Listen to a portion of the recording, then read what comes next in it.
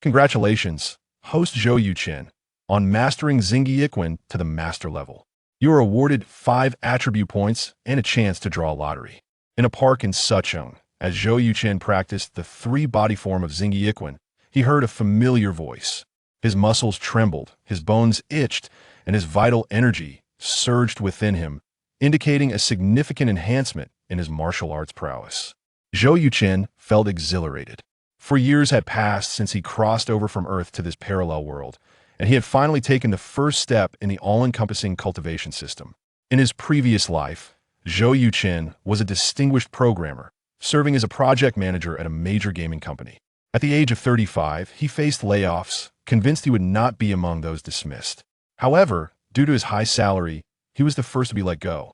After leaving the gaming company, Zhou Yuchen chose to venture into entrepreneurship. Together with a few skilled friends, he established a new gaming company. In 5 years, they created a large-scale life simulation gaming all-encompassing cultivation game, which achieved tremendous success in the market.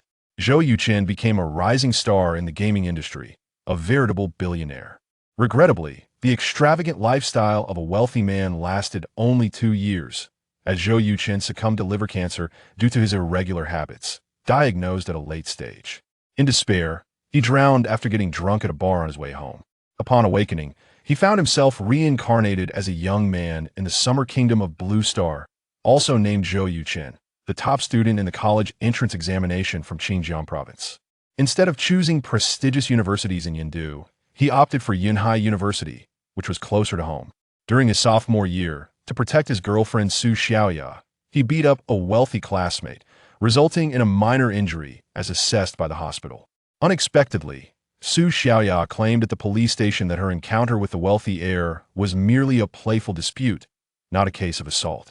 This testimony plunged Zhou Yuchen into a deep abyss. He was expelled from Yunhai University and sentenced to a year in prison for intentional injury. Due to good behavior, he was released 2 months early. From a favored prodigy to a convict, Zhou Yuchen felt too ashamed to face his family and took a job as a hotel attendant in Suchong, just 100 kilometers from Yunhai City. In a tragic twist, he drowned while attempting to save a little girl, allowing the Zhou Yuchen from Earth to take over his body. Upon awakening, he was astonished to discover that his all-encompassing cultivation system had also followed him to this new world. Once activated, the system allowed him to choose skills. Given his tragic past, Zhou Yuchen unhesitatingly selected Chinese martial arts, specifically Zingi Yiquan. He believed that physical well-being was essential whatever he pursued. He must first ensure his health to avoid the fate of dying before accomplishing his mission. However, not long after, Zhou Yuchen deeply regretted his choice. The all-encompassing cultivation system stipulated that he must master a skill at the master level before he could switch to another. Unlike ordinary skills, martial arts required extensive knowledge of traditional Chinese martial arts and practical application. Even with the system's assistance, Zhou Yuchen found himself spending 4 years to reach the master level in Zingi Yiquan, 10 times easier than others, yet still a significant endeavor. At last, the clouds parted, revealing the moon.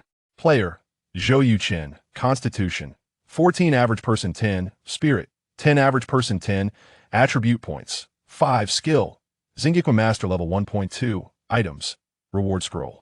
Gazing at the attributes before him, Zhou Yuchen took several deep breaths to calm his excitement before proceeding to draw a lottery.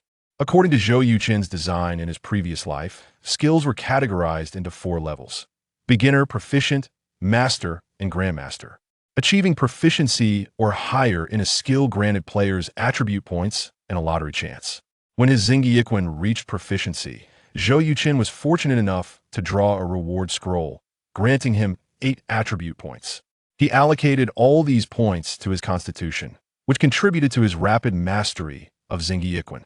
With a thought, a massive golden wheel appeared before him, spinning swiftly. Stop! The wheel halted, and a beam of light flashed, revealing a scroll in Zhou Yuchen's Item Inventory Reel Scroll 3 items. In the game, the Reel Scroll enabled players to authenticate an item's authenticity, akin to the legendary fire I Jinjing. This meant that the reward he had acquired could help Zhou Yuchen assess 3 items. How splendid! Fortune indeed smiled upon him. Today marked the second day of a temple fair on the antique street in Sucheng, where he had spotted a large porcelain jar at a street stall, which he believed could be from the Song dynasty's Rukiln. However, the vendor demanded 520,000, and Zhou Yuchen had only saved 400,000. Given his limited knowledge of antiques, he couldn't guarantee that the jar was genuinely from Rukiln, so he had to forego the purchase.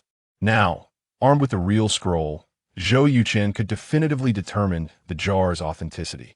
If it truly was from Rukiln, he would secure it at all costs, even if it meant borrowing money. After purchasing breakfast, Zhou Yuchen returned home. His residence was a slightly worn-down complex named Daiequi Community, conveniently located about 5 kilometers from the city center.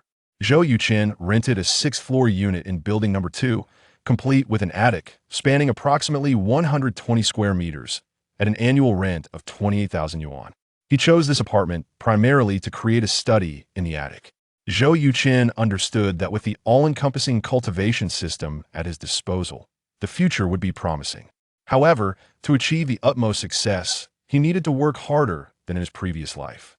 Over the past 4 years, Zhou Yuchen had immersed himself in countless books on finance, management, computer science, telecommunications, radio, semiconductors, artificial intelligence, and various other fields. His goal was to master Zhou Yuchen, fully activate the all-encompassing cultivation system, and expedite his journey to master other skills. The more he learned, the higher his starting point, making the path to mastery smoother. Now, his bookshelf boasted over 300 volumes. Whether it was due to the original host's advantages or the complete fusion of 2 souls enhancing his mental acuity, Zhou Yuchen discovered he possessed photographic memory. If not for the complexity of many texts requiring him to watch online lectures, the number of books he could consume would have increased at least threefold. After breakfast, showering, and dressing, Zhou Yuchen grabbed his bank card and rode his beloved electric scooter towards the antique street. Chapter 2. The efficacy of the authentic scrolls. It was early May, and the weather in Sioux City was perfectly pleasant, with a gentle breeze caressing the faces of passers-by. Upon Zhou Yuchen's arrival at the antique street, he found it teeming with people. Stalls lined both sides of the lengthy street, stretching over 400 meters, displaying an array of trinkets that dazzled the eye. Zhou Yuchen secured his electric bike and eagerly made his way to the stall he had visited the previous day. Soon, he spotted the coveted Rukiln vase once again. The proprietor, a middle-aged man in his 40s with dark skin and a humble demeanor, recognized him instantly. "Young man, you were here yesterday afternoon, weren't you?" he inquired, surveying Zhou Yuchen. "Indeed," Zhou Yuchen replied, his gaze fixed on the vase. With a puff of smoke, the owner cheerfully asked, "Are you interested in this Rukiln vase?" Zhou Yuchen chose to ignore him and activated an authentic scroll. In an instant, a few lines of text materialized before him. Item: Replica Rukiln vase, year 1993, value 520 yuan. Disappointment washed over Zhou Yuchen, yet he maintained a composed facade. "The item is exquisite, but regrettably, it is beyond my means," he remarked. Just then, a striking woman in her 30s approached. "Hey there, handsome, are you also enamored with this vase?" Zhou Yuchen stood up, nodded, and replied, "Yes, it seems we share the same taste." "What a coincidence," she exclaimed, clapping her hands joyfully. "I too have my eye on this vase, but the owner is asking too much. I can only offer 300,000. Young man, do you have 220,000? Let us purchase it together." Zhou Yuchen glanced at the beautiful woman and then at the smoking proprietor, suspicion flickering in his mind. "Madam, I can scarcely produce 10,000, let alone 220,000, he retorted before turning to leave. The woman seized his wrist, pleading, "Don't go, young man. Let us negotiate further." With a swift motion, Zhou Yuchen shook off her grasp, his eyes sharp and fixed upon hers. The intensity of his gaze caused the woman to falter, retreating a couple of steps and averting her gaze. Zhou Yuchen coolly stated, "I have no interest in theatrics, nor in being part of one. Can I take my leave now, proprietor?" "Of course," the owner replied hastily. Zhou Yuchen nodded and strode away. "That young man's eyes are truly frightening," the woman remarked after he departed, exhaling a sigh of relief.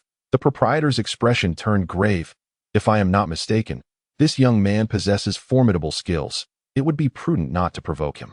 The woman nodded, acknowledging, "It seems he realized we were attempting to deceive him." The proprietor sighed, a wry smile forming on his lips. "Our venture has begun poorly." Unbeknownst to them, Zhou Yuchen felt similarly thwarted. He clearly discerned that the woman was performing a ruse to extract money from him. Once they acquired the vase, they could easily find an expert to declare it a fake, leaving Zhou Yuchen's 220,000 in vain. However, he was not concerned about their deceitful tactics. Rather, he regretted that if the woman had appeared a moment sooner, he would not have had to waste a precious authentic scroll. With only 2 opportunities remaining, he felt he had suffered a significant loss. After perusing the antique street, Zhou Yuchen entered a small jade stone market in the southeast corner, with over 20 stalls. Each displayed an assortment of raw stones in various shapes and sizes. Many patrons squatted on the ground, scrutinizing the stones with flashlights. Zhou Yuchen, now a wealthy man, had accumulated some knowledge of antiques, though he knew nothing of gambling on stones.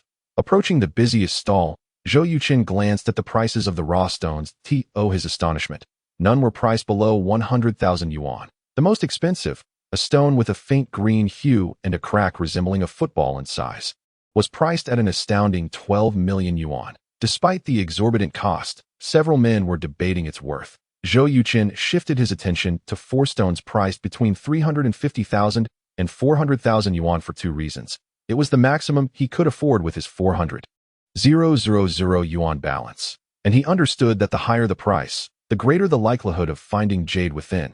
After examining the stones twice, he decided to use an authentic scroll on the largest one. Item: Jade raw stone source, Myanmar old pit value. Between 2.3 million and 3 million. Zhou Yuchen felt a jolt of excitement, suppressing his elation as he pointed at the oval stone. Proprietor, I'll take raw stone number 26. The stall owner, a middle-aged man in his 40s, approached promptly. Sir, raw stone number 26 is priced at 370,000. I have a POS machine for card payments. Zhou Yuchen retrieved his card, affirming, no problem. In no time, he paid 370,000 and acquired the stone. Can you crack the stone here? Zhou Yuchen inquired. Of course. I charge nothing for customers who crack stones at my stall. Then let us proceed. The owner, visibly delighted, grabbed a megaphone and announced, cracking raw stone number 26 live. Upon hearing this, patrons abandoned their stones and gathered around, excitement buzzing in the air. The owner placed Zhou Yuchen's stone on the table and activated the stone cracking machine. With a screech, the first cut was made, removing a small portion of the stone. Water splashed onto the incision, revealing a hint of green within. Wow, it's green. Indeed, there was green, but the area was uncertain. The second cut would prove critical. The owner's face lit up. This was the first stone he had sold that day. Regardless of the jade size, its mere presence would serve as excellent publicity. Taking a deep breath, he made another cut, exposing a mesmerizing green that shimmered brilliantly under the sunlight. At its jade, the stakes have risen, and significantly so. Incredible, ice-grade imperial green. The crowd erupted in excitement, their envy directed towards Zhou Yuchen. He exhaled softly, a radiant smile breaking across his face. Chapter 3. Part-time sparring partner. 10 minutes later, a fist-sized piece of ice-grade imperial green jade was unveiled by the proprietor. Upon receiving the radiant gem, Zhou Yuchen examined it closely and asked, what do you think it's worth? The proprietor paused, surprised. Are you looking to sell it? Zhou Yuchen nodded. I will sell, provided the price is right. The proprietor extended 2 fingers. I can offer 2 million. A portly middle-aged man scoffed. Woo. You think you can acquire such a fine jade for just 2 million? That's rather greedy, don't you think? Young man, I'm willing to pay 2 million. This jade could yield 2 bangles. I can offer 2.4 million. I bid 2.45 million. I'll raise you to 2.48 million. The bidding war escalated, with the price soaring to 2.58 million. The system had estimated its value between 2.3 million and 2.8 million, making 2.58 million a high offer. Seeing no further bids, Zhou Yuchen decisively sold the jade for 2.58 million, netting a profit of 2.21 million. The buyer, a young gentleman in his 20s, likely a wealthy heir, merely called his bank to transfer the funds. Within 5 minutes, Zhou Yuchen received a bank notification, stowing away the transaction agreement. Zhou Yuchen opted not to gamble on stones any longer.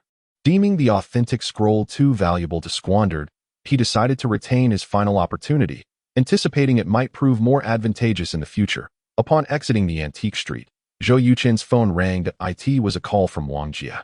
Wang Jia, the owner of the Longwei Fitness Center, shared a mentor-friend relationship with Zhou Yuchen. The girl he had rescued from drowning was Wang Jia's daughter, Wang Xiaoxiao. After Zhou Yuchen regained consciousness, Wang Jie invited him to join the fitness center. Offering a generous monthly salary of 12,000 yuan, his choice to pursue Sine Quan stemmed from Wang Jie's expertise in the martial art. Zhou Yuchen had learned much from him. Although Wang Jie was no longer a match for Zhou Yuchen, the latter continued to hold him in high regard. Jie Gu, what's the matter? Yuchen, in half an hour, Fei Gu will be at our fitness center for training and specifically requested you as his sparring partner. All right, I'll be there shortly. Fei Gu, as Wang Jie referred to him, was Wu Xiongfeng, ostensibly the owner of a transportation company but, in reality, a notorious underground gang leader in Sioux City, commanding at least 50 henchmen. A regular at Longwei Fitness Center, he had once engaged Zhou Yuchen in a sparring match after witnessing his Sine Quan. Zhou Yuchen had adeptly defended against Wu Xiongfeng's relentless barrage for 5 minutes, leading to his designation as Wu Xiongfeng's dedicated sparring partner. For each session, Wu generously rewarded him with a 2,000 yuan tip upon mounting his electric bike and navigating through bustling streets. Zhou Yuchen arrived at Longwei Fitness Center. Located on the 16th floor of the Longwei Business Building, the expansive facility housed a gym, martial arts studio, boxing ring, swimming pool, and yoga studio equipped with a myriad of fitness apparatuses, attracting countless young men and women. The membership alone exceeded 1,000. Entering the martial arts studio, Zhou Yuchen spotted Wang Jie conversing with Wu Xiongfeng. At 35, Wang Jie boasted a robust physique and rugged features, embodying a genial personality. He was the son of the renowned Sine Quan master, Wang Rongdong. Initially, Wang Rongdong had run a martial arts school, but as interest dwindled, he entrusted the school to Wang Jie. Wang Jie, astute and resourceful, after conducting thorough research, decided to establish a fitness center, leasing the entire 16th floor of the Longwei Business Building. Soon, Longwei Fitness Center became the premier destination in Sioux City, with Wang Jie reaping substantial profits. Wu Xiongfeng, who was 2 years Wang Jie's senior, exuded a formidable presence. Having trained under Wang Rongdong, albeit without formal acknowledgement, he maintained a strong rapport with Wang Jie, having initially lent him funds to establish the fitness center. Sorry to keep you waiting. Jie Gu, Fei Gu, Zhou Yuchen greeted as he approached, smiling. Wu Xiongfeng stood, declaring, enough chit-chat. Hurry and change. I'm itching to spar. Zhou Yuchen nodded. Give me 5 minutes. 5 minutes later, Zhou Yuchen emerged in a white training outfit, donning a helmet and boxing gloves, ready to ascend the ring. Wu Xiongfeng awaited him, exclaiming, are you ready? Zhou Yuchen lowered his stance. Let us begin. With a bellow, Wu Xiongfeng advanced rapidly, delivering a powerful punch aimed at Zhou Yuchen's chest. The force was palpable. The audience erupted in applause, captivated by Wu Xiongfeng's diverse fighting style, which included techniques from Sine Quan, Hung Gar, Taekwondo, and Sanda, with Muay Thai being his forte. His prowess had solidified his dominance in Sioux City. Yet his adversary had evolved significantly. Zhou Yuchen, now a master-level fighter, exhibited strength, speed, and reflexes 2 to 3 times superior to before. Wu Xiongfeng's speed, astonishing to others, appeared sluggish to Zhou Yuchen, in a genuine life-and-death scenario. Zhou Yuchen was confident he could easily subdue him. With a swift strike, Zhou Yuchen's fist collided squarely with Wu Xiongfeng's, who then attempted a low kick to Zhou Yuchen's waist. Zhou Yuchen deftly evaded and counterattacked, both warriors exchanging blows with fervor, the crowd clamoring in excitement. Nearly 10 minutes into their match, Wu Xiongfeng, drenched in sweat and utterly spent, announced, I'm done. Zhou Yuchen smiled gently, offering a bottle of water. Fei Gu, are you all right? Wu Xiongfeng took the water, eyeing Zhou Yuchen, who remained composed and unruffled. You seem to have improved since our last encounter. Honestly, how much effort did you exert? Without hesitation, Zhou Yuchen replied. I gave it my all. Don't kid me. Wu Xiongfeng retorted with a laugh. Chapter 4. A flawed deception. Regardless of Wu Xiongfeng's speed and power, Zhou Yuchen effortlessly parried every attack. If Wu Xiongfeng failed to recognize Zhou Yuchen's superior skills, it would be truly remarkable. Fei Gu, does it really matter whether I exerted full effort? Zhou Yuchen posed. Wu Xiongfeng, serious, replied, of course it does. Zhou Yuchen shrugged. All right, to be honest, I don't even know how much effort I used. Wu Xiongfeng raised an eyebrow. Let us settle this simply. Since we're still in protective gear, let us have a full-force sparring match. Zhou Yuchen wore a bemused expression. Are you certain you want me to go all out? Impatient, Wu Xiongfeng urged, stop the chatter and let us get on with it. Then you must brace yourself, Zhou Yuchen warned. In no time, they took their positions, facing each other. Wu Xiongfeng intoned, begin. As the command fell, Zhou Yuchen sprang into action. In an instant, he closed the distance, his fist halting just 5 centimeters from Wu Xiongfeng's face. Wow, that was fast. The crowd erupted in disbelief, witnessing Zhou Yuchen's incredible acceleration over the 7-meter span, akin to a mythological feat, revealing the extent of his explosive power. Withdrawing his fist, Wu Xiongfeng stood stunned for a moment, then chuckled. Brother, did you feel particularly restrained during our previous sparring? Zhou Yuchen grinned. Not at all. My sine qua non has only recently reached a breakthrough. Wang Jie observed keenly. Yuchen, have you attained the legendary Huanjin stage? Zhou Yuchen nodded. It seems so. Wang Jie marveled. In just 4 short years, you've transformed from a novice into a master of Sinid. It's truly astounding. Zhou Yuchen humbly replied. It's merely luck. After descending from the ring, Wang Jie invited Wu Xiongfeng and Zhou Yuchen to his office for tea.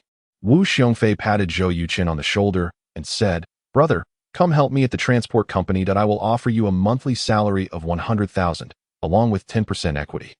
Zhou Yuchen took a sip of tea and replied, Fij, I apologize, but I am planning to start my own business. Before Wu Xiongfei could respond, Wang Jie's expression changed, and he asked, You're leaving?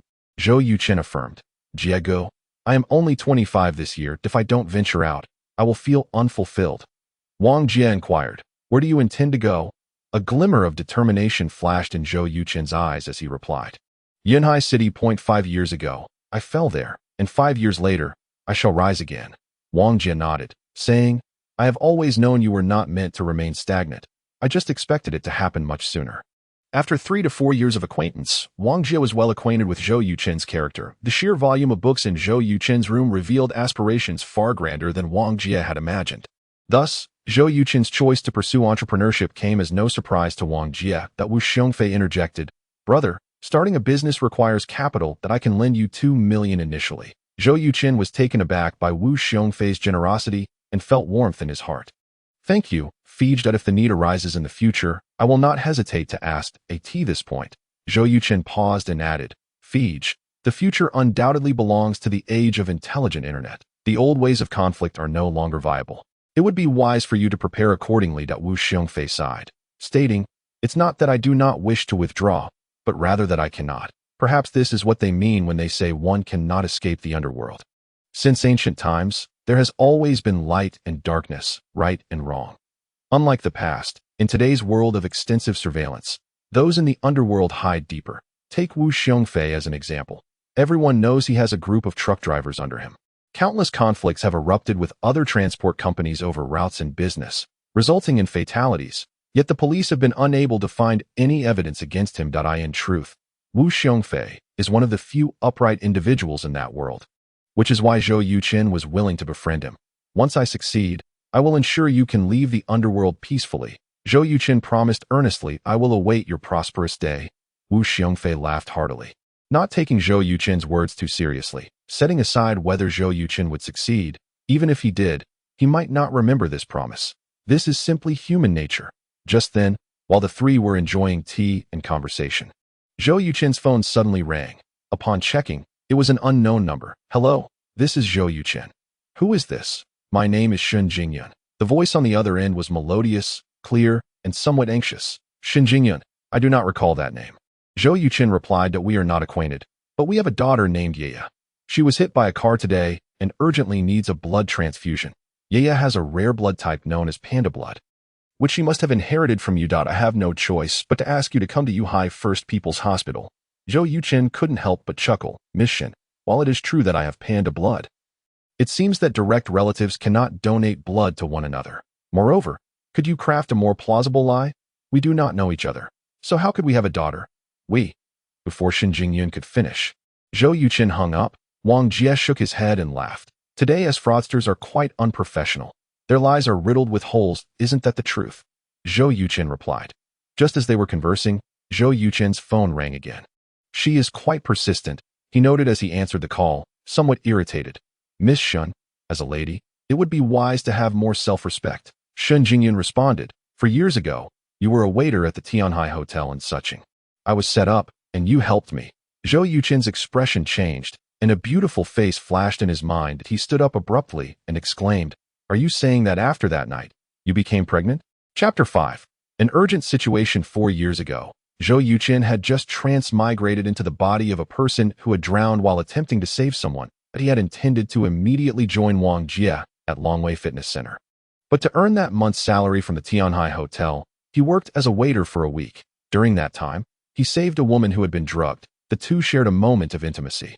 But when Zhou Yuchen awoke, the woman had already left. He thought it was merely an unforgettable encounter in his life, never expecting that she would seek him out, claiming they had a daughter. Shen Jingyan insisted, "Yes, Zhou Yuchen, I am begging you to come to Yunhai First People's Hospital to save little Yaya. Although transfusions between direct relatives are very risky, there is a chance of success. I have no other options," Zhou Yuchen pronounced solemnly. "Do not say anything further. I will come as quickly as possible." After hanging up, Zhou Yuchen looked at Wang Jie, who immediately stood up and declared, "I will go with you. Let us go." Their blood types were the same. Both had panda blood. 2 years prior, Wang Jie had been attacked by a rival and suffered 6 stab wounds, and it was Zhou Yuchen who had saved him by donating 1,000 milliliters of blood. If Zhou Yuchen truly had a daughter with the same blood type, Wang Jie would be the most suitable person to donate blood to the child in a race against time. Zhou Yuchen and Wang Jie bid farewell to Wu Xiongfei and hurried to Yunhai First People's Hospital. An hour later, a Mercedes SUV pulled into the hospital parking lot. Zhou Yuchen and Wang Jie emerged from the vehicle and rushed towards the surgery room on the 3rd floor of Building 1. Following the location Shen Jingyun had provided, outside the operating room, a stunningly beautiful young woman with a score of over 98 in looks was pacing the hallway, her eyes occasionally glancing towards the surgery room door, revealing a hint of redness from crying. Beside her sat a composed middle-aged woman, equally anxious. The young beauty was Shen Jingzun, the one who had called Zhou Yuchen, while the middle-aged woman was her mother, Daiwan. Earlier that day, Daiwan had taken her granddaughter to play outside their community when a motorcycle struck them, leaving her injured and unconscious. The motorcyclist had fled the scene. Without delay, Daiwan rushed the child to the hospital. When Shen Jingyun arrived in haste, the child was already in surgery. An hour ago, the hospital had informed her that the child had lost too much blood and urgently needed a transfusion. However, her blood type was panda blood, which was not available in the hospital's blood bank. In desperation, Shen Jingyun had called Zhou Yuchen. She had saved his number after their brief encounter 4 years ago, and although she had never called it, she had never deleted it either. Originally, she intended to prevent her daughter from finding her father, but today it proved to be useful. Just then, the surgery room door opened, and a nurse emerged. Shen Jingyun and Daiwan hurried to her. "The child's condition is critical and requires immediate blood transfusion," the nurse stated. "Let me inquire further." Shen Jingyun quickly dialed Zhou Yuchen's number. A series of rings echoed in the hallway. Zhou Yuchen rushed up the stairs, with a slightly out-of-breath Wang Jie following behind. "Shen Jingyun," Zhou Yuchen called out loudly in the corridor. Shen Jingyun's face lit up with joy as she waved her hand. "I'm here." Zhou Yuchen rushed to her side and asked, "Where is the child?" "In the operating room. Yaya's condition is dire. You must go in and donate blood," Shen Jingyun urged. The nurse nearby asked, "Are you the child's father?" Zhou Yuchen scrutinized Shen Jingyun, confirming she was indeed the woman from that night, and replied, "Yes." "You have Rh-negative blood?" "Yes." The nurse added, "This gentleman, Wang Jie, also has Rh-negative blood and is not biologically related to the child." The nurse exclaimed with relief, "Wonderful. Mr. Wang, are you willing to donate blood to the child?" Wang Jie answered without hesitation, "I came here to save the child." The nurse instructed, "Please come with me." Wang Jie nodded. "All right." Zhou Yuchen exhaled deeply. "Jie go." "Thank you." Wang Jie waved his hand dismissively. "You saved my daughter's life 2 years ago and later donated blood to save me. I owe you 2 lives.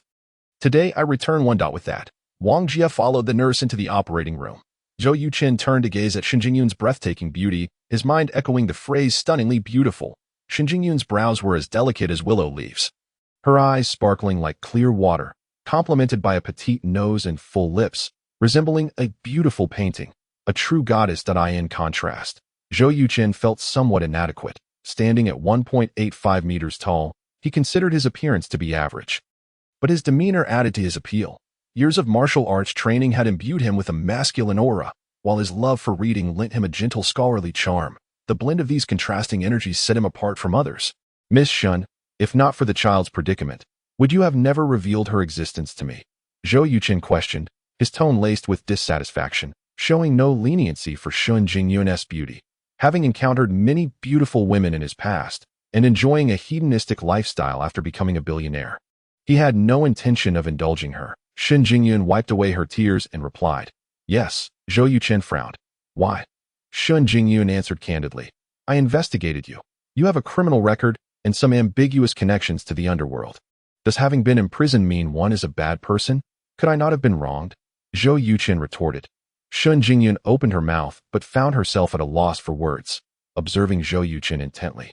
Daiwan interjected, "Zhou Yuchen, you were a student at Yunhai University, correct?" Zhou Yuchen bowed respectfully. "Professor Dai, it's been 5 years that I didn't expect you to remember me." Daiwan was a distinguished professor in the Department of Literature at Yunhai University. Known for her excellent teaching and several published novels, Zhou Yuchen had attended many of her classes during his university years. Shen Jingyun asked in surprise, "Mom, you know him?" While she had investigated Zhou Yuchen, she only knew he had been to prison without understanding the details. Daiwan nodded. He was the top student in the college entrance exams in Xinjiang province 6 years ago, declined the opportunity to attend university in Yindu, and chose Yunhai University's finance program. He completed 4 years of coursework in just over a year and was recognized as a genius among geniuses. Unfortunately, he was imprisoned for causing bodily harm. Shen Jingyun could hardly fathom Zhou Yuchen's illustrious background. Her gaze filled with astonishment. Zhou Yuchen looked intently at Dai Wan and asked, "Professor Dai, do you believe I was wronged?" After a moment of silence, Dai Wan sighed deeply. "Even if you were wronged, what difference does it make? You can only blame your poor judgment in choosing the wrong people." That a radiant smile spread across Zhou Yuchen's face. "Thank you for believing in me, Professor Dai." Daiwan adjusted her glasses. "Whether I believe you or not is irrelevant. What matters is how you became Ye's father." Zhou Yuchen glanced at Shen Jingyun, whose cheeks were slightly flushed, and replied, "I believe it would be best if your daughter explained this to you." Shen Jingyun pressed her lips together. "Mom, let us wait until Ye is out of danger to discuss this." Daiwan glanced at the operating room and nodded. "Very well." Chapter 6. A confrontation with the child's grandfather. Half an hour later, the lights above the operating room dimmed and a middle-aged doctor in a white coat and mask emerged. Accompanied by 2 nurses, Daiwan hurriedly asked, "Dr. Chu, how is the child?" The doctor, named Chu Xingfeng, was the most renowned internist at Yunhai First People's Hospital, celebrated in the national medical community. Securing his services for the child's treatment was largely due to Shen Jingyun's father's influence. Chu Xingfeng removed his mask, revealing a gentle expression. "Professor Dai, the child is now out of danger." Relief washed over Dai Wan as she exclaimed, "That's wonderful. Thank you, Dr. Chu." Chu Xingfeng waved his hand. "You should thank the gentleman who donated blood. Without him, it would have been difficult for the little one to regain consciousness." Daiwan nodded. "We will certainly express our gratitude to him." Just then, the operating room door opened again. A nurse approached Wang Jia. Grasping his arm, "Mr. Wang, you just donated 800 milliliters of blood and must rest for a day." Wang Jia paused and pointed at Zhou Yuchen. "Do you see that guy? 2 years ago, he donated 1,000 milliliters of blood to me and still managed to train and study without issue. I am a martial artist with ample vitality. 800 milliliters is nothing." Zhou Yuchen added, "Nurse, you need not worry. He will be fine." The nurse looked to Chu Xingfeng for confirmation. After assessing Wang Jia, who appeared robust and spoke with vigor, Chu Xingfeng gestured for the nurse to proceed. The nurse understood and left. Shen Jingyun approached Wang Jia and bowed deeply. "Mr. Wang, I am the child's mother. Thank you for saving her life." Wang Jia chuckled. "No need for thanks. Honestly, it's fortunate the little one takes after you. That if she resembled her father, that would be unfortunate." Zhou Yuchen remarked helplessly. "Jiegu, you really talk too much. Would you like me to give you a ride home?" "No, you should stay here and watch over the child. That I'll be leaving." Wang Jia waved his hand dismissively and strode out. Zhou Yuchen followed him outside the surgery building. Just before getting into the car, Wang Jia suddenly stopped and asked, "Do you know who the child's grandfather is?" Zhou Yuchen raised an eyebrow. "Who?" Wang Jia replied solemnly, "I heard a nurse mention that the child's grandfather is Shen Chenggang, the deputy mayor of Yunhai City and the director of the Public Security Bureau. Brother, if you wish for a reunion between father and daughter, it might be quite challenging." Upon hearing the name Shen Chenggang, Zhou Yuchen's pupils dilated. He had long been aware of the deputy mayor's reputation as a nemesis of criminals in Yunhai City. After 3 decades on the force, Shen Chenggang had apprehended countless offenders, earning numerous accolades and ascending to the role of director of the Public Security Bureau. It is worth noting that Yunhai City stands on par with Yindu City in terms of administrative ranking. Thus, the deputy mayor and director of the Public Security Bureau holds a comparable position to that of a vice governor in an ordinary province, especially one involved in executive affairs. This illustrates Shun Qinggong's considerable influence. Once it is confirmed that the child is mine, not even Shun Qinggang, let alone the governor of Shagua, could prevent our reunion, Zhou Yuchen declared with unwavering confidence and determination. Wang Jie gave Zhou Yuchen a thumbs up as he drove away. Checking the time, Zhou Yuchen noted it was nearly noon, and he did not return immediately. He visited the toy shop next to the hospital and purchased a plush doll before heading to a relatively clean fast food restaurant to buy 3 takeout meals. After which he returned to the hospital. The operating room was deserted. Zhou Yuchen called Shun Jingyun and learned that they were in the number 6 special care ward, so he hurried over. Upon entering the ward, Zhou Yuchen noticed not only Shun Jingyun and Dai Wan, but also a middle-aged man in a police uniform. This man, around 50 years old, had a towering stature and a sharp facial structure, with piercing eyes that made him appear as unmovable as a mountain. It was evident that he was Shun Jingyun's father, Shun Qinggang. Hearing the commotion, Shun Qinggang turned to Zhou Yuchen, scrutinizing him with a piercing gaze. Most people would falter under the weight of his formidable presence, but Zhou Yuchen met his gaze without fear, exuding an aura that was even more imposing than Shun Qinggang's, as the saying goes.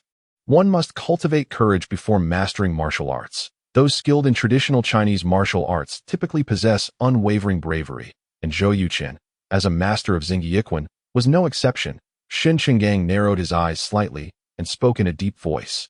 So you are Zhou Yuchen, the biological father of Ye? Given his high rank and years of rigorous service, even the most ruthless criminals would feel trepidation in his presence.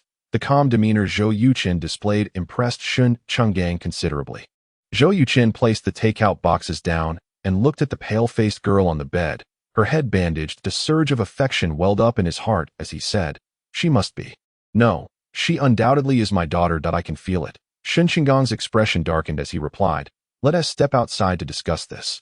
Zhou Yuchen nodded. Placing the doll beside the child's pillow, he turned to Shun Jingyun and said, "I bought this takeout. You and Teacher Dai can share it." Shun Jingyun seemed surprised by Zhou Yuchen's thoughtfulness and thanked him softly. After casting a gentle glance at the little girl, he followed Shun Qinggang out of the ward, with Dai Wan trailing behind. Concerned, they reached a secluded corner where Shun Qinggang halted and said, "We are all immensely grateful that you were able to rush here to save Ye." Zhou Yuchen frowned and replied, "Ye is my daughter. Saving her is my duty. Director Shun, please speak plainly." Shun Qinggang, abandoning pleasantries, stated directly, "I do not wish for you to acknowledge your relationship with little Ye." Zhou Yuchen's expression darkened immediately. "Why?" he demanded. Shun Qinggang continued, "Upon learning you are Ye's father, I had my colleagues investigate your background. You have served time for intentional injury." Zhou Yuchen asked, "And what of it?" Shun Qinggang retorted sharply, "If Ye learns you have been imprisoned, what will she think?" Zhou Yuchen's temper flared as he shot back. "The wrongful convictions handled by your police not only imprisoned me for 10 months, but also robbed me of the chance to know my daughter. Director Shun, do you find this acceptable? The police prioritize evidence. Just because you could not find evidence does not mean you can disregard facts and prevent a father from recognizing his daughter." Shun Qinggang was momentarily speechless, stunned by Zhou Yuchen's boldness. Chapter 7.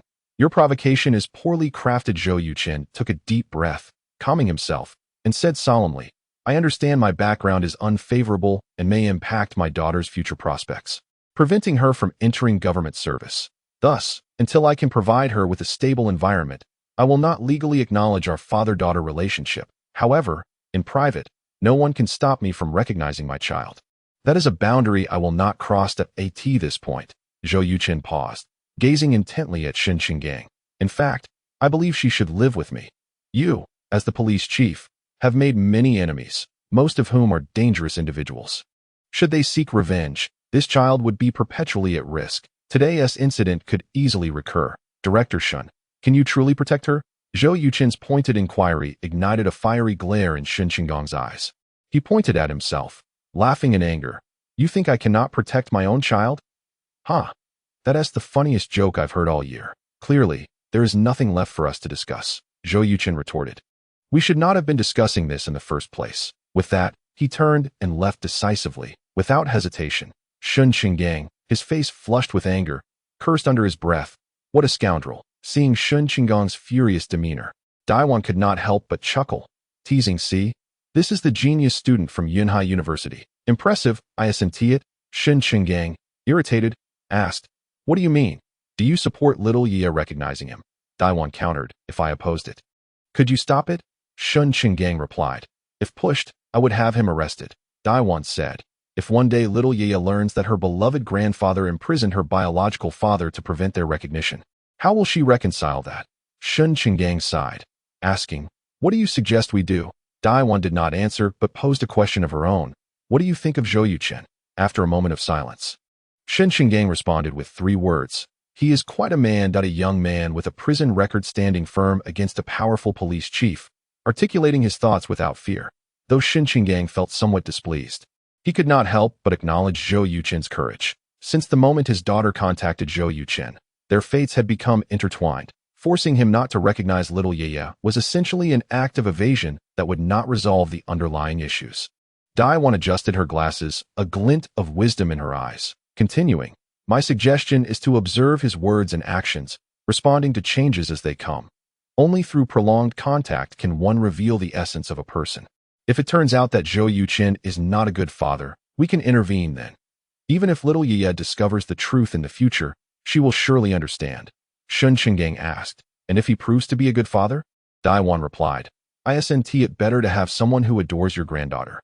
"Very well, we shall observe his conduct." With that, Shun Qinggang turned and walked back towards the ward, watching his retreating figure. Daiwan suddenly realized something and muttered, "What a cunning old fox at the same time." Zhou Yuchen's all-encompassing cultivation system stirred to life within his mind. System task: please earn the recognition of your daughter.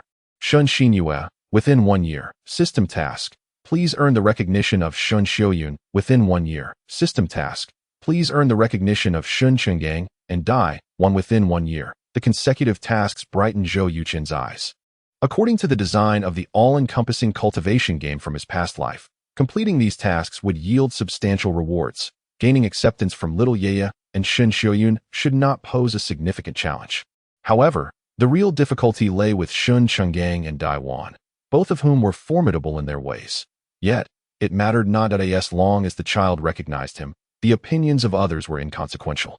Upon re-entering the ward, Zhou Yuchen noticed that Shun Jingyun had not eaten, so he handed her a takeout box. She looked up at him and accepted it, saying, "Thank you." Zhou Yuchen shook his head, gazing warmly at the little girl in the hospital bed. "I should be the one thanking you. Raising a child alone is no easy task, is it?" Shun Jingyun seemed taken aback by the unexpected kindness from such a seemingly formidable man. Feeling a warmth in her heart, "That was my choice.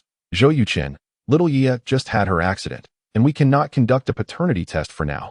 Zhou Yuchen replied, "There is no need for a paternity test. From the moment I laid eyes on little Ye, I felt the bond of blood between us. She is undoubtedly my daughter." Shun Jingyun asked, "Have you always been this confident?" Zhou Yuchen smiled. "If you were ranked first in every exam throughout your life, you would share my confidence." Humph. Just then, Shun Qinggang entered with a cold smirk. "Since you were so confident, why did you end up in prison?" Zhou Yuchen shrugged. "Perhaps my brilliance led the heavens to test me." Shun Qinggang chuckled. "So, may I ask, what is your current profession?" "Oh genius Zhou." Zhou Yuchen replied, "Unemployed drifter." Shun Qinggang laughed heartily. "I truly do not understand where this confidence of yours as an unemployed drifter comes from." Zhou Yuchen remained unfazed by Shun Qinggang's mockery, responding, "The sparrow cannot comprehend the ambitions of the swan." Shun Qinggang retorted coldly, "From your words, it seems I am the sparrow. How about a wager?" "A wager? What kind? You believe yourself quite capable, do you not? Here is the challenge. Within a year, earn 10 billion. If you succeed, I shall no longer oppose your recognition of little Ye. If you fail, you shall leave and never show your face again. This wager is unfair to me. Regardless of your approval, I will recognize little Ye, so you dare not take this bet?" "It's not that I lack courage. Rather, I need to adjust the terms. No need for a year. Within half a year, I will earn 10 billion. If I succeed, little Ye will bear my surname Zhou. If I fail, I will depart Yunhai. Once I achieve success and can ensure little Ye's lifelong security, I shall return. The matter of her surname will never be mentioned again." "Agreed. I accept this wager." Shun Qinggang extended his hand, declaring, "A gentleman's word." Zhou Yuchen clasped his hand firmly. A promise is not to be broken. A faint smile finally appeared on Shun Qinggong's face. Zhou Yuchen, though I do not particularly like you, I hope you win this wager. Half a year to earn 10 billion. If Zhou Yuchen truly accomplished this, it would indicate he was a business genius. With such a wealthy father, little Ye would never lack for anything, which Shun Qinggang would undoubtedly welcome. Zhou Yuchen regarded him intently and said, Director Shun, your provocation is poorly crafted, so long as it works. That is sufficient. Shun Qinggang shot Zhou Yuchen a smug glance before turning to Dai Wan and Xin Jingyun. I must take my leave. Do not forget to call me when the child wakes. Dai Wan replied. Very well.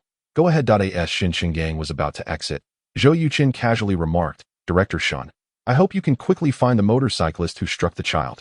He won't escape. A glint of cold intensity flashed in Shun Qinggang's eyes as he opened the door and departed. Zhou Yuchen picked up a takeout box and handed it to Dai Wan. Teacher Dai, please eat something. Dai Wan thanked him, saying, Zhou, 10 billion is no small sum. Do you feel confident? Zhou Yuchen smiled. I do. Chapter 8. Father-daughter recognition and truth. The moment Xin Qinggang proposed a bet, Zhou Yuchen discerned the old fox was merely putting on a show. He knew full well that Zhou Yuchen would not abandon his child, yet he still pressed him, likely intending to provoke him into a rash decision. Subsequently, he would propose a wager, knowing that in a fit of anger, Zhou Yuchen would agree without hesitation. Regardless of whether Zhou Yuchen fulfilled the wager, it would benefit Xin Qinggang. However, Xin Qinggang miscalculated one thing.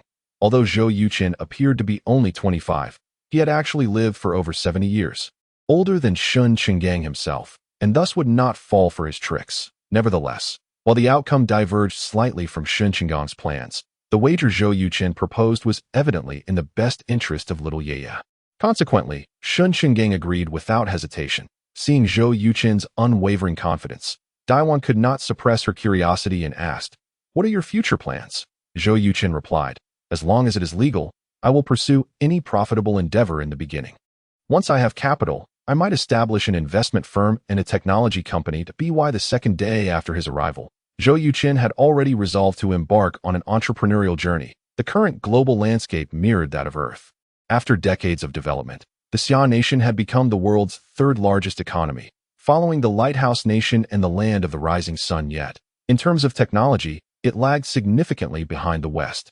Zhou Yuchen had two primary goals: to become the world's richest man and to create a high-tech conglomerate that would break foreign monopolies on technology, much like Huawei did in his previous life, thus propelling the nation's technological advancement. It is worth noting that Zhou Yuchen possessed a comprehensive understanding of future technologies, and, with the all-encompassing cultivation system at his disposal, if such a prime opportunity did not lead him to success, he might as well find a block of tofu to end his life. As for the wager of earning 10 billion in half a year, Zhou Yuchen primarily sought to gain Xin Qinggang's approval and fulfill the tasks assigned by the system, which were not particularly difficult. After finishing his meal, about an hour later, little Ye finally awakened.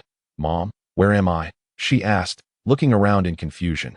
Xin Jingyun's eyes turned red as she responded, This is the hospital. Sweetheart, you scared your mother to death. How did I end up in the hospital? Ah, I remember. A very fast car knocked me down. Dai Wan leaned down to the little girl, saying, I'm so sorry. It's my fault for not protecting you. Little Ye shook her head. No, Grandma, it was my fault for playing too much. If I had listened to you and gone home earlier, I wouldn't have been hit by the car. Sigh, now I can't go to kindergarten for several days. Zhou Yuchen smiled and asked, Do you really enjoy going to kindergarten? Only then did little Ye notice Zhou Yuchen's presence. She gasped softly. Uncle, I think I've seen you before. Zhou Yuchen was taken aback. Where did we meet? Little Ye scrutinized him closely and replied, In my dreams. You look just like my dad from my dreams.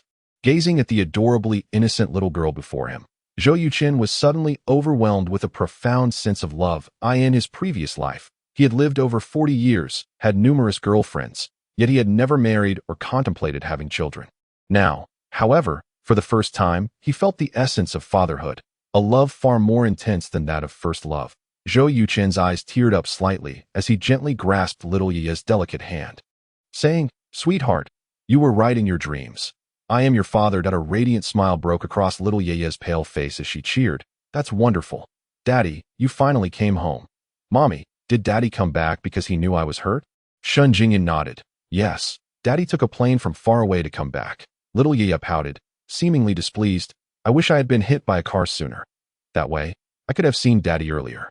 At her words, tears streamed down Shun Jingyun's face, while Daiwan quickly turned her head away, her eyes also glistening with tears. At this moment, the mother and daughter finally understood the significance of their father to the little girl. Zhou Yuchen felt a twinge of discomfort as he spoke. It's all my fault that I haven't come to see you these past few years. Do you blame me? The little girl replied, I don't blame you. Mommy said you went away to earn money to buy delicious food for me, but could you please stay with me a few more days? The little ones at kindergarten say, I don't have a dad. Zhou Yuchen gently placed the little one's hand on his face and solemnly assured her, I promise, from this day forth, I will be with you every day and will never leave you. The little girl's eyes sparkled with joy as she asked, Really, Daddy? Yes, really. Then let us make a pinky promise. All right, pinky swear, 100 years without changing. The sweet, innocent voice was like a tear-jerking balm to Zhou Yuchen, causing tears to stream down his face. After making the promise, his cheeks were already stained with tears. Daddy, why are you crying? Little Yeye asked, curious. Zhou Yuchen quickly wiped his tears and replied, Daddy is just so happy because he finally gets to see you. Little Yeye giggled. Then you should be smiling like me. Zhou Yuchen nodded. You're right. Daddy should smile. Ha! They both burst into laughter together. Ding! Congratulations to the player for completing the system task. Gain Shinshinua's approval within a year. Reward: 3 attribute points and a 10-day futures prediction scroll. Zhou Yuchen heard the system's voice in his mind, but at that moment, he was entirely focused on Little Yaya. After playing for a while, Little Yaya fell into a deep sleep again. Even in slumber, her small hand clung tightly to Zhou Yuchen's, fearing he might disappear. Shun Jingyun observed their interaction and felt a wave of regret. She shouldn't have hidden the child's existence from Zhou Yuchen. Zhou Yuchen, we need to have a serious talk, Shun Jingyun said softly, taking a deep breath. Zhou Yuchen replied, Has little Yaya started kindergarten? Yes, she is at Yunhai Elite Kindergarten. What do you do for a living? How do you usually take her to and from school? I work at the Yunhai Tax Bureau. I usually drop her off half an hour early and pick her up an hour after school. Is your home far from the kindergarten? About 10 kilometers. Due to frequent traffic jams, plus my work schedule, I leave a bit earlier if I need to go out for work or study. My mom helps with the drop-offs. After a moment of contemplation, Zhou Yuchen said, Since you both work, I'll take care of picking her up and dropping her off. Are you planning to move here from Sioux City? Not knowing about little Yaya's existence was one thing, but now that I do, I must take on the responsibility of being a father. How about this? I'll rent a place near your community and pick her up every morning in the afternoon. I'll bring her home, and you can come over after work. Aren't you starting a business?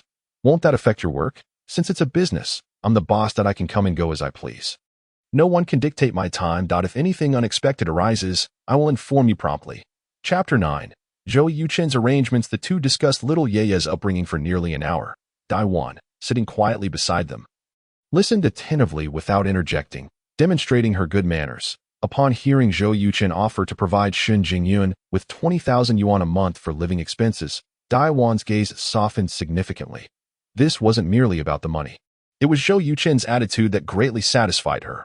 After a while, the attending physician, Zhu Xingfeng, entered to examine little Yaya.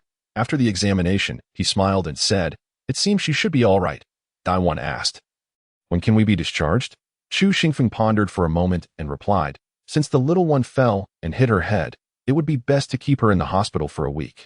After a week, we'll recheck to confirm there are no issues with her brain before discussing discharge. Daiwan nodded and said, All right, thank you, Dr. Chu. It's my duty. He replied, By the way, who will handle the payment? I'll go. Zhou Yuchen and Shen Jingyun both stood up simultaneously. Zhu Xingfeng chuckled. One of you is enough. Zhou Yuchen turned to Shen Jingyun and said, I'd like to take care of this for the child. Shen Jingyun pursed her lips and sat back down, saying, You go ahead. Zhu Xingfeng noticed the odd tension between them but refrained from prying, leading Zhou Yuchen outside. After Zhou Yuchen left, Daiwan remarked, Little Zhou seems quite responsible. Shen Jingyun nodded. He appears to be good, but the key is whether he can maintain this. Daiwan replied, The road tests the horse's strength, and time reveals a person's heart. I hope he can be a good father. Jingyun, I'll head home and bring you some food after I finish cooking. Shun Jingyun countered, Mom, there's a cafeteria here specifically for patients. I can get something to eat. The distance from home to the hospital concerned Shin Jingyun. Daiwan frowned and insisted, How can that be? I'll go home and prepare some nourishing food for little Yaya. You don't need to worry about it. Shen Jingyun was about to argue further when Dai Wan had already left. After Zhou Yuchen settled the payment and returned to the ward, he noticed Dai Wan was gone and asked, "Did teacher Dai leave? My mom went home to cook. She'll be back later." Shen Jingyun replied, "How far is your home from here?" "About 12 kilometers. That's quite a hassle for back and forth." I tried to persuade her, but she wouldn't listen. She's worried about the hygiene of outside food. Zhou Yuchen thought for a moment and said, "If teacher Dai insists on cooking, I'll hire a driver to deliver meals every morning, noon, and afternoon. What do you think?" Shen Jingyun's eyes lit up. "That's a great idea." Zhou Yuchen stood up, saying, "There's no time to waste. I'll find someone right now." After Zhou Yuchen left, Shen Jingyun looked at the sleeping child and whispered, "My dear, perhaps mommy was truly wrong." Many taxis were parked outside the hospital daily for patients. Zhou Yuchen chose a young driver named Bao Yang, who was neatly dressed and had a spotless car. After a brief conversation, Zhou Yuchen explained the meal delivery situation. "Brother, I'll pay you 500 for 3 meals a day. How does that sound?" Bao Yang exclaimed, 500? It's only a short distance." Zhou Yuchen chuckled, "You're quite straightforward. Let us exchange numbers and finalize IT to AT6 this evening. I'll have the child's mother take you to recognize the route." Bao Yang nodded, "No problem." Back in the special care ward, Zhou Yuchen shared Bao Yang's phone number with Shen Jingyun at AT6 that evening. Shen Jingyun took Bao Yang's car back home. Daiwan was very pleased with Zhou Yuchen's arrangement. After confirming the timing with Bao Yang, Shen Jingyun returned to the hospital with the meals to AT. This point, little Yaya had already woken up. Zhou Yuchen was telling her a story, and she leaned against him, occasionally bursting into peals of laughter. "Sweetheart, what are you doing that's so joyful?" Shen Jingyun asked with a smile as she set down the thermos. Little Yaya replied, "Daddy is telling me a story, and it's so lovely." Shen Jingyun said, "No matter how good the story is, we need to eat first, right?" The little girl nodded. "Right, my tummy is already hungry. Daddy, my hand hurts a bit. Can you feed me?" Zhou Yuchen responded, "Of course." Shen Jingyun feigned disappointment. "Sweetheart, do you not want mommy anymore? Mommy is so sad." The little girl hurriedly exclaimed, "Mommy, don't be sad. Yaya just wants daddy to feed me once because daddy has never done that before." Shen Jingyun felt a pang in her heart and said, "All right then, let daddy feed you." Daiwan had prepared black-bone chicken soup, combined with astragalus, jujube, angelica, and cotinopsis, all nourishing ingredients. Zhou Yuchen, inexperienced at feeding a child, carefully held the bowl and cautiously brought the soup to little Yaya's mouth. Seeing his serious and nervous expression, Shen Jingyun couldn't help but chuckle. Her laughter was radiant, as if it infused the entire ward with a beautiful hue. Zhou Yuchen momentarily froze. Shen Jingyun's face flushed, and she turned her head away. Zhou Yuchen snapped back to reality, feeling slightly embarrassed. There was no helping it. Shen Jingyun was simply too beautiful. After they finished eating, Zhou Yuchen played games with little Yaya and told her more stories as he spoke. Little Yaya closed her eyes and drifted off to sleep. Zhou Yuchen gestured to Shen Jingyun to step outside. She understood and turned off the light, and they moved to the corridor. Zhou Yuchen proposed, "Shall we take shifts? You can go home to rest tonight while I stay with little Yaya. I need to handle the moving and renting issues during the day." Shen Jingyun replied, "You don't have experience caring for children. It's better if I stay here tonight." Zhou Yuchen countered, "At night, when the child is asleep, there are fewer tasks that I can manage. Besides, I have no place to stay in Yunhai. If I don't stay here, I'll have to find a hotel that you've even arranged for a driver to deliver meals. Why worry about hotel costs?" Shen Jingyun teased. Zhou Yuchen shrugged. Money should be spent wisely.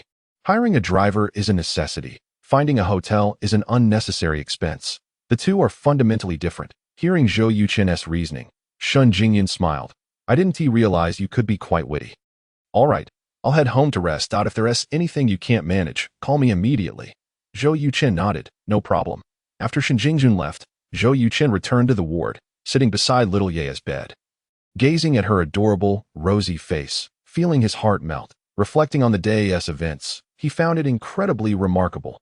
Not only had he become a master of Xingyi Quan, unlocking the all-encompassing nurturing system, but he also gained a beautiful daughter. Zhou Yuchen knew his life was likely to undergo a fundamental transformation starting today. Whether this change would be good or bad, he firmly believed it would lean towards the former.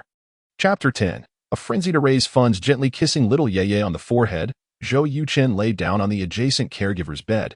With a single thought, the all-encompassing nurturing system's attribute panel appeared before him.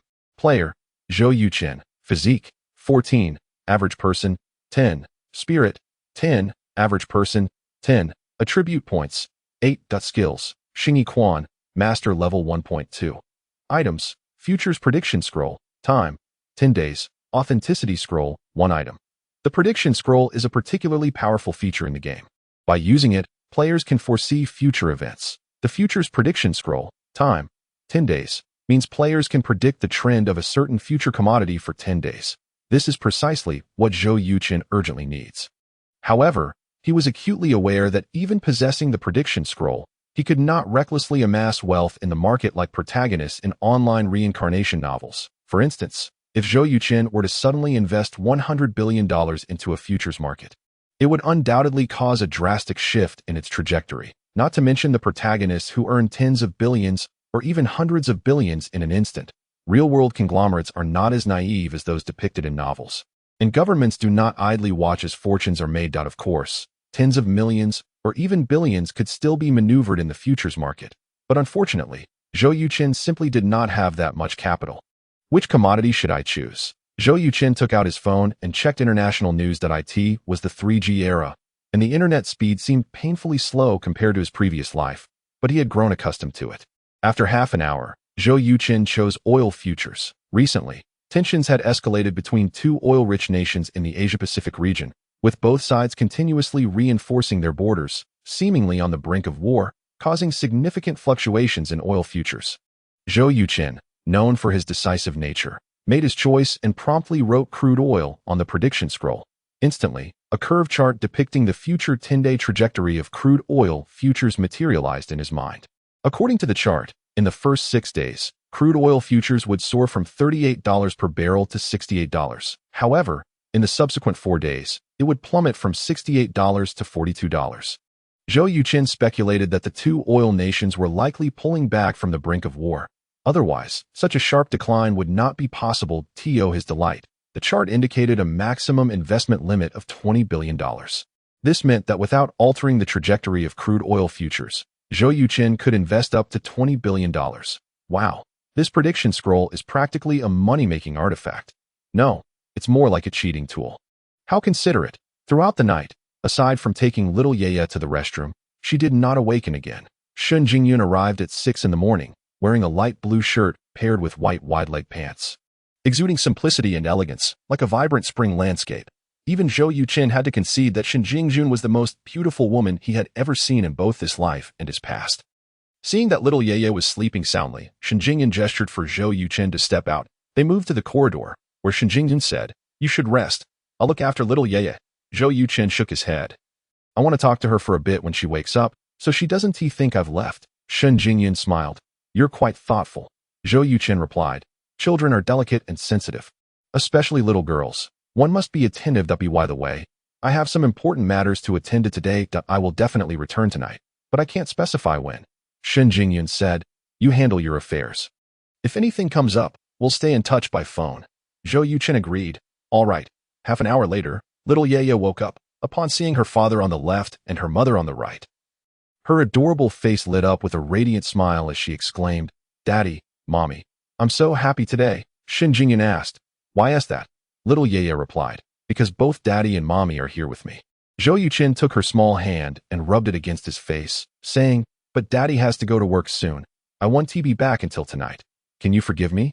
Little Yaya's expression changed, her eyes brimming with tears as she asked, "Daddy, I'm not going to work far away again, right?"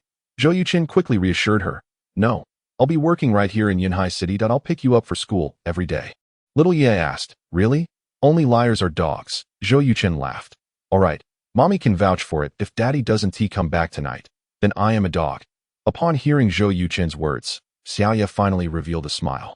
After leaving the hospital, Zhou Yuchen casually sought out a street vendor, munching on food while contemplating ways to acquire funds. At 9 o'clock that evening, crude oil futures would open.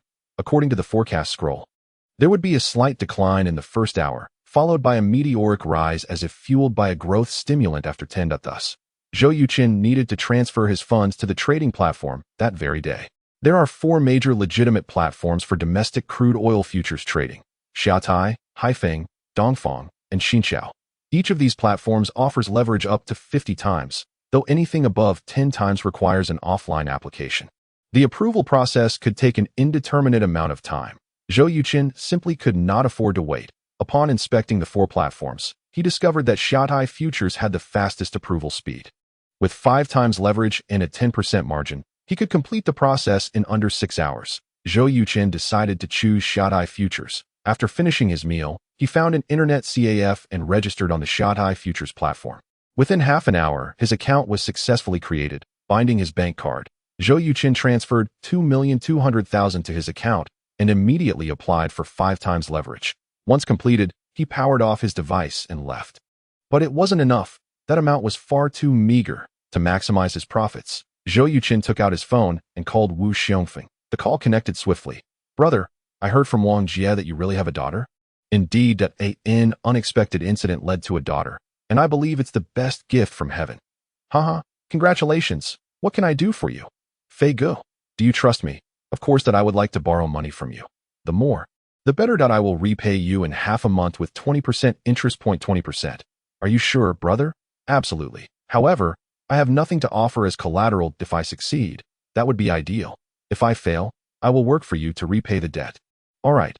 I can provide 5 million right now. I will give you an account number, and you can transfer the funds. Once successful, I will repay you 6 million. Brother, can you tell me what business you intend to pursue?"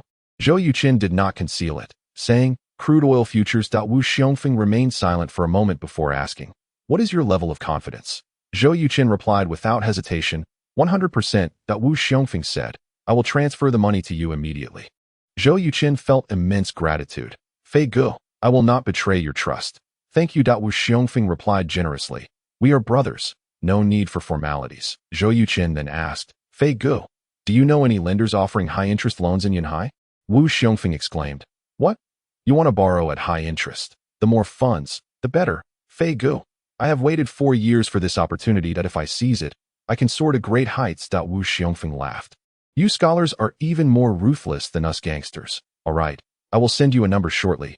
Seek him out." After finishing the call with Wu Xiongfeng, Zhou Yuchen contacted Wang Jie. Upon learning that Zhou Yuchen needed funds, Wang Jie immediately transferred 2 million without asking any questions. With Wu Xiongfeng's 5 million added, Zhou Yuchen had successfully raised 7 million, in a society where human connections have become increasingly tenuous.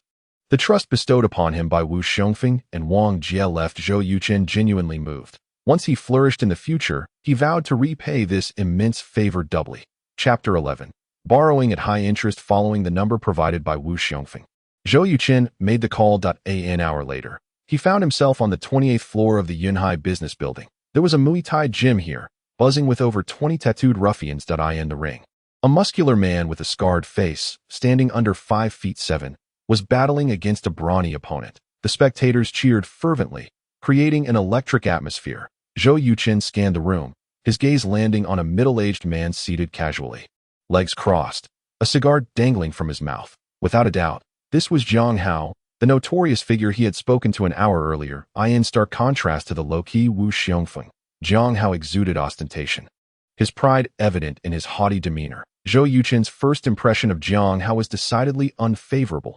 Typically, such arrogant figures in the underworld either face death sentences or life imprisonment, seldom meeting a good end. Zhou Yuchen approached Zhang Hao, but was intercepted by a burly man with a thick beard. "Who are you?" "I am Zhou Yuchen, and I have an appointment with Brother Hao." Upon hearing the commotion, Zhang Hao turned to Zhou Yuchen and instructed, "Ashan, let him through." "Yes," the bearded man replied, gesturing for Zhou Yuchen to proceed. "Brother Hao." Before Zhou Yuchen could finish, Zhang Hao waved his hand. "We can discuss matters after the match." Zhou Yuchen understood that Zhang Hao was deliberately putting him on hold to assert dominance, a common tactic among gang leaders in films. Remaining silent, Zhou Yuchen stood beside Zhang Hao, watching the fight unfold. Zhang Hao glanced at him out of the corner of his eye, noting his composed demeanor and youthful appearance, yet exuding a sense of calm authority. This subtly elevated Zhou Yuchen's standing in Zhang Hao's eyes. 2 minutes later, the scarred fighter landed an elbow strike to his opponent's face, sending him crashing to the ground. Cheers erupted from the crowd, and Zhang Hao leapt to his feet, laughing heartily. "Ahu! I knew you could do it." The scarred fighter, "Ahu!" acknowledged Zhang Hao with a nod, his expression remaining stoic and devoid of any hint of pride. Zhang Hao suddenly turned to Zhou Yuchen. "You wish to borrow money from me?" Zhou Yuchen replied, Yes, how much do you need? Whatever you can provide, I will take. Jiang Hao chuckled, releasing a smoke ring with a smirk. I have 100 million. Would you dare to take it? Zhou Yuchen confidently answered. If you are willing to lend it, I would certainly accept. Jiang Hao sneered. Do you think you are worth 100 million? Zhou Yuchen paused momentarily before stating, life and money cannot be compared. In the presence of these underworld figures, one must never show weakness. Otherwise, they risk being looked down upon, potentially jeopardizing their ambitions. Thus, Zhou Yuchen maintained a high profile, refusing to allow Jiang Hao to belittle him. Jiang Hao casually remarked, on account of Wu Xiongfeng, I can offer you an opportunity. Zhou Yuchen inquired. What kind of opportunity? Jiang Hao pointed towards the scarred fighter. His name is Hu, a master of Muay Thai and one of my most capable subordinates. Wu Xiongfeng mentioned you possess formidable martial arts skills that if you can defeat him, I will lend you 5 million, with a 1-month term and 10% interest. If you lose, you simply return whence you came. Zhou Yuchen considered this and proposed, if I can defeat him in under a minute, would you lend me 10 million, with a half-month term and 5% interest? What do you think, Brother Hao? The crowd buzzed with disbelief at Zhou Yuchen's audacity. What is he saying? This young man is utterly arrogant. Defeating Hu Gu in a minute. Is he joking?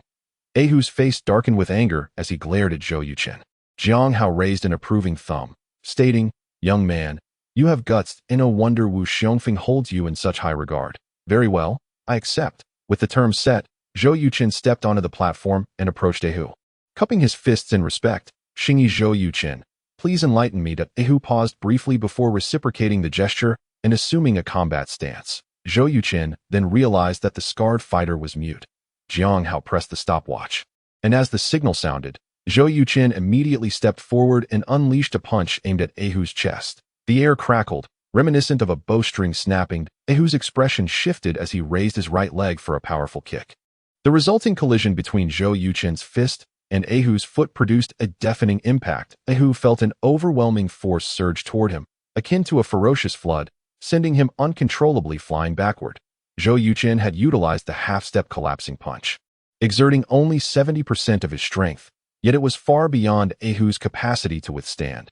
Just as Hu seemed destined to be thrown from the ring, Zhou Yuchen pivoted and darted forward like a gust of wind, seizing Hu's leg and pinning him down. Hu, now weak and dazed, sat on the ground, disbelief etched across his face. The gym fell into stunned silence. Everyone left speechless. With just one punch, Zhou Yuchen had decisively vanquished their top fighter. Hu. Had Zhou Yuchen not intervened, Hu might have sustained severe injuries. The outcome far exceeded everyone's expectations. Jiang Hao tossed aside the stopwatch and led the applause. The gym erupted in cheers. Incredible, a true master. I dare say this young man is undoubtedly among the elite martial artists that To defeat. Hu Gu with a single punch is simply astonishing. It appears he employed the Xingyi half-step collapsing punch to launch Hu Gu away. Anyone who claims that Xia country's martial arts are lacking will find themselves on the receiving end of a harsh lesson. In the world of the underworld, strength commands respect. Zhou Yuchen had earned the admiration of all present through his prowess. Are you all right? Zhou Yuchen extended a hand to Hu, who grasped it, using the leverage to rise, nodding appreciatively at Zhou Yuchen. Jiang Hao approached the ring, laughing heartily. Brother Zhou, would you be interested in working with me? Zhou Yuchen replied. Brother Hao, Fei Ge has also posed this question. Although he did not explicitly decline, his meaning was clear. Having not accepted Wu Xiongfeng's offer, he certainly would not entertain Jiang Hao's. Jiang Hao sighed. With your skills, it's a pity you aren't in the underworld. Zhou Yuchen responded, I practice martial arts solely for health, not for dominance in the underworld. Brother Hao, I am in urgent need of funds. About that 10 million. I will have it for you shortly. Jiang Hao waved his hand, and a thug approached with a loan agreement and a seal. Brother, this is our lending company's protocol. Please bear with us. Of course, Zhou Yuchen replied, taking the agreement, reviewing it carefully, and upon confirming its accuracy, he signed his name and ID number, then affixed a seal. Jiang Hao made a quick phone call, and within 5 minutes, he received a text from Summer Country Commercial Bank confirming the deposit of 10 million. Brother, thank you. Zhou Yuchen expressed with a respectful bow. Jiang Hao curiously inquired, if I may ask, what do you intend to do with such a large sum? To invest in crude oil futures? Zhou Yuchen stated. Jiang Hao immediately lost interest, cautioning, while I may not understand futures, I'm aware of the depths of its risks. A single piece of news could lead countless individuals to ruin. Be careful, brother. Zhou Yuchen nodded. I understand. Brother Hao, I will enter the market tonight and have much preparation to attend to, so I shall take my leave. Jiang Hao responded. All right. I wish you success in your endeavor. Zhou Yuchen expressed his gratitude and departed. Chapter 12. Entering the futures market. Upon exiting the building, Zhou Yuchen inhaled deeply, a radiant smile spreading across his face. With Jiang Hao's 10 million added, he now possessed a total of 19,200,000 yuan. After deducting 192,000 for the margin, Zhou Yuchen had a usable fund of 17,208,000, with 5 times leverage amounting to 86,400,000. While this amount still felt insufficient, it was the largest sum he could muster. Contrary to the protagonists in internet fiction who effortlessly procure billions with mere words, Zhou Yuchen dared not harbor such extravagant fantasies. After securing the funds, Zhou Yuchen returned to an internet CAF and deposited 17 million into the Xiaotai Futures platform account. The greater the funds, the stronger one's financial standing, which expedited the approval process for leverage requests on the futures platform. Indeed, within 10 minutes, Zhou Yuchen received a notification. His application for 5 times leverage was approved, with a margin of 192,000. Allowing him to control 86,400,000 in funds. Once everything was settled, Zhou Yuchen left the CAF and grabbed a quick lunch at a fast food restaurant. Noticing he still had time, he proceeded to a car rental agency, renting a van and heading towards Sioux City to address some housing matters. In the ward of Yuhai First Hospital, Xiaoye cuddled the plush doll Zhou Yuchen had gifted her. Drifting into a deep sleep, Daiwan glanced at her daughter, Shen Jingyun, and remarked, Isn't Xiaoye fond of plush toys? When did she take a liking to dolls? Shen Jingyun replied, It's because this doll was bought by Zhou Yuchen. She hasn't let go of it since breakfast. Daiwan sighed. It seems Xiaoye is quite fond of Zhou Yuchen. After leaving the hospital the previous night, Shen Jingyun had not returned home, but stayed at her parents' house. She recounted the ordeal of being schemed against in the hotel and how Zhou Yuchen had come to her rescue. Upon hearing this, Shen Shenggang nearly exploded with anger. For years, he had been eager to uncover the identity of Xiaoye's father. But Shen Jingjun had steadfastly refused to reveal it. He had even investigated Shen Jingyun's ex-boyfriend who had gone abroad. Little did he expect that Shen Jingjun had been ensnared by a minor bank leader and several small business owners. It was no wonder that 4 years ago, the usually sensible Shen Jingyun had insisted on transferring out of the bank. The root of her troubles lay there. Daiwan was already in tears. The thought of her daughter nearly being harmed by a group of scoundrels filled her with dread. Thank goodness Zhou Yuchen had intervened. Otherwise, she feared she would never see her daughter again. Shen Jingyun said, Mom, a child cannot grow up without a father. For the past 3 years, I shouldn't have lied to Xiaoye. Now that they have recognized each other as father and daughter, let them bond. Daiwan asked, And you? Shen Jingyun was taken aback. What about me? Daiwan continued, Do you think there is any possibility for you and Zhou Yuchen to progress further? Shen Jingyun shook her head. I don't have feelings for him. Daiwan frowned. Are you still unable to forget that scoundrel, Zheng Shuai? Zheng Shuai was Shen Jingyun's ex-boyfriend and her only romantic involvement. Their relationship lasted less than a month before he ended up with the daughter of a wealthy man. Shen Jingyun was heartbroken and took a long time to recover. Mom, what are you talking about? How could I possibly still have feelings for that scoundrel if you don't find Zhou Yuchen appealing? I can introduce you to several excellent young teachers from our school. Mom, not this again. I have no interest. Then what will you do in the future? Are you planning on being alone forever? As long as I have Xiaoye by my side, I will never be lonely. You. Seeing her usually elegant and composed mother genuinely upset, Shen Jingyun quickly added, Mom, please don't be anxious. Perhaps my fate just hasn't arrived yet. Daiwan took a deep breath, adjusting her emotions, and said, Jingyun, over these past few years, we have seen how difficult and exhausting it has been for you. We genuinely hope you can find someone to rely on, so you don't have to bear everything alone. Shen Jingyun grasped Daiwan's hand and replied, Mom, I have grown up. I am no longer a child. If I truly can't bear it, isn't there still you and Dad? Daiwan retorted somewhat irritably. We asked you to come home to help take care of the child, but did you listen? Shen Jingyun playfully responded, I just don't want you both to tire yourselves out. Standing up, Daiwan scolded, You are just too stubborn and disobedient. Forget it. I want to argue with you that I have a class this afternoon, and I'll make you all fish soup tonight. Shen Jingyun chuckled. There's nothing better than a mother. Daiwan shot her a sidelong glance and turned to leave. Shen Jingyun hurriedly followed her to the elevator. Back in the hospital room, Shun Jingyun recalled her mother's words, and Zhou Yuchen's face unconsciously appeared in her mind. Was he really a good choice? Looking at the doll in Xiaoya's hands, her heart was in turmoil. That I in Zhou Yuchen's rented room, aside from some personal items. There was only a laptop and over 300 books. After loading these belongings into a van, he called the landlord to terminate the lease. The landlord, somewhat stingy, initially wanted to charge for cleaning, but noticing that Zhou Yuchen left behind a bookshelf worth over 2,000 yuan and with half a month left on the lease, hesitated to press further. They parted amicably by the time Zhou Yuchen returned to Yunhai. It was already 7 in the evening. After having dinner, he went to a bookstore and bought a large stack of picture books suitable for a 3-year-old girl. Approaching 9 o'clock, he entered an internet CAF. In this 3G era, the hospital lacked internet capabilities. Although a wireless modem could be used, the speed was far from commendable. His smartphone, too, was slow, taking half a minute to open a web page, which was considered quite good. Thus, he had no choice but to enter an internet CAF at exactly 9 o'clock. Crude oil futures opened.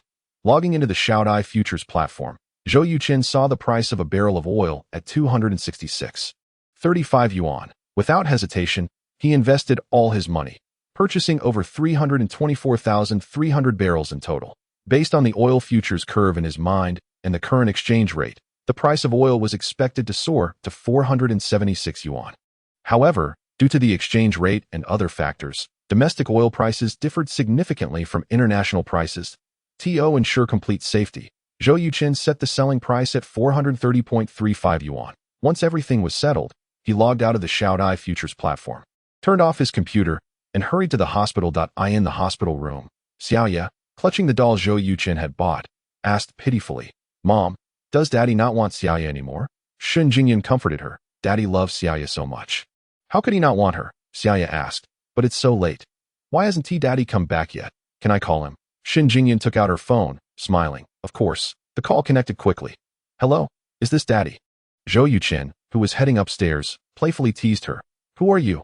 "I'm Xiaoya. Oh, what a coincidence. I also have a daughter named Xiaoya. By the way, her full name is Shinxinyua. Do you know her?" "I am Shinxinyua. Daddy, I miss you. When will you come back?" "Woo-woo. Sweetheart, don't cry. How about this? Close your eyes and count to 10, and I'll appear before you." "Really? Really?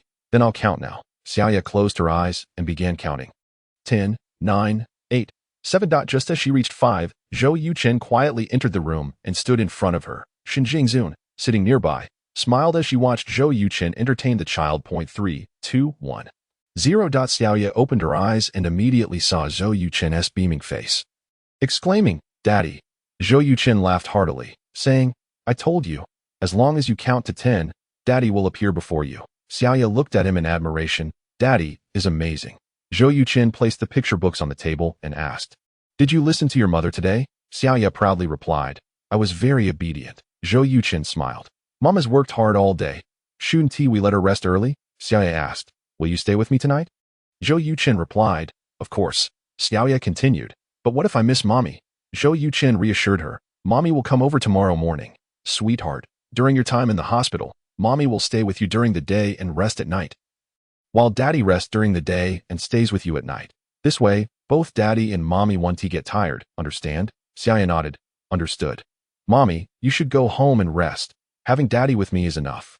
"All right." Shin Jingjun kissed her daughter's cheek and turned to Zhou Yuchen, asking, "Shall I bring you breakfast tomorrow morning?" Zhou Yuchen waved his hand. "No need. I went to Sioux City today and brought over the daily necessities. I'll rent a place tomorrow. By the time the child is discharged, everything should be settled." Shun Jingyun inquired, "Which community do you plan to rent from?" Zhou Yuchen replied, "Lijiang Garden." Shun Jingyun resided in Mingda community, which, while well located, was somewhat outdated, with the largest unit being less than 100 square meters, classified as a mid-range community. Zhou Yuchen was not entirely satisfied with Mingda community. Last night, he had researched online and found Lijiang Garden, less than 200 meters away, featuring an elegant environment and units ranging from 170 to 360 square meters. Zhou Yuchen had even driven around Lijiang Garden today and was very pleased with the community. "Lijiang Garden?" Shun Jingyun exclaimed in surprise. "Do you know how expensive the rent there is?" Lijiang Garden is considered one of the most upscale communities in Yunhai City, with an opening price of 100,000 yuan per square meter, which is simply staggering. Shen Jingjun had visited and noticed that all units were exquisitely decorated with the highest quality, eco-friendly materials available. The community facilities were comprehensive, with a greenery rate of 55. It was said that the prices at Lijiang Garden were increasing rather than decreasing, poised to become one of the top 3 in Yunhai. If Zhou Yuchen wanted to rent there, the annual rent alone would be at least 3 to 400,000 yuan, comparable to Shen Jingyun's salary over 3 years. Zhou Yuchen smiled slightly and said, I made a bet with your father that I would earn 1 billion within 6 months, and no matter how expensive the rent at Lijiang Garden is.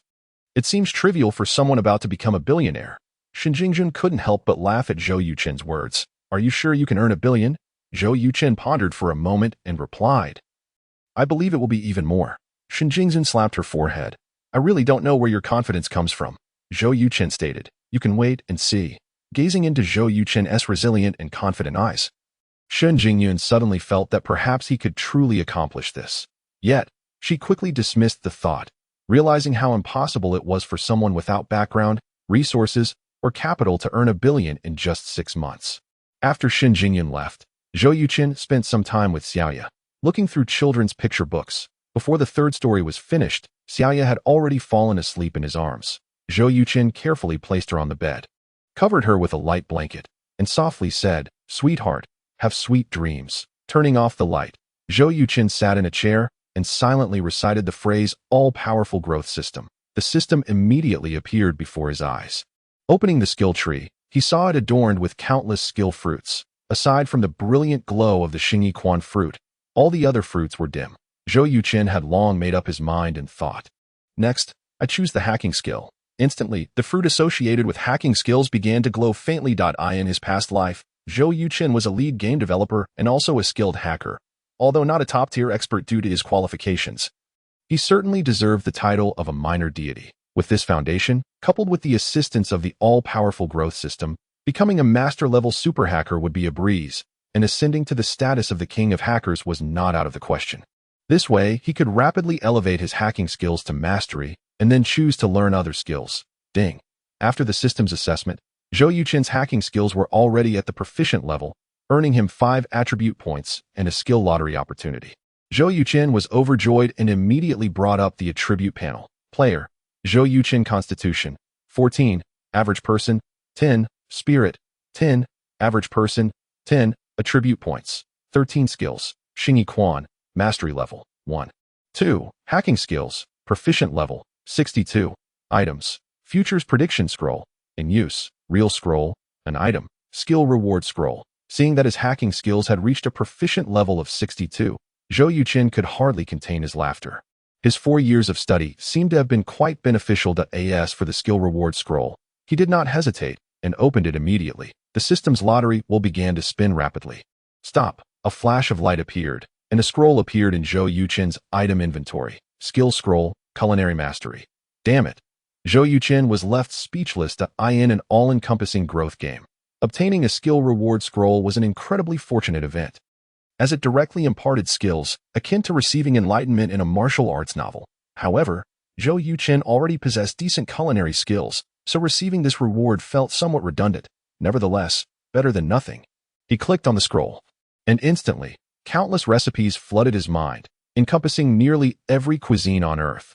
Observing the newly added culinary, proficient level, 99, in the attribute panel, Zhou Yuchen realized he had somewhat underestimated this skill.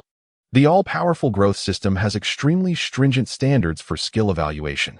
Mastery level is nearly the pinnacle of the industry, while proficient level generally requires reaching over 90 to be considered among the very best in the field. Therefore, Zhou Yuchen could undoubtedly be regarded as a culinary genius in this world, frighteningly proficient in both Western and Chinese cuisines. Haha, it seems I won lack for good food in this lifetime. Taking out his phone, Zhou Yuchen checked the trends of crude oil futures online, which mirrored the projections in his mind, allowing him to finally relax. The following morning, Shen Jingyun entered the hospital room. Zhou Yuchen had just finished helping Xiaoya to the toilet. Upon seeing Shen Jingyun, Xiaoya beamed. Mom, you're finally here. Shen Jingyun took the little girl from Zhou Yuchen's arms, smiling. What is this? You've only been apart for 1 night. And you already miss me? Xiaoya nodded and whispered in her ear. Mom, I want to tell you a secret that I had a beautiful dream last night. Shen Jingyun asked, what was the dream? Tell me about it. Xiaoya explained. I dreamed that you and Daddy took me to the fairy amusement park and we played all day. It was so much fun. Shinjingjin chuckled. You little rascal, I think you want to go to the fairy amusement park. Xiaoya giggled. Daddy promised that when I get better, he will take me to the fairy amusement park. Mom, will you come with us? Shun Jingyan replied. Okay. Xiaoya exclaimed joyfully. That's wonderful. Daddy and Mommy are taking me to the amusement park. Zhou Yuchen and Shun Jingyan exchanged glances, both smiling. At 8:10 in the morning, Zhou Yuchen entered a real estate agency near Lijiang Garden. The agency's owner was a young woman around Zhou Yuchen's age. Well-dressed and stylish, with a decent appearance. Zhou Yuchen felt she looked familiar and, glancing at the business card on the table, recognized her as Zhang Xia, a former classmate from Yunhai University's finance program. Although they were in different classes, they shared the same major and attended classes in the same room almost every day. You are Zhou Yuchen? As the top scorer in the college entrance examination in Xinjiang province and a star student at Yunhai University. Zhou Yuchen was quite well known, and Zhang Xia recognized him almost immediately. Zhou Yuchen smiled. Zhang Xia, long time no see. Zhang Xia covered her mouth in surprise, exclaiming, Oh my, it really is you. Gazing at the tall and composed Zhou Yuchen, her face showed disbelief. Zhou Yuchen remarked, I just spent a year in prison, not that I was executed. Why are you so surprised to see me? Zhang Xia scrutinized him and said, I thought you had left Yunhai. Zhou Yuchen explained, after getting out of prison, I lived in Sioux City for a few years and just returned to Yunhai a few days ago to start a business. Zhang Xia gave him a thumbs up. Expressing admiration, Zhou Yuchen, you are amazing. Zhou Yuchen chuckled. If I were amazing, I wouldn't have encountered such misfortune and been framed into prison. Zhang Xia cautiously asked, Do you know what happened to them? Zhou Yuchen shook his head. I lost contact with everyone, so I don't know anything. Zhang Xia replied indignantly. That scoundrel Luo Hao is just despicable. Everyone knows that we all know you were wrong back then. But unfortunately, there was no evidence, and your girlfriend Su Xiaoya was testifying for Luo Hao, which is why. Well, let's not discuss that anymore. Zhou Yuchen, do you still remember teacher Wu Jianhua? Zhou Yuchen raised an eyebrow. Of course, Wu Jianhua was a highly respected economist with significant influence in the financial field, enjoying state-level allowances. He had a fondness for the original body, who was an excellent student, and had provided countless opportunities for the original body during their 1.5 years together. Although the original body was a learning prodigy, completing 4 years of university curriculum in just over a year would have been impossible without Wu Jianhua's help. Wu Jianhua had originally planned to have the original body take his graduate entrance exam at the end of the sophomore year. But the original body's incident disrupted those plans. Zhang Xia continued, After you were wrongfully imprisoned, Professor Wu was so upset that he developed high blood pressure and was hospitalized, after finally being discharged. Upon learning that the school had expelled you, he slammed the table at the principal several times and even contacted the national government's economic department. But unfortunately, it was all in vain. Zhou Yuchen, having traversed into the original body after his release, felt a deep emotional connection. Hearing how much Wu Jianhua had fought for him, Zhou Yuchen was deeply moved. Memories of his interactions with Wu Jianhua flooded his mind, filling him with respect and gratitude for the humorous yet rigorous old professor. Zhou Yuchen's eyes glistened as he asked, How is Professor Wu's health? Zhang Xia replied, Professor Wu retired 3 years ago. I'm not sure about the rest. Zhou Yuchen took a deep breath, steadying his emotions, and said, Once I prove myself, showing that he didn't misjudge me, I will pay him a visit. Zhang Xia nodded. That's the spirit. This is the Zhou Yuchen I know. Zhou Yuchen smiled faintly, and a surge of murderous intent suddenly welled up within him. Zhang Xia, are you familiar with the circumstances of Zhang Xia, Su Xiaoya, and Luo Hao? Zhou Yuchen harbored a profound hatred for these two individuals. Luo Hao had nearly assaulted Su Xiaoya, and in a bid to rescue her, Zhou Yuchen's predecessor had bravely intervened and beaten Luo Hao. However, instead of supporting him, Su Xiaoya had turned against him, completely ruining his predecessor's life. But that was just the beginning.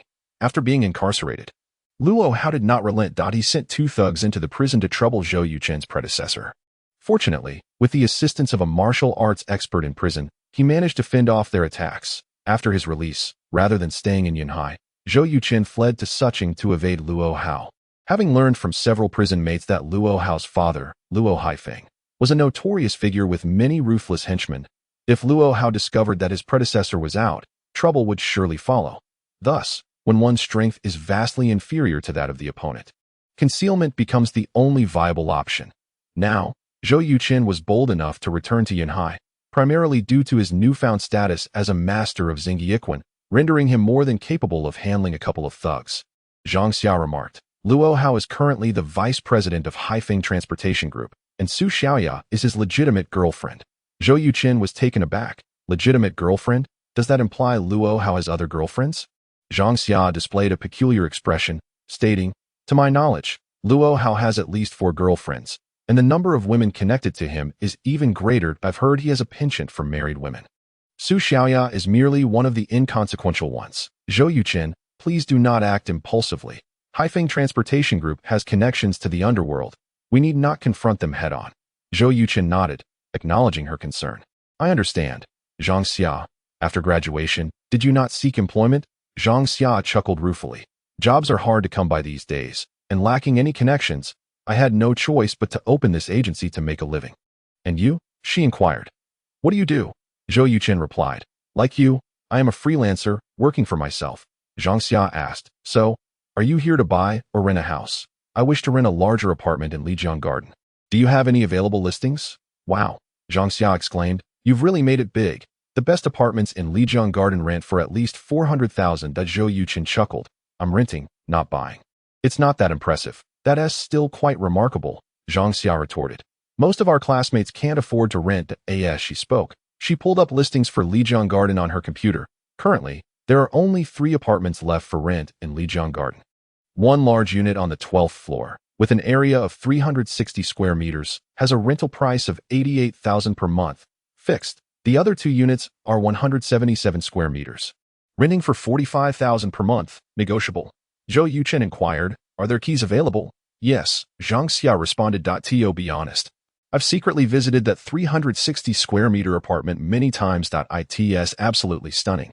If the owner isn't abroad, they surely wouldn't want to rent it out. Zhou Yuchen nodded. Then let us go take a look, shall we? Without hesitation, Zhang Xia retrieved the keys. Of course, let us go. Chapter 15. Zhang Xia's shock upon exiting the agency. Zhang Xia noticed Zhou Yuchen driving a van and couldn't help but laugh. Is this how wealthy people remain low-key? Someone who can afford to rent in Lijiang Garden drives a car that's not even as good as mine? Zhou Yuchen explained, this is a rental. It contains some personal items I brought from Sucheng. Zhang Xia replied, then let us walk. It's not far. Zhou Yuchen agreed. He found Zhang Xia's conversational nature quite agreeable. During the 8-minute walk, she kept chatting, introducing all their classmates from the finance major. Despite having worked for over 2 years, Zhang Xia had not adopted any of the negative traits often associated with the workforce. She neither looked down on those struggling nor boasted about those who were doing well. Overall, she exuded authenticity. Zhou Yuchen silently resolved that once he achieved success in his ventures, he would definitely hire Zhang Xia for customer service. Soon, they arrived at Unit 1201 of Building 6. Zhang Xia, not believing Zhou Yuchen could afford the rent, made no additional introductions and allowed him to explore on his own. The apartment's overall style could be described as grand and comfortable, perfectly aligning with Zhou Yuchen's aesthetic. The living room was spacious and tidy, with a height of approximately 3 meters and excellent ventilation. The decor was minimal yet exquisite, featuring furniture, carpets, sofas, and appliances from top global brands.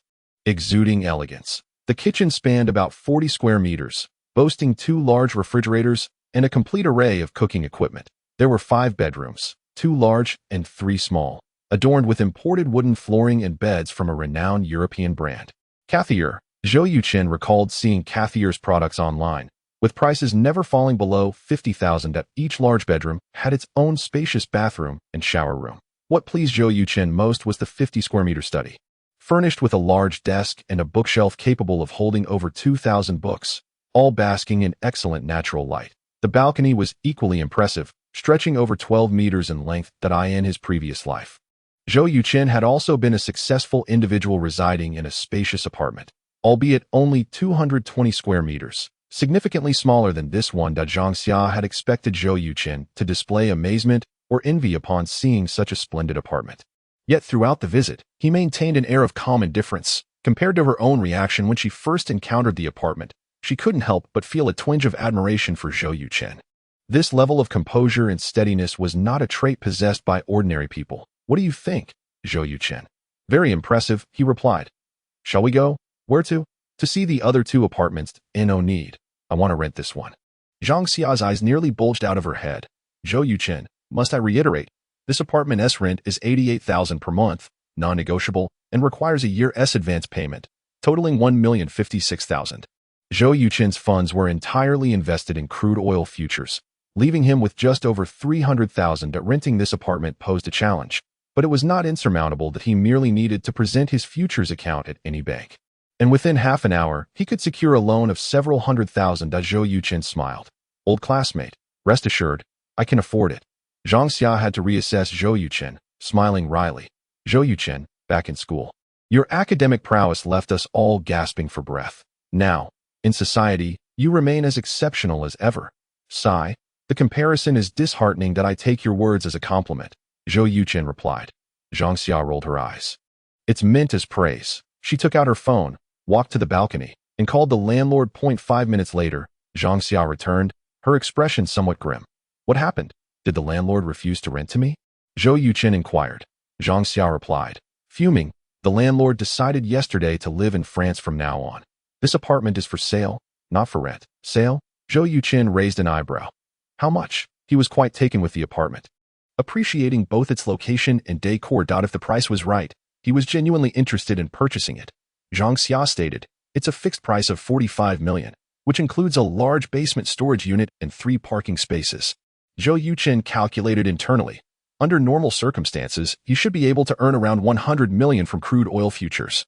Buying this apartment posed no problem, though it would leave him short for future entrepreneurial endeavors. Yet, this was not insurmountable. Once he owned the apartment, he could easily secure a mortgage from the bank. With this in mind, Zhou Yuchen remarked, Zhang Xia, I heard that when this apartment was launched, it was sold for only 100,000 per square meter. Right? Zhang Xia chuckled. You certainly know how to use the word sell. Lijiang Garden opened 3 years ago at 100,000 per square meter. However, since early last year, land prices in Yunhai have skyrocketed, and housing prices have soared. If the owner wasn't in a hurry to sell and wanted to buy a place in France, 45 million would be a joke. If it were me, I would sell for at least 50 million or hold on to it for 2 or 3 years. Zhou Yuchen asked, So, you mean that 45 million is a reasonable price? Zhang Xia clarified. It's not about whether it's reasonable. It's about how much of a bargain it is. Zhou Yuchen. Please do not tell me you intend to buy this apartment. Zhou Yuchen rubbed his nose. That I do have that intention. Zhang Xia felt as if she had been struck by lightning. She could hardly process the information. Previously, she had been shocked when Zhou Yuchen had taken out over 100,000 to rent a house, given that he lacked a college degree and had a criminal record, making it difficult for him to find a job. Yet, under such circumstances, he had managed to earn over 100,000, which was already remarkable. But now, it seemed he was not merely remarkable. He was extraordinarily so. In just 4 years, Zhou Yuchen's worth exceeding 45 million left Zhang Xia feeling as if she might crash into a wall. Was this the power of genius? It seemed almost too incredible. Are you truly going to buy this apartment? Zhang Xia asked again, somewhat uncertain, fearing she had misheard. I genuinely intend to buy it. However, I need your assistance. What do you need? Please communicate with the landlord that I require 2 weeks. No, a maximum of 12 days. To gather the 45 million. If he is worried, I can offer 30,000 as a deposit. Should I fail to produce the 45 million by the deadline, then the 30,000 will be his. Zhang Xia pondered before replying. Regardless of the circumstances, the landlord stands to gain, so I believe he will agree. However, I don't quite understand why 12 days.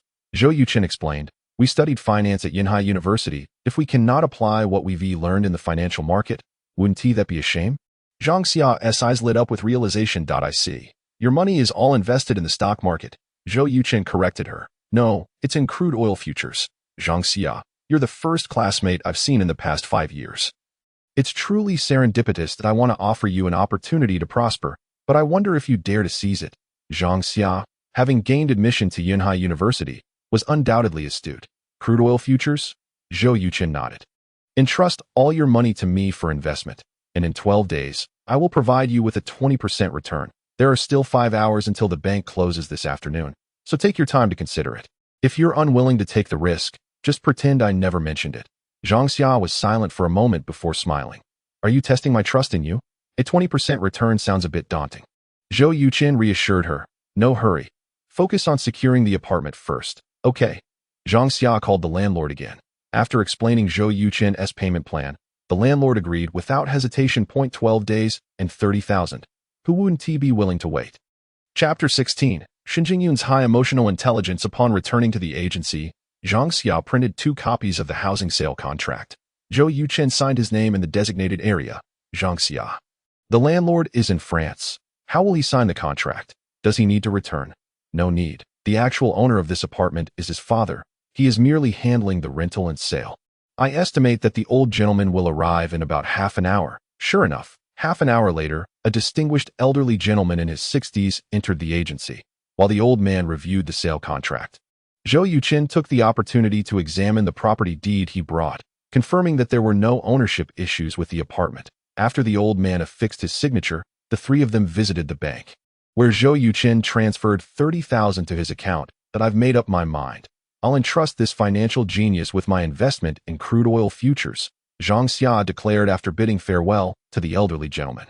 Zhou Yuchen, intrigued, asked, "What makes you trust me so much?" Zhang Xia shrugged. "Firstly, we are classmates, and secondly, you just handed over 30,000." As Zhou Yuchen realized the depth of her reasoning, if he were a fraud, he wouldn't have risked giving the old man 30,000 without knowing if Zhang Xia would invest.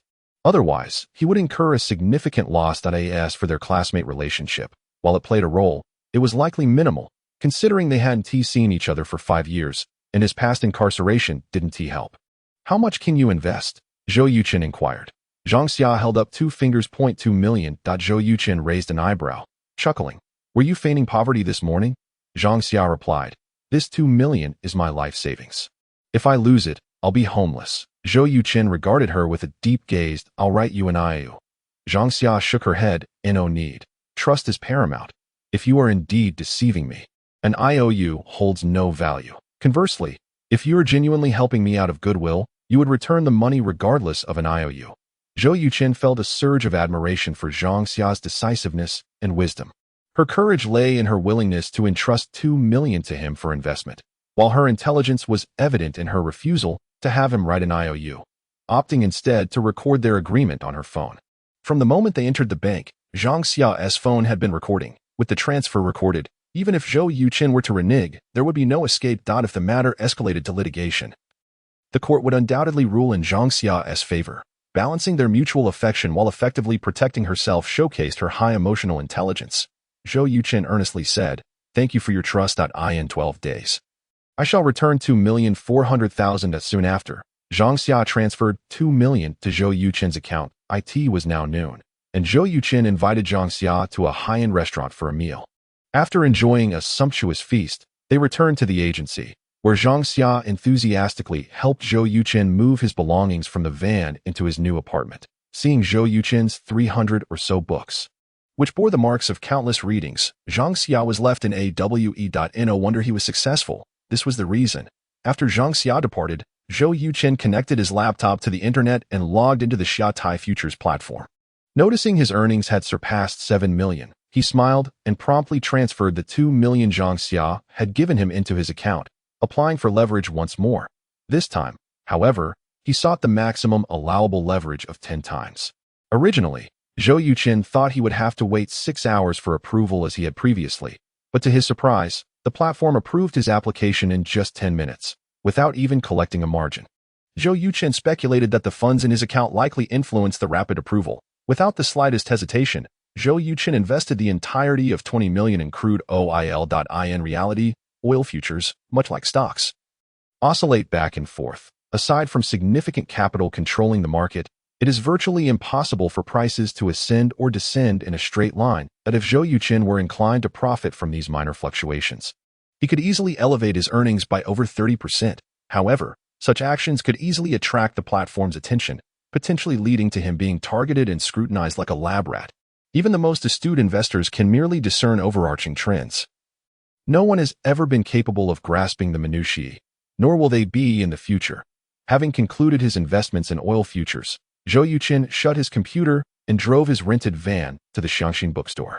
As the largest chain bookstore in Xia country, it boasts an extensive collection of all genres of literature. Zhou Yuchen navigated to the information section, purchasing a dozen substantial tomes, including advanced Linux penetration, counter Blackstorm, and XSS cross-site scripting attack analysis, all aimed at enhancing his hacking skills.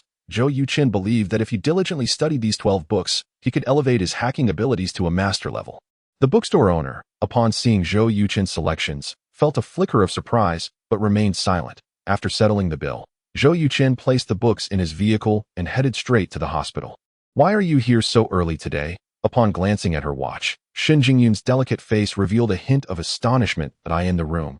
Besides Shen Jingyun, there was a handsome young man seated on a chair by the bed, perusing an illustrated book, seemingly narrating a story to little Yeya. The table was adorned with an array of fruits, a large bouquet of flowers, and a stuffed toy similar to one Zhou Yuchen had purchased.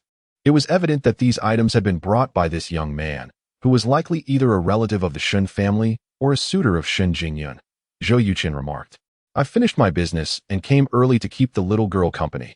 Little Yeya, who had been drowsy, perked up at Zhou Yuchen's voice and joyfully exclaimed, "Daddy." The handsome young man tensed, regarding Zhou Yuchen with a wary gaze. Zhou Yuchen approached the bedside and gently caressed the little girl's cheek, saying, "Sweetheart, let us allow mommy to rest at home.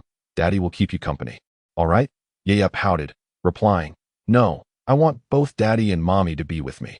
Zhou Yuchen chuckled, "You are quite greedy."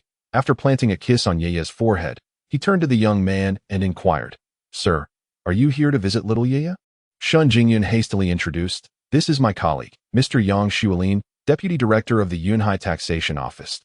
He has taken time out of his schedule to visit our daughter, Director Yang. This is Mr. Zhou Yuchen, her father." Upon hearing Shen Jingyun refer to Yeya as our daughter, Zhou Yuchen instantly grasped her intentions. Yang Xuelin was likely a suitor of Shen Jingyun, who did not harbor feelings for him. However, due to their colleague relationship, she refrained from outright rejection to avoid straining their rapport. By mentioning their daughter in such an intimate manner, she subtly aimed to mislead Yang Xuelin regarding their relationship, encouraging him to withdraw without confrontation. Zhou Yuchen silently commended Shen Jingyun for her high emotional intelligence. Indeed, after hearing the introduction, Yang Xuelin's expression shifted slightly. "Hello, Director Yang." Zhou Yuchen circled the bed, smiling as he extended his hand to Yang Xuelin. Casting a deep glance at Shen Jingyun as he passed by, Yang Xuelin shook Zhou Yuchen's hand, saying, "Mr. Zhou, I've worked alongside Jingyun for 4 years, yet this is my first time meeting you. You've certainly kept a low profile." Zhou Yuchen laughed heartily. "I was working out of town before recently returning to Yunhai." Yang Xuelin inquired, "What line of work are you in, Mr. Zhou?"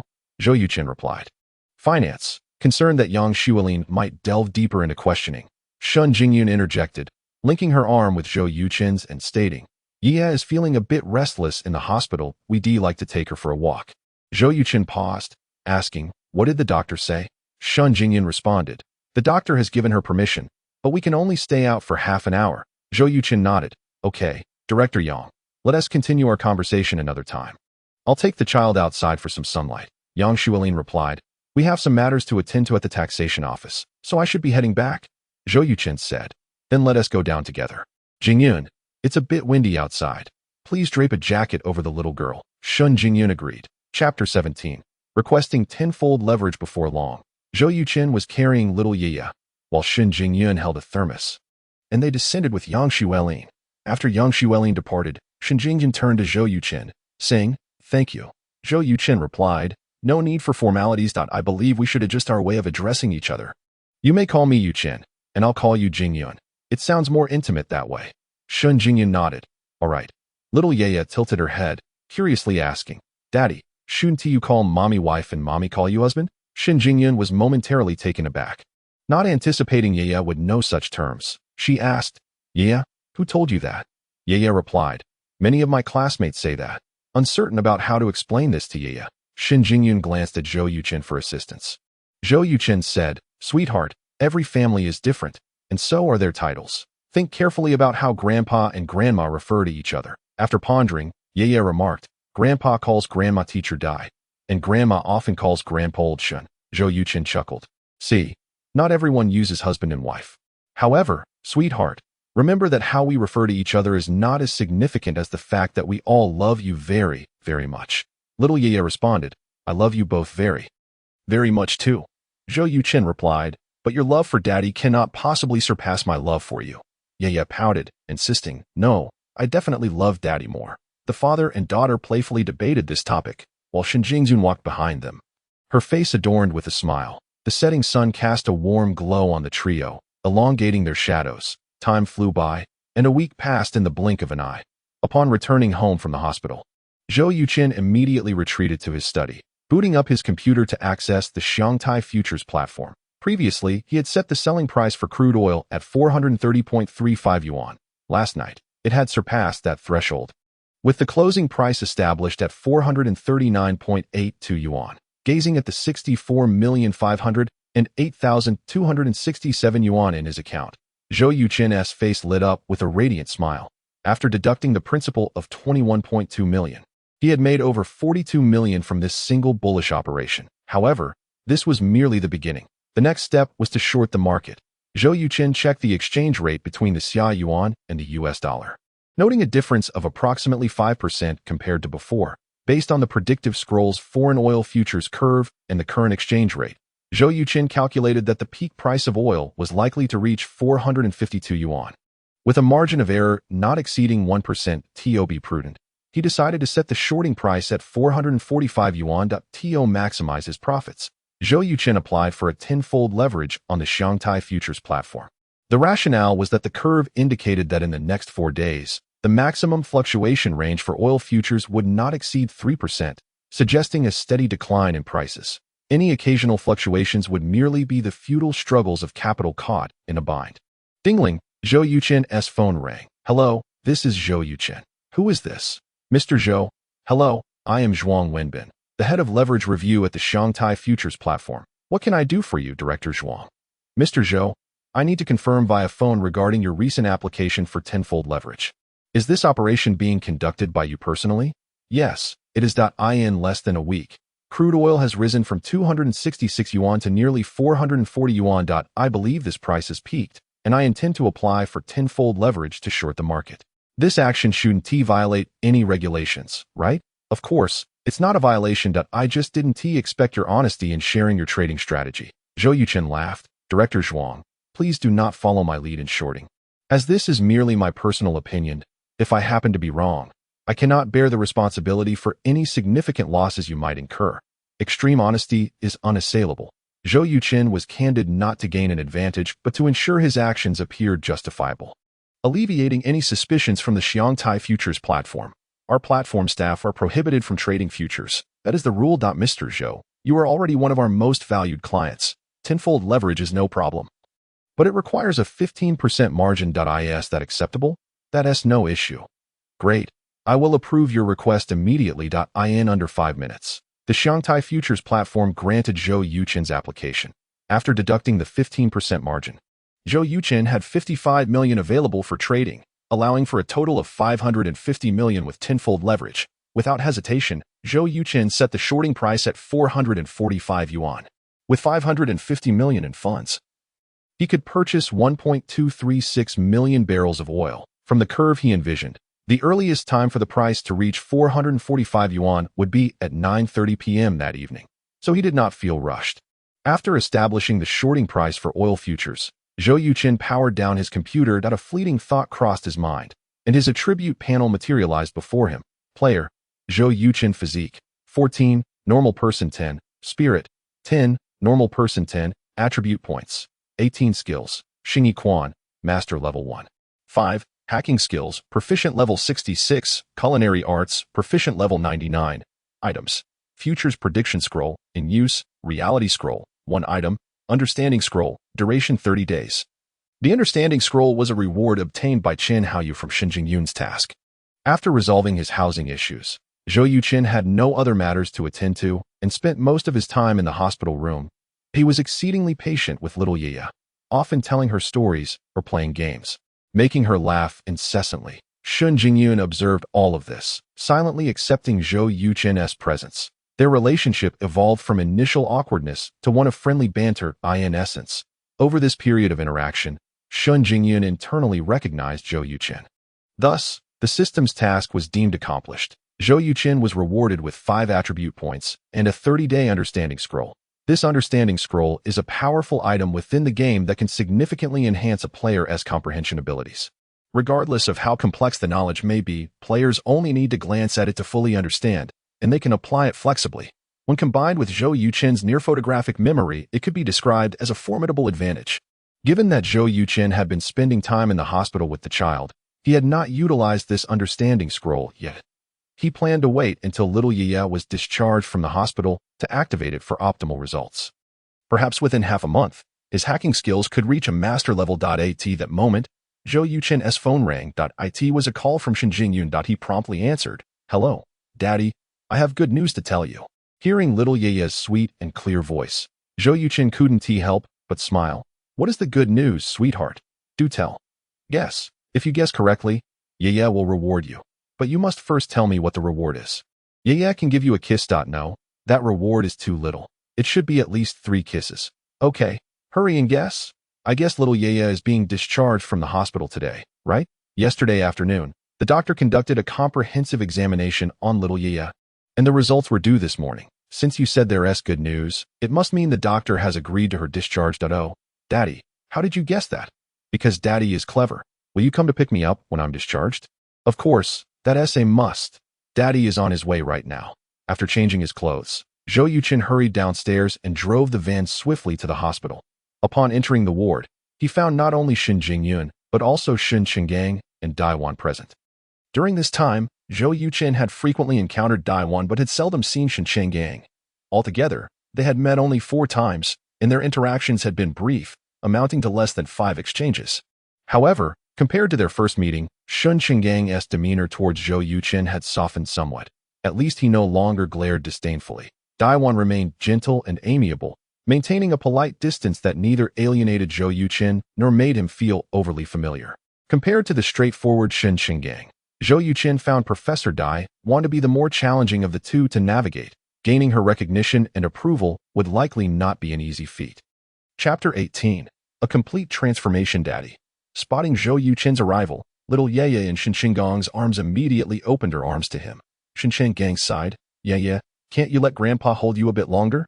Little Yaya, with a pitiful expression, replied, "Grandpa, you've held me for quite a while. That I want Daddy to hold me." Shen Qinggang sighed again, conceding, "All right." Zhou Yuchen reached out to take little Yaya into his embrace, saying, "Sweetheart, don't you owe me a reward? I'll give it to you right now." Little Yaya wrapped her arms around Zhou Yuchen's neck and, like a woodpecker, pecked 3 times on his face.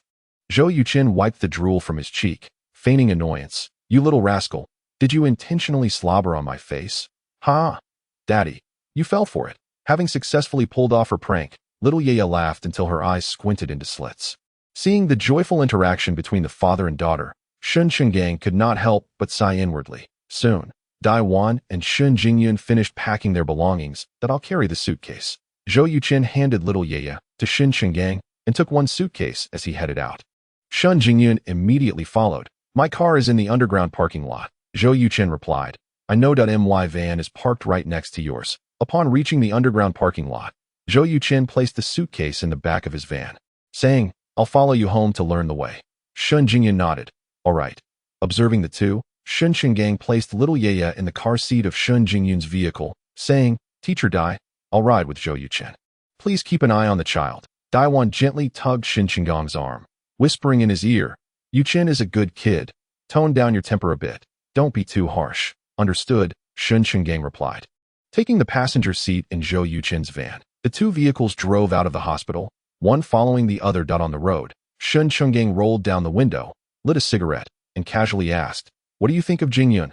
Zhou Yuchen had long anticipated that Shen Qinggang's arrival would not be benign. He remarked, "Beautiful, with an exquisite figure and a demeanor that is both gracious and gentle, yet intertwined with a hint of resilience and sharpness. She is decisive and wise in her actions, embodying the classic blend of softness and strength." Shen Qinggang turned to Zhou Yuchen, his gaze piercing, and asked, "Do you have inappropriate intentions toward Jingyun?" Unfazed by Shen Qinggang's imposing presence, Zhou Yuchen replied calmly, "A woman of her beauty. Do you think any man could resist her allure? I am not a saint. It is impossible not to develop feelings for her after all this time spent together." Shen Qinggang chuckled in disbelief. "You are quite frank as a man. I understand your little thoughts very well." Raising an eyebrow, Zhou Yuchen challenged. My little thoughts? Pray, enlighten me. Shun Chenggang sneered, using your relationship with Xiaoye to win over Jingyun. Zhou Yuchen shook his head. I have never entertained such thoughts. With a scoff, Shen Chenggang retorted, you have the heart of a thief but lack the courage. Just a moment ago, you claimed to be honest. But now it seems you are rather hypocritical. Zhou Yuchen stated, Director Shun, it is best not to jump to conclusions about someone you do not understand. Indeed, I have developed some fondness for Jingyun. But before I achieve success in my ventures, I will not pursue her. Why not? Shen Chenggang inquired. Zhou Yuchen answered earnestly, I am but a former convict and an unemployed drifter seeking to make a name for myself through entrepreneurship. Although I possess unwavering confidence in my abilities, confidence alone does not guarantee success. If Jingyun were to follow me and I were to fail, it would be a disservice to her and her daughter. I cannot be so selfish. Shen Chenggang regarded Zhou Yuchen with a contemplative gaze, then exhaled a puff of smoke toward the car window, saying, You daughter not without merit, Zhou Yuchen declared. The day I win the billion-dollar bet in 6 months will mark the beginning of my pursuit of Jingyun. At that point, whether you approve or disapprove, I shall not waver. Shen Chenggang fell silent, seemingly ignoring Zhou Yuchen's words. After a long pause, he finally said, Zhou Yuchen, I hope you succeed. Zhou Yuchen appeared taken aback by Shen Chenggang's sudden shift in attitude, a look of surprise crossing his face. However, Shen Chenggang swiftly added, But I will never agree to let Jingyun marry you. The reasons should be clear to you. Zhou Yuchen understood perfectly. Point one was a former criminal, and the other was the chief of police. The notion of them becoming in-laws would undoubtedly invite ridicule. After a lifetime of apprehending criminals, to have his daughter marry one would be unbearable for anyone.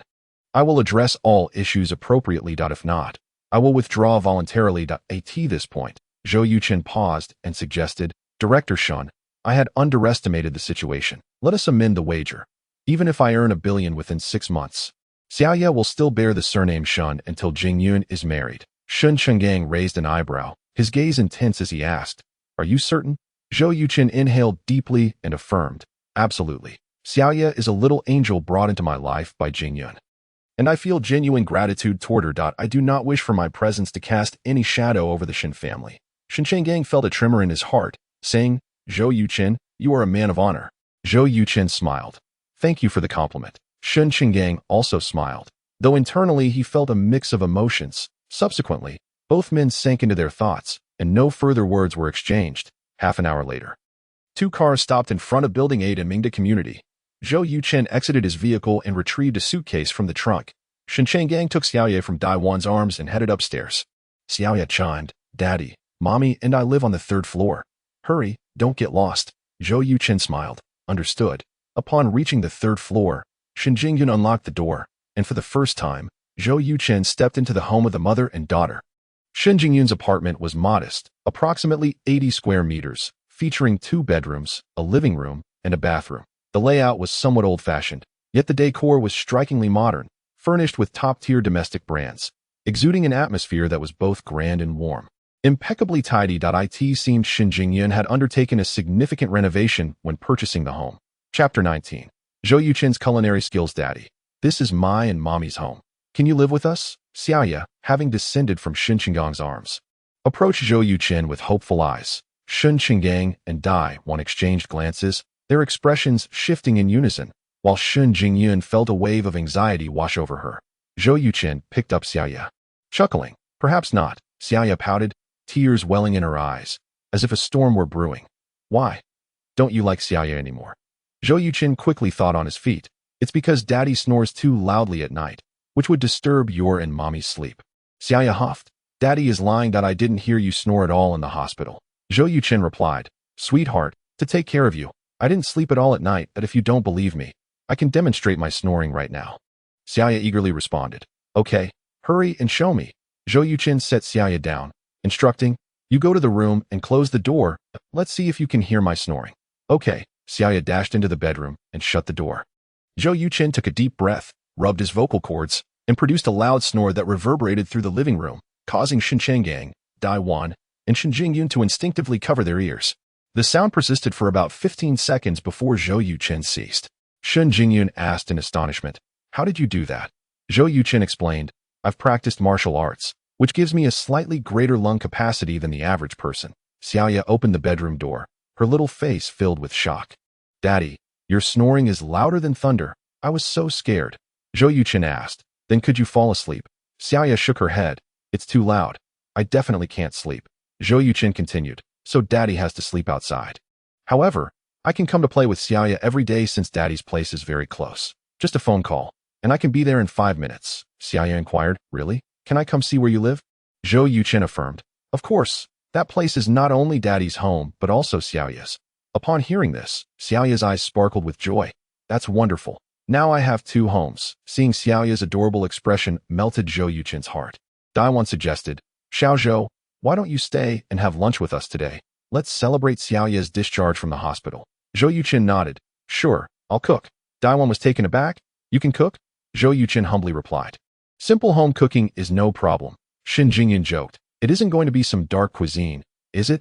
Zhou Yuchen shrugged. It shouldn't be as dark as you imagine. Daiwan insisted. You are our guest. We can't let you cook. How about this? Jingjun and I will handle the cooking, and you can play with Xiaoya. Zhou Yuchen shook his head. Xiaoya has never tasted my cooking. Let me do it.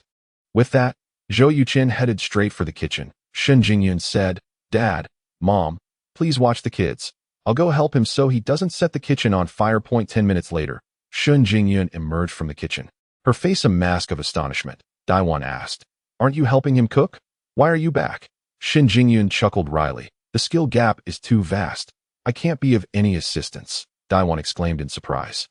Is he really that good? I need to go take a look. Upon entering the kitchen, Daiwan saw Zhou Yuchen donned in an apron, skillfully handling a perch. With swift precision, he severed the fish's head and made clean cuts along its body. Stopping just before the tail, carefully removing the bones, Zhou Yuchen sliced the fish into diamond-shaped pieces. The entire process took less than 2 minutes, executed with such finesse that Daiwan sensed an aesthetic quality in his movements. Are you making squirrel fish? Zhou Yuchen confirmed. Squirrel fish is crispy on the outside and tender on the inside, with a sweet and sour flavor. I believe the little one will adore it. Daiwan gave him a thumbs up. I wanted to make this dish for Xiaoya too, but my knife skills were lacking, and I failed every time. Your knife skills are impressive, rivaling those of 5-star chefs. I might just have a knack for this, Zhou Yuchen replied. As he rapidly sliced potatoes, his speed was such that Daiwan could only see a blur of motion in the blink of an eye. He had finished with a potato. Daiwan couldn't help but step forward to inspect the potato shreds, discovering that each was uniformly cut in thickness and width. Incredible, she thought, silently admiring Zhou Yuchen's abilities. Little did she know this was Zhou Yuchen's first time cooking after attaining a mastery level in culinary arts. Initially apprehensive, the moment he picked up the knife, he felt an exhilarating sense of freedom and capability.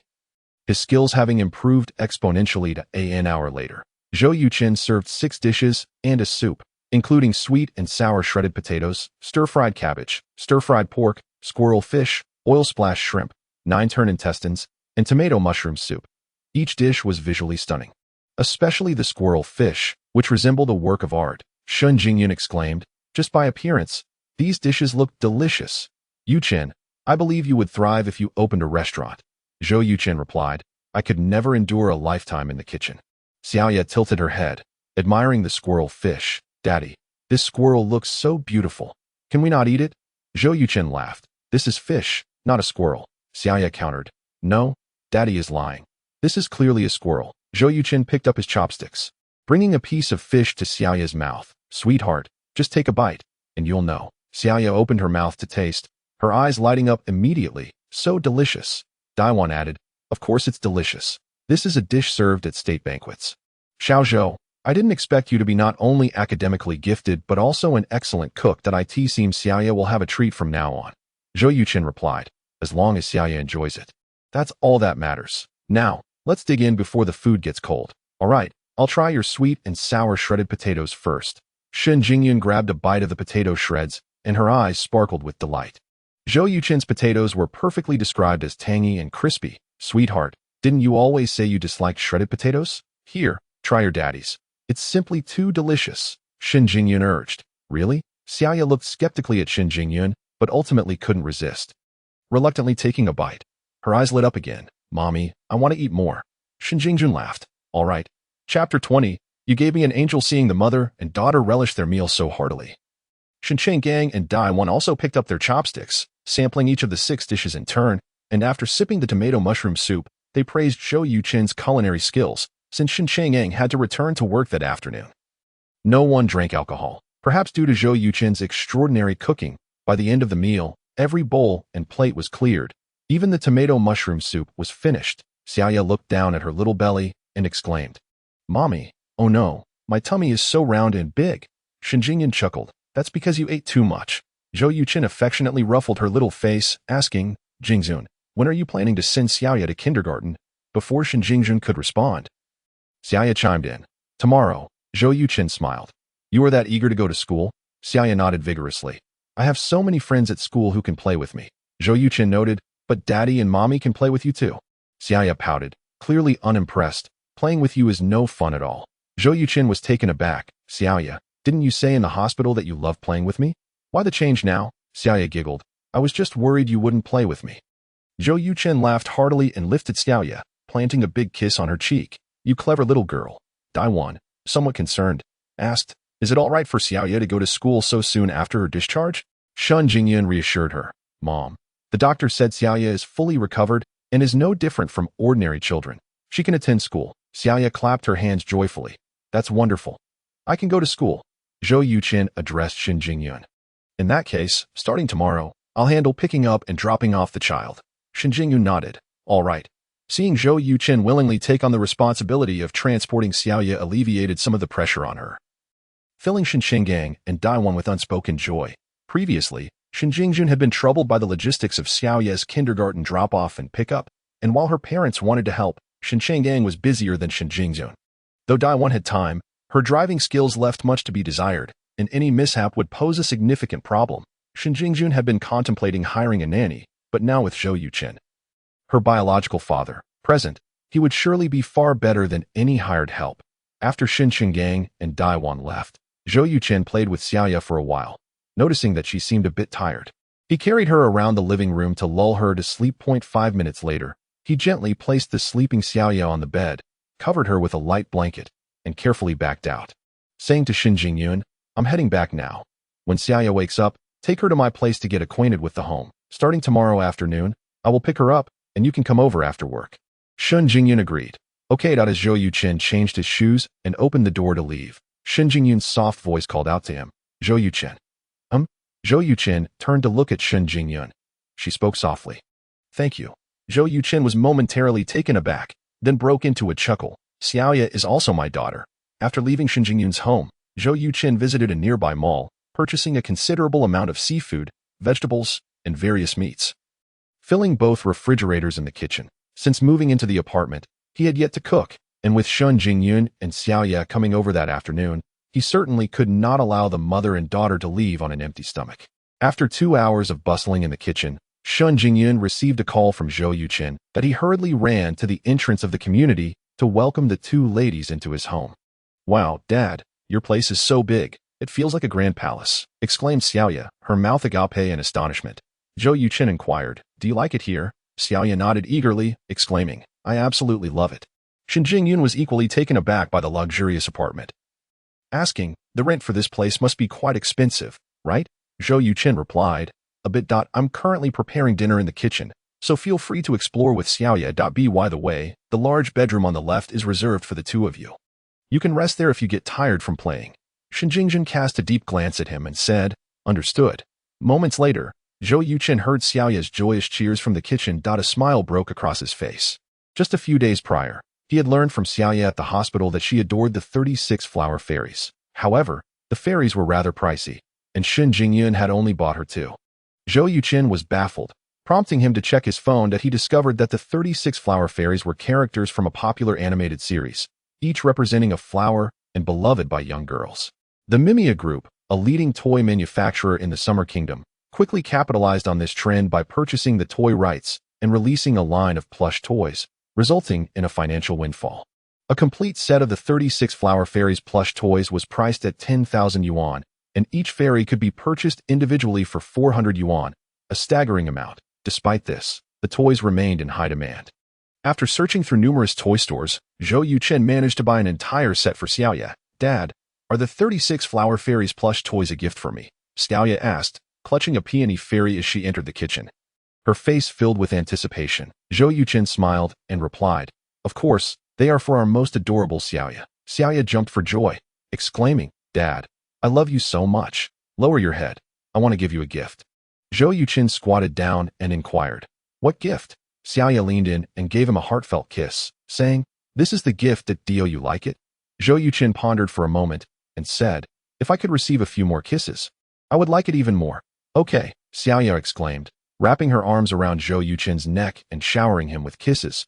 Zhou Yuchen laughed heartily. After the affection, Xiaoya eagerly dashed off to play with her plush toys. Shortly after, Shen Jingyun entered the kitchen and remarked, "Spending 10,000 yuan on toys. Do you have money to burn?" Zhou Yuchen paused for a moment and replied, "I merely wish to make up for my absence over the past 3 years."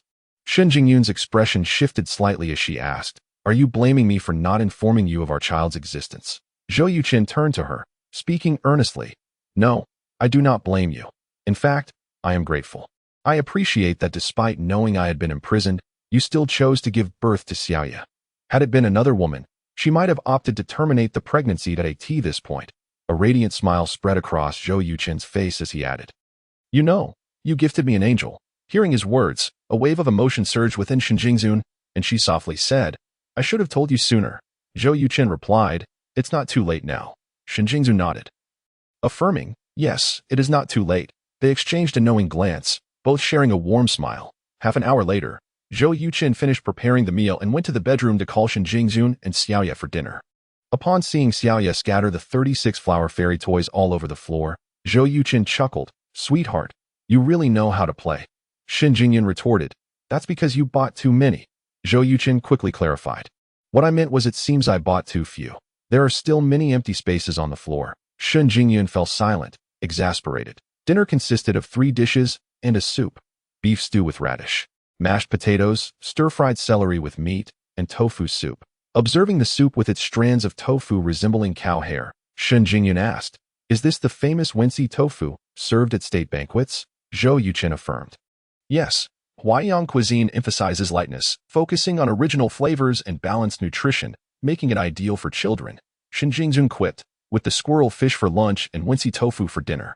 Are we next in line for boiled cabbage and Buddha jumps over the wall?" Zhou Yuchen laughed. "If that's what you desire, I'm more than happy to accommodate." Shen Jingyun admired Zhou Yuchen's culinary skills, feeling a deep respect for his prowess in the kitchen. As they conversed, Xiaoya had already finished her bowl of Wensi tofu soup. Declaring, "Dad, I want more." Zhou Yuchen picked up the bowl and said, "You little glutton." Xiaoya shyly stuck out her tongue, looking utterly adorable. After dinner, Zhou Yuchen and Shen Jingyun took Xiaoya for a stroll around the community. Spotting several children playing on the slide, Xiaoya excitedly exclaimed, "Mommy, I want to play on the slide with them." Shen Jingyun smiled. "Go ahead." Xiaoya cheered and dashed over, quickly joining the other children, their laughter ringing through the air. Shen Jingyun admired the lush greenery surrounding them and remarked, "The environment here is indeed much better than where I live." Zhou Yuchen offered, "If you wish, you and Xiaoya could move here." Shen Jingyun's gaze sparkled with intrigue as she playfully asked, "Cohabitation?" Zhou Yuchen replied nonchalantly, "This community has 3 rental units available that I meant for you and Xiaoya to reside in one, while I would rent another." Shen Jingyun probed, "What exactly do you do for a living? You seem rather affluent." Zhou Yuchen shook his head, stating, "I only have 2 million yuan but own 19 million outside, 10 million of which is high-interest debt. However, I am confident that in 3 days, I will repay all these debts and purchase this property valued at 45 million." Upon hearing this, Shen Jingyun deduced Zhou Yuchen's profession, saying, "Finance." Zhou Yuchen complimented her, "You are astute. I am currently engaged in crude oil futures." Shen Jingyun furrowed her brow. "You are gambling." Zhou Yuchen replied, "Everyone in finance is essentially gambling." Shen Jingyun's eyes bore into Zhou Yuchen's as she asked, "What happens if you lose?" Zhou Yuchen's voice grew serious as he replied, "For years ago, when you first met me, I had no more than 100 yuan to my name that if I lose, I would merely return to my previous impoverished state." Shen Jingyun, puzzled, asked, "Why do you feel compelled to do this?" Zhou Yuchen remained silent for a long while before responding, "I lack connections and capital. If I want to start a business, I must exhaust every avenue to secure my first pot of gold." Shen Jingyun suggested, "Isn't it better to find a stable job?" A bitter smile crossed Zhou Yuchen's lips as he replied, 5 years have passed since I was imprisoned. In these 5 years, I have not returned home. Do you know why? Before Shen Jingyun could respond, Zhou Yuchen continued, because I am afraid that I'm not boasting, but since my school days, I have always been regarded as the exemplary student in elementary, middle, and high school. I consistently ranked first in my class, bringing pride to my parents, and my sister viewed me as her idol. But now, I am no longer the top student of Yunhai University, but rather a convicted criminal who served a year for intentional injury. You can imagine the scrutiny my parents endured after my incident, and I transformed from the exemplary child into a cautionary tale. If I were to return home now, the incident, which had finally subsided, would once again become a topic of discussion, subjecting my parents to renewed criticism that I can endure any humiliation and insults, but I cannot bear to see my parents shamed because of me. That is my bottom line. Therefore, I must succeed in my entrepreneurial endeavors, return home in glory, and cleanse the stain on my name to restore my parents' respect. As he spoke, Zhou Yuchen's voice trembled, yet his tone remained resolute. His gaze unwavering. Shen Jingjun was taken aback by the heavy burden Zhou Yuchen carried. Feeling a surge of compassion, she gently asked, "Do you not miss them?" Zhou Yuchen trembled. A wave of profound longing crashed over him like a tidal wave. This emotion stemmed from his past, yet Zhou Yuchen felt it deeply. Tears that had been welling in his eyes finally flowed freely. "I'm sorry. I need to go back now." Zhou Yuchen was completely overwhelmed. Not wanting anyone to witness his vulnerability, he lowered his head and swiftly turned away. Watching Zhou Yuchen's desolate figure retreat, Shen Jingyun sighed softly. After a while, a sweaty Xiaoya ran over, asking, "Mommy, where's Daddy?" Shen Jingyun replied, "Daddy has gone home. We should head back too." Xiaoya queried, "Which home?" Shen Jingyun, slightly irritated, responded, "Of course, our old home." Xiaoya pouted, "Can we go to Daddy's?" No, seeing Xiaoya's downcast expression, Shen Jingyun felt a pang of sympathy and said, "During the week, you can stay at Daddy's house on Fridays and Saturdays, but not during school days." Xiaoya's eyes lit up as she nodded eagerly. "Okay." Shen Jingyun took out her phone and called Zhou Yuchen. To her surprise, the phone rang nearby. Zhou Yuchen appeared, holding a bag of cherries, smiling at the mother and daughter duo at this moment. His mood had completely recovered. "Daddy," Xiaoya exclaimed, running towards him with her short legs. Zhou Yuchen, concerned she might fall, instantly darted forward and scooped her up. "Daddy, I have great news. Mommy agreed that I can stay with you on Fridays and Saturdays." "Really? That's wonderful." Xiaoya then asked, "Hey, Daddy, what did you buy?" "These are cherries. You and Mommy can try them when you get home. If you like them, I will buy them often." Xiaoya planted a kiss on Zhou Yuchen's cheek, saying, "Thank you, Daddy. You are the best daddy in the world." Meanwhile, Shen Jingyun chided him. "A pound of cherries costs over 200 yuan. This bag must be at least 1,000. That you're quite generous." Zhou Yuchen replied, "Money is not an issue, as long as Xiaoya enjoys it. That's all that matters. Come, let's go to the security office and register the license plate." Soon, the security office recorded Shen Jingyun's vehicle information. After sending Xiaoya and Shen Jingyun back to Mingda Community, Zhou Yuchen returned home. After taking a shower, he entered his study, opened his computer, and logged into the Shatai Futures platform. It was exactly 9 o'clock, and crude oil futures had just opened at AS in previous days. Oil prices surged forward relentlessly. Within 20 minutes, the price of 445 yuan was breached, resulting in a total short position of 1.236 million barrels of crude oil. About half an hour later, the price surpassed 448 yuan. At that moment, shocking news broke globally. Two major oil-producing nations had signed a peace agreement under the mediation of the Bear Country, putting an end to a war that everyone had anticipated. The repercussions in the crude oil futures market were catastrophic. The upward trend in oil prices came to a sudden halt, plummeting from 448.82 yuan in a free fall to 350 yuan. Countless individuals and corporations that had gone long on oil faced catastrophic losses. In the comments section of the Shatai Futures platform, numerous investors vented their frustrations. "It's over. My 3,800,000 has been wiped out. 3,800,000. I secretly invested over 20 million behind my wife's back. And now it's all gone. Brothers, I just went up to the rooftop. See you in the next life." The Bear Country is meddling again. Now that they've settled their disputes, my wife and I are about to have our own. My wife wants a divorce. What should I do? I'm in a rush. This morning, Zhou Yuchen had been granted 10 times leverage by the financial company, and upon witnessing the drastic turn in oil prices, Zhuang Wenbin's expression shifted dramatically. When Zhou Yuchen transitioned from a long to a short position, Zhuang Wenbin had secretly mocked him. But now he realized the folly lay with himself, unable to resist. Zhuang Wenbin checked Zhou Yuchen's trading records. Goodness, shorting at 445 yuan. Within just half an hour, he made over 100 million. That this operation is simply extraordinary. The more remarkable Zhou Yuchen appeared, the more regretful Zhuang Wenbin felt. If he had heeded Zhou Yuchen's advice and had his wife turn to short oil, they might have achieved financial freedom with just this one transaction. Now, he found himself trapped with a total of 6 million yuan. Individuals like Zhuang Wenbin, who worked in financial institutions, typically engaged in futures and stock trading. To avoid violating company policies, they would have family members execute trades while they directed operations remotely, as they had access to far more information than the average person. Thankfully, his wife was cautious, only utilizing 5 times leverage. Otherwise, they would have faced a complete liquidation. What should I do? Should I sell? Zhuang Wenbin found himself in a dilemma, based on the current oil price. If it dropped another 50 yuan, his 6 million would be entirely lost. If he opted to cut his losses, he would lose around 4 million. Yet, if a sudden piece of good news emerged and prices rebounded, he would regret his decision. Caught in indecision, Zhuang Wenbin suddenly thought, why not consult Zhou Yuchen? He closed his office door, took out his phone, and dialed Zhou Yuchen's number. Hello, Mr. Zhou. Zhou Yuchen felt it was necessary to maintain a good relationship with Zhuang Wenbin, so he saved his number on his phone. Mr. Zhuang, congratulations. Your judgment was entirely correct. You must have made quite a fortune. Zhou Yuchen, aware that Zhuang Wenbin could see his trading records from the back end, humbly replied, it was just a small profit. Zhuang Wenbin was candid, saying, Mr. Zhou, to be frank, my family also invested in crude oil futures using 5 times leverage, and they are currently trapped, suffering significant losses. If oil drops another 50 yuan, the principal will be completely wiped out. Zhou Yuchen immediately understood Zhuang Wenbin's reason for reaching out, stating, I believe this drop will be substantial. A further 50 yuan decline is not unlikely. Zhuang Wenbin quickly asked, do you think oil prices will fall below 300 yuan? Zhou Yuchen affirmed, the possibility is quite high. If I were you, I would exit immediately, add some capital, and short oil with 10 times leverage. You might still recover your investment.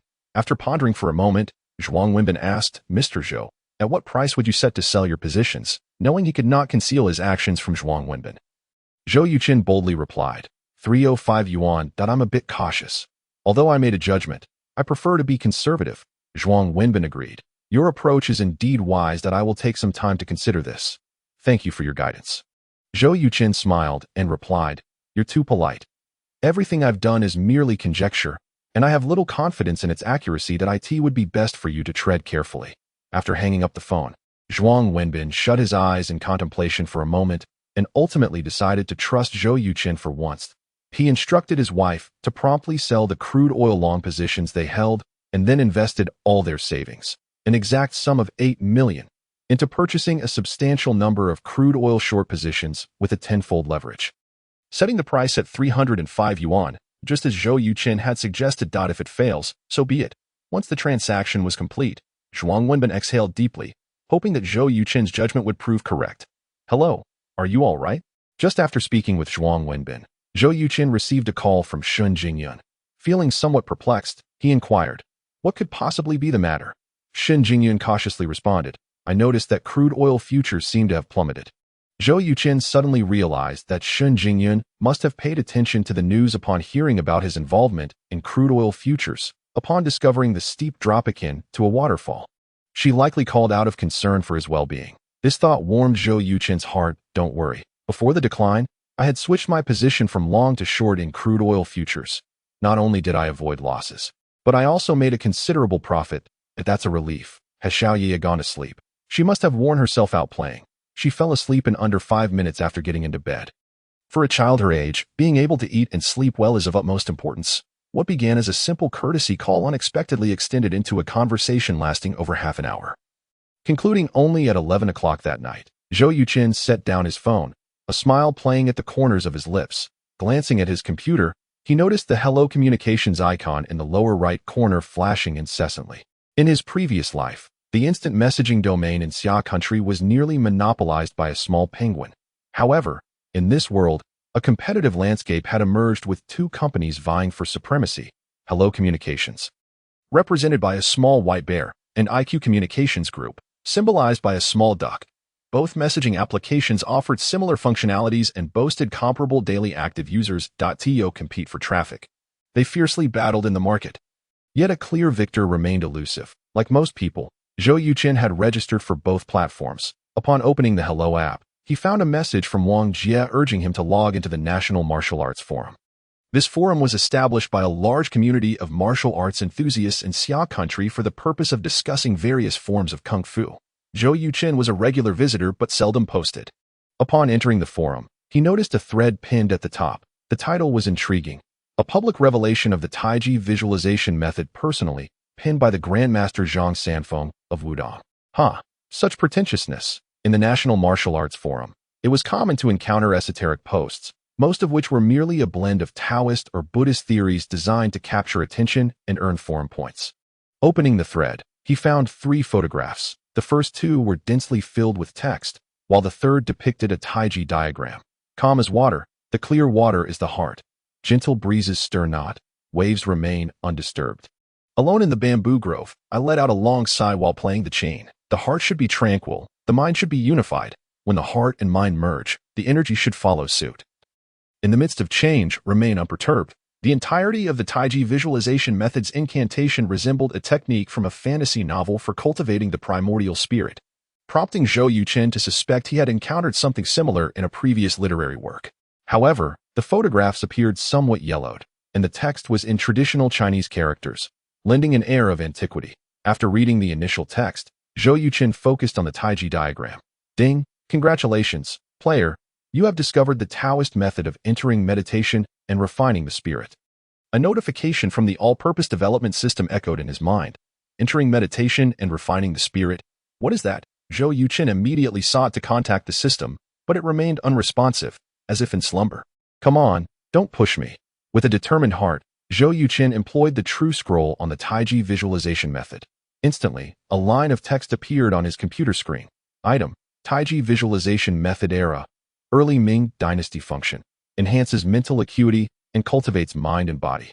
By visualizing the Taiji diagram, ordinary individuals can achieve a meditative state, with 1 hour of meditation equivalent to 6 hours of deep sleep. The final line of the True Scroll's introduction piqued Zhou Yuchen's interest. It was well known that approximately 1/3 of a person's life is spent in sleep, that if he could master this Taiji visualization method, wouldn't it significantly reduce his need for sleep and effectively extend his lifespan? Zhou Yuchen's expression brightened as he continued reading. The thread's author had appended a note after posting the 3 photographs. Taoist meditation and Buddhist Zazen fundamentally serve the same purpose: to enter a meditative state and enhance one's vitality. I have practiced the Taiji visualization method for 6 months, and 3 months ago, I unintentionally entered a meditative state for an hour. Upon awakening, I felt refreshed and invigorated, indicating the authenticity of this Taiji visualization method. Perhaps my understanding is limited and my thoughts too scattered. I have only succeeded once. I now share this method with the hope that my fellow practitioners can master it. The comments section was already inundated with thousands of replies. Overwhelmingly negative. If one were to describe it in a single term, it would be utterly chaotic, with all manner of opinions expressed. Nonsense. This is undoubtedly a hoax. People will say anything for points. The post's author was astute, avoiding any claims that this was a cultivation technique. While Taoist meditation is real and Buddhist Zazen is also real, the Taiji visualization method is false. Case closed. The vast majority of comments lambasted the poster, expressing disbelief in the method's authenticity. Sensing the overwhelming hostility, the poster swiftly deleted the thread.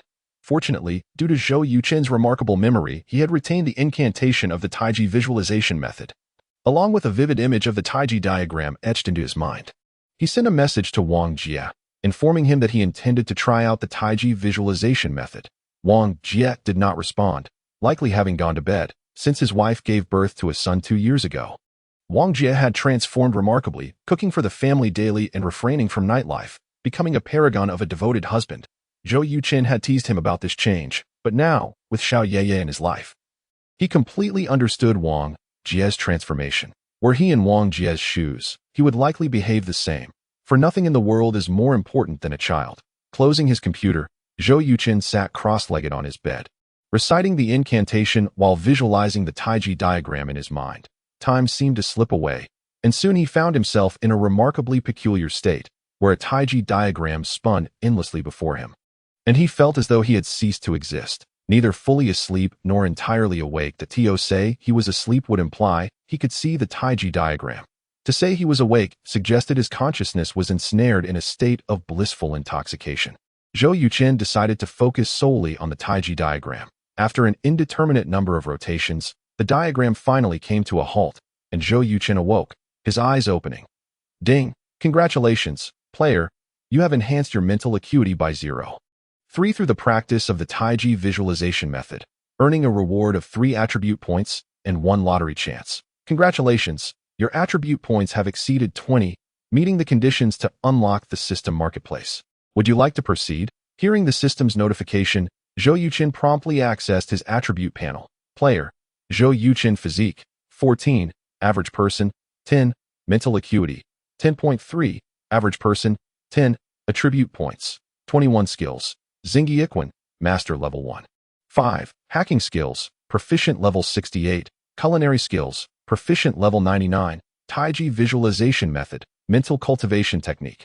Items: Futures prediction scroll, currently in use. Comprehension scroll, duration, 30 days. During this period, Zhou Yuchen had refrained from utilizing attribute points to enhance his physique and mental acuity, specifically to unlock the system marketplace.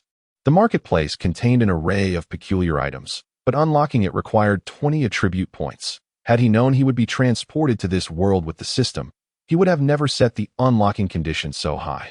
Yes, unlock the system marketplace. Golden light enveloped him, and the words System Marketplace appeared beneath his attribute panel. That he opened the marketplace, and with a thought, a variety of items began to rotate before him.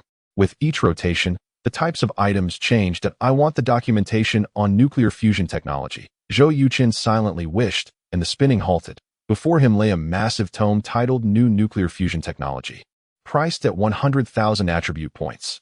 Damn, that's exorbitantly expensive. He realized that since arriving in this world, his accumulated attribute points barely totaled 50. The system, however, was offering the new nuclear fusion technology for a staggering 100,000 points. Zhou Yuchen doubted he could amass such a quantity even over 10 lifetimes. I want the research documentation for lithography machines. That a flash of light revealed another hefty book titled Lithography Machine Development.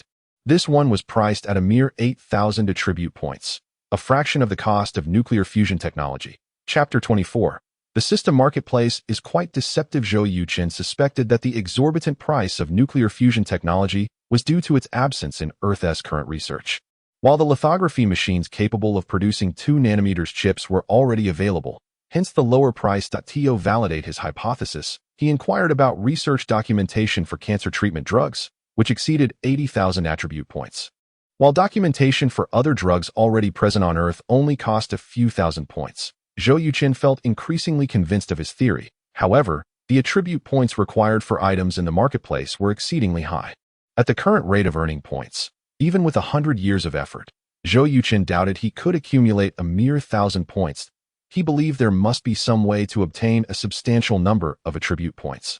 Otherwise, this system marketplace would be utterly useless. What could it be? After pondering for some time, Zhou Yuchen remained at a loss. Frustrated, he opted for a lottery draw. The spinning lottery wheel promptly appeared before him. Stop! The wheel came to a halt, and a burst of light revealed an item in his inventory. Low pyramid development documentation. Damn it! Zhou Yuchen felt utterly dismayed. What was low pyramid? It was an anti-diarrheal medication. There were easily 80 to 100 similar drugs worldwide, and for Zhou Yuchen, this item held no value whatsoever. He had not anticipated that the items from the system marketplace would also be included in the lottery. Had he known, he would have refrained from accumulating points to unlock the marketplace in the short term. Comparatively, he preferred to win various functional scrolls. However, considering the potential future opportunity to obtain extraordinary items like nuclear fusion technology, Zhou Yuchen felt he hadn't suffered too much of a loss. Closing the system, Zhou Yuchen checked his phone, noting that it was still not yet 2 o'clock. This meant he had only been meditating for an hour. But he felt invigorated and mentally sharp, devoid of any drowsiness. If he could replace sleep with meditation, he would gain an additional 5 to 6 hours each day compared to the average person, while also significantly enhancing his mental acuity. This realization filled Zhou Yuchen with a sense of gratitude. He was fortunate to have seen Wang Jie's message. Otherwise, he would have missed out on such a remarkable mental cultivation technique. Zhou Yuchen poured himself a glass of water and returned to his study, retrieving a substantial book on hacking. With Xiaoye set to start school the following day, he anticipated having ample time for study. So he chose to utilize the comprehension scroll. Instantly, he felt as if his mind had been infused with a refreshing stream of icy water. His mental faculties became extraordinarily active, and many of the problems he had encountered while reading were resolved almost instantaneously. Zhou Yuchen wasted no time and began studying earnestly. This continued for over 3 hours. When he turned to the last page, he realized that dawn had already broken. Opening his attribute panel, he was astonished to find that his hacking skills had reached 80 proficiency. This meant that in under 4 hours, his hacking proficiency had increased by 12 percentage points, an exhilarating achievement. Stretching, he donned a set of workout clothes and made his way to the community square to practice. Upon arrival, he noticed over 20 individuals already engaged in exercise. Most were elderly, with a few middle-aged individuals in their 40s, while not a single young person was present. Some were jogging, others practicing Tai Chi, some performing Bajuanjin, and a few dancing. The expansive square was vibrant with 4 or 5 different forms of exercise. Scanning the area, Zhou Yuchen focused on the elderly practicing Tai Chi and Bajuanjin. Observing that their movements were merely the popular forms of exercise found online, lacking any lethal prowess, this made sense. Encountering hidden martial arts masters in reality was unlikely. Returning his gaze, he positioned himself in a corner facing the rising sun and assumed the Santi posture. As a master of Xingyi, Zhou Yuchen's Santi stance, while identical in form to that of ordinary martial artists, was fundamentally different in essence. He exuded a sense of stability and gravity. His upper body stood tall like a pine, as if to pierce the heavens, while his feet remained grounded like the mountains, embodying a sense of steadfastness. After standing for approximately half an hour, Zhou Yuchen released a long breath, expelling air for a full 3 minutes before finishing. Opening his eyes, he noticed an elderly man standing nearby. Smiling as he spoke, "Young man, you've been practicing for 20 minutes. Is there something you need?" The man appeared to be in his 70s, with gray hair and a gaunt face. Yet his spirit was vibrant, and his eyes glinted with a sharpness reminiscent of a tiger's fierce presence. Judging by his aura, this elder seemed extraordinary, likely a retired leader from a military district. "Young man, are you practicing the Xingyi Santi posture?" The elder's respectful address caught Zhou Yuchen's attention favorably. Many older individuals referred to younger ones as young people, which often felt condescending to Zhou Yuchen. In contrast, the term young man conveyed a sense of equality and respect. "Indeed, I am practicing the Xingyi Santi posture," Zhou Yuchen replied, giving the elder a thumbs up. "Before I retired, I had seen some soldiers proficient in Xingyi standing in this posture, but they did not do it as well as you." "How so?" The elder scratched his head, pondering for a while before responding. "It's just a feeling. There is no particular basis for it." Zhou Yuchen smiled. Once the Santi posture is practiced to a certain degree, one begins to emphasize the essence over the form. Your perception of their inferiority to me stems from their limited cultivation, which has not yet allowed them to develop their own unique essence. The elder raised an eyebrow. "So, you've cultivated your own essence?" Instead of responding directly, Zhou Yuchen said, "You can assess for yourself." "I apologize, but I must return home to prepare breakfast for my little girl." The elder inquired, "Will you be coming to practice every morning?" Zhou Yuchen nodded. "Yes." A smile broke across the elder's face. "Then I shall see you tomorrow." Zhou Yuchen acquiesced with a nod and strode away. Watching his diminishing silhouette, the elder murmured, "It seems this young man is unaware of my true identity. Lao Zhao, come quickly and practice Tai Chi." A distant elder called out. The older man waved his hand, responding, "Right away." If Shun Qinggang were present, he would certainly recognize the elder as Zhao Shenghua, the retired commander of the Yunhai military district, whose reputation within the military remains formidable. Every National Day parade, Zhao is invited to observe from the prominent Yandu city tower, seated at a position of great significance. His son, even more illustrious, is the esteemed Zhao Yinzhong of Yuhai City, a city of immense stature in Xia country, akin to the former Shang city. To attain such a position, one must at least hold the rank of deputy general. Chapter 25. The first day of school. Unaware of the elder's esteemed status, Zhou Yuchen returned home to prepare 3 baskets of beef soup dumplings, followed by a pot of Wensi tofu soup. The beef had been chopped the previous afternoon, and to prevent digestive discomfort for the little girl, he opted for tenderloin, finely minced. While this choice might slightly compromise the flavor, it was a necessary compromise for such a young child. The 1C tofu soup was a request from Shun Jingyun during a phone conversation the previous night, where she learned that he intended to make breakfast for the child. The little girl had expressed her fondness for the dish multiple times upon returning home. Zhou Yuchen, naturally, was eager to fulfill her request. 40 minutes later, the dumplings and soup were readied. He placed the soup into a thermos and carried a large bag containing the steaming dumplings as he descended the stairs.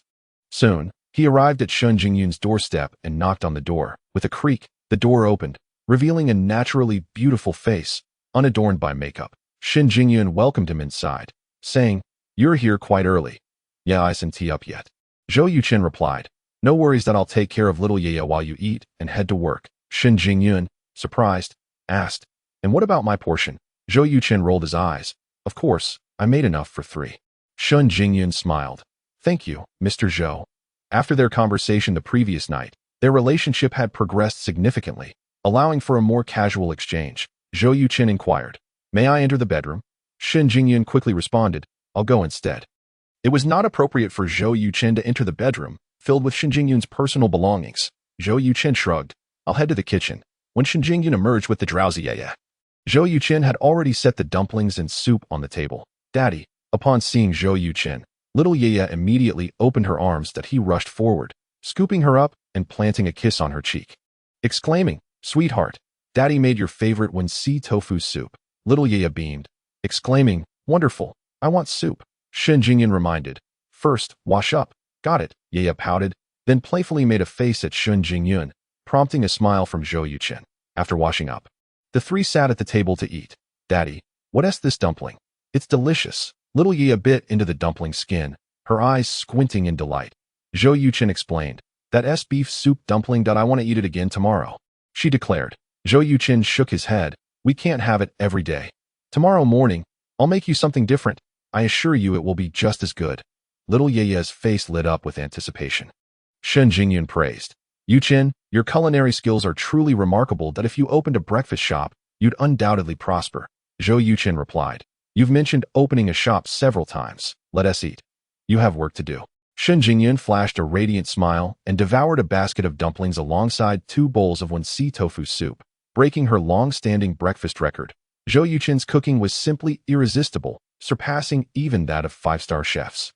After breakfast, Shun Jingyun said to Zhou Yuchen, "I'm off now. Could you take little Yaya to school?" Zhou Yuchen gestured an okay, assuring her, "Don't worry." Little Yaya chimed, "Goodbye, Mommy." "Goodbye, sweetheart." Shun Jingyun kissed her daughter, grabbed her bag, changed her shoes, and hurriedly departed. Zhou Yuchen noted that Shun Jingyun's bag was somewhat worn, making a mental note of it. 10 minutes later, after finishing breakfast, Zhou Yuchen headed to Yuhai Elite Kindergarten with little Yaya. Due to traffic, the short 10-kilometer journey took nearly half an hour as they neared the kindergarten. The road was blocked, compelling Zhou Yuchen to park by the roadside and carry little Yaya for over 100 meters before entering the school. Under little Yaya's guidance, they arrived at the classroom door of Class 6. A fashionable young woman in her 20s stood there, welcoming the children. Zhou Yuchen had heard from Shun Jingyun that this charming lady was Miao Yulan, Yaya's homeroom teacher, who had been quite attentive to the duo. Once, during a heavy rain, Shun Jingyun had arrived over an hour late due to work, and Miao Yulan had waited with little Yaya in the classroom, demonstrating her dedication. "Yaya, who is this?" Miao Yulan asked with a smile. Little Yaya proudly declared, "Teacher Miao, this is my daddy." Zhou Yuchen extended his hand. "Hello, Teacher Miao. I'm Zhou Yuchen, little Yaya's father." Miao Yulan hesitated for a moment, recalling past encounters with unscrupulous parents, but ultimately shook his hand. "Hello, Mr. Zhou." Zhou Yuchen had no ulterior motives and withdrew his hand after a brief touch, saying, "Thank you for taking care of them these past few months. I've returned to Yunhai for work, and I'll be responsible for picking up and dropping off little Yaya from now on." Miao Yulan responded, "Yaya's mother has a demanding job while caring for her. Your return to Yunhai is wonderful news for her." Zhou Yuchen concurred, "Indeed, Teacher Miao. I have your number. I'll send you a text shortly with my contact details. Please feel free to reach out if there are any issues concerning the child." Miao Yulan agreed. "All right." He gently patted little Yaya's head, saying, "All right, sweetheart, go on in." Little Yaya nodded and, with her little backpack, entered the classroom. Zhou Yuchen nodded at Miao Yulan before turning to leave. Nearby parents, having overheard the exchange, began to murmur among themselves. "Is he the husband of that stunning mother? He doesn't look like much." The saying that a beautiful woman marries an ordinary man seemed to hold true. That's not entirely fair. Although little Yaya's father looks average, his physique and demeanor are commendable. In my opinion, a man's appearance, build, or demeanor is secondary. What matters most is his financial strength. Exactly. Zhou Yuchen's clothing is quite plain. He must be struggling financially. Have you all not noticed a larger issue? Shen Jingyun's daughter carries her mother's surname, not her father's. Could it be that this Zhou is a son-in-law, due to her striking beauty? Shen Jingyun was quite renowned among the parents in little Yaya's class. Many affluent fathers endeavored to take on the task of picking up and dropping off their children just for a glimpse of her. They had assumed Shen Jingyun was a single mother, only to be surprised by the sudden appearance of Zhou Yuchen, leading to whispers and speculation. Miao Yulan, disapproving of the gossip, found herself unable to intervene and opted to feign ignorance. However, she couldn't help but feel curious about Zhou Yuchen.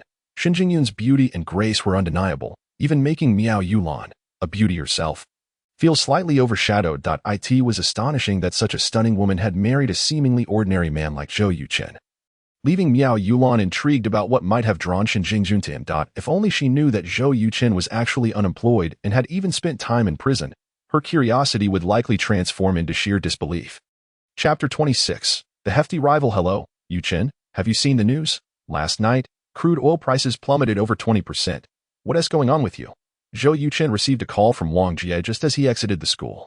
It was evident that Wang Jie had seen the news about the sudden drop in crude oil futures and was calling out of concern. Don't worry, I'm fine, Zhou Yuchen assured him. Stop it. I saw online that most domestic investors in oil are trapped, with at least half facing liquidation.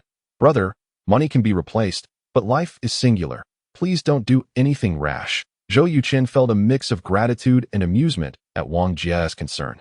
Responding, I'm serious. Jet out a while ago, I went long on oil and made several million. I just went short yesterday, and with the drop, I've made a tidy sum again. By tomorrow, I'll be out of the oil futures. And I'll send you a substantial red envelope. Wang Jie exclaimed, wow, you're impressive. Tell me the truth. How much did you earn this time? Did you use leverage? Zhou Yuchen chuckled, of course I use leverage. This time, the profits should be enough to buy the flat I'm currently renting. How much is the flat worth? Wang Jie asked. 45 million. I've already paid the deposit. Wang Jie seemed to take a moment to digest the information before cursing. Zhou Yuchen, you rascal, you must treat us. Zhou Yuchen laughed. That essay given. Jie, I have one more thing to share. The Tai Chi visualization method revealed on the forum last night is genuine. Wang Jie gasped. Did you manage to enter a meditative state? Zhou Yuchen confirmed. I meditated for an hour, and upon awakening, I felt rejuvenated and full of energy. Since 2 this morning, I felt no fatigue. And my mind is exceptionally clear, sharper than usual. Wang Jie, envious, remarked, my father was right. You're a martial arts prodigy. You not only grasp Xingyi quickly, but can also master such an esoteric visualization technique. It's simply astonishing. Yuchen, you want to end up cultivating an ethereal spirit and ascending to the heavens, will you?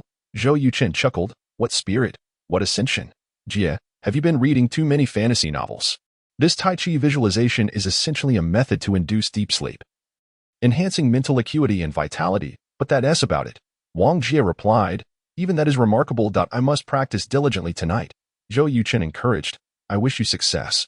Wang Jie's call opened the floodgates, and soon, Wu Xiongfeng, Zhang Xia, and Zhang Hao all called to inquire about the oil futures to reassure these investors. Zhou Yuchen patiently explained the situation to each of them, with a month's validity for the comprehension scroll. Zhou Yuchen wasted no time. After purchasing some groceries on the way, he returned home to study. Hacking is a vast and complex field, and without the scroll, mastering it would take at least 6 months. However, with the scroll, he could easily grasp the material, leveraging his exceptional memory and comprehension skills. Aside from a single meal, Zhou Yuchen devoted nearly all his time to reading. By mid-afternoon, he finally finished a book titled The Art of Hacking. Rubbing his slightly swollen head, he felt a considerable sense of accomplishment. Upon checking his attributes, he discovered his hacking skills had reached 85 proficiency, a 5% improvement from the morning. This seemingly minor increase was significant. In the later stages of skill development, progress becomes exceedingly difficult, especially between 99 proficiency and mastery. Zhou Yuchen understood he needed to maintain a calm mindset and await the moment when everything would fall into place. Little Ye finished school at 4:30, and after a quick wash of his face, Zhou Yuchen made his way to the school. By this time, many parents had gathered at the school entrance. exiting his vehicle. He pulled out his phone and checked the news. "Hey, Yuchen, it seems Miss Shin might not be picking up the child this afternoon. Your roses may have been in vain," remarked a slender man to a portly gentleman named Shi Kailang, the CEO of Kailang Clothing Company, who was worth billions. His son, Shi Fong, was in the same class as little Ye. Shi Kailang had become a widower after his wife died in childbirth, and upon spotting Shin Jingyun last month while picking up his child, he was immediately smitten. After some investigation, he learned that Shin Jingyun was a single mother and promptly launched an aggressive courtship, even purchasing 999 roses to publicly declare his affection in front of the other parents. Even if Shin Jingyun rejected him, he believed that persistence would eventually win her heart. The slender man, Zhou Yuchen, had seen Zhou Yuchen that morning and recognized him as the father of Shin Jingyun's daughter. "How do you know Miss Shin won T come?" Shi Kailang asked, puzzled. Zhou Yuchen pointed to Zhou Yuchen, saying, "Sure, see that man? He is Zhou Yuchen, little Shun Xin's father." Shi Kailang's expression shifted. "Isn't Shin Jingyun a single mother? How did a husband suddenly appear?" Zhang Qian explained. "The child's father isn't necessarily Shin Jingyun's husband. Didn't you check? Shin Jingyun is unmarried. However, given the circumstances, your situation appears precarious. With a daughter connecting them, Zhou Yuchen holds a significant advantage." Shi Kailang inquired. "What does he do?" Zhang Qian scoffed. "Look at his clothes and car. His conditions seem lacking." Shi Kailang scrutinized Zhou Yuchen, disdain evident on his face. "His outfit doesn't add up to 200 yuan, and that old van wouldn't fetch 1,000. It's no wonder Shin Jingyun didn't marry him. With such conditions, any woman would likely choose otherwise." Zhang Qian warned. "The pressing issue is that Miss Shin isn't coming. What will you do now?" Shi Kailang coldly replied. "No problem, that I'll first probe this Zhou Yuchen to assess what kind of man he is." With that, Shi Kailang strode towards Zhou Yuchen, followed closely by Zhang Qian, eager for the unfolding drama. "You are Zhou Yuchen." A booming voice pierced through to Zhou Yuchen. Looking up, he saw a greasy man approaching. His age seemed to be similar to that of Zhou Yuchen, yet his corpulent figure was nearly double his own, likely weighing no less than 200 pounds. Chapter 27. Full Throttle. "Who are you?" The stout man exuded an air of arrogance, his gaze condescending, which irked Zhou Yuchen. "I am Shi Kailang, the president of Kaizhou Clothing Company. My son, Shi Fong, is in the same class as your daughter, and I share a good rapport with Jingyun." Zhou Yuchen responded with a nonchalant "oh," and inquired, "Mr. Shi, do you know me?" "Of course, you have become quite the celebrity at the school," he replied. "What do you mean?" "Jingyun is undoubtedly the most beautiful single mother in our class, if not the entire school. Many have aspired to pursue her. And now, with you, Mr. Zhou, entering the picture, it's only natural that people take notice." Zhou Yuchen finally understood. He had encountered a rival. "You must be among those pursuing Jingyun, correct? A charming lady deserves a gentleman's attention, as long as Jingyun remains unmarried. I have every right to pursue her. Am I not correct, Mr. Zhou?" "There's no need for such probing. While we do have a daughter together, we are indeed not married. However, from what I know of Jingyun, she is unlikely to be interested in a man weighing over 200 pounds. Mr. Shi, I advise you to shed at least 40 kilograms before making any attempts to woo her." The parents surrounding them could not suppress their laughter at Zhou Yuchen's remark. Shi Kailang felt humiliated and erupted in anger. "I'm merely a bit overweight. Unlike you, driving a dilapidated van and wearing shabby clothes. You have the audacity to pursue Jingyun. You're akin to a toad aspiring to eat swan meat. In arguments, it is never the eloquence that prevails, but rather the ability to maintain composure. The one who loses control first will falter, diminishing their fighting spirit." Shi Kailang's fury led Zhou Yuchen to assess his combat effectiveness as lacking. "Mr. Shi, you may have forgotten that I share a daughter with Jingyun. So the toad yearning for swan meat cannot possibly be made a tea this juncture." Zhou Yuchen paused, scrutinizing Shi Kailang with a peculiar gaze, and jested, "Before me stands a toad more rotund than a pig. Forget about devouring swan meat. He may be too heavy to even leap." Laughter erupted from the crowd. In his previous life, Zhou Yuchen was a tech enthusiast, possessing average oratory skills, and even after becoming a CEO, he had not significantly improved. However, in this world, he was a formidable debater at Yuhai University, wielding sharp rhetoric. Shi Kailang, a wealthy heir with little substance, had ascended to the role of president of the clothing company only because his father had become a vegetable after an accident 2 years prior. Otherwise, he would have needed at least another 20 years to achieve such a position. Zhang Qian, a subordinate, could no longer bear to watch and interjected, "Mr. Zhou, I heard your daughter's surname is Shin. You would be a son-in-law to the Shin family, would you? Zhou Yuchen shot him a glance and replied, Are your ears not functioning well? Jingjun and I are not even married. How could I be a son-in-law? Even if we were to marry in the future, what our child is named is none of your concern. By the way, who are you? Zheng Qian introduced himself. I'm Zheng Qian. Our 3 children are in the same class. Zhou Yuchen responded, Mr. Zheng. My apologies. I mistook you for Mr. Shi's subordinate. When the big brother falters, it's typical for the little brother to bark out a few sounds to express loyalty. I didn't realize we were all parents here. What did he mean by barking out sounds? It was quite evidently an insult directed at Zheng Qian, prompting knowing smiles from the onlookers. Zheng Qian's expression soured as he retorted, Don't you think your words are a bit excessive? Mr. Zhou, Zhou Yuchen replied, Mr. Zhang, some hats should not be hastily donned. If your child were to learn that their father was merely a dog at the side of a classmate's father, how do you think they would feel? One can be without wealth or power, but one must never lack dignity and pride. Zheng Qian's anger flared as he pointed at Zhou Yuchen, exclaiming, Who are you calling a dog? Zhou Yuchen feigned ignorance, asking, Did I say that about you? A parent in the crowd shouted, Did you step on someone's tail? Wouldn't they be upset? Laughter ensued. At that moment, the school bell rang, signaling the end of class. The gatekeeper opened the main entrance, and parents rushed in to pick up their children. Seizing the opportunity as the crowd dispersed, Shi Kailang approached Zhou Yuchen, threatening, Kid, do you know what they say about trouble arising from careless words? Zhou Yuchen chuckled. Then his expression turned serious, his eyes glinting with a chilling menace. Shi Kailang, unleash whatever methods you wish, but do not cower. Also, the name Jingyun is not yours to utter. Should I hear it from you again, I will have your tongue. With that, Zhou Yuchen patted Shi Kailang's fat face, shot a glare at Zheng Qian, and walked towards the school. The killing intent emanating from Zhou Yuchen startled Shi Kailang, leaving him feeling as though he had plunged into an ice cellar. Zheng Qian felt similarly. Zhou Yuchen's glare sent chills down his spine, akin to being targeted by a beast. After a while, both men regained their composure. Zheng Qian, still shaken, remarked, Brother Shi, that Zhou Yuchen's gaze is quite terrifying.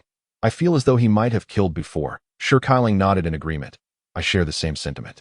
I'll have someone look into his background in the coming days. That we are porcelain, and there is no need to engage in a futile struggle with a stone. Zheng Qian concurred. You're right.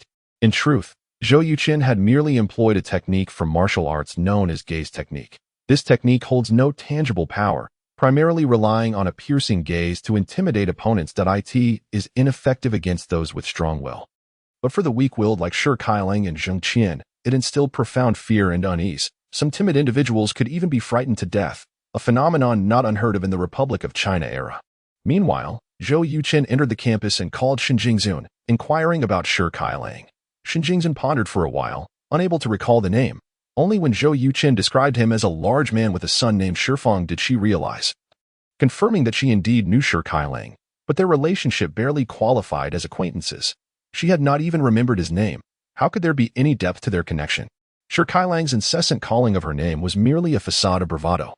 Zhou Yuchen reached the classroom door and waved at Xiaoya. She rushed out, her face lighting up with joy. Daddy, you came so early.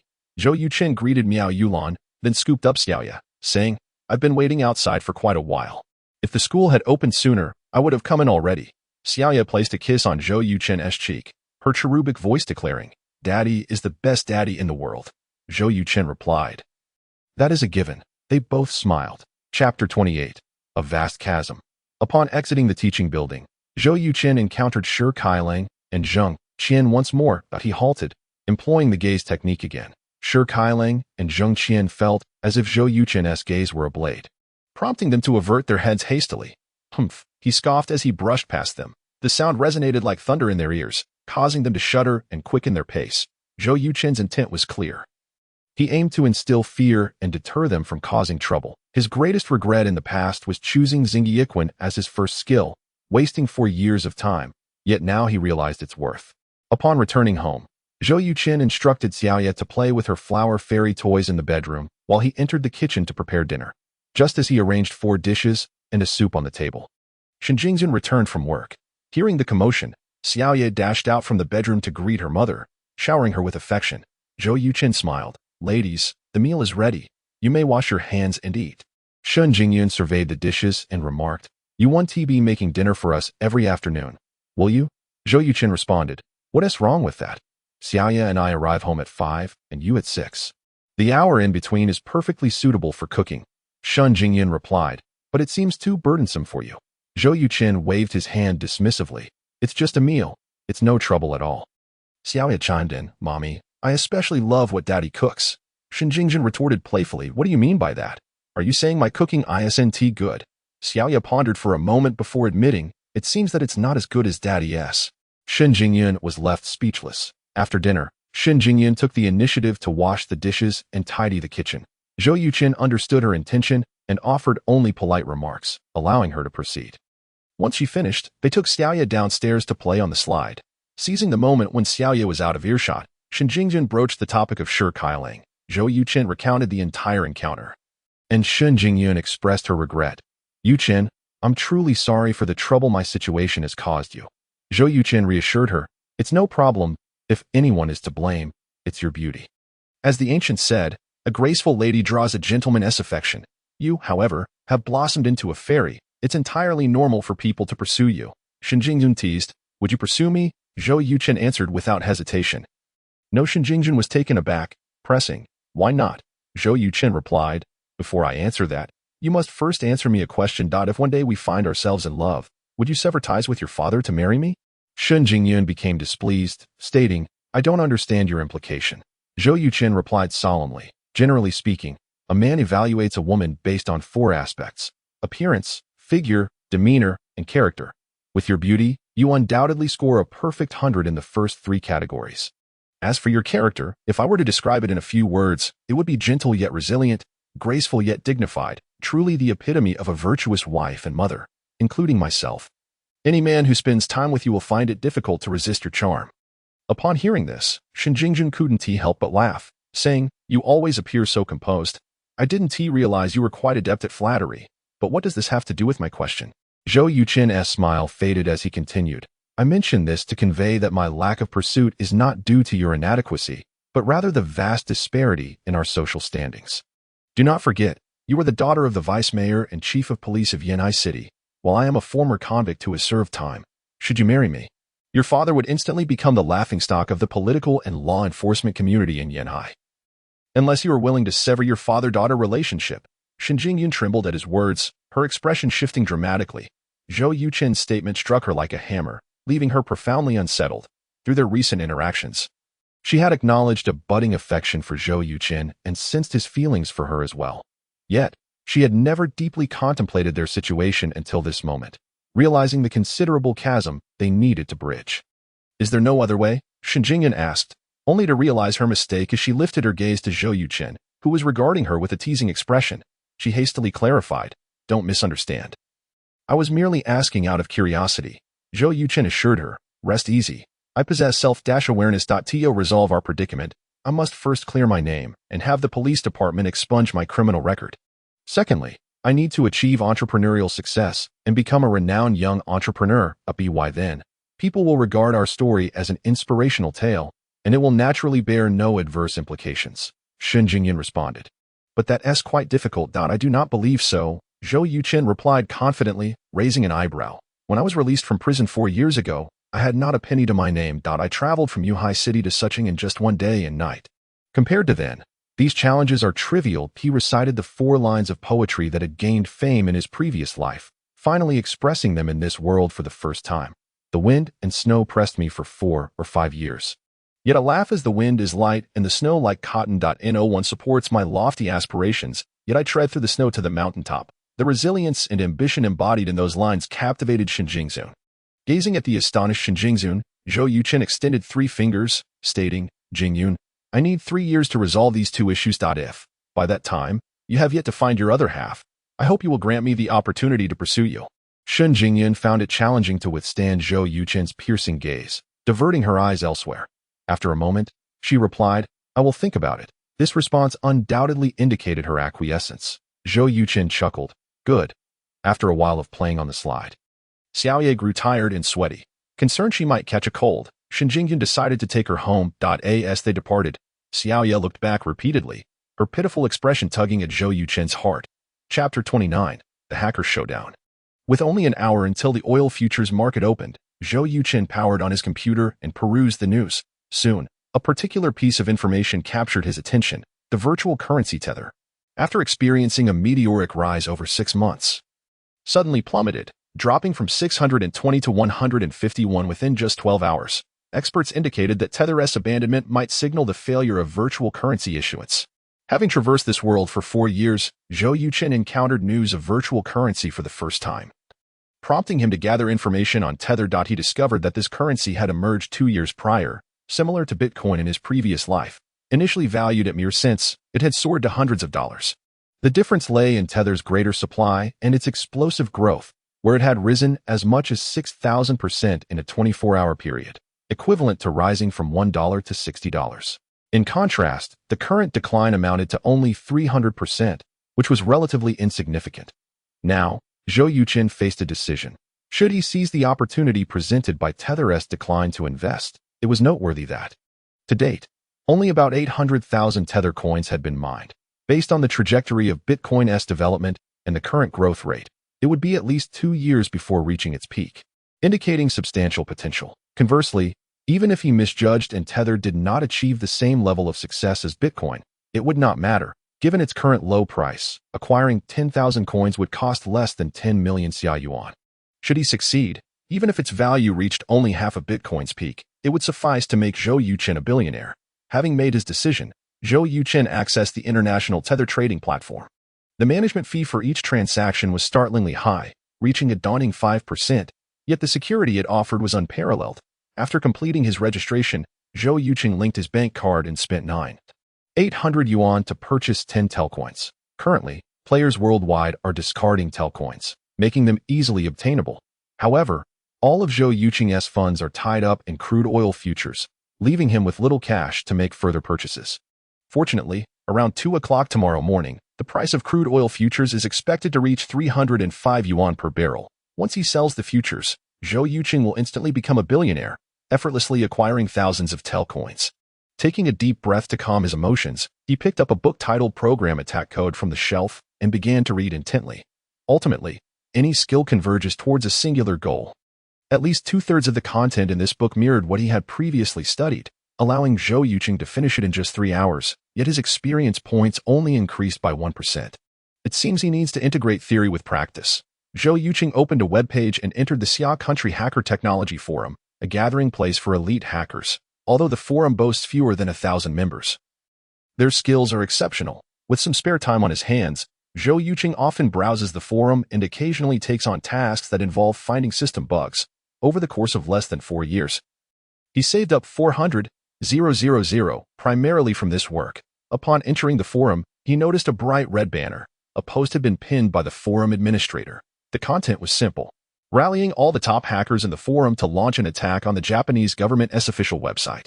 3 days prior, the Xia Country official website had been under siege by dozens of Japanese hacker organizations, resulting in an intense cyber warfare. Despite their desperate defense, the Xia Country hackers were unable to fend off the Japanese assault, leading to the government's official website being down for 5 minutes. This incident was viewed as a tremendous humiliation by domestic hackers, prompting the formation of a Xia Country White Hat Alliance to jointly retaliate against the Japanese government website. After over 20 hours of battle, the Xia Country White Hat Alliance had still not breached the Japanese website. Having lived over 60 years, Zhou Yuchen no longer possessed the fiery temperament of youth.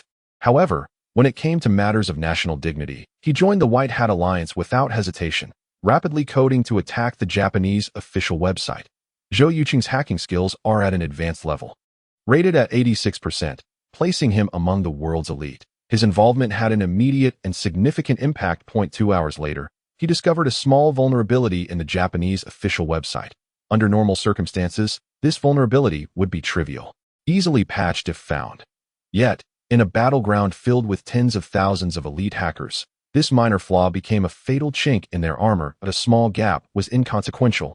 With a larger force, they could hammer it open. Thus, Zhou Yuchen led the White Hat Alliance hackers to fiercely assault this vulnerability. The Japanese hackers reacted swiftly, rushing to patch it. Both sides engaged in a frantic tug-of-war. As the saying goes, a long defense will inevitably lead to loss. After 2 hours of back and forth, the Xia Country White Hat Alliance finally breached the Japanese defenses, taking control of their server and planting a Xia country flag on the Japanese government's official site. The forum erupted in jubilant celebration. We won. Ha! Vengeance has been served. What a relief. Let us see if the Japanese dare to look down on us again. I want to know who this expert named Yuchen is.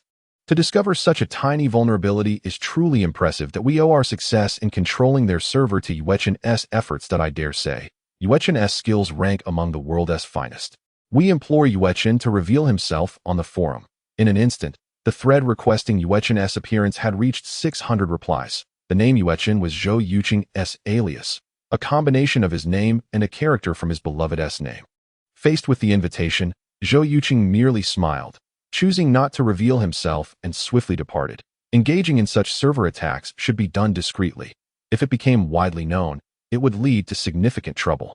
Zhou Yuchen had no desire to come under the scrutiny of network regulators. After glancing at his attributes, he noted that his hacking skills had increased by 4%, reaching 90% proficiency, which brought him great joy. Sitting cross-legged on his bed, Zhou Yuchen practiced the Taiji visualization method. Perhaps due to his earlier excitement, he had entered a meditative state in just over 10 minutes yesterday. But this time it took him over half an hour at 3 o'clock in the morning.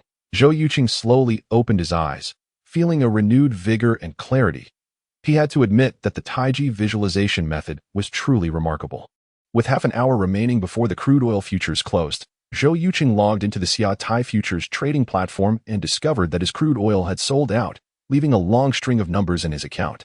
Ha ha ha, my first bucket of gold has arrived, Zhou Yuchen exclaimed, swinging his arm with a radiant smile. This time, he shorted 1,235,955 barrels of crude oil, earning 143 yuan per barrel, culminating in a profit of 176.7 million yuan. After deducting the platform's fees, Zhou Yuchen would receive 152 million yuan. According to their prior agreement, this sum included 10.5 million for Zhonghao, 6 million for Wu Xiongfeng, and 2.4 million each for Wang Jie and Zhang Xia. By this calculation, Zhou Yuchen had turned his initial investment of 2.2 million into nearly 1.28 billion, instantly becoming a billionaire, without hesitation. Zhou Yuchen transferred a portion of the funds into his bank account and accessed the international Telcoin trading platform. Within those few hours, Telcoin's price had dropped by over $20, now standing at $124, equivalent to 855 yuan. Zhou Yuchen deposited 10 million into his Telcoin account, preparing to purchase all available Telcoins. Unfortunately, while his ambitions were lofty, reality proved to be harsh. Besides Zhou Yuchen, numerous investors were also attempting to capitalize on Telcoin's low price, with some setting their purchase prices far exceeding 855 yuan. Rather than feeling disheartened, Zhou Yuchen found solace in this development. It indicated that many investors or institutions were optimistic about Telcoin's future, as they would not undertake such a losing endeavor otherwise. Let us go for it. Zhou Yuchen set his purchase price at 900 yuan, making it the highest price in the entire Telcoin market. Many investors speculated that Zhou Yuchen must have mistyped the number and, seizing the moment, hurriedly sold their Telcoins. Soon, Zhou Yuchen acquired 11,000 Telcoins, capturing 1/8 of the total supply. To avoid negatively impacting the market, he decided not to purchase any further.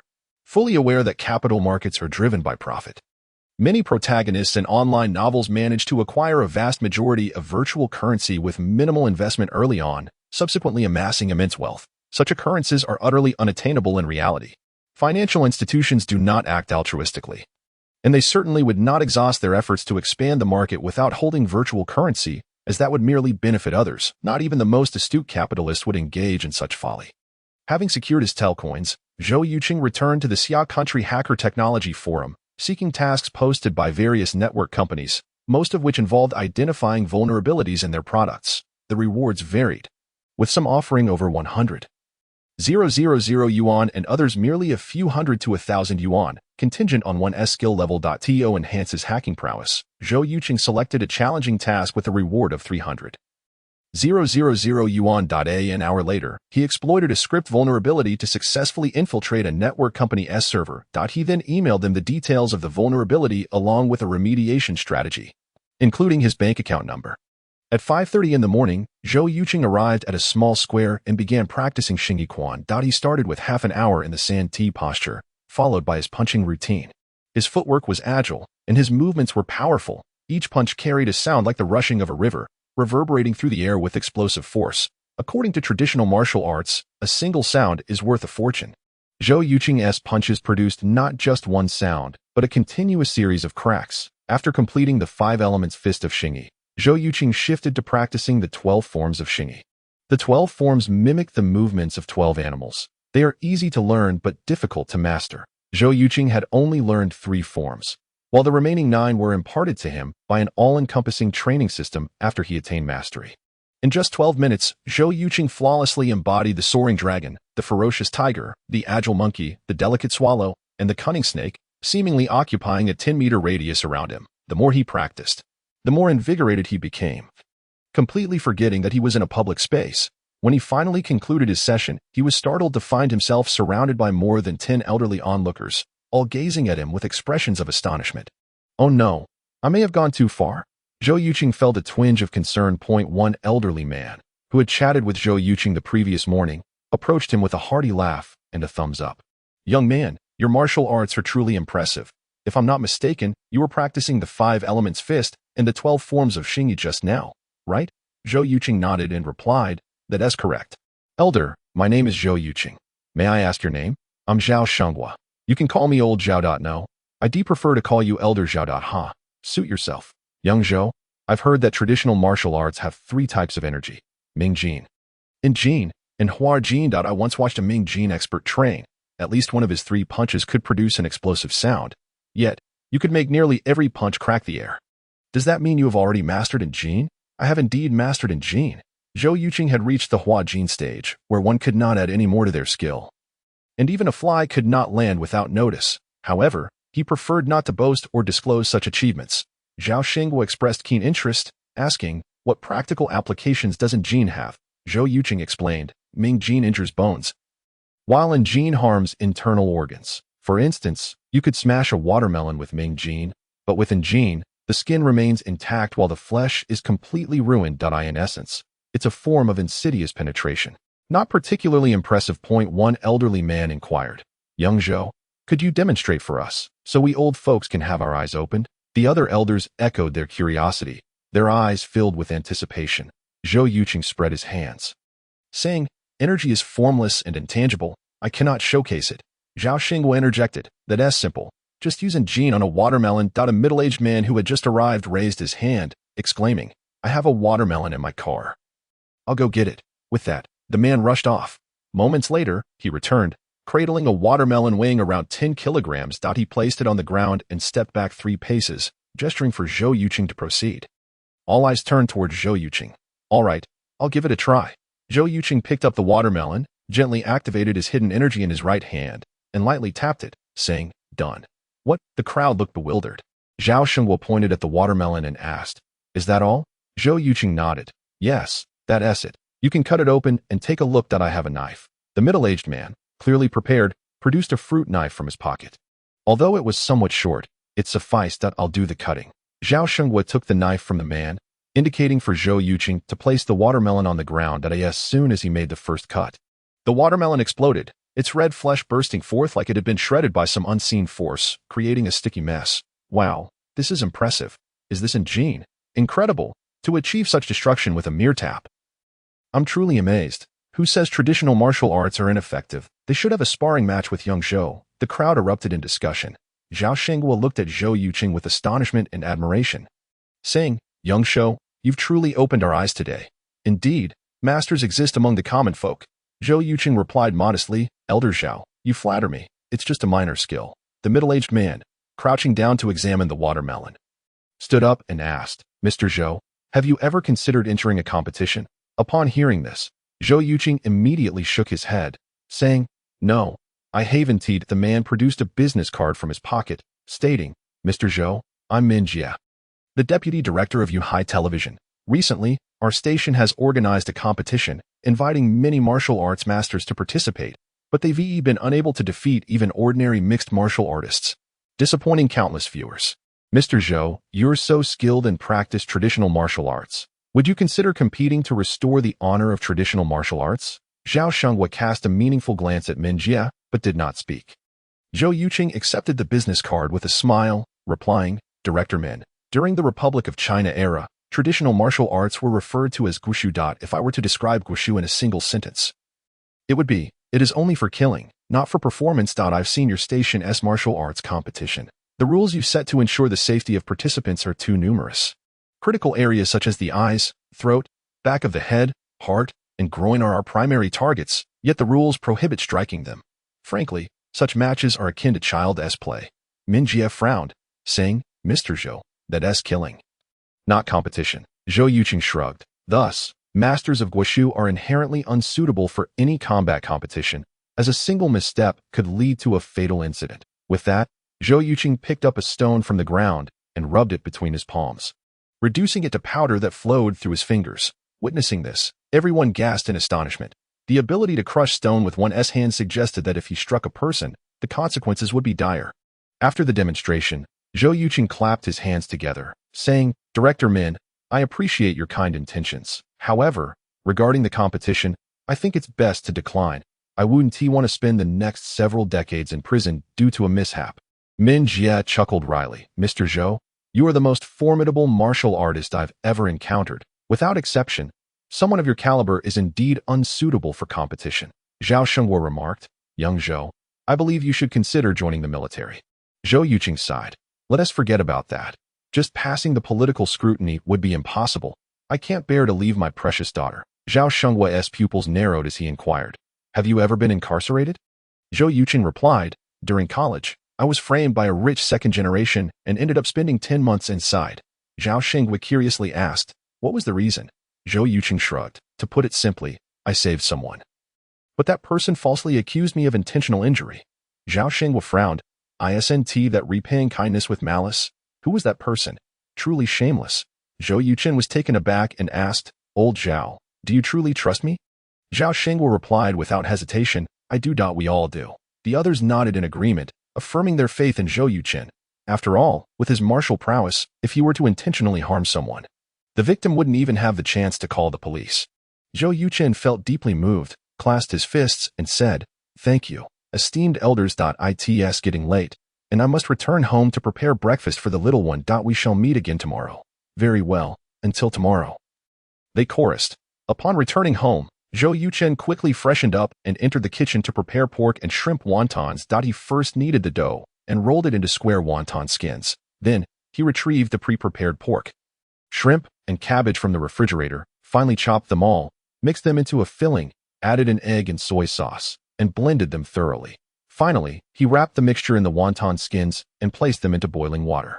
To preserve the original flavor of the filling, Zhou Yuchen added almost no seasoning. After 10 minutes, the fragrant wontons were ready. He poured them into a thermos and hurried to Shun Jingyun's home. Today, little Ye woke up quite early.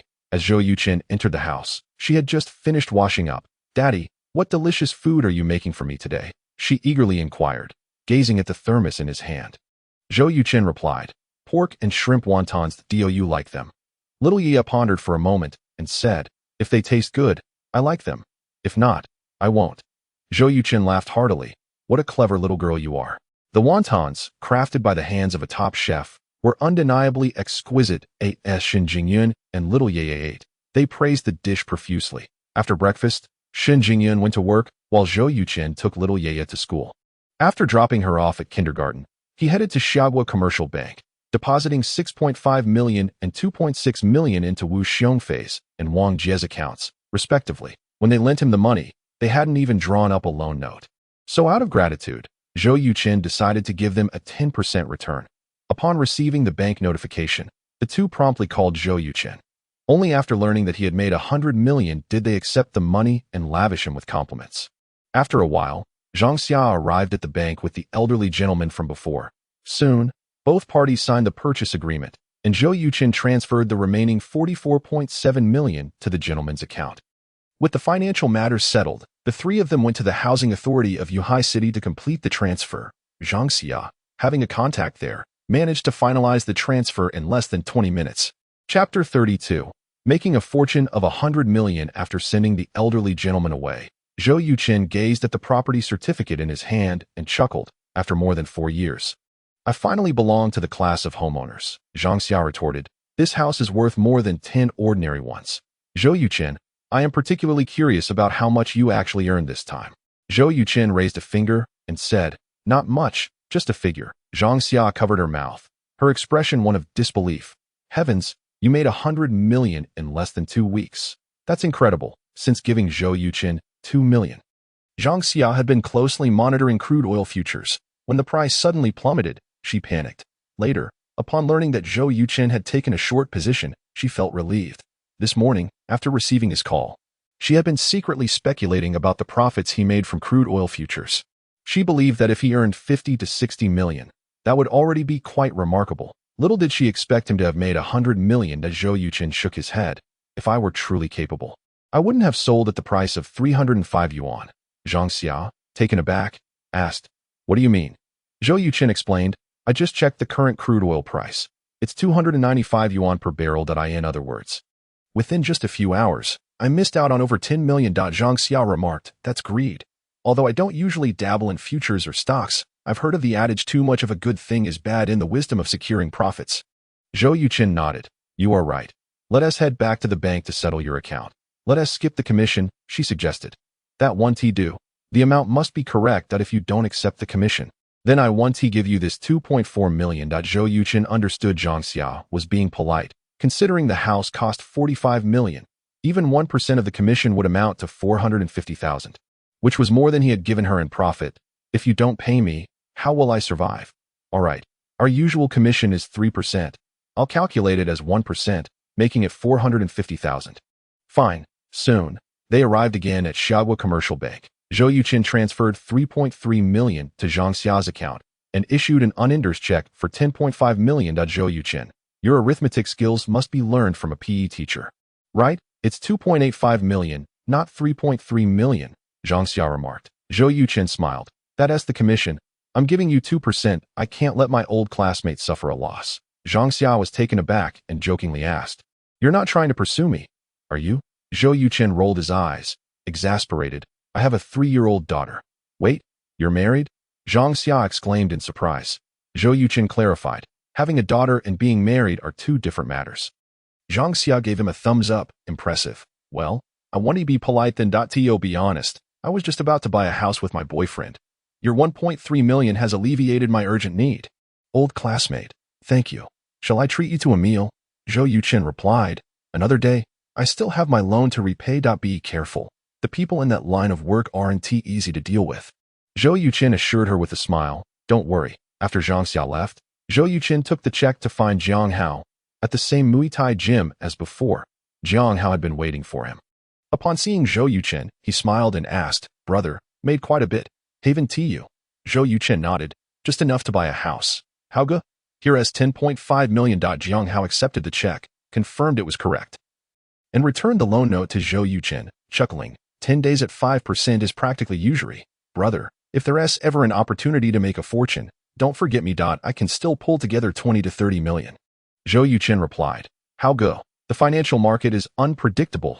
If I hadn't recognized the opportunity and shifted directions early, I wouldn't have been able to repay you at all. I might have even ended up on the rooftop last night. Jiang Hao seemed to resonate with his words. After hearing you were into crude oil futures, I've been keeping an eye on it too. That stuff is not for the average person. The price can swing drastically, and a transition from rise to fall happens in the blink of an eye, leaving investors no time to react. It's harsher than our loan sharking, Zhou Yuchen remarked. That's just how the financial market operates. After chatting for a while, Zhou Yuchen excused himself. Though he appeared courteous to the flamboyant underworld figure, he felt averse to his presence. Jiang Hao exuded an inexplicable sense of superiority, his speech lacking boundaries and somewhat reckless. That a glimpse into his character suggested that if applied to work, it would be akin to courting disaster. Zhou Yuchen decided to distance himself from Jiang Hao to avoid any potential entanglements. After grabbing a quick bite, Zhou Yuchen went to Xiaogua Bank and transferred 10 million to his mother, Su Xiaowan. Although he had not been in contact with his family for years, he had been sending money to his mother every month. Now that he had purchased a large flat and possessed several million in savings, he deemed it a fitting time to return home. As for the changes in his character, Zhou Yuchen could attribute them to the trials and tribulations he had faced in society, resulting in a loss of his previous brightness and an increase in composure. In a civil serving community in Zhenjiang, Su Xiaowan, washing dishes in the kitchen, heard the sound of a text notification and called out. "Old Shou, could you check my messages? It might be from the school." Su Xiaowan, 48 years old, was a Chinese teacher at Zhunzhong Primary School and Zhou Yuchen's mother. Even in middle age, her appearance remained resilient, radiating a mature and gentle aura. She and Zhou Qingjian, Zhou Yuchen's father, were college classmates and had been together since the second semester of their freshman year. Otherwise, given his average looks and abilities, Zhou Qingjian might not have won the affection of such a beauty. Unfortunately, Zhou Yuchen had inherited more from his father than his mother. Had he taken after her even a little, he would undoubtedly be an extraordinarily handsome man. Got it. Zhou Qingjian set down his newspaper, picked up Su Xiaowan's phone, and glanced at it. Not from the school. Oh my. How much is this? Su Xiaowan stepped out of the kitchen and asked, "What money?" Zhou Qingjian looked up at her, his expression filled with astonishment. 10 million. I just received a text from the bank. Someone transferred 10 million to your account. Impossible. Su Xiaowan hurried forward, snatched the phone, and stared at the 8 zeros on the screen. Utterly bewildered. "Old Shou, could it be a mistake by the bank? Didn't you see? It's a transfer. That means someone's account number is similar to mine, and they entered it incorrectly. The chance of a bank misplacing a transaction is far less than winning the lottery." They exchanged glances, both falling into silence. After a moment, Su Xiaowan said, "Could it be Xiaochen? How could he have so much money?" Zhou Qingjian lit a cigarette and replied solemnly, "That rascal. It's been over 4 years since he got out. And he hasn't contacted us. If he didn't send you money every month, I would have thought he was dead." Su Xiaowan shot him a glance. "You know how strong his pride is. He got that from you." Zhou Qingjian exhaled a puff of smoke. "We need to clarify this matter. Let us go to the bank and say someone mistakenly transferred 10 million to your account. If it was indeed an error, we'll return the money. If it's that rascal, we can at least find out where he is." Su Xiaowan nodded. "All right, let us go." They changed their clothes and were about to leave when Su Xiaowan's phone rang. It was an unknown number. "Hello, this is Su Xiaowan. Who is this?" There was silence on the other end. Su Xiaowan's heart raced, sensing something, and she excitedly said, "Is it Xiaochen?" "Mom." In a van, Zhou Yuchen struggled to call out, his eyes instantly reddening as tears streamed down his face, including the time he spent in prison. It had been 5 years since he last heard Su Xiaowan's voice. The accumulated longing of 5 years shattered Zhou Yuchen's emotional defenses, causing him to sob uncontrollably. "Xiaochen, you finally contacted me." Su Xiaowan also cried, her hand trembling as she held the phone. Zhou Qingjian leaned in, equally overwhelmed with emotion. After a while, Zhou Yuchen steadied himself and asked, "Mom, how have you and Dad been these years? How's Xiaoqing?" Su Xiaowan took a deep breath and replied, "Your dad and I are well, and Xiaoqing was admitted to Qingzhong University with the 11th best score in the province 2 years ago." "Xiaochen, where have you been all these years? Why haven't you come home?" Zhou Yuchen explained, "After my release, I worked in Sioux City. Recently, I returned to Yunhai to start investing. Mom, I feel ashamed to face you and Dad." Zhou Qingjian snatched the phone from Su Xiaowan, saying, "What do you mean you feel ashamed? What have you done to be ashamed of?" Zhou Yuchen replied, "Dad, I don't want to bring shame to you." Zhou Qingjian asserted, "Even a fool can see the truth of the past. You didn't do anything wrong. You just had poor judgment and fell for a woman driven by greed. Fortunately, she revealed her true nature early on. Otherwise, had you married her and had children, that would have been a real disaster. By the way, do you still send money to your mom every month?" Zhou Yuchen confirmed, "I do." Zhou Qingjian remarked, "At least you have some conscience." "But what's this 10 million about?" Zhou Yuchen explained, "I made some profits from my investments, so I transferred 10 million to you." "Some profits?" Zhou Qingjian pressed further. "How much is that exactly?" Zhou Yuchen replied, "About 120 million. Zhou Qingjian's expression changed, and he said sternly, "Don't treat your mom and me like fools. What kind of investment yields 120 million? Where did your principal come from?" "Xiaochen, I want you to know that your mom and I stood firmly by your side during the previous incident. No matter how the court ruled, we believed you were right. But if you're engaging in illegal activities for money, that would truly bring shame to the Zhou family." Hearing Zhou Qingjian's words, Su Xiaowan couldn't take it anymore and scolded, "Shut up. Our son finally managed to call us. What are you doing?" Zhou Qingjian replied, I just worry he might stray down the wrong path." Zhou Yuchen chuckled, "Dad, rest assured, all this money is clean. During this time, I've been trading in crude oil futures. As for the principal, I borrowed over 10 million from some friends, using 10 times leverage, which enabled me to earn over 100 million. Think about it. If this money were dirty, I would have given you cash and wouldn't dare transfer it through the bank. That would be courting death. Zhou Qingjian raised an eyebrow. That does make sense. You can step aside now. Su Xiuan snatched the phone back, pushing Zhou Qingjian aside. Xiaoqin, since you've returned to Yuhai, does that mean you plan to settle down here? Zhou Yuchen affirmed. Exactly. Su Xiuan added. The housing prices in Yunhai are frighteningly high. I'll return the 10 million to you this afternoon. You should buy a house to set. I wagered with him that within 6 months, I would amass a fortune of 10 billion. At that point, he would no longer oppose Xiaoya changing her surname to Zhou. As for my relationship with Jingzun, we shall see how it unfolds. Zhou Qingjian and Su Xiuan exchanged glances, both revealing expressions of concern. Shen Chengyang, the secretary of the security department, held a position of great authority, whereas Zhou Yuchen had a criminal record. Empathy dictated that they would not approve of their daughter marrying Zhou Yuchen, especially given the social disparities between the Shen and Zhou families. For Zhou Yuchen to marry Shen Jingyun would undoubtedly be fraught with difficulties. Su Xiuan remarked, 10 billion in 6 months? How is that even possible? Zhou Yuchen confidently replied, without any initial capital, I managed to earn over 100 million in less than half a month. Now that I have capital, achieving 10 billion in 6 months is certainly within reach. Su Xiuan conceded, that does make sense. So when can I meet my granddaughter? Zhou Yuchen pondered for a moment and said, I will have a serious conversation with Jingzun and bring Xiaoya home next week. Jingzun is a reasonable woman. She should agree. Su Xiuan exclaimed with joy. That's wonderful. Zhou Qingjian leaned closer to the phone, saying, make sure to bring Zhou Qing along too. She's in her 2nd year at Xinjiang University, majoring in computer science. Zhou Yuchen replied, all right. Please give me Zhou Qing's phone number, and I will contact her tomorrow. Chapter 34. Purchasing a luxury car. The three of them spoke for over half an hour before reluctantly ending the call. Su Xiuan sat on the sofa, covering her face as she wept uncontrollably. For years, she had been consumed with worry and longing for Zhou Yuchen.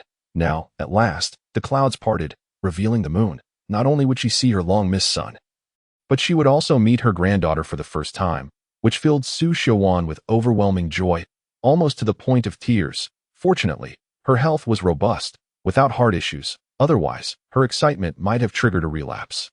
Zhou Qingjian, in stark contrast to her, wore a broad smile and remarked, you, who couldn't stop crying when you couldn't see your son, are now crying because you will see him soon. I am at a loss for words. Su Xiuan retorted, not everyone is as carefree as you. Let me tell you, if you dare to scold him when he returns, I will confront you, Zhou Qingjian assured. That certainly won't happen. I must present myself well to leave a good impression on my granddaughter. Su Xiuan huffed and rolled her eyes at Zhou Qingjian. The success of the crude oil futures investment brought immense joy, not only to Zhou Yuchen but also to Zhuang Wenbin, a junior leader at Xiaotai Financial Company. After confirming that Zhou Yuchen had indeed set the selling price at 305 yuan, Zhuang Wenbin took a bold gamble, putting all his money into a short position on crude oil with tenfold leverage.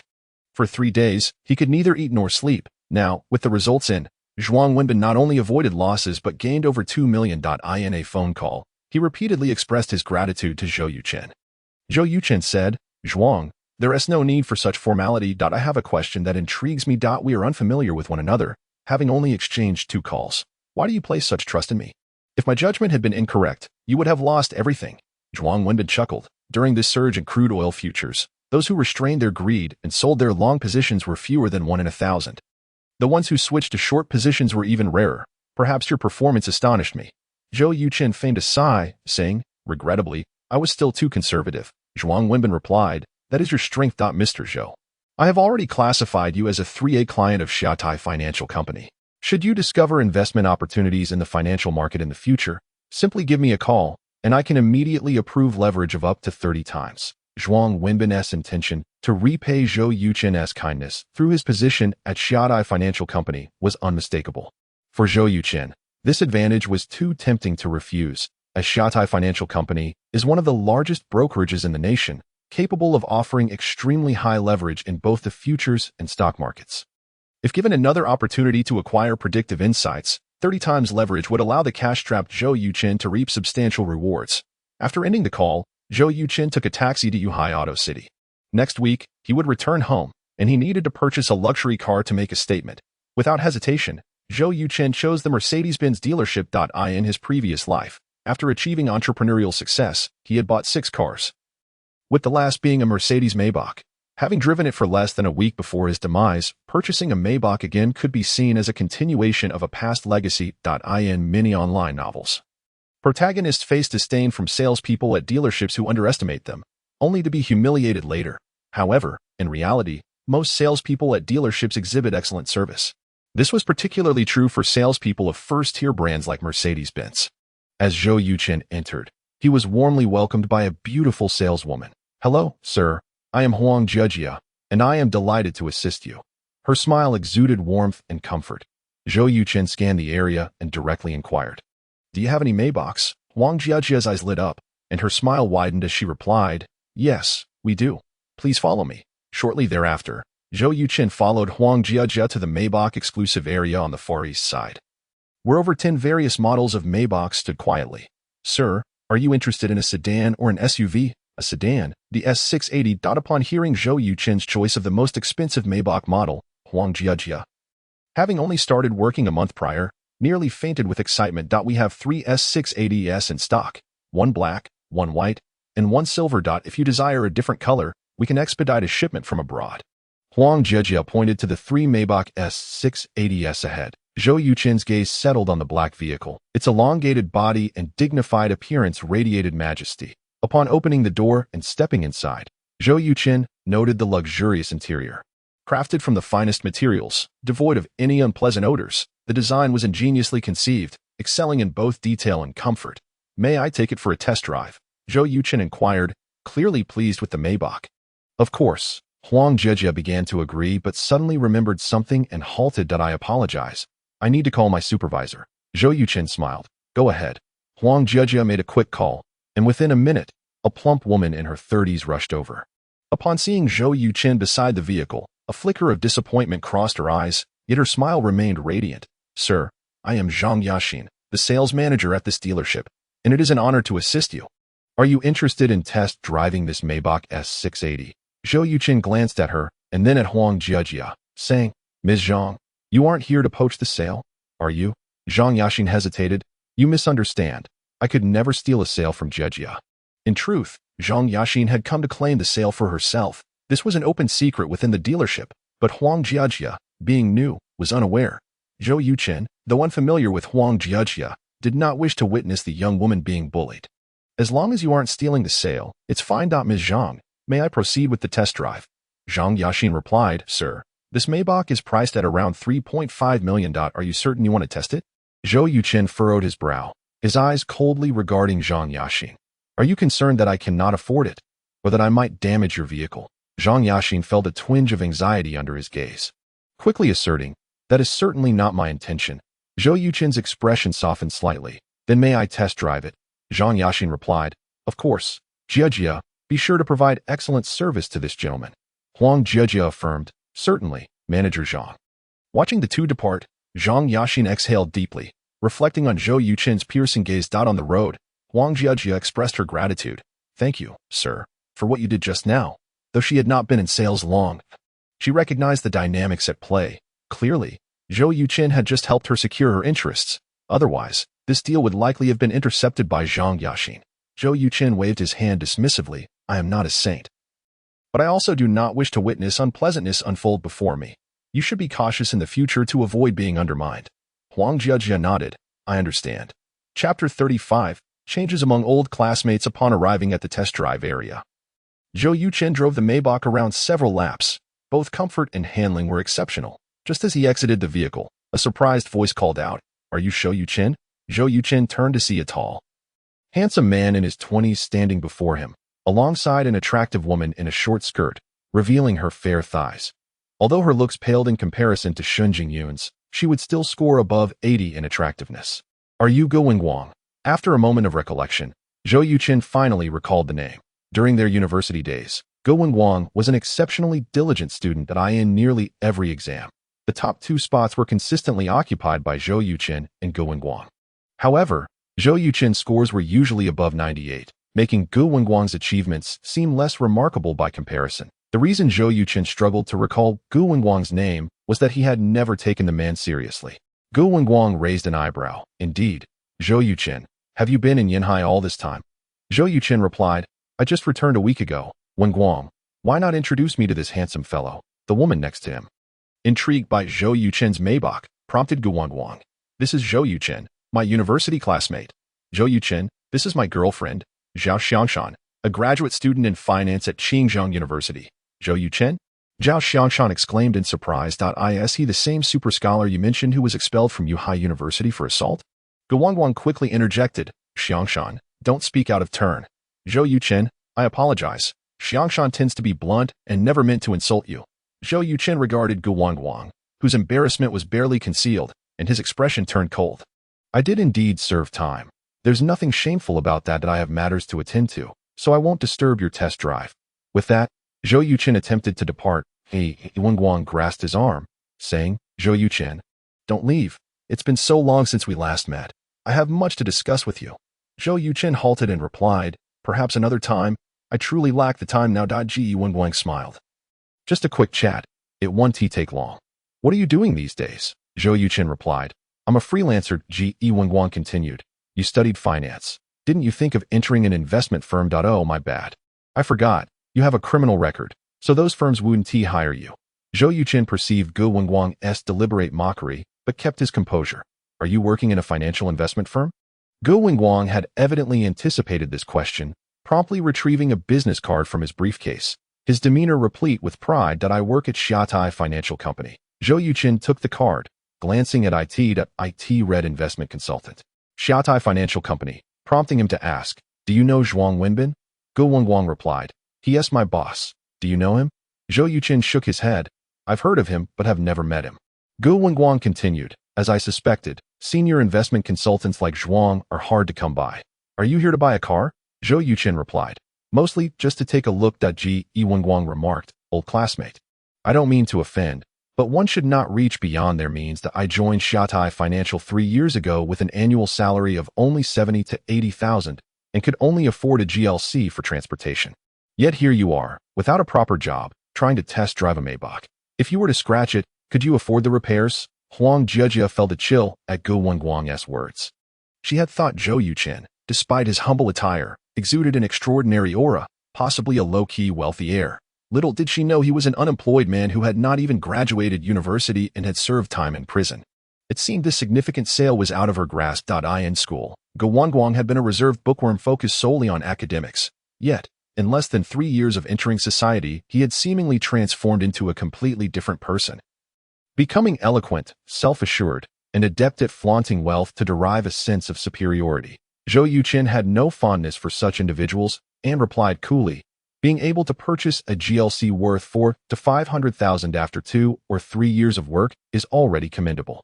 Old classmate, your starting point is quite high. Keep striving, and perhaps in a few years, you too can afford a Maybach. The depths of Gu Wangwang's cunning were not on the same level as Zhou Yuchen's. He seemed to bristle at Zhou Yuchen's condescending tone, his expression darkening. What do you mean? Are you genuinely planning to buy a Maybach? Zhou Yuchen smirked slightly. I have been out of prison for 4 years. If I cannot afford a Maybach worth over 3 million, that would be quite the failure. A slap in the face. Zhou Yuchen was openly humiliating Gu Wangwang. If not being able to afford a Maybach after 4 years out of prison equated to failure, then what did it signify for Gu Wangwang, who could only afford a GLC after 3 years of work? Was he a fool? Noticing Gu Wangwang's sour expression, Zhou Yuchen delivered another blow. Old classmate, my apologies. I was referring to you. An annual salary of 70 to 80,000 may not seem like much, but among ordinary people, it is quite impressive. Zhao Xiangshan scoffed. What an audacious claim. Miss, did you not hear? Mr. Zhou has decided to purchase the car outright. Shouldn't you hurry and prepare the invoice? If he changes his mind, you will miss out on your commission, compared to Gu Wangwang. Zhao Xiangshan was clearly more cunning. She emphasized the phrase outright purchase, intending to humiliate Zhou Yuchen. Huang Jiejia, aware of Zhao Xiangshan's intentions, kindly reminded, Mr. Zhou, we offer interest-free loans with no fees here. Wangwang, fuming, asked, what do you mean? Are you implying my old classmate lacks funds? Huang Jiejia quickly waved her hands. That is not what I meant. Zhou Yuchen produced a bank card from his wallet and smiled at Huang Jiejia. Shall we proceed with the invoice? I'll pay in full. Huang Jiejia was taken aback, then joyfully replied, certainly, please follow me. Chapter 36, Are We Not Living Together? Ignoring Gu Wangwang and Zhao Xiangshan. Zhou Yuchen followed Huang Jiejia into the dealership. Guangguang and Zhao Xiangshan exchanged glances and promptly followed suit. They sought to ascertain whether Zhou Yuchen was merely bluffing or truly possessed such wealth. 15 minutes later, Zhou Yuchen completed the necessary paperwork and remitted 3,450,000. Such luxury vehicles often come with coveted license plates, procured through connections at the Mercedes-Benz dealership. Zhou Yuchen selected one from a dozen options. Yun A6688.ge Guangguang was left utterly astonished and exclaimed, "Zhou Yuchen, where did you acquire such fortune?" Zhou Yuchen cast him a sidelong glance and replied, "I studied finance. Naturally, I earned it in the financial markets." Ge Guangguang retorted, "That's impossible."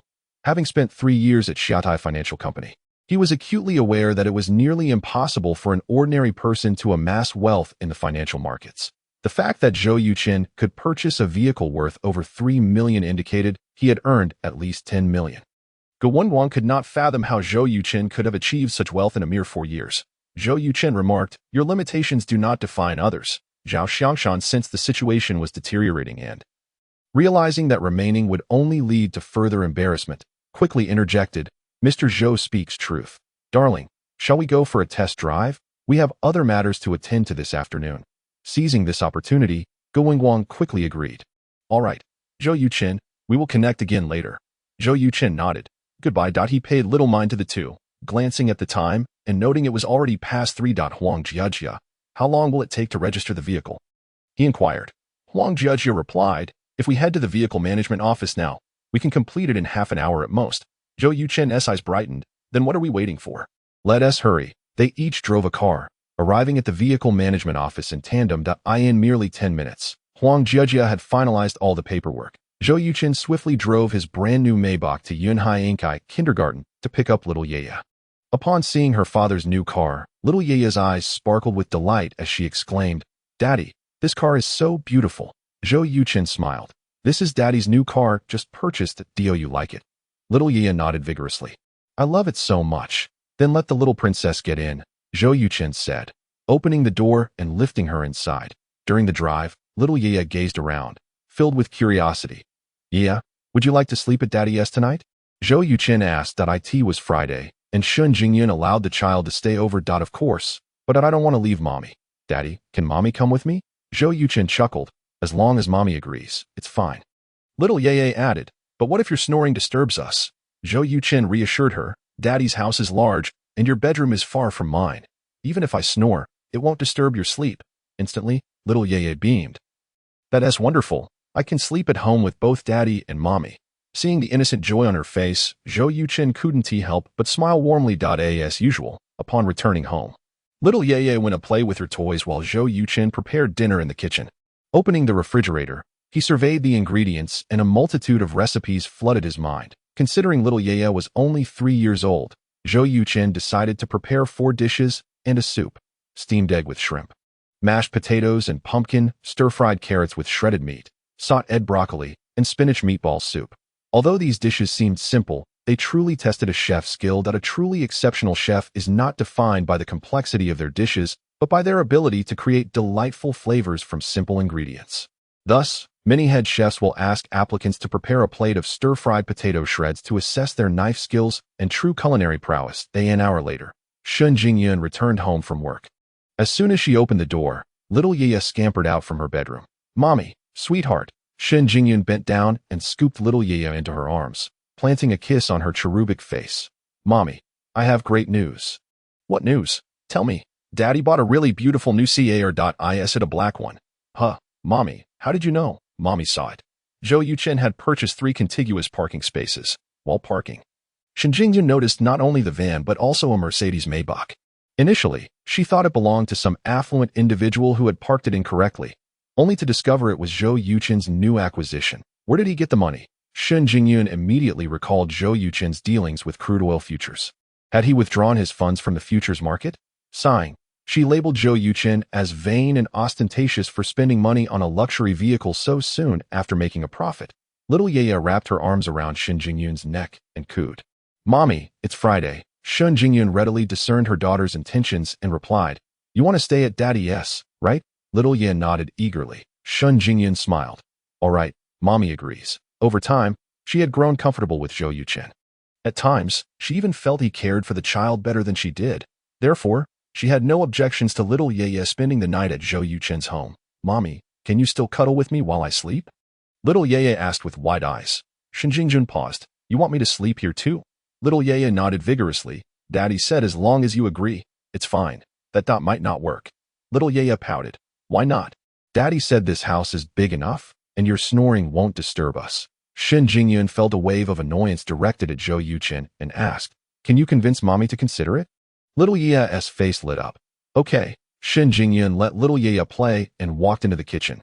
"Yuchen, Little Ye wants me to stay over. What should we do?" Zhou Yuchen, while plating the dishes, nonchalantly replied. "Then just move in. I don't mind." Shen Jingyun found his response amusing. "I do mind. Wouldn't that be cohabitation?" Zhou Yuchen turned off the gas stove and faced Shen Jingjun. "You and Little Ye can sleep in the master bedroom while I take the guest room near the entrance. The two bedrooms are separated by 7 or 8 meters. Does that count as cohabitation? Even those young strangers renting together are closer than us." Shen Jingyun was momentarily rendered speechless, observing the beautiful woman standing there like a wooden post. Zhou Yuchen handed her 2 plates of food. "Please help me take these out." Shen Jingyun accepted the plates, stating, "Let us discuss this later." Zhou Yuchen shrugged. "As long as you can handle Little Ye, I'm fine with whatever." Shen Jingyun shot him a look. "If I could manage her, would I be worried? This is your concern, not mine." Zhou Yuchen smiled at Shen Jingyun, then whistled as he carried the dishes out of the kitchen. Chapter 37. Enemies meet with malicious glee. Shen Jingyun stomped her foot and followed him out, oblivious to her own lack of resistance to staying at Zhou Yuchen's home. After dinner, the 3 of them strolled through the community. Little Ye held Shen Jingjun with one hand and Zhou Yuchen with the other, skipping joyfully. Shen Jingjun inquired, "How much did that Maybach cost?" Zhou Yuchen replied, 3,450,000. Shen Jingjun frowned slightly. "Aren't you starting a business? You've just earned some money, and now you're spending it on a car. Don't you think that's a bit of a waste?" Zhou Yuchen chuckled. "You think it's a waste just because I bought a car for over 3 million. What if I told you I spent 45 million on this flat? Would you think I'm a fool?" Upon hearing this, Shen Jingjun was taken aback. "Are you serious?" Zhou Yuchen nodded. "I just finalized the property deed this afternoon." Shen Jingjun couldn't help but ask, "How much did you earn from the crude oil futures?" Zhou Yuchen replied, "Just over 100 million. Shen Jingjun halted, her expression one of disbelief, her beautiful face reflecting shocked. In less than 2 weeks, Zhou Yuchen had made over 100 million, far exceeding her expectations. Little Ye tilted her head, looking up at Shen Jingjun. "Mommy, what's wrong?" Shen Jingjun snapped back to reality. "Nothing." Zhou Yuchen remarked casually, "Just 100 million. That's nothing in the financial markets. You needn't be so astonished." Shen Jingyun regarded Zhou Yuchen's calm demeanor and said, "If anyone else made over 100 million, they would be ecstatic. Yet, I feel nothing from you." Zhou Yuchen explained, "I've merely acquired my first pot of gold. There's nothing to celebrate." Shen Jingyun asked, "What is your goal then?" Zhou Yuchen replied, "My short-term goal is 10 billion in 6 months, and my long-term goal is encapsulated in 4 words." Shen Jingyun inquired, "What 4 words?" Zhou Yuchen gazed toward the horizon, a glimmer of light in his eyes, and declared, "Stars in the sea." Shen Jingyun's lips curled into a slight smile. She initially intended to speak, but, upon witnessing the confidence and longing in Zhou Yuchen's face, felt a stirring in her heart and swallowed her words. Noticing Shen Jingyun's unusual reaction, Zhou Yuchen chuckled. "Am I being a bit juvenile?"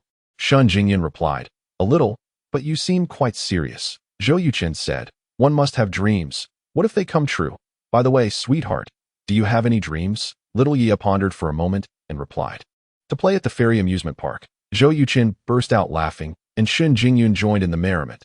Little Ye pouted, "Daddy, Mommy, you promised to take me to the amusement park when you were at the hospital."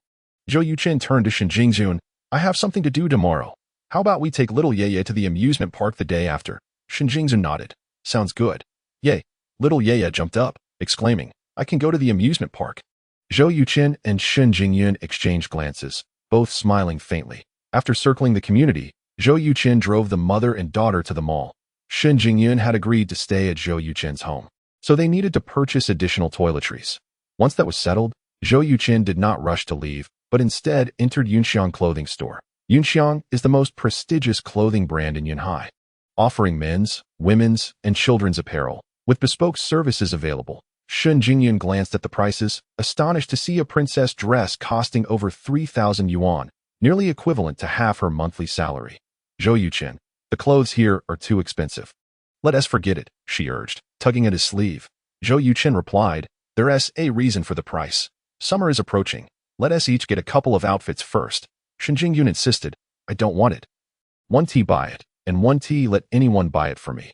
Zhou Yuchen pointed to himself. Am I just anyone? Shun Jingyun answered without hesitation. Yes. After a moment of silence, Zhou Yuchen resignedly said, fine. At least let me and little Yaya pick out a couple of outfits. Shun Jingyun agreed. That's fine. It must be said that Shun Jingyun had a keen eye for fashion. The outfit she selected suited both Zhou Yuchen and little Yaya perfectly. Zhou Yuchen had initially intended to buy Shun Jingyun a set of cosmetics and a handbag, but seeing her resolute stance, he thought better of it. The total for 4 outfits came to 26,000 yuan, which was indeed exorbitant compared to Zhou Yuchen's previous attire. Just as he finished paying, a voice that Zhou Yuchen would never forget echoed behind him. Darling, the dress I want isn't expensive. It's only 120,000. A trivial matter. Let us buy it today. Zhou Yuchen turned around, his eyes filled with coldness and rage as he beheld a man and a woman entering. These two were the very individuals responsible for his unjust imprisonment of 10 months, altering the course of his life. Luo Hao and Su Xiaya. Compared to 5 years ago, Su Xiaya had matured into a more alluring figure.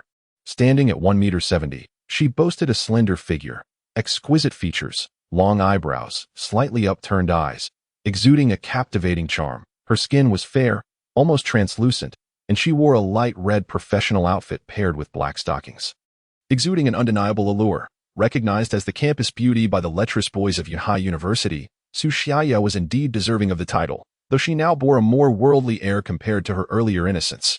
Luo Hao, on the other hand, had transformed dramatically. 5 years ago, he was tall and robust. Now, he could only be described as a bloated figure. With small eyes and a double chin, he resembled a walking meatball, his round belly protruding like a pregnant woman at 7 months. Most comically, he wore a gold chain around his neck, seemingly trying to announce, I'm a gangster with money. Don't mess with me. Shinji Su Xiaoya instantly recognized Zhou Yuchen and involuntarily took a step back, guilt evident on her face. Luo Hao's pupils dilated as he sneered. You're Zhou Yuchen? Huh. I never imagined you'd dare to return to Yunhai. How was prison? Not so pleasant, I presume. Ding. System task. The player encounters old enemies Luo Hao and Su Xiaoya. Please take revenge within a month and ensure they receive their just punishment. Zhou Yuchen took a deep breath, suppressing his fury, and replied coolly, prison was indeed unpleasant. All thanks to you two. Luo Hao laughed mockingly. What's this? You think you can seek revenge? Just one word from me, and you'll be finished. Zhou Yuchen shook his head. I don't believe that. I recall you sending someone to teach me a lesson in prison. And what happened? They ended up being taught a lesson instead. 4 years have passed. It's time for you to pay your debts. Chapter 38. Shun Jingyun's fighting spirit. Luo Hao approached Zhou Yuchen, his expression turning menacing as he whispered in his ear, just wait. I'll send you back in. Zhou Yuchen lightly patted his shoulder. We'll see if you have the ability to do so. As soon as he finished speaking, Luo Hao suddenly felt a tingling sensation in his knee and, unable to support himself, collapsed in front of Zhou Yuchen. Zhou Yuchen immediately stepped back, smirking. Luo Hao, 5 years ago you wrongfully accused me of intentional injury, and 5 years later you attempt the same tactic. I'll have you know there are cameras everywhere. Even if you kneel in front of me and shatter your knee, it won't concern me in the slightest. Luo Hao scrambled to his feet, cursing. Nonsense. My leg just went numb suddenly. Let me tell you, if I wanted to kill you, it would be a piece of cake. I wouldn't. Zhou Yuchen nodded and replied, all right, upon hearing their conversation. Luo Hao immediately turned to look, only to discover Shun Jingyun cradling little Yaya. His entire being trembled, and a look of envy and desire flashed across his face. She was breathtakingly beautiful. Su Xiaoya was already a rare beauty. Yet when compared to Shun Jingyun, she paled significantly in terms of appearance, figure, and aura. If Su Xiaoya was a stunning beauty of the mortal realm, then Shun Jingyun was a celestial fairy descended from the heavens. Just the thought that this fairy had borne a child with Zhou Yuchen made Luo Hao feel unbearable anguish. Damn it. She was a flower placed in a pile of dung. Su Xiaoya had long noticed Shun Jingyun and little Yaya, but could hardly fathom that they were a family of 3 with Zhou Yuchen. Luo Hao forced a smile and asked, May I know your name, beautiful lady? Shun Jingyun shot him a cold glance and turned to Zhou Yuchen, saying, What is there to argue with someone like him? Let's go. Zhou Yuchen responded, wait a moment, I have a question that has been bothering me. Su Xiaya, why did you lie back then? Su Xiaya seemed unable to endure Zhou Yuchen's piercing gaze and quickly turned her head away, biting her lip and replying, what lie? I don't know what you're talking about. Luo Hao chuckled arrogantly and said, let me answer that. Zhou Yuchen, do you know what the most important thing in the world is? It's money. What good is studying hard if it can't buy Xiaya a handbag? This applies to you too, beautiful lady. Zhou Yuchen is merely a bookworm. Following him will surely lead to a poor outcome. On the contrary, if you come with me, I'll give you 20 million right away to buy a luxurious villa. Don't worry, I want to mind that you have a child. Shen Jingjin retorted without hesitation. You two are the most disgusting people I have ever met.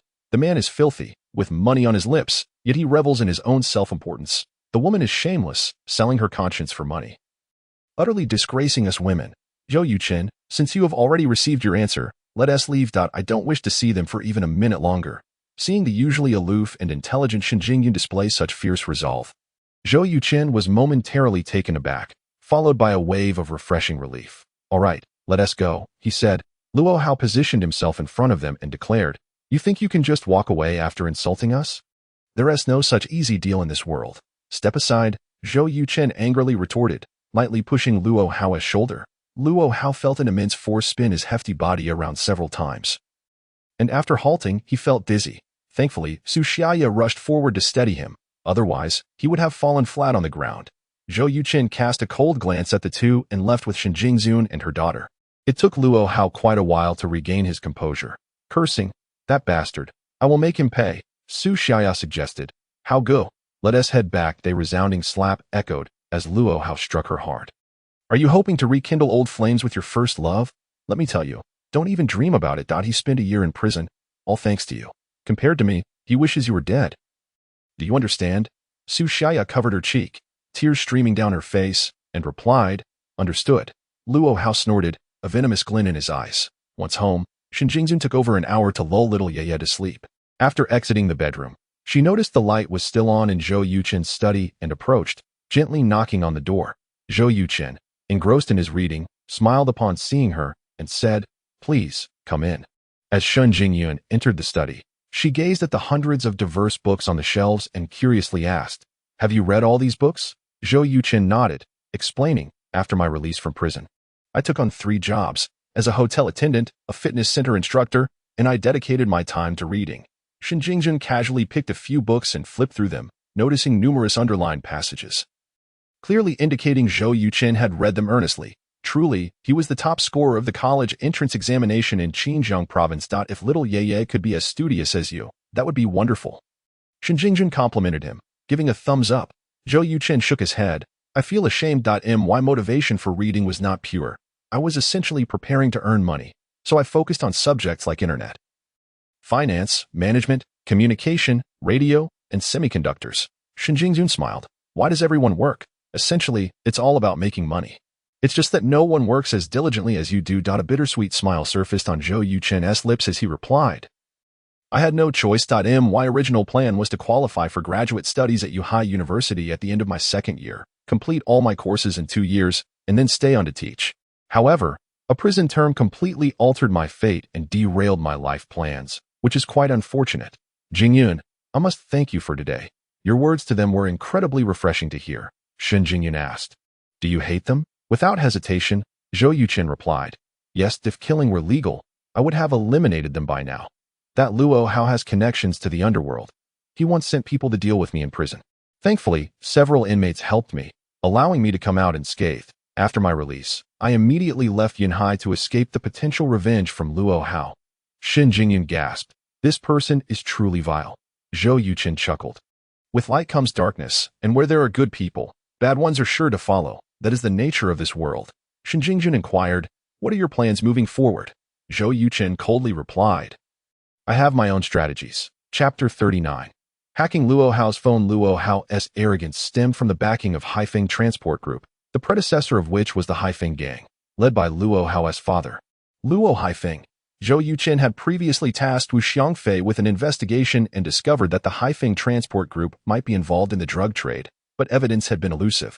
After encountering Luo Hao today, Zhou Yuchen meticulously observed him, Noting the dullness in his eyes, the pallor of his skin, and the numerous pimples on his face, Zhou Yuchen suspected that Luo Hao might be battling addiction. If that were the case, it would be easier to handle. Once Zhou Yuchen procured evidence of Luo Hao's drug use, he would naturally exact his revenge. After Xin Jingyan left, Zhou Yuchen shut the door and busied himself at the computer.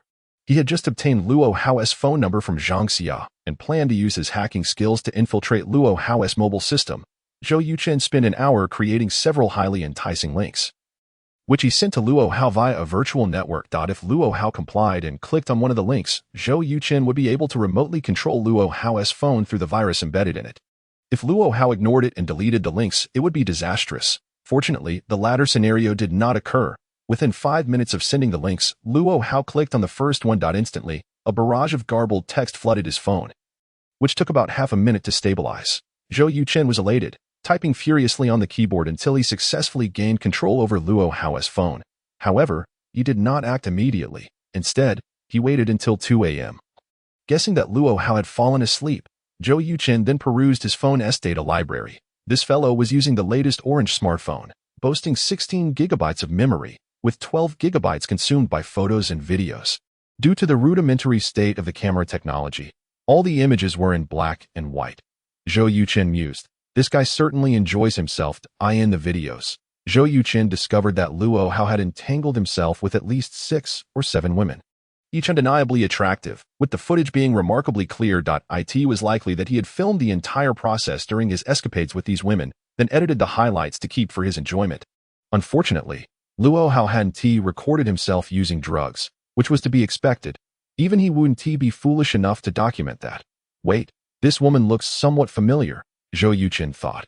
Upon closer inspection, he recognized her as Shui Bing, a popular first-tier star who had married Yin Qifeng, the president of Qifeng Real Estate Company in Yuhai, at the end of last year.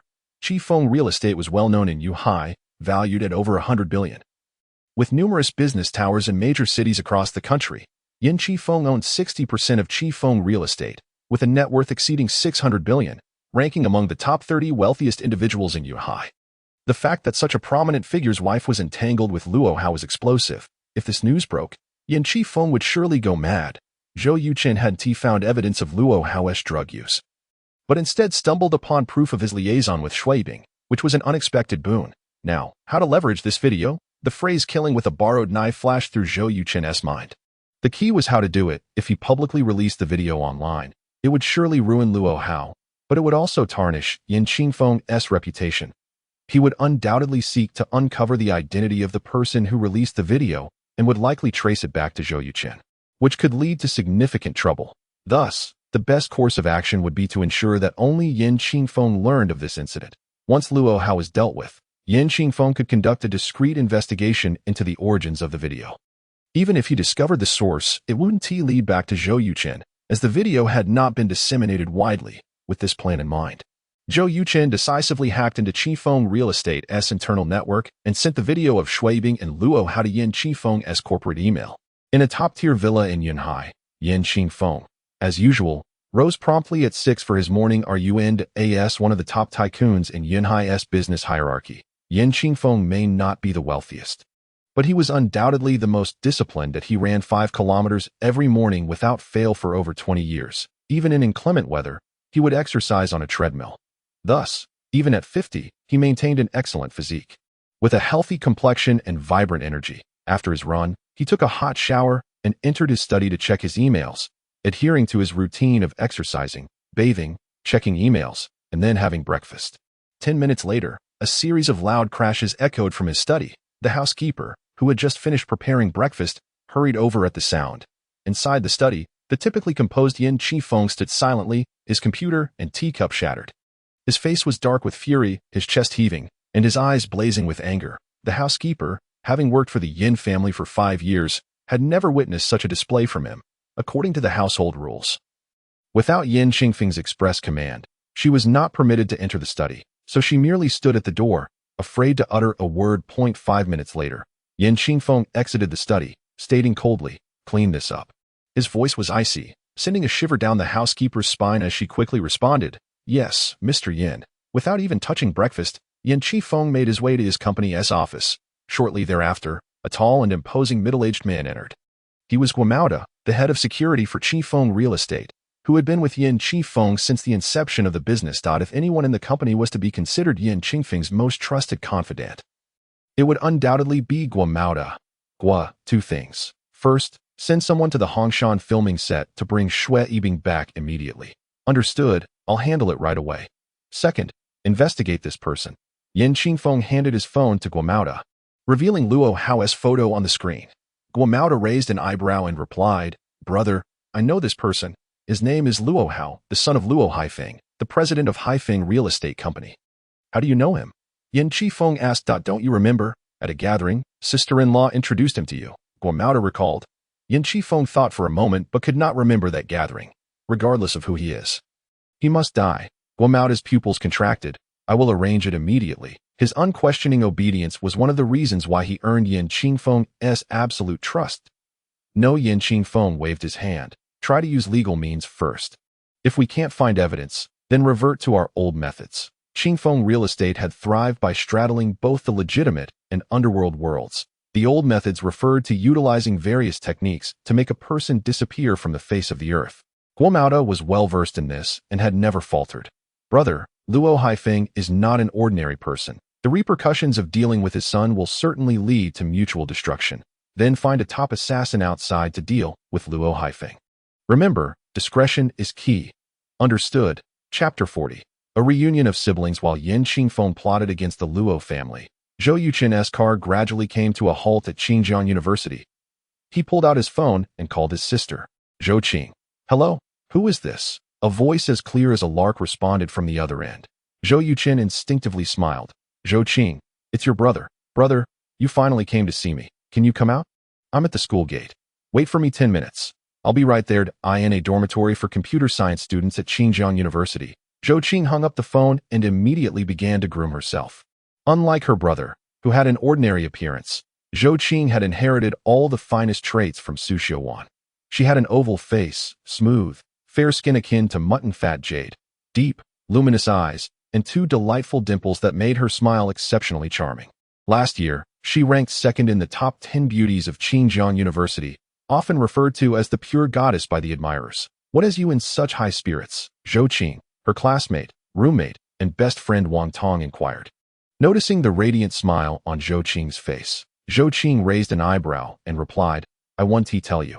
Another girl from the upper bunk, who was flamboyantly dressed and had an attractive appearance, scoffed. Wang Tong, "Can't you see? She's about to meet her lover." This girl was Xu Nianer, who ranked 10th in the beauty list but had a poor reputation due to her lifestyle and vanity, which made her relationships with her roommates quite strained. Zhou Qing shot her a cold glance and retorted, "Whether I have a lover or not is none of your business." With that, she slipped on her shoes, grabbed her bag, and swiftly exited the dormitory. Xu Nianer's interest was piqued, and she immediately climbed down from her bunk. "Wang Tong, don't you want to see who Zhou Qing's lover is?" Wang Tong frowned. "Xu Nianer, even if Zhou Qing is meeting a boyfriend, that's perfectly normal. Why are you so agitated?" Xu Nianer huffed. "If you're not going, I will." Xu Nian hurried out. Wang Tong could no longer suppress her curiosity and followed suit. She rushed towards the school gate where Zhou Qing stood, completely unaware of Xu Nian and Wang Tong trailing behind her. Upon seeing Zhou Yuchen, Zhou Qing burst into tears and threw herself into his embrace. "Brother, I missed you so much," she sobbed. Zhou Yuchen's eyes were also red-rimmed as he gently patted Zhou Qing's back, saying, "Zhou Qing, it's my fault for coming to find you so late." Witnessing Zhou Qing embracing a man driving a luxurious Mercedes Maybach in public, Wang Tong and Xu Nian exchanged astonished glances. Xu Nian quickly took out her phone to capture the moment, muttering, "Everyone says I am vain. Just look at Zhou Qing. Isn't she doing the same, cozying up to a wealthy heir? Humph, a pure goddess." Pfft. After venting her emotions in Zhou Yuchen's arms, Zhou Qing wiped her tear-streaked face and asked, "Brother, how have you been these years?" Zhou Yuchen smiled. "I've been doing well," Zhou Qing replied. "Don't lie to me. You used to be so confident and sunny. Now, you seem much more weary and composed." Zhou Yuchen pinched her cheek playfully. "That's not weariness. It's growth. One day, when you enter society, you will understand. Do you have anything planned today?" he continued. Zhou Qing shook her head. "No," Zhou Yuchen suggested. "Then come with me. I'll take you shopping." Zhou Qing's eyes sparkled. "Yesterday, Mom called and said you made a fortune." You must compensate me for my 5 years of mental anguish. Zhou Yuchen laughed. No problem. Whatever you want, I'll buy it for you. Once they got into the car, Zhou Qing looked around and exclaimed, Brother, this car is impressive. Did you rent it or buy it? Zhou Yuchen replied, Of course, I bought it. Zhou Qing, not well versed in car prices, asked, Isn't this car worth around 700,000 to 800,000? Zhou Yuchen chuckled. This is a Mercedes Maybach, worth 3,400,000. 3,400,000. Zhou Qing gasped, her eyes wide with shock. Zhou Yuchen guessed that their mother hadn't informed Zhou Qing about the 10 million he had given to the family. Otherwise, she wouldn't be so astonished by a car worth over 3 million. Brother, since you are so wealthy now, I won't hold back. Zhou Yuchen grinned. Go ahead, tell me what you want. Zhou Qing counted on her fingers. A laptop, an orange phone, a nice handbag, and a luxurious lunch. Zhou Yuchen pretended to scoff. Those things only add up to 70,000 to 80,000. Zhou Qing, you underestimate me. Zhou Qing blinked. Brother, I think you've gotten a bit carried away. Zhou Yuchen shrugged. What can I say? Your brother is rich now. Soon, the siblings arrived at the most renowned shopping mall in Yuhai, Xingyuan Mall. Zhou Yuchen, like a newly wealthy person, waved his cash and began his spree. He bought a set of jewelry, the most expensive laptop, an orange phone, an LD brand bag, a set of cosmetics, 3 outfits, and 2 pairs of shoes.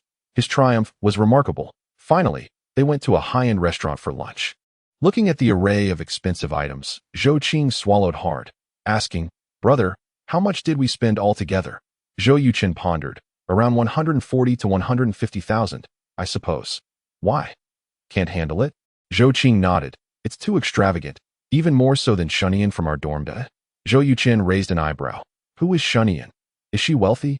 Zhou Qing explained. She, like me, came from a small county to Xinjiang University. As soon as she entered, she cozied up to 3 or 4 wealthy suitors and uses only top luxury items. Zhou Yuchen frowned. Is the atmosphere at Xinjiang University that poor? Zhou Qing quickly clarified. It's only a few individuals. The vast majority are good. Zhou Yuchen advised. Keep your distance from this Shunian.my request isn't high. You can date in college, but before graduation, you must not give yourself away. Later, give me your bank account number. I'll transfer 10,000 monthly for your expenses. Having grown up together, Zhou Qing felt no need to be polite with Zhou Yuchen, joyfully declaring, Haha, having a wealthy brother is fantastic. From now on, I won't lack for money. Zhou Yuchen handed her the menu, saying, And you said I'm getting carried away? I feel like you're reaching for outer space. Zhou Qing proudly replied. What can I do? I've also become rich. Wow, this steak is so expensive. Seeing her astonished expression, Zhou Yuchen couldn't help but smile. Chapter 41. The misunderstanding of Xinjiang after enjoying an extravagant Western meal.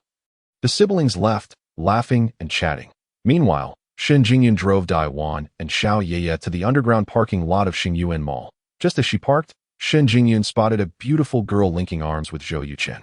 Passing by their car, a pang of loss struck her heart, draining the color from her face. Xiao Yeye said, Mom, I think I just saw Dad. Snapping back to reality, Shen Jingyan quickly responded, Sweetheart, you must have seen wrong. Xiao Yeye pouted, I definitely didn't. Dad walked right past our car with an Annie. Grandma, hurry and help me out. I want to find Dad. Shen Jingyan suddenly felt anxious and scolded. Shen Xinyue, be obedient. Taken aback by her mother's reprimand, Xiao Yeye's tears began to fall. I didn't see wrong. That person was definitely Dad. Why is Mom being mean to me? Daiwan quickly took Xiao Yeye into her arms, comforting her. Sweetheart, if you saw him, then you saw him. This time, it's Mom who is wrong. Let us go and see if it's really Dad. Opening the car door, Daiwan carried Xiao Yeye outside. Just in time to see Zhou Yuchen's car turn a corner, leaving the parking lot, Xiao Yeye exclaimed, Grandma, I know Dad's license plate number is 6688. Daiwan glanced at her daughter, who seemed lost in thought, and reassured her, Yes, that was indeed Dad's license plate number. It's just that Dad didn't see Xiao Yeye. Xiao Yeye wiped her tears, but Mom doesn't believe me. Shen Jingyan took a deep breath. Sweetheart, you're right that I shouldn't have scolded you just now. Can you forgive me? Xiao Yeye replied in her tiny voice. Yes. Shen Jingyan forced a smile, kissed her daughter's cheek, and said, Thank you, sweetheart. Let us go. Mom will take you for a ride on the little train. Xiao Yeye immediately brightened up. Great. Let us go ride the little train. It turned out that after Zhou Yuchen left for breakfast, Shen Jingyan took Xiao Yeye to her parents' home. Xiao Yeye adored the little train in the mall. After lunch, with nothing else to do, Shen Jingyun decided to take her there for some fun. Not expecting to run into Zhou Yuchen and Zhou Qing. Unbeknownst to her, she mistook Zhou Qing for Zhou Yuchen's girlfriend, which left her feeling somewhat forlorn. Once on the train, Daiwan gazed intently at her daughter and asked, Jingyun, do you have feelings for Zhou Yuchen? Shen Jingyun felt a sudden panic and quickly replied, no. Daiwan sighed. No one knows you better than your mother that I know your character too well, that if you didn't like Zhou Yuchen, you wouldn't have agreed to take Xiao Ye to stay overnight at his place. Nor would you have lost your composure upon seeing him with another girl. Shen Jingyun pursed her lips. Mom, I admit that after spending time together, I do have some feelings for him, but it hasn't reached the level of liking yet. Daiwan remained silent for a moment. Though Zhou Yuchen may not be exceptionally handsome, he is indeed a commendable young man. He is capable, steady, responsible, and an excellent cook. Such men are rare in today's society that it's normal for you to have feelings for him. Shen Jingyun replied. Mom, please stop. Now that Zhou Yuchen has a girlfriend, I will bury this fondness and not let it develop further. Daiwan countered. Are you sure that girl is Zhou Yuchen's girlfriend? Shen Jingyun hesitated. That girl is beautiful and was quite close to Zhou Yuchen, laughing and chatting. I thought it was pretty much confirmed, Daiwan remarked. If it's only pretty much confirmed, then you can't be certain. Jingyun, for your own feelings and for Xiao Ye, I think you should clarify this matter that if she truly is Zhou Yuchen's girlfriend, then you and Xiao Ye should maintain some distance from him. Shen Jingyun nodded. I understand. I will find out this afternoon. 2 hours later, Shen Jingyun returned home with Xiao Ye. As she opened the door, a beautiful girl greeted her with a smile. Hello, Sister Jingyun. I'm Zhou Qing. Shen Jingyun was momentarily stunned. Are you Zhou Yuchen's girlfriend? Zhou Qing was also taken aback, then burst into laughter. Sister Jingyun, I am his sister, Xiao Ye's aunt, realizing her misunderstanding of Zhou Yuchen. Shen Jingyun felt a wave of joy wash over her, and her face instantly lit up with a smile. That I'm sorry. I made a mistake. That it's just that you and your brother look nothing alike. You're much prettier than he is, Zhou Qing replied. I take after my mother, while he resembles our father. Thank goodness for that. Otherwise, I'd be in trouble. Shen Jingyun smiled. You're quite fortunate, Zhou Qing added. Xiao Ye didn't take after her uncle either, which is also lucky. The two exchanged knowing glances and laughed together. Xiao Ye stared at Zhou Qing for a while before asking, Annie, did you go to the mall with my dad? Zhou Qing smiled. Yes, how did you know? Xiao Ye replied. I saw you. Zhou Qing exclaimed in surprise. Then why didn't you call out to us? Xiao Ye pouted. Mom didn't believe me and scolded me. Shen Jingyun sighed. Sweetheart, I already apologized. Okay? And you shouldn't call her auntie. You should call her aunt. Xiao Ye tilted her little head. What's an aunt? Shen Jingyun explained. Your father's sister or brother is called aunt. Xiao Ye quickly replied. I learned that in kindergarten. Mom's brothers are called uncles, and dad's sisters are called aunts, right? Seeing the adorable child, Zhou Qing felt her heart melt. Yes, that's right. Xiao Ye is so clever. Can I give you a hug? Without hesitation, Xiao Ye opened her arms. Zhou Qing picked her up and kissed her cheek, saying, Sweetheart, your aunt loves you so much. Xiao Ye also kissed Zhou Qing's cheek. Aunt, Ye loves you too. Zhou Qing exclaimed. Oh my, how can you be so adorable? Come on, Annie bought you some building blocks. Let us go play, shall we? Xiao Ye's eyes sparkled.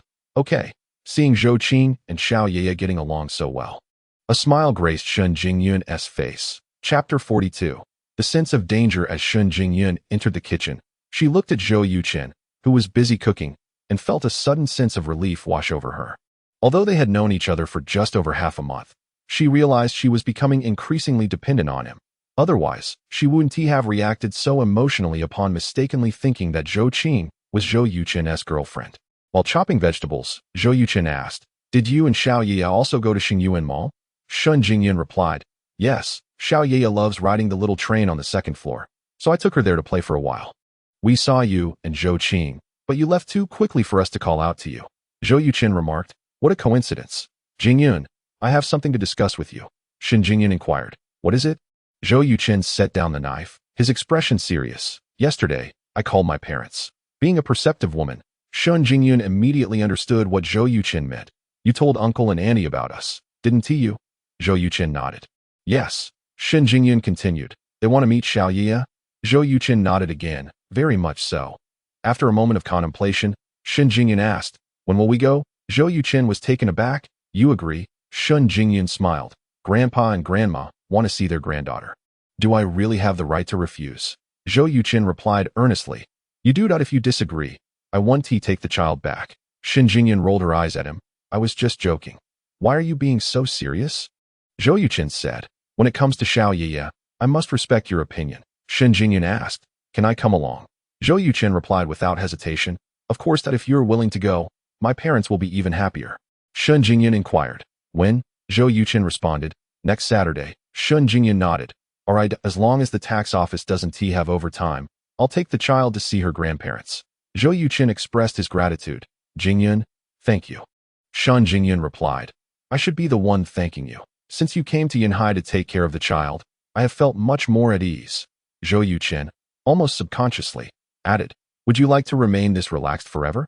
Shen Jingyan seemed taken aback by his question, then revealed a playful smile. If you are confessing your feelings, I will respond clearly.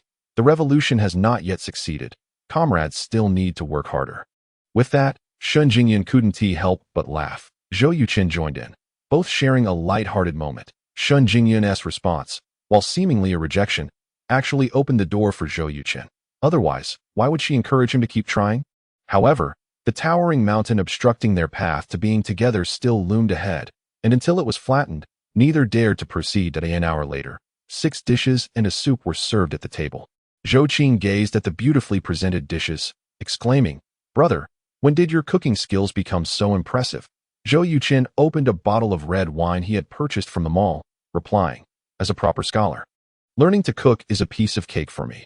Zhou Qing retorted, I'm a scholar too, yet I can't seem to learn how to cook. Zhou Yuchen scoffed. You, who didn't even make it to the top 10 in the province, dare to call yourself a scholar? That's quite amusing. Zhou Qing protested. That was just an off day. If it weren't for a tiny mistake on the last math question, I could have ranked in the top 5 in the province for the college entrance exam. Zhou Yuchen teased. Just the top 5?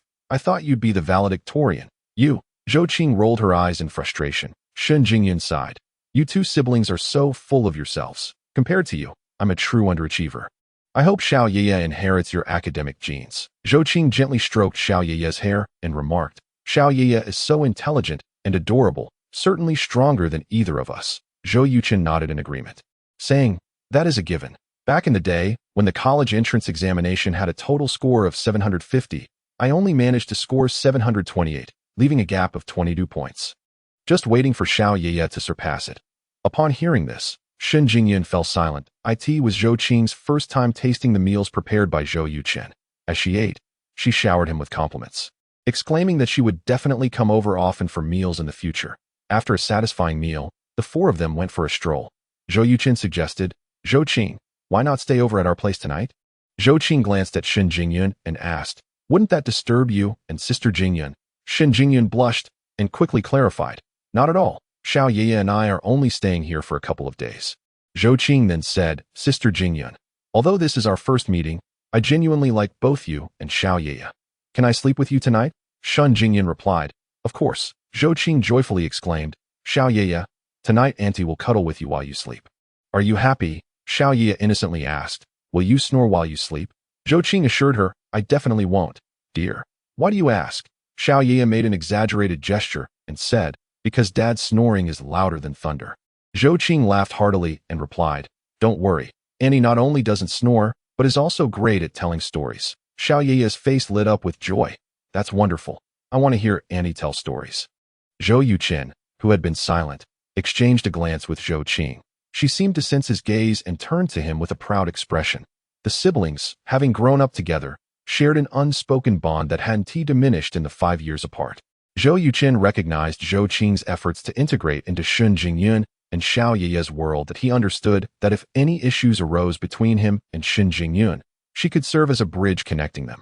That clever girl hadn't changed at all. At that moment, Zhou Yuchen suddenly felt 2 piercing gazes locked onto him from a distance, and his expression shifted. He said, Jingyun, Zhou Qing, take Xiao Yiye to play on the slide.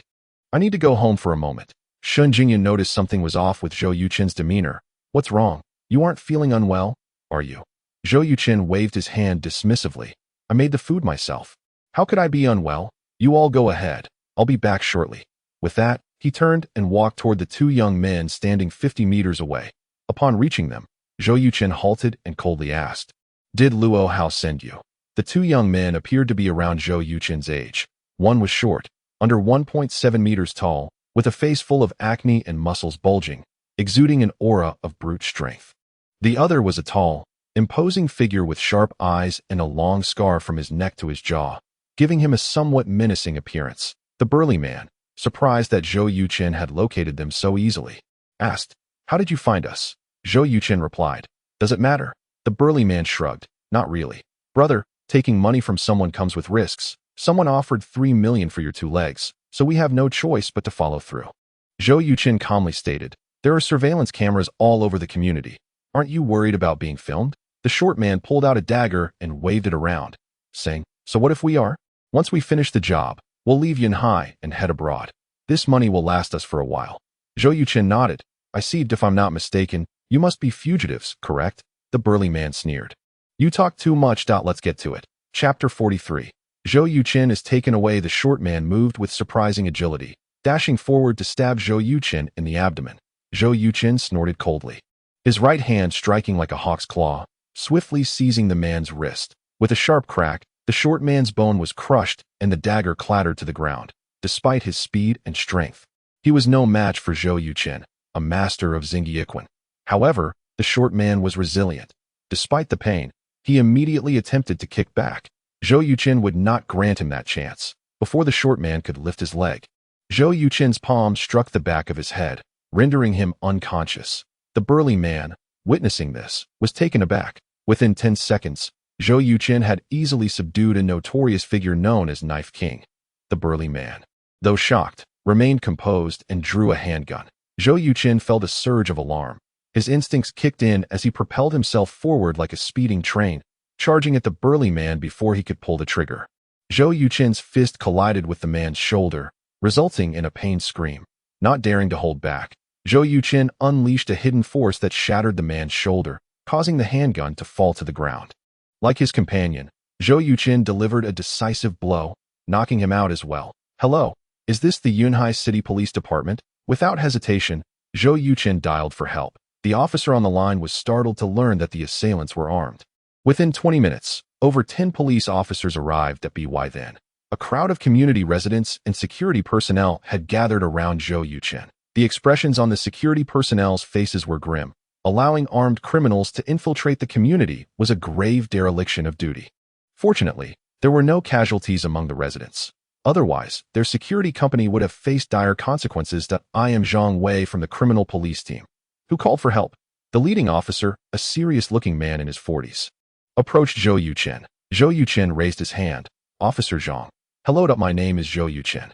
These two intended to attack me, but I subdued them." The handgun belongs to the burly man, and the short one also had a knife. Zhang Wei inspected the firearm, confirming it was real, then turned to the unconscious duo with narrowed eyes, Wu Laolu and Hu San. Zhou Yuchen inquired, "Officer Zhang, are they wanted criminals?" Zhang Wei raised an eyebrow. "Why do you think so?" Zhou Yuchen explained, "There are surveillance cameras everywhere in this community, yet they showed no fear of being identified. They mentioned being paid 3 million to take my legs and planned to flee the country afterward." Zhang Wei praised, "Astute. Since they resorted to using a gun, how did you manage to take them down?" Zhou Yuchen replied, "I have some skills. They didn't get a chance to fire before I subdued them." Zhang Wei gave him a thumbs up. "Impressive." Wu Laolu and Hu San are A-level wanted criminals issued by the police, having killed 6 of our colleagues and stolen 4 firearms. That I never expected these 2 fugitives would end up here in Yunhai. Caught by you. Mr. Zhou, on behalf of the police department, I would like to express my gratitude." With that, Zhang Wei saluted him. Zhou Yuchen quickly responded, "Officer Zhang, there's no need for such formalities. That I was merely acting in self-defense." Zhang Wei asked, "Have you offended anyone recently?" Zhou Yuchen nodded. "Luo Hao from Haifeng Transport Company." Zhang Wei's eyes flickered. "Mr. Zhou, we need you to accompany us to the police department to take a statement." Zhou Yuchen agreed. "No problem, but I need to call my family first." "All right," Zhang Wei replied. Zhou Yuchen took out his phone and called Shun Jingyun. After briefly explaining the situation, he warned, "That scoundrel Luo Hao is audacious. We don't know if he'll send someone to attack again. For your safety, you and the child should return home quickly and have Zhou Qin go back to her dorm." Growing up in a police family, Shun Jingyun remained calm in the face of sudden danger, replying, Understood, I will take Zhou Yuchen to reside at Mindao Community for the night, Zhou Yuchen affirmed. That would be best. After ending the call, Zhou Yuchen followed the police officers to the station. Upon arrival, Zhang Wei personally took a detailed statement from him. Zhou Yuchen recounted his past grievances with Luo Hao without any concealment.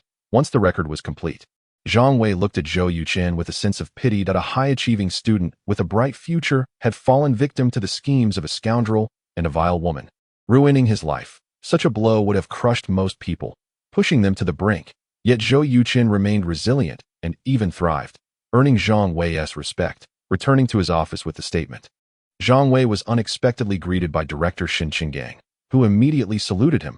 Director, what brings you here? Shen Qinggang replied, I heard you captured 2 A-level fugitives and came to check. Zhang Wei explained, Director, these were captured by Zhou Yuchen. I merely benefited from his efforts. Shen Qinggang extended his hand. Let me see the statement. Zhang Wei promptly handed it over. After reading, Shen Qinggang chuckled, I never expected this young man to possess such skills. Zhang Wei was taken aback. Director, do you know Zhou Yuchen? Shen Qinggang replied, Not only do I know him, but I am also quite familiar with him. What are your next steps? Zhang Wei resolutely stated. We must apprehend Luo Hao as soon as possible, ensuring he has no contact with the 2 fugitives. Shen Qinggang inquired. Do you believe Zhou Yuchen's account is genuine? Zhang Wei pondered for a moment. Based on my years of experience, Zhou Yuchen's story seems truthful. Unfortunately, there is no evidence. Unless Luo Hao and Su Xiaoya confess, it would be impossible to overturn the case. Shen Qinggang acknowledged. Can Zhou Yuchen leave now? Zhang Wei affirmed. Of course that I'll have someone escort him back. Shen Qinggang stood. No need. He will leave with me. Zhang Wei's heart sank. He had to reassess the relationship between Shen Qinggang and Zhou Yuchen. Just then, an officer burst through the door. Zhang Wei frowned, reprimanding. Xiao Lu, do you not understand protocol? Seeing Director Shen Qinggang present, Xiao Lu appeared startled and quickly saluted. Hello, Director. Shen Qinggang waved his hand. Get straight to the point. Xiao Lu reported, Director, Captain, we just received news that Luo Haifeng, the president of Haifeng Transport Company, has been stabbed 6 times and is in critical condition, undergoing emergency treatment at the hospital. His son, Luo Hao, along with several friends, was caught using drugs at a KTV and is currently being brought back. Chapter 44. Zhou Yuchen's request. Shen Qinggang's expression changed, and Zhou Yuchen's composed face immediately came to mind. He instinctively felt that the situation with the Luo father and son was linked to Zhou Yuchen. Zhang Wei clearly shared the same thought as he turned to Shen Qinggang. Without hesitation, Shen Qinggang commanded, Do not let Zhou Yuchen go. Combine the case of Luo Hao's drug use with the attempted murder case. Zhang Wei affirmed, Understood. Zhou Yuchen sat in the inquiry room for over half an hour before a police officer entered. This officer, can I leave now? Mr. Zhou, I'm sorry, but you need to come with me to another location. Where to? The interrogation room. What? Zhou Yuchen was taken aback. The inquiry room was for questioning witnesses, while the interrogation room was for questioning suspects. 2 entirely different concepts. Zhou Yuchen was puzzled as to why he had suddenly become a suspect. Entering the interrogation room, Zhou Yuchen saw Zhang Wei and another officer in their 30s sitting upright. Their expressions very serious. Officer Zhang, I want to know what is going on. Zhou Yuchen asked directly as he sat across from them. Zhang Wei, with piercing eyes, asked, Zhou Yuchen, do you know Luo Haifeng? Zhou Yuchen shook his head. I have never met Luo Haifeng, but I know he is Luo Hao's father. Zhang Wei fixed his gaze on Zhou Yuchen. Just now, Luo Haifeng was stabbed 6 times and rushed to the emergency room. Zhou Yuchen couldn't help but admire the efficiency of Yin Qingfeng's actions. Having just sent the video of Luo Hao's betrayal, it took less than a day for Luo Haifeng to be targeted, indicating a desire to eliminate the source of trouble at the same time. Zhou Yuchen understood why he had been moved from the inquiry room to the interrogation room. Clearly, the police suspected him of being involved in Luo Haifeng's stabbing. As his mind raced, Zhou Yuchen maintained a calm facade and inquired, Officer Zhang, where was Luo Haifeng attacked? Zhang Wei did not miss any subtle expressions on Zhou Yuchen's face. In the underground parking lot, perhaps. It could assist you in dismantling a drug trafficking organization. Without a moment's hesitation, Zhang Wei replied, Your assistance is unnecessary. This is our responsibility and does not concern you. Meanwhile, Shen Qinggang, who had been observing the interrogation through the surveillance cameras, suddenly realized Zhou Yuchen's intentions. He promptly communicated through the microphone to Zhang Wei. No valuable information was obtained from Luo how did I believe it would be prudent to allow Zhou Yuchen to meet with him? There may be unexpected developments. Zhang Wei received Shun Qinggong's directive and said, Zhou Yuchen, I can arrange for you to meet Luo Hao, but you must refrain from any extreme actions. Zhou Yuchen, ever astute, discerned that Shun Qinggang was aiding him and assured, I promise to use words, not violence. However, it would be wise to disable the surveillance in the interrogation room and provide me with a pinhole camera. Zhang Wei agreed. Upon exiting the second interrogation room, Zhou Yuchen encountered Shun Qinggang in the corridor. Shun Qinggang patted his shoulder and remarked, the opportunity has been granted. I hope you seize it. Zhou Yuchen nodded in gratitude. Soon, with the pinhole camera discreetly concealed, Zhou Yuchen entered the first interrogation room, where he found Luo Hao, who appeared dejected. Upon seeing Zhou Yuchen, Luo Hao's expression changed dramatically as he exclaimed, How can it be you? Zhou Yuchen closed the door, settled into a chair opposite him, crossed his legs, and smugly replied, Why wouldn't it be me? Luo Hao pointed at Zhou Yuchen, realization dawning upon him. I see now that it was you all along. Zhou Yuchen shrugged. Where's the evidence? Without evidence, your words are meaningless at this juncture. Zhou Yuchen glanced at the camera in the corner of the room and said, Captain Zhang, please turn off the surveillance that I need 10 minutes to have a proper conversation with my old friend. As soon as he finished speaking, the camera shut down. Luo Hao, incredulous, remarked, You've actually bribed the police. Zhou Yuchen sneered. Once again, you lack evidence, he continued. Now that no one can hear us, let me reveal the truth. I have spent 4 years preparing for my revenge. You have any idea how those years have felt? Luo Hao trembled, gritting his teeth. So it was you. Chapter 45. Playing a role before Luo Hao. Zhou Yuchen whistled and chuckled. Indeed, it is 4 years. I have been investigating you and your family's Haifeng transportation company, discovering that your father, Luo Haifeng, has exploited his transportation resources for drug trafficking. Consequently, I hired private detectives to uncover evidence of your dealings. Unfortunately, your father has concealed them too well, and I have yet to find anything. However, I am acutely aware of your drug use. After seeing you yesterday, I decided to take action that I had someone follow you while simultaneously hiring an assassin to deal with your father. Truth be told, I was the one who reported your drug use to the police. Your father, however, was less fortunate. He was stabbed 6 times by the assassin I hired, bleeding profusely and dying a tragic death. But do not worry. The police have placed your father's body in the hospital morgue, and you should see it tomorrow morning. Luo Hao, my dear classmate, do take care. Upon finishing, Zhou Yuchen laughed maniacally, while Luo Hao sat in stunned silence. En route to the police station, he had already learned of his father's assassination but lacked the specifics. Now, hearing the news of his father's death from Zhou Yuchen's lips, despair washed over Luo Hao as he exclaimed, Zhou Yuchen, you must be lying. Ha! Zhou Yuchen's laughter intensified. Clutching his stomach, he gasped for breath. Luo Hao, stop dreaming. Your greatest support has fallen. You are now utterly alone, and no one can save you. Perhaps Zhou Yuchen's performance struck a chord. As Luo Hao began to lose his sanity, veins bulging on his forehead, eyes bloodshot, and he shouted in rage, Zhou Yuchen, I will kill you. Zhou Yuchen scoffed. How will you do that? With those 2 wanted criminals you hired? Wu Laolu and Hu San. I have dealt with them. 3 million. You are miserably stingy. You know how much I paid the assassin to kill your father, a full 20 million, nearly 7 times your offer. However, what I find perplexing is why you only want my legs and not my life. Have you suddenly developed a conscience? Luo Hao spat. Because I want to humiliate you. Zhou Yuchen, enlightened, replied, I see. Coincidentally, I have no intention of killing you. I merely want the police to arrest you, which is also to humiliate you. You will undoubtedly be entering prison, and I will arrange for 4 formidable men to take good care of you, ensuring you live comfortably every day. Fear flickered in Luo Hao's eyes as he blustered. You dare? Zhou Yuchen laughed. I would dare to kill your father. What makes you think I would hesitate to deal with you? You foolish child?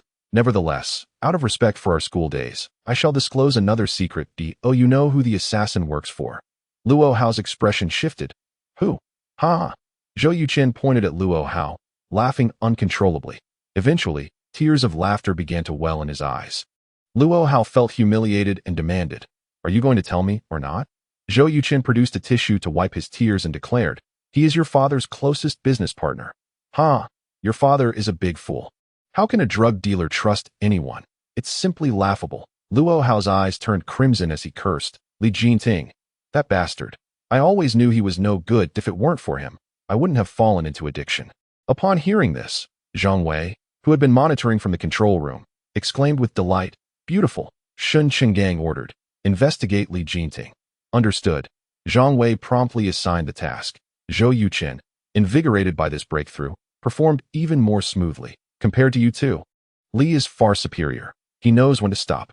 After making enough money, he turned to legitimate business and eliminated all potential threats.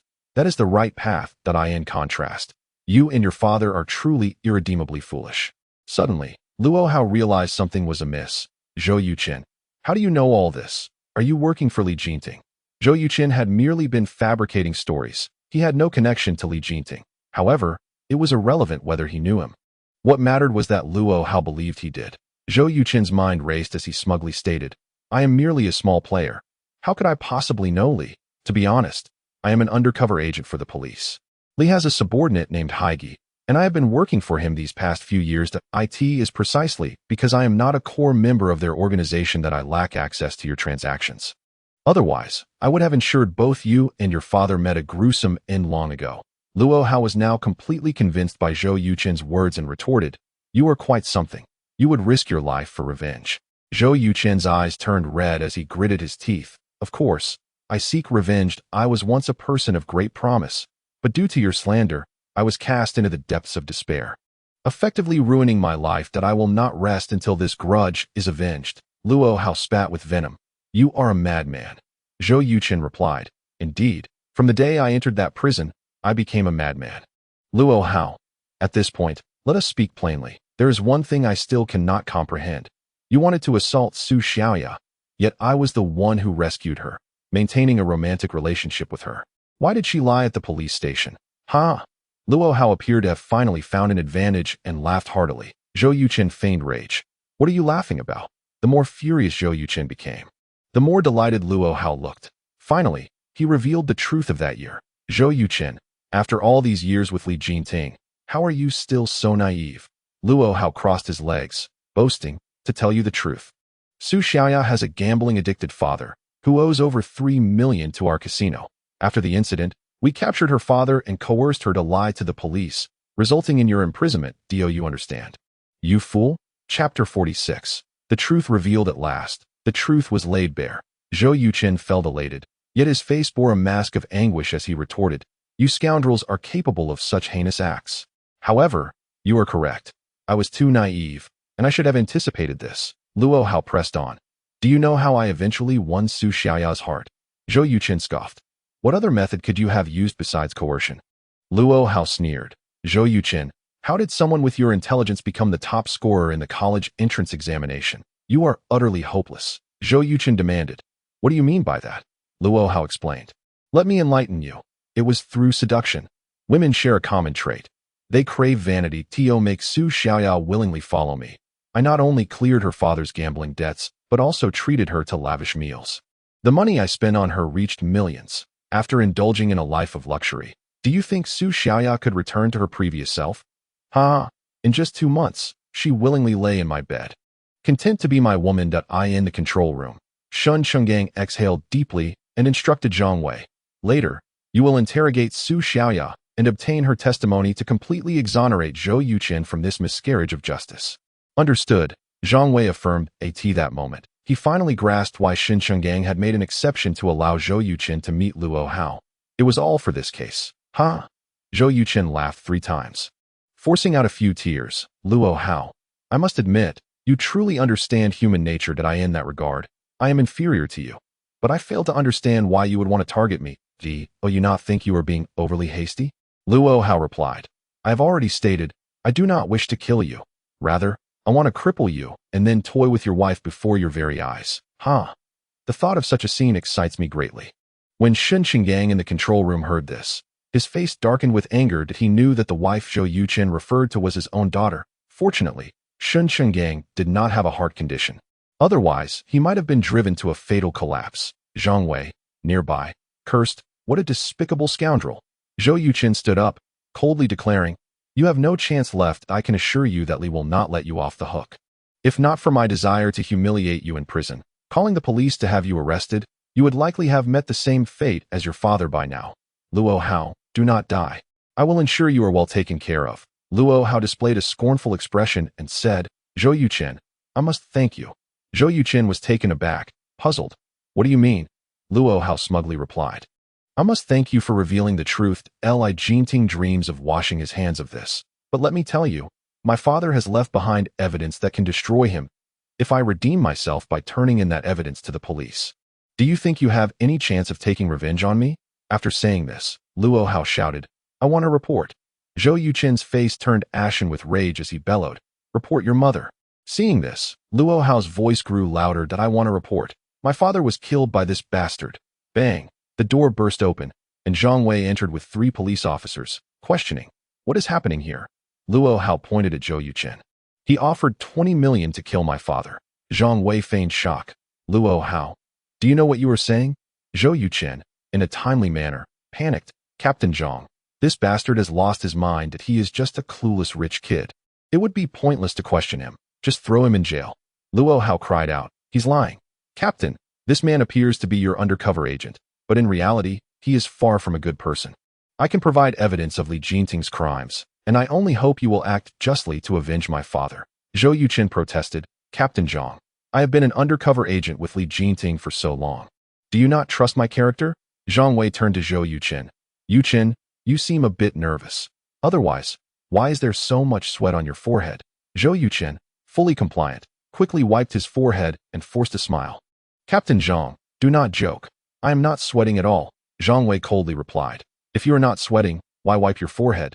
Zhou Yuchen was rendered speechless. Luo Hao laughed heartily. Zhou Yuchen, you big fool. Do you understand what it means to be overly joyful? This is it. Zhang Wei instructed. Xiao Lu, take Zhou Yuchen to another interrogation room. Yuchen, do not worry. If Luo Hao cannot produce solid evidence, I will certainly clear your name. Zhou Yuchen pursed his lips. Understood, Captain Zhang. 2 police officers escorted Zhou Yuchen from the interrogation room to the control room. Shen Chenggang smiled. Well done. You have both courage and cunning, skillfully manipulating Luo Hao. Xiao Zhou, it would be a pity for you not to become a police officer. Zhou Yuchen replied, my purpose in doing all this is not revenge, but to clear my name that I do not want my issues to affect the future political review of the young lady. Shen Chenggang nodded. Rest assured, we have already dispatched personnel to interrogate Su Xiaoya. As long as she admits it was a false accusation, your case will be overturned. Zhou Yuchen gazed at the surveillance screen, showing Su Xiaoya in the interrogation room. I hope everything goes smoothly. Half an hour later, Zhang Wei entered with the record, his face brimming with excitement. Reporting, Director, Luo Hao has confessed everything that I will immediately lead a team to Luo Haifeng's residence to retrieve that laptop, which contains not only transaction records between Luo Haifeng and Li Jinting, but also a comprehensive list of drug trafficking personnel. Shen Chenggang smiled. Go ahead, that if we can unearth this lead, I will personally commend you. Yes, thank you, Director. As Zhang Wei cheerfully approached the control room door, he suddenly paused, turned to Zhou Yuchen, and expressed, Mr. Zhou, thank you. Zhou Yuchen was taken aback, replying with a smile. Cooperation between the police and the public is only right. 10 minutes after Zhang Wei left, the officer responsible for interrogating Su Xiaoya returned. Shen Chenggang took the record, scrutinizing it earnestly, then said, Xiao Zhou, congratulations, your case has been overturned. Zhou Yuchen opened his mouth to speak, but found himself at a loss for words, as his mind suddenly went blank. Since merging with his predecessor in this world, Zhou Yuchen felt as if he had been carrying a heavy burden in it. He understood this was the predecessor's obsession, which had now become his own. The weight of this burden was stifling, but now that it had been lifted, Zhou Yuchen felt an overwhelming sense of relief, even finding it easier to breathe. Chapter 47. Zhou Yuchen's hacking skills. After a considerable amount of time, Zhou Yuchen finally regained his composure. He vigorously wiped his face and let out a long sigh, stating, though justice may be delayed, it is still better than never arriving. Shen Chenggang solemnly replied, this was a mistake on our part, leading to your 10-month imprisonment that I apologize on behalf of the Yunhai Police Department. Zhou Yuchen shook his head, saying, this is not your fault. It is entirely my own blindness for misplacing my trust in the wrong person that I in such circumstances back then, anyone would have reached the same conclusion. Moreover, as the saying goes, a blessing in disguise. Had it not been for that incident, I would not have encountered such a lovely angel. The thought of the adorable little face of Xiaoya brought a smile to Zhou Yuchen's lips. Shun Qinggang recognized he was referring to Xiaoya and remarked, "That is indeed true." Zhou Yuchen then inquired, "Am I free to go?" Shun Qinggang pondered for a moment and replied, "Let us wait for Zhang Wei to return. He is in charge of this incident." Zhou Yuchen nodded, "Very well." Noticing a programming book on the desk, Zhou Yuchen picked it up and began to read intently. After nearly an hour, Zhang Wei returned with a laptop, looking rather displeased. Shun Qinggang observed this and asked, "What is the situation?" Zhang Wei replied with a bitter smile, "Director, this laptop is protected by a startup password that I consulted the tech department, and it has a self-destruct program that if the password is entered incorrectly 3 times, the hard drive will be formatted that we have already made one mistake, and the technicians are hesitant to try again." Shun Qinggang frowned. "If even our Yunhai tech department cannot crack this laptop's password, who could possibly do so?" "Yindu," Zhang Wei replied. "Yindu is also struggling. The tech department suggested a rudimentary method, but it would take a week. Shun Qinggang retorted angrily, "If we cannot resolve it tonight, by tomorrow morning, they will have vanished without a trace, and we will catch nothing." Zhou Yuchen set the book down and asked, "May I examine the laptop?" Shun Qinggang raised an eyebrow. "You know how to." "Oh, right. You certainly do. Otherwise, you wouldn't have been reading that programming book for so long." "Zhang Wei, open the laptop and let Zhou have a look." Zhang Wei complied, gesturing for Zhou Yuchen to proceed. Without hesitation, Zhou Yuchen took a seat and began typing a program rapidly, stating, "Give me a moment." Shun Qinggang's eyes lit up. "Can you handle it?" Zhou Yuchen confidently replied, "Absolutely." Shun Qinggang exclaimed, "Wonderful. Proceed without fear. If anything goes awry, I will take responsibility." "There will be no problem," Zhou Yuchen replied casually as he focused on his task. Shun Qinggang and Zhang Wei, 2 laymen, stood behind him, watching as sequences of code flashed before their eyes, leaving them awestruck. Although they could not decipher the meaning of the code, the astonishing speed and complexity gave them an overwhelming sense of admiration. Zhang Wei quietly remarked, "Director, if Zhou Yuchen can indeed crack this password, should we consider hiring him as our cyber technology advisor?" Shun Qinggang's eyes gleamed. "Let us wait until he succeeds before discussing that." Approximately 40 minutes later, Zhou Yuchen finally paused, pointing at the screen. "The password for the computer should be this string of numbers," Zhang Wei exclaimed. "Goodness, a 16-digit code." Zhou Yuchen said, "I am going to attempt the password now." Zhang Wei quickly added, "Let me jot it down first." Zhou Yuchen replied, "No need. These numbers are already stored in my mind." With a series of keystrokes, Zhou Yuchen entered the 16-digit password and pressed enter. The screen flashed, and the computer booted to the desktop. "Impressive." Zhang Wei gave Zhou Yuchen a thumbs up, his face beaming with excitement. Shun Qinggang regarded Zhou Yuchen with newfound respect. With skills in cooking, financial investment, and now exceptional computer expertise, Zhou Yuchen was undeniably extraordinary. Zhou Yuchen stood up. "This laptop uses a cyclical password that changes every week, effective from midnight today. I suspect your tech department was attempting to use an outdated password, which is why they encountered errors." Shun Qinggang scrutinized him. "Are you a hacker?" Zhou Yuchen shook his head. "I merely have a keen interest in computer programming." "Director Shun, Captain Zhang, may I leave now?" Shun Qinggang asked. Zhang Wei, "Does Zhou have any remaining issues?" Zhang Wei replied, "No, I will arrange for someone to escort him home immediately." Initially, Shun Qinggang intended to see Zhou Yuchen off, but with such a significant case unfolding, it was not appropriate for him to depart. Upon exiting the office, Zhou Yuchen encountered Su Xiaoya, who had just emerged from the restroom, flanked by 2 stern female police officers. Upon seeing Zhou Yuchen, Su Xiaoya quickly lowered her head, her gaze evasive. Unwilling to meet his eyes, Zhou Yuchen halted and calmly stated, "Su Xiaoya, it seems you owe me an apology." Tears streamed down Su Xiaoya's face as she displayed a pitiful expression. "Brother Chun, I was coerced. I had no other choice." Zhou Yuchen, having spent 4 years and an immeasurable amount of money only to hear her claim she was forced, found her shamelessness amusing.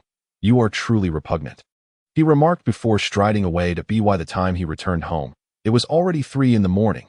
After a hot shower, Zhou Yuchen stood on the balcony gazing at the starry sky, feeling a weight lift off his heart. In truth, the events of the night had taken him by surprise. Yan Qingfeng's methods significantly exceeded Zhou Yuchen's expectations. From the moment he sent the video to Yan Qingfeng to the incident involving the Luo father and son, less than 18 hours had elapsed. The ability to eliminate the notorious Luo Haifeng within such a short time frame, while simultaneously uncovering Luo Hao's drug use, was a testament to Yan Qingfeng's power. As for Yin Qingfeng sparing Luo Hao's life, it was certainly not out of compassion. Zhou Yuchen suspected it was to further torment Luo Hao. After all, Luo Hao had betrayed him, and any man, especially a powerful figure like Yin Qingfeng, would likely be unable to tolerate such a betrayal. As for himself, Zhou Yuchen was not particularly worried. Yin Qingfeng was no fool. Before taking action, he would undoubtedly investigate Zhou Yuchen's background. As long as he discovered that Xiao Ye's grandfather was the deputy mayor of Yunhai City and the director of the police department, Xinjiang, it was unlikely Yin Qingfeng would act against him unless absolutely necessary.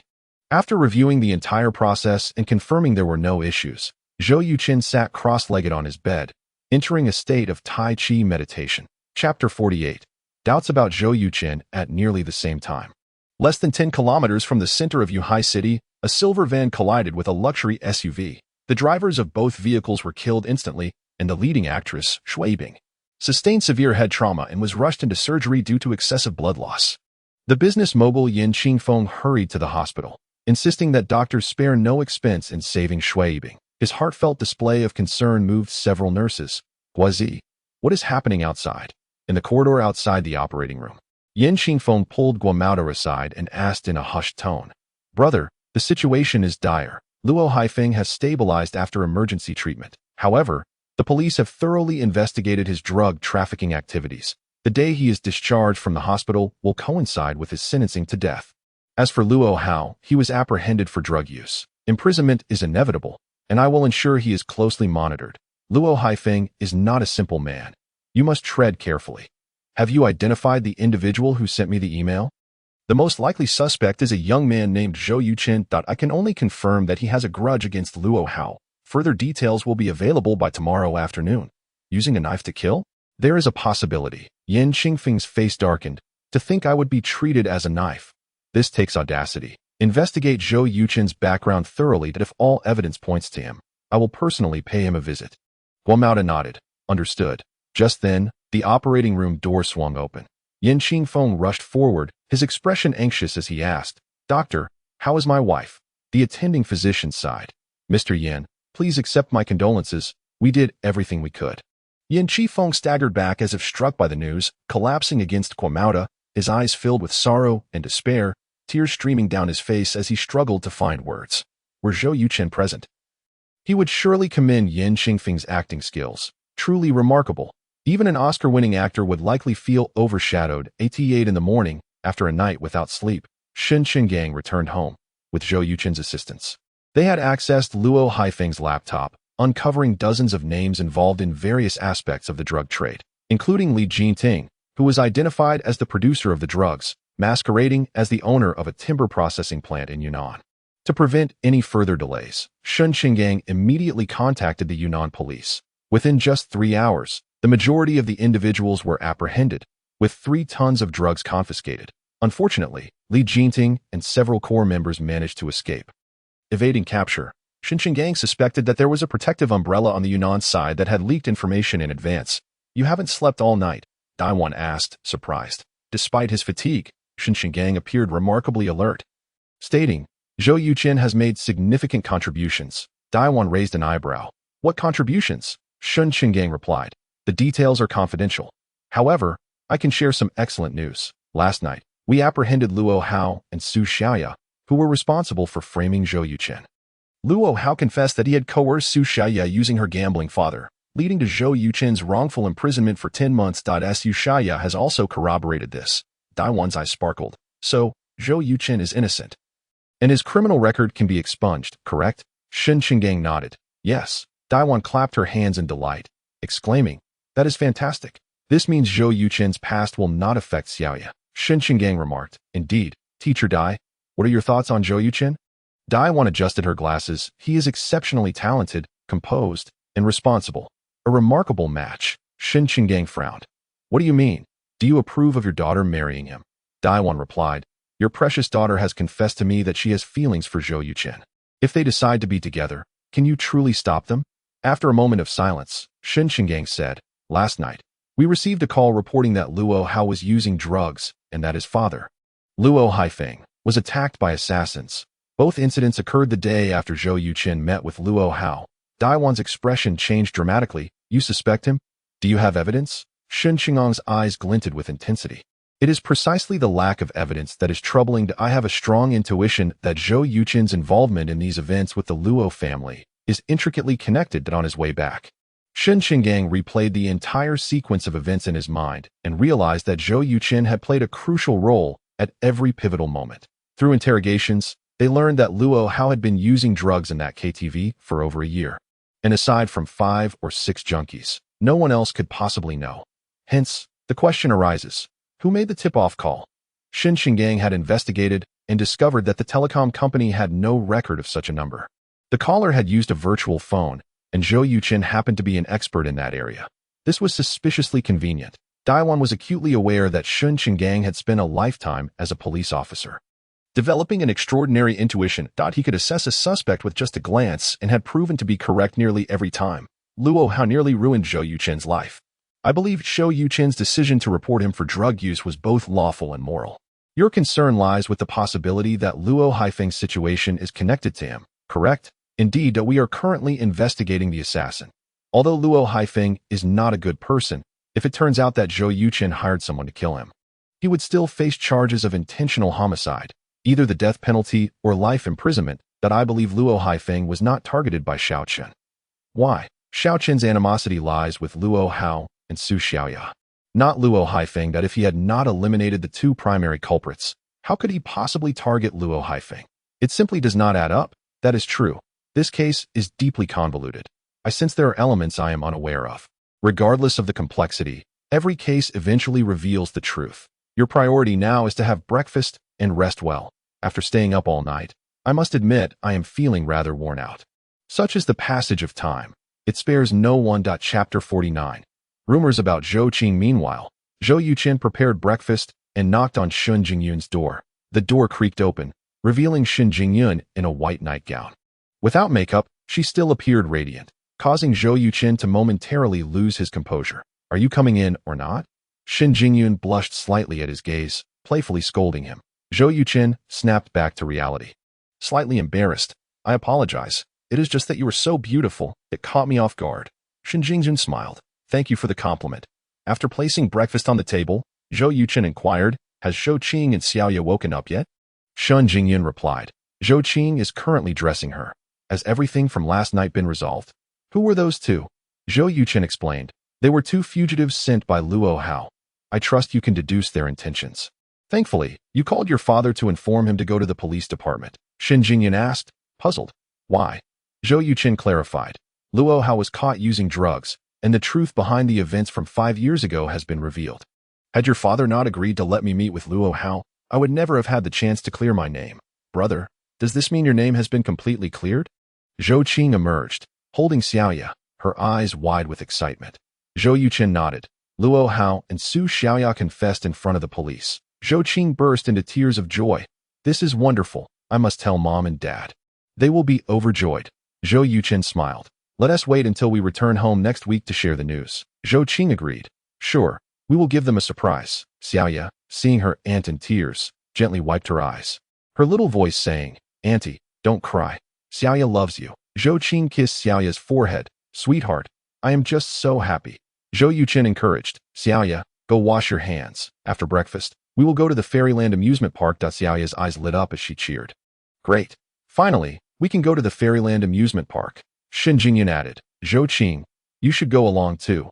Zhou Qing, an exceptionally intelligent and emotionally astute young woman, naturally would not be foolish enough to act as a mere distraction for others. Sister Jingyun, a renowned computer professor, is coming to our school this afternoon, and I would like to attend the lecture, she stated.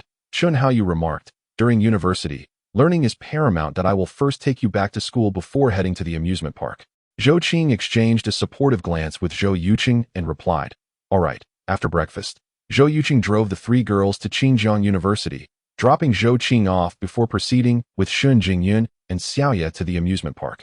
Upon returning to the dormitory, Zhou Qing was greeted by her roommates, Wang Tong and Yulina, who eagerly jumped out of bed, exclaiming, Let us help you. Without waiting for Zhou Qing to respond, they snatched the items from her hands. Followed by a chorus of exclamations. Wow, the latest LD brand handbag. I believe it costs around 30,000. And this set of GLE cosmetics must be worth at least 20,000. The high-end orange phone and roar laptop. Plus this Qingya clothing. My goodness, how much must all this cost? After confirming the prices, both Wang Tong and Yelena looked at Shou Qing with a peculiar gaze. Shou Qing scanned the room and inquired, "Where is Xu Nianer?" Yelena scoffed. She was whisked away last night by a wealthy second-generation heir driving a Hummer. Like Wang Tong and Zhou Qing, Yelena harbored disdain for the self-deprecating Xu Nianer. Wang Tong asked, "Darling, care to explain who the man driving the Mercedes is? We've been classmates for nearly 2 years, and I've never seen him before. Your secrecy is rather impressive." Zhou Qing was taken aback. "How do you know he was driving a Mercedes?" Wang Tong chuckled. "When you left yesterday, I couldn't resist trailing after you and Xu Nianer and happened to see you two embracing." Zhou Qing rolled her eyes and replied irritably, "While I can tolerate Xu Nianer's behavior, your meddling is unnecessary. Let's not concern ourselves with that. You need to be honest with me. Is that man your boyfriend?" Wang Tong pressed. Yelena chimed in. "Does it even need to be said? If he isn't her boyfriend, why would he spend so much on gifts for Zhou Qing? This is far superior to what Xu Nianer received." Zhou Qing sighed. "His name is Zhou Yuchen. We've grown up together." Wang Tong beamed. "Ah, childhood sweethearts, and you share the same surname. Zhou Qing, what stage are you at? Is there something more?" Zhou Qing playfully flicked Wang Tong on the forehead, saying, "Put away your lewd thoughts. He is my brother." "My biological brother?" Wang Tong gasped in disbelief. "Is that true?" Zhou Qing affirmed. "Absolutely." Wang Tong's eyes lit up. "Zhou Qing, could you introduce your wealthy brother to me?" "Rest assured. Once I become your sister-in-law and take control of the family finances, my first act will be to buy you a house." Yelena burst into laughter. "Wang Tong, you have no shame." Zhou Qing, "Ignore her. I will buy you a villa." Zhou Qing shrugged. "You too should stop daydreaming. My brother has a 3.5-year-old child who is incredibly adorable. As for my future sister-in-law, she is 10 times more beautiful than I am." Wang Tong and Yelena exclaimed in unison, "Impossible." Zhou Qing assured them, "You will see for yourselves soon enough. Frankly, throughout my life, I have never encountered a woman more stunning than my sister-in-law. Even celebrities pale in comparison to her beauty and grace." Yelena remarked, "Now I truly wish to meet her." Wang Tong interrupted, "Enough with the jokes. Zhou Qing, there's something you need to know. That Xu Nianer has posted a photo of you and your brother embracing on our school forum, claiming you have sold yourself to be with a wealthy heir. You should clarify this matter quickly. Is that so? Let me see for myself." Zhou Qing replied, promptly pulling out her newly purchased laptop and logging onto the Qingjiang University forum. Sure enough, the post claiming she was being kept became the most popular, flooded with derogatory comments. "I can't believe my pure goddess would sell herself for money. This is so disappointing. Pure goddess? Pah. Once I have money, I will keep her too." Sigh. It seems that money is still the name of the game. The post had been published yesterday at 3 p.m., and in just over a day, it had amassed over 10,000 comments, a staggering feat considering Qingjiang University has only about 7,000 students. Yelena asked, "Zhou Qing, what are you planning to do?" Zhou Qing smiled. "From this moment on, my boyfriend will be my biological brother." Yelena blinked in realization. "You intend to use your brother to deter your suitors?" Zhou Qing nodded. "Exactly. As the second most beautiful girl at Qingjiang University, Zhou Qing had no shortage of admirers, at least 8, if not 10. Many boys would often attend their classes just to catch a glimpse of her. And she received upwards of 100 love letters each week, not to mention an abundance of roses. This attention had long since exhausted her, and now she could use this opportunity to dissuade them." Shortly after, another post appeared. "I, Zhou Qing, am in a relationship with the man in the photo. We are childhood sweethearts and plan to marry after graduating from our senior year. Please do not spread false rumors.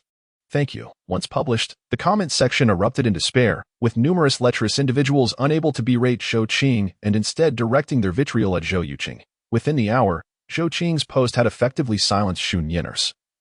And to keep Wang Tong and Yelena's secret, Zhou Qing treated them to a lavish meal. Fortunately, Zhou Yuchen had transferred 30,000 yuan to her bank card. Otherwise, she would have had to borrow money to get by. At the amusement park, Xiaoye was engrossed in a ring toss game. However, her small strength prevented her from winning even a single toy after more than 10 attempts, and she pouted, on the verge of tears. Zhou Yuchen smiled gently. "My dear, would you like me to help you?" Xiaoye cheerfully replied, "Yes, Daddy. I want that little bear alarm clock." Shen Jingyan sighed. "That will be quite a challenge." Zhou Yuchen glanced at the bear clock. Positioned at the farthest part of the center, the bamboo rings seemed almost impossible to land accurately.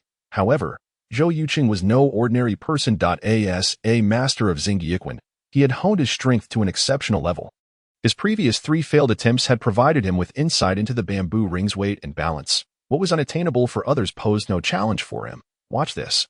Zhou Yuchen picked up a bamboo ring, casually tossed it, and with a surge of power, the ring spun through the air for 6 meters, landing perfectly on the little bear clock.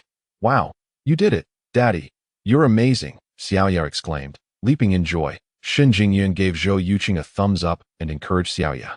Hurry, go collect your prize. Xiaoya eagerly ran to retrieve the bear clock, her eyes sparkling with delight. The booth owner, a man in his 30s, looked disheartened as he realized the bear clock was gone. His merchandise was all brand name, priced several times higher than street vendors, and while the toss was difficult, the rings were costly, 3 for 10 yuan.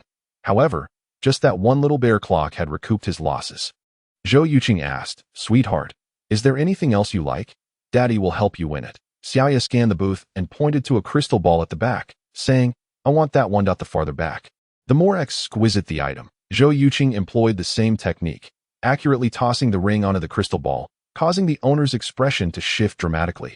Yes, you did it again. Daddy is the best, Xiaoya cheered.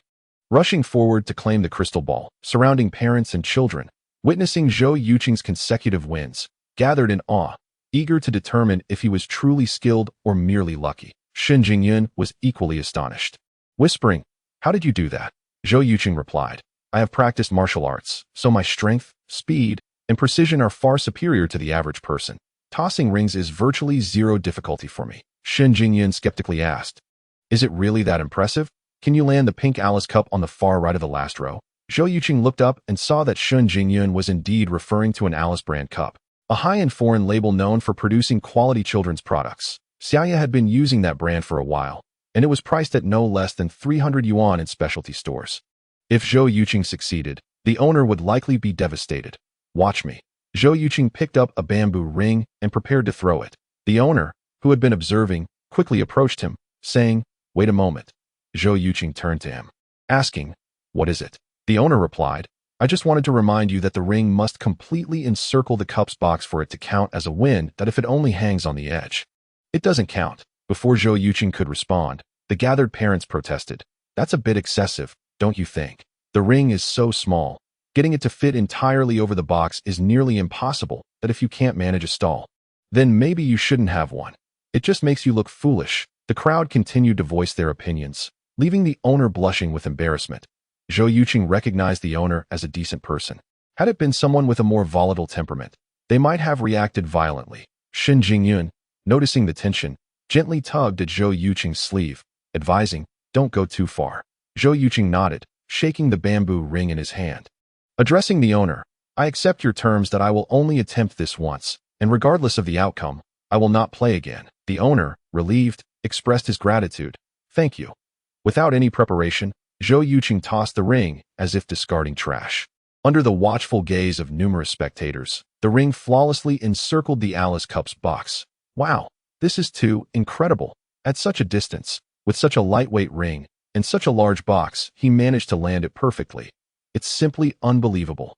The crowd erupted in astonishment. Chapter 51. A fortuitous discovery of the clone scroll. Xiaoya clung to Zhou Yuchen's leg, exclaiming, Daddy, you're amazing. Zhou Yuchen chuckled, It's just what I do. The owner, feigning a sorrowful expression, said, Sir, you must keep your word, right? Zhou Yuchen replied, Bring me the cup. I won't attempt any more tosses. The owner, without hesitation, hurried to retrieve the cup, handing it to Zhou Yuchen. Following that, Shen Jingyun and Xiaoya tossed their remaining rings but failed to win anything. As the family of 3 departed, the owner sighed in relief, grateful the ordeal had come to an end. If Zhou Yuchen had continued, his business would have faced dire consequences. The amusement park was a delightful venue for children aged 3 to 6. But the only drawback was that outside food was prohibited, necessitating a meal from one of their restaurants. Zhou Yuchen, Shen Jingyun, and Xiaoya wandered around before settling on a beef noodle shop, drawn by the bustling crowd and cleanliness. However, they soon regretted their choice. The noodles were so poorly prepared that it was nearly inedible. Xiaoya took only 3 bites before refusing to eat anymore. Shen Jingyun set down her chopsticks, suggesting, Shall we try somewhere else? Zhou Yuchen replied, The other places are equally unappetizing. Please wait here. I will find something delicious. Shen Jingyun blinked. Where will you find food? Zhou Yuchen stood up, grinning. I have my methods. Shen Jingyun rolled her eyes at his cryptic remark. But her expression only enhanced her charm, attracting the attention of several diners. 10 minutes later, Zhou Yuchen returned with 3 large bowls of noodles. While the beef and noodles were the same, the flavor was worlds apart. Xiaya took a bite and her eyes lit up with delight. This is so good. Did you make these? Shen Jingyun asked. Zhou Yuchen smiled. For 200 yuan, I borrowed their kitchen and ingredients. Shen Jingyun praised. You truly are resourceful. Zhou Yuchen replied. I mainly wanted to ensure the little one didn't suffer. Shen Jingyun teased. You are quite the doting father. Zhou Yuchen looked at the little girl enjoying her meal. I rather enjoy being a doting father. Shen Jingyun couldn't help but smile. The trio spent the entire day at the amusement park, returning home around 9 p.m. after watching an animated live performance. By the time they arrived at Mingda Community, Xiaoya was fast asleep in Shen Jingyun's arms. Zhou Yuchen carried her upstairs, gently laying her on the bed and whispering, "Sweet dreams, my dear." As if she had heard him. Xiaoya's lips curled into a smile. Stepping out of the bedroom, Zhou Yuchen told Shen Jingyun, I will bring breakfast and pick up the child tomorrow morning. Shen Jingyun nodded appreciatively. Thank you for your efforts. Zhou Yuchen smiled. It's my pleasure that I'm leaving now.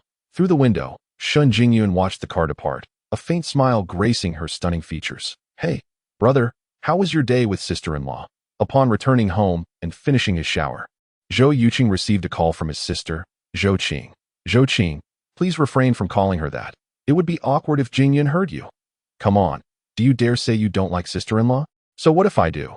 Then you must pursue her courageously. Your greatest advantage is that you have Xiaoya with Jingyun, something no one else can compete with. That if you don't seize this opportunity and boldly chase after her, you will certainly regret it in the future. Zhou Qing, things aren't as simple as you think. The my relationship with Jingyun isn't just about feelings. There are other obstacles. If there are obstacles, then overcome them. I am determined that Jingyun will be my sister-in-law, and you must not let her slip away. Our matters are none of your concern. Your only task is to focus on your studies. I understand. No need to lecture me. Your tone is just like mom and dad's, and it's quite tedious that I won't chat with you any longer. Goodbye. With that, Zhou Qing hung up the call. Zhou Yuchen shook his head, thinking that even at her age, her impatient nature had not changed.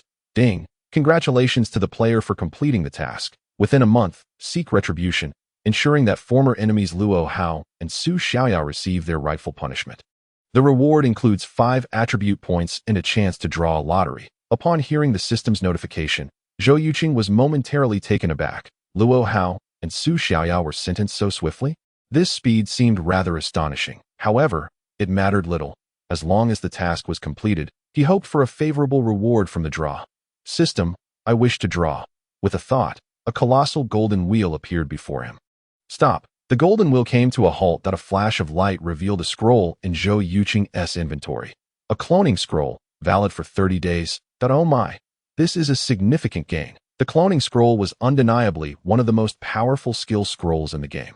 As its name suggests, it could replicate the target's most proficient skill, transferring it entirely to the user. For instance, if the target were a medical expert, a mere handshake in reality would allow Zhou Yuchen to absorb their medical prowess completely. He never anticipated such fortune in drawing this item. Now, his task was to find a target within 30 days to acquire their skills. Otherwise, the cloning scroll would be rendered useless. The question was, which field should he choose? Who would the target be? How could he make close contact? Zhou Yuchen's mind became a whirlwind of thoughts. This is how it is with choices. The more options available, the harder it becomes to decide. Conversely, when options are scarce, one can only forge ahead in a chosen direction, often leading to unexpected success. Taking a deep breath, Zhou Yuchen reevaluated his entrepreneurial plans. Soon, he settled on a clear direction: the field of technology. This domain encompasses countless avenues. After careful deliberation, he ultimately chose the chip sector. Similar to his previous life, the chip industry in Xia country relied heavily on imports, costing hundreds of billions annually. Those formidable chip companies monopolized their technology, inflating profits manifold. An item costing $10 could be sold for $400 to $500, resulting in immense profits for these companies. Chapter 52. Within 7 steps, man is faster than a gun. Zhou Yuchen was a selfish individual. The notion of sacrificing himself for the nation's prosperity or humanity's advancement was out of the question. However, if he could earn money while assisting Xia country in breaking the foreign chip monopoly, he would be more than willing to do so. With the chip sector confirmed, Zhou Yuchen began his search for a target. He researched online and found that the leading figures in the chip industry were predominantly abroad. Notably, the most distinguished among them was Paul Carr, the chief engineer of the world's largest chip company, Rock Communications Group. 72 years old, he had spearheaded the development of nearly all chips under Rock. After completing the 24nm chip project last year, he had retired. If Zhou Yuchen could clone his abilities, it would be monumental. Paul Carr is scheduled to give a lecture at Xinjiang University next Tuesday.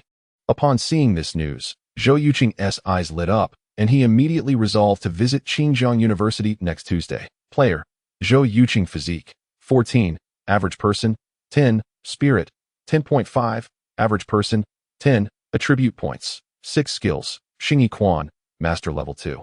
Hacking skills, expert level 92, culinary arts, expert level 99, Taiji visualization, mental practice, items, comprehension scroll, duration, 22 days, cloning scroll, valid for 30 days. After some contemplation, Zhou Yuchen allocated all 6 attribute points to spirit. A flash of golden light enveloped him.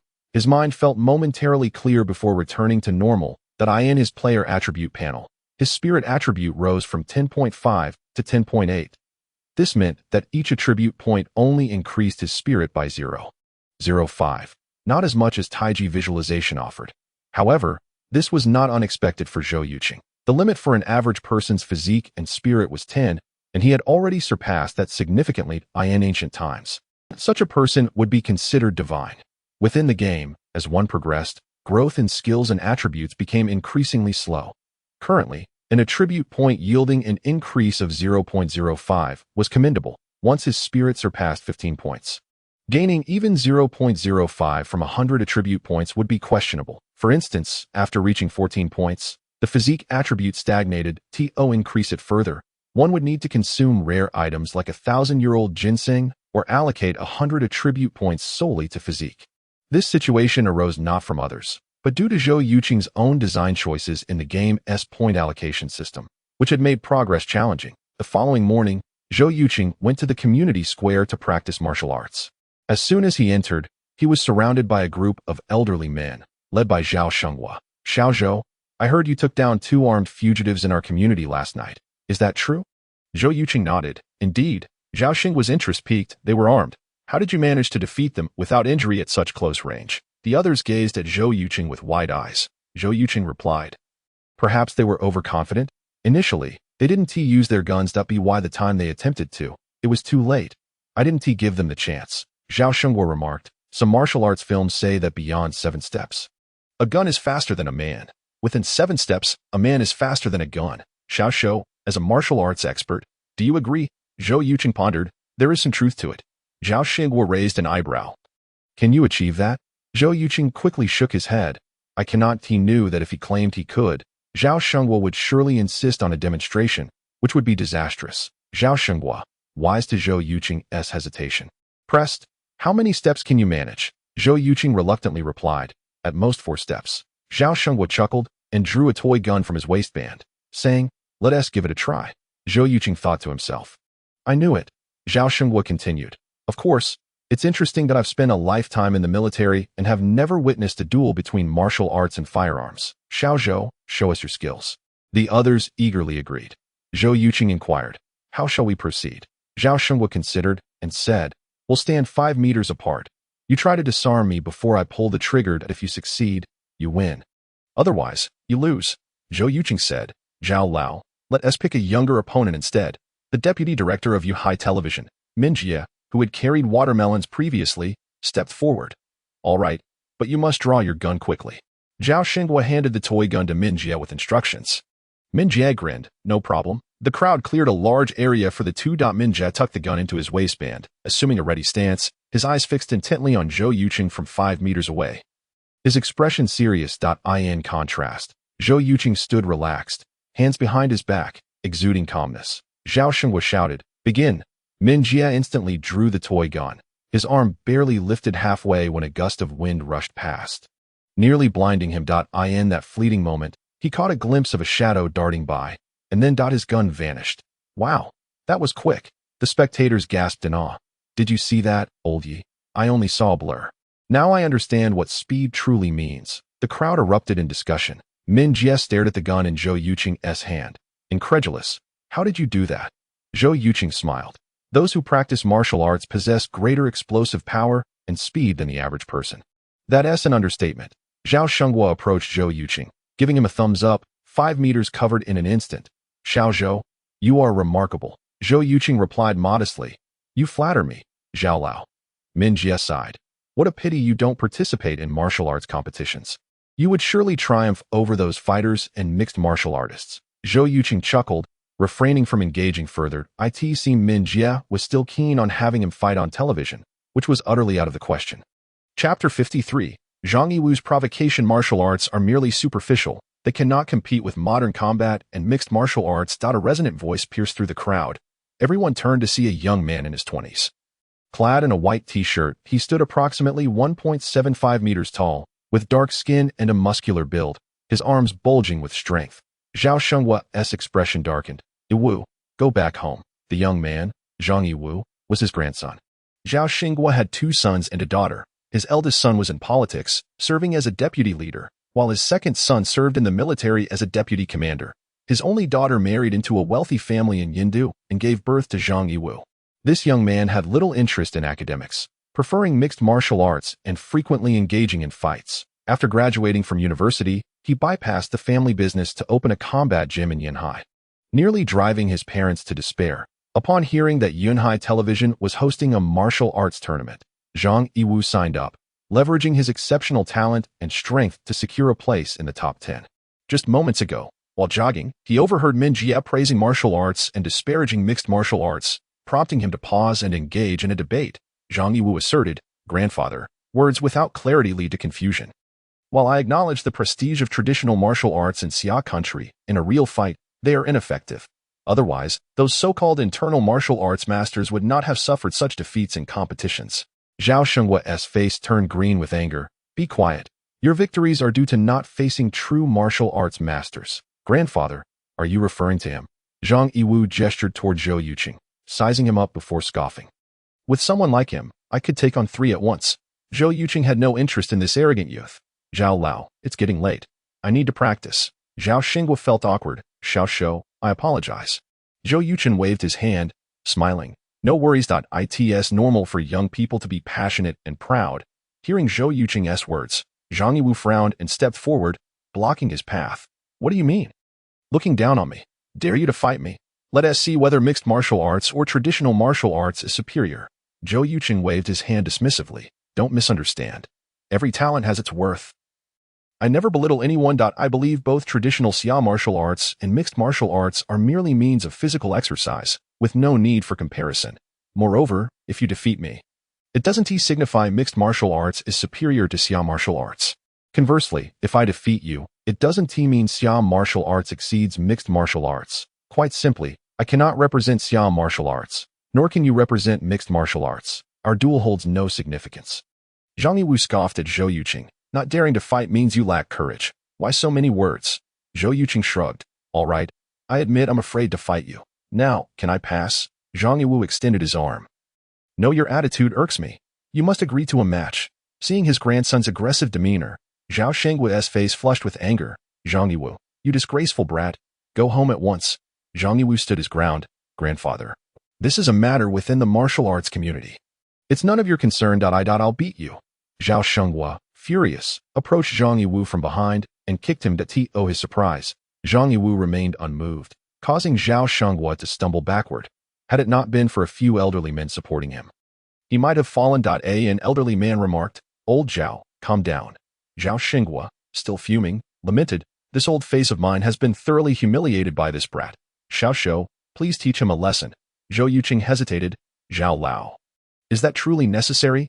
Zhao Shenghua insisted. Consider it an old man's request. Losing to you is far better than him potentially getting hurt by someone else in the future. Zhou Yuchen nodded. Very well. Zhao Shenghua expressed his gratitude. Thank you. Zhang Yiwu, listen carefully. If you win against Xiao Zhou today, you may do as you please. Neither I nor your parents will interfere again. However, if you lose, Zhang Yiwu interjected. Whatever you say goes. I promise to obey you from now on, Zhao Xingwu affirmed. Excellent. That's precisely what I wanted to hear. Xiao Shou, I apologize for the trouble. Zhou Yuchen chuckled. No trouble at all. Just a matter of seconds. Zhang Yiwu scoffed. Big talk. Soon, the two stood 5 meters apart, ready for the match. Zhang Yiwu unleashed a powerful shout, taking 3 quick steps toward Zhou Yuchen, lifting his right leg to kick him in the chest. You're too slow. Zhou Yuchen shook his head, countering with a swift, precise kick to Zhang Yiwu's left knee. The impact sent Zhang Yiwu tumbling to the ground. Zhou Yuchen stood with his hands behind his back, calmly stating, there are no supreme martial arts. Only the most formidable individuals. Mr. Zhang. Mixed martial arts may not be suited for you. Perhaps you should pursue other forms of martial arts. Zhang Yiwu rose, shouting, that was just a mistake on my part. You. Before he could finish, Zhou Yuchen appeared before him in an instant, gripping his neck with a vice-like grasp and lifting him effortlessly. Zhang Yiwu's face turned crimson as he struggled in vain against Zhou Yuchen's hold. The display of strength required to lift a person weighing over 180 pounds left the onlookers gasping in disbelief. Zhao Xingguo's expression shifted dramatically as he called out, Xiao Zhou, show mercy. Zhou Yuchen smiled faintly and released Zhang Yiwu, declaring, you have lost. Zhang Yiwu swallowed hard, taking several deep breaths before vehemently retorting, I did not lose. With that, he threw a punch at Zhou Yuchen's abdomen. How outrageous! The crowd gasped in shock, astonished that Zhang Yiwu would attempt a sneak attack in plain sight. Zhao Shengguo's face turned a sickly shade of green. Chapter 54. Zhao Lao's gratitude. You are far from my equal. Zhou Yuchen's abdomen expanded, and a powerful recoil propelled Zhang Yiwu backward, causing him to retreat more than 10 steps before landing on the ground. The crowd displayed expressions of astonishment to withstand a punch without any injury, and even counterattack the opponent. This martial prowess was truly remarkable. The most shocked was undoubtedly Zhang Yiwu, who had a deep passion for martial arts. He gazed at Zhou Yuchen with incredulity and asked, How did you accomplish that? Zhou Yuchen smiled and replied, It's merely an application of force, nothing extraordinary. You are not from the realm of national martial arts, so even if I explained it to you, you wouldn't comprehend. Zhang Yiwu rose from the ground, his eyes gleaming with excitement. Can you teach me? Zhou Yuchen shook his head, stating, No. Zhang Yiwu, in desperation, questioned, Why not? I can become your apprentice. Zhou Yuchen replied, Being an apprentice is out of the question. Only when you can control your emotions and cease being so impulsive will I consider sharing martial insights with you. Learning too early will only bring harm to yourself and others. Zhao Shengguo interjected. He speaks the truth that if you possess skills like Xiao Zhou's, you might have already found yourself imprisoned for causing someone's death. Zhang Yiwu, have you won or lost? Zhang Yiwu pursed his lips and admitted, I lost. Zhao Shengguo said, Good, listen closely, report to the Yanheim military district tomorrow, and serve as a soldier for 3 years. After 3 years, you may choose to stay or transition to civilian life. Zhang Yiwu's expression changed drastically. Grandpa, I don't want to be a soldier. Zhao Xingguo sternly replied, You may refuse, but then you will be known as a coward who goes back on his word. Zhang Yiwu's face flushed with shame from Zhao Xingguo's rebuke. Zhao Xingguo coldly stated, Everyone is watching. Give me a definitive answer. Will you go or not? I am not a coward. I will go. Zhang Yiwu shouted in anger as he stormed off. It seemed this young man was not entirely without merit. A glimmer of appreciation flickered in Zhou Yuchen's eyes. Once Zhang Yiwu had distanced himself, Zhao Shengguo beamed with joy as he pulled Zhou Yuchen aside. Xiao Shou, I cannot thank you enough for today. Zhou Yuchen smiled back. Old Zhao, your grandson is merely a bit unruly. He is not a reckless individual, even if he does not join the military. He will mature with age. Zhao Shengguo sighed. His parents are both business people, and their enterprise is quite substantial. His mother encouraged him to study business management, but he refused. He also declined to enter politics or the military. Earlier this year, he secretly came to Yanhai and opened a so-called free fighting gym, nearly driving his family to despair. Now, at least he will be in the military. After 3 years in that crucible. Even if he starts as a useless piece of iron, I believe he can be forged into fine steel. Zhou Yuchen nodded. The military is indeed a place for personal development. Old Zhao, you must be someone of significant standing. Are you not? Zhao Shengguo replied with a hint of amusement. Haven't you looked into my background? Zhou Yuchen countered. Why would I investigate you? Zhao Shengguo raised an eyebrow. Well said. Then, guess what I do? Zhou Yuchen pondered for a moment. From the moment I laid eyes on you, I knew you were a military man with at least 2 or 3 decades of service. Your commanding presence remains, even when speaking politely. Moreover, your ability to direct your grandson toward military or political paths is not something an ordinary person can do. I surmise you must have held substantial power before retirement. Perhaps a major general. The glimmer of light flashed in Zhao Xing's eyes. Perhaps I have borrowed my son's influence? Zhou Yuchen responded. A tiger remains a tiger. Even in old age, it does not require anyone's backing. Zhao Shengwu burst into laughter. Well said. Xiao Zhou, you truly are remarkable. What a pity that you already have a wife and daughter. Otherwise, I would certainly endeavor to match you with my granddaughter. Zhou Yuchen chuckled. It seems I have missed a splendid opportunity. Zhao Xing's laughter echoed heartily as their conversation drew to a close. Zhao Shengwu withheld his identity from Zhou Yuchen, and likewise, Zhou Yuchen did not inquire further. This mutual discretion only enhanced Zhao Xing's admiration for Zhou Yuchen. After practicing Xingyi Quan for half an hour, Zhou Yuchen returned home and prepared a pot of 8 treasure porridge. He also brought along several tea-infused eggs that he had prepared the night before and made his way to Shun Jingyun's residence. The tea eggs complemented the 8 treasure porridge, and the two of them enjoyed their meal, exclaiming their delight. As usual, after breakfast, Shun Jingyun departed for work while Zhou Yuchen took their child to school. After dropping off little Yaya at her classroom, Zhou Yuchen drove to the Hongguang office building on the 3rd Ring Road. The Hongguang office building, with its 36 stories, attracted over 50 internet companies due to its excellent service and relatively low rental prices, earning it the title of a haven for online entrepreneurs. Among the myriad of internet firms, gaming companies were the most prevalent, numbering 22.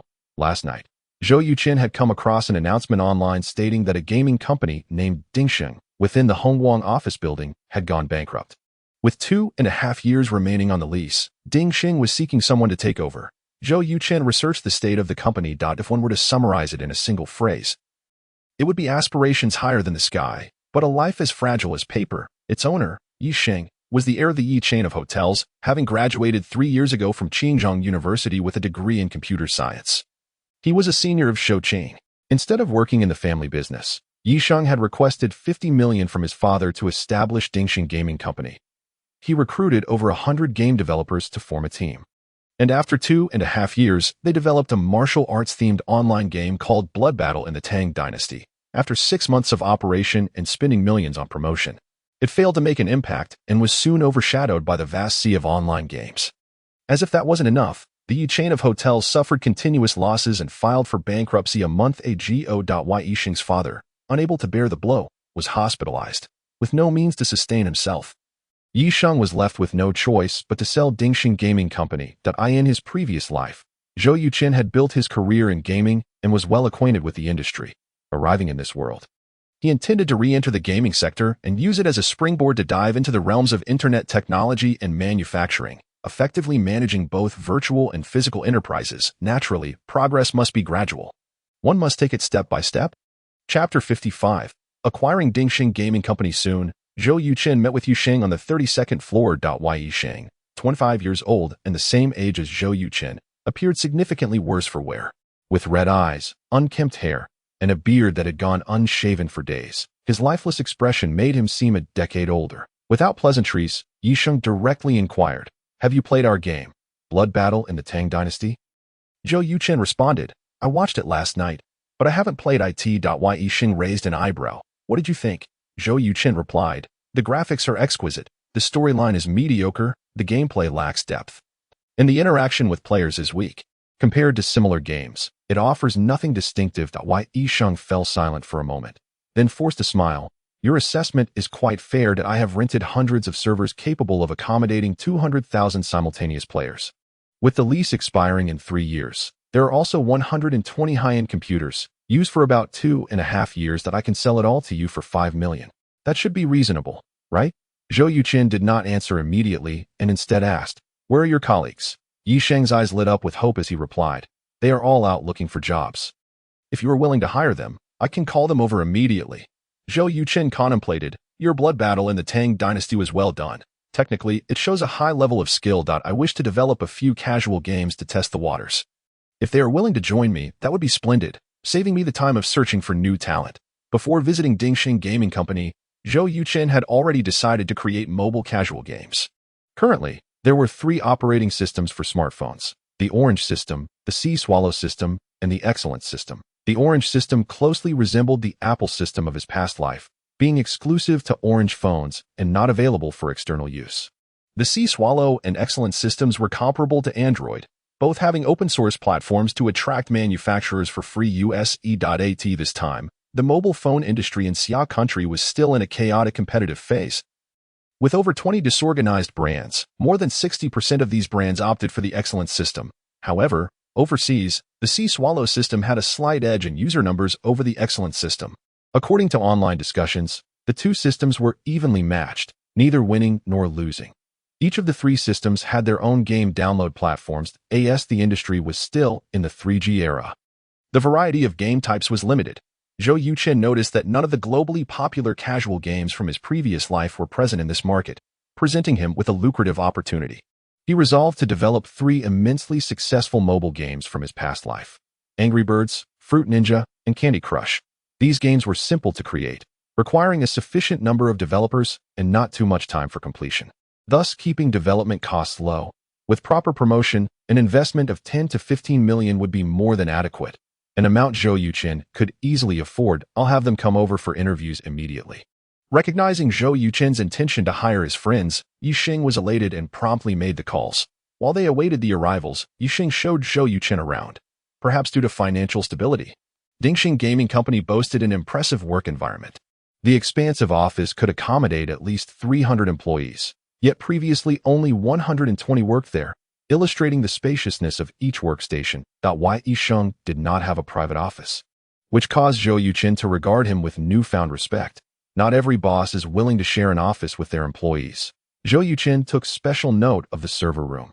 Over 200 servers were neatly arranged, each meticulously cleaned. Yixing's mouth curled into a bittersweet smile as he said, "I had hoped that after all my hard work, our game's player count would exceed 1 million, yet, alas, we barely reached 10,000. Zhou Yuchen reassured him, "The competition in the online gaming sector is fierce, and few companies manage to stand out. Don't lose heart. Failure is often the precursor to success." Yixing shook his head. "I no longer have the capital to continue in online gaming."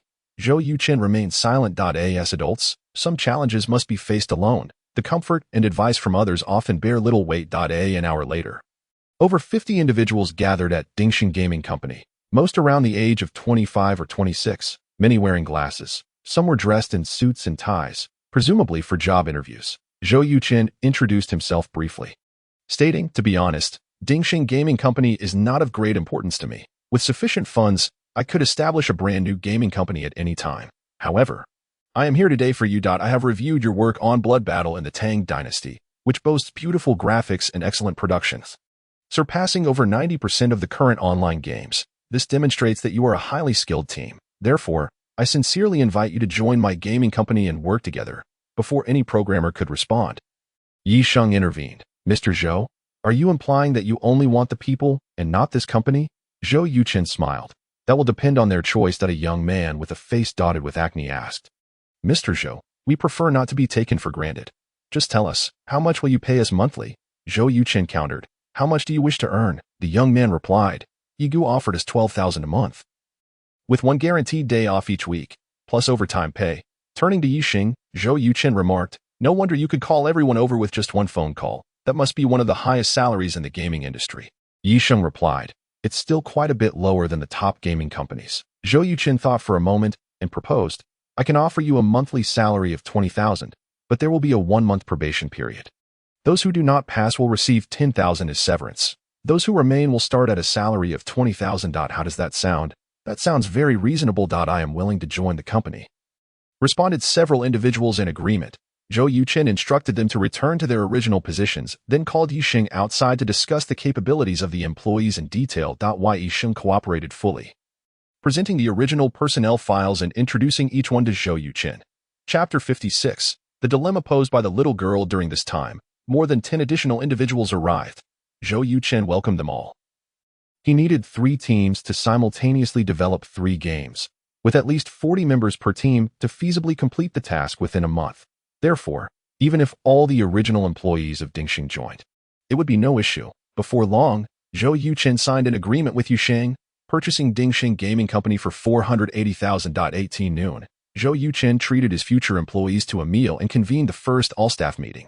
A total of 72 employees were divided into 3 groups of 20, each electing a leader and 2 vice leaders. The remaining 12 would handle human resources, finance, and office-related tasks. Thus, a rudimentary structure for the new company was established. As the saying goes, a new company brings forth new vitality. Zhou Yuchen took command, incorporating a character from both his and Little Yeye's names to rebrand Dingxing Gaming Company as Yuchen Gaming Company, instructing someone to register the name the following day. Once the name was approved, contracts would be signed with everyone. After the meeting concluded, Zhou Yuchen waved for everyone to return, announcing that work would officially commence the following morning. Realizing it was nearly time for Little Yeye's school dismissal, Zhou Yuchen quickly drove to the kindergarten, relieved that the distance to the school was not too far. Upon his arrival, the security personnel had just opened the gates. As Zhou Yuchen was about to leave with Little Yeye, he was called back by teacher Miao Yulan. Mr. Zhou, is there something you need? Mr. Zhou, in a few days, it will be Children's Day, and we need some parents to perform a program. Little Yeye has signed you up, so we kindly ask you to prepare accordingly. That I have to perform. Zhou Yuchen looked down at Little Yeye, who shrank her neck, avoiding his gaze. Miao Yulan smiled. Of course. If you are unavailable, we will not force you. Zhou Yuchen replied. It's just a performance. I have no problem with that. Miao Yulan exclaimed with delight. That's wonderful. Thank you, Mr. Zhou. On the way home, Little Yeye seemed to realize she had caused trouble. Remaining unusually quiet instead of her usual chatter, Zhou Yuchen glanced at her, chuckling inwardly. Sweetheart, is there something you want to tell me? Little Yeye, with her innocent, cat-eyed gaze, replied, Daddy, it wasn't intentional. Zhou Yuchen asked, What do you mean it wasn't intentional? Little Yeye explained, When the teacher asked which students' parents could perform, everyone in our class raised their hands, so I raised mine too. I didn't expect the teacher to choose me and a few others. Zhou Yuchen inquired, Why don't you let Mom perform? Xiaoya replied, Because Mom is busy with work. Zhou Yuchen fell silent, acknowledging that this was indeed a reasonable explanation. Noticing his silence, Xiaoya feigned a pitiful expression and asked, Dad, are you angry? Zhou Yuchen reassured her. How could I be? Dad will never be angry with Xiaoya. Xiaoya pressed. Then why aren't you speaking? Zhou Yuchen explained. Dad is contemplating what performance to present. Xiaoya's eyes lit up as she asked, Have you thought of something? Zhou Yuchen smiled.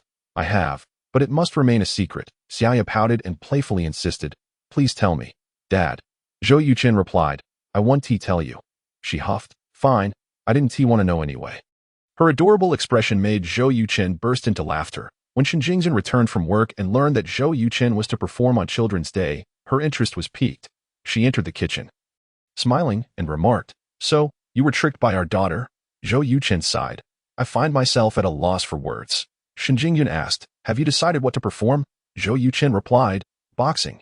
Shen Jingzhen raised an eyebrow. That's a commendable idea. It's much better than singing or dancing and will surely delight the children. Zhou Yuchen stated, Tonight, I'll search for some martial arts performance videos online to study, and I'll start practicing tomorrow morning. Shen Jingyun exclaimed in surprise, Are you planning to learn on the fly? Don't you already know martial arts? Zhou Yuchen explained, I practice Xingyi, which is quite ungraceful that I need to learn movements that are elegant and visually appealing. Specifically for performances, Shen Jingyun chuckled, You have quite the task ahead of you. Zhou Yuchen shot her a glance. I can't shake the feeling you're reveling in my predicament. Why don't you take my place? Shen Jingyun waved her hands, stepping back. I wouldn't dream of stealing someone else's joy. Zhou Yuchen shook his head. What a cruel world we live in that moment. Shen Jingyun couldn't contain her laughter. That evening, Zhou Yuchen searched online for martial arts performance videos. Within half an hour, he had discovered over a dozen captivating routines. Although their practical application was nearly non-existent, their visual appeal was remarkable. Zhou Yuchen edited the most impressive moves into a brand new performance, accompanied by dynamic and uplifting music, creating a stunning spectacle. With his remarkable memory, he quickly memorized all the movements, needing only a few more practice runs the following day to perfect them. At 3 in the morning, in the inpatient department of Yanhai First People's Hospital, a masked nurse pushed a medical cart toward Luo Haifeng's room. 2 uniformed young police officers immediately stood up. What is going on? One of them asked. The nurse pointed to the glucose infusion on the cart, saying, Changing the dressing. Changing the dressing? Didn't we just do that 5 minutes ago? The young officer's instincts kicked in, sensing something was amiss as he reached for his gun. Unfortunately, he was too slow. Just as his hand brushed the weapon, the nurse plunged a knife into his neck, swiftly withdrawing it to stab the other officer in the heart. Blood gushed from the second officer's neck like a fountain as he collapsed heavily to the ground. The remaining officer, alarmed, stepped back just in time to evade the nurse's attack. The nurse moved with incredible speed, stabbing the remaining officer 3 times in quick succession, forcing him to retreat. As he stumbled backward, a flash of steel passed by his throat. Clutching his neck, he felt blood seeping through his fingers. He opened his mouth, seemingly wanting to speak, but ultimately fell silent, collapsing to the floor. The entire ordeal lasted less than 30 seconds, and 2 police officers in their 20s had perished in the hospital. With no one to obstruct her, the nurse pushed open the hospital room door. "Boss, time is short. We must leave." She approached Luo Haifeng's bedside, her voice low and icy, reminiscent of a Siberian winter wind.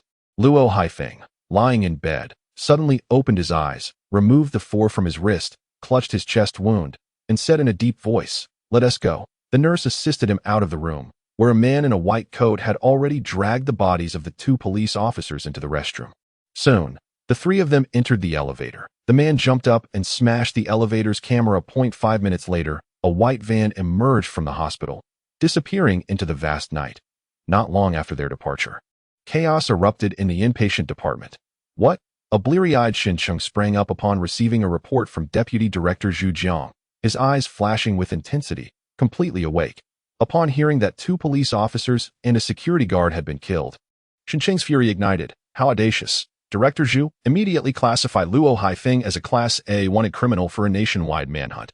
Also, assemble a team to set up checkpoints on the transportation routes out of Yanhai.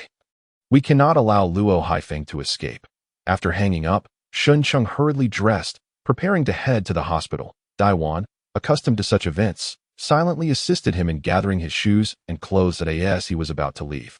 She said, "Come back safely." Xincheng nodded, reassuring her, "Don't worry." Upon arriving at the hospital, Xincheng reviewed the surveillance footage, his pupils constricting as he remarked, "What a formidable knife technique.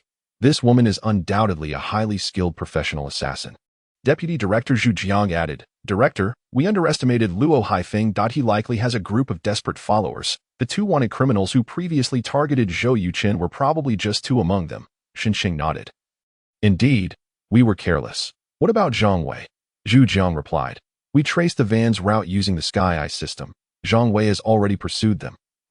Xincheng furrowed his brow. Sensing his concern, Zhu Jiang explained, "Due to the loss of our 2 brothers, Zhang Wei and several of his team members are emotionally unstable that I feared for their safety, so I sent a team of armed police to accompany them."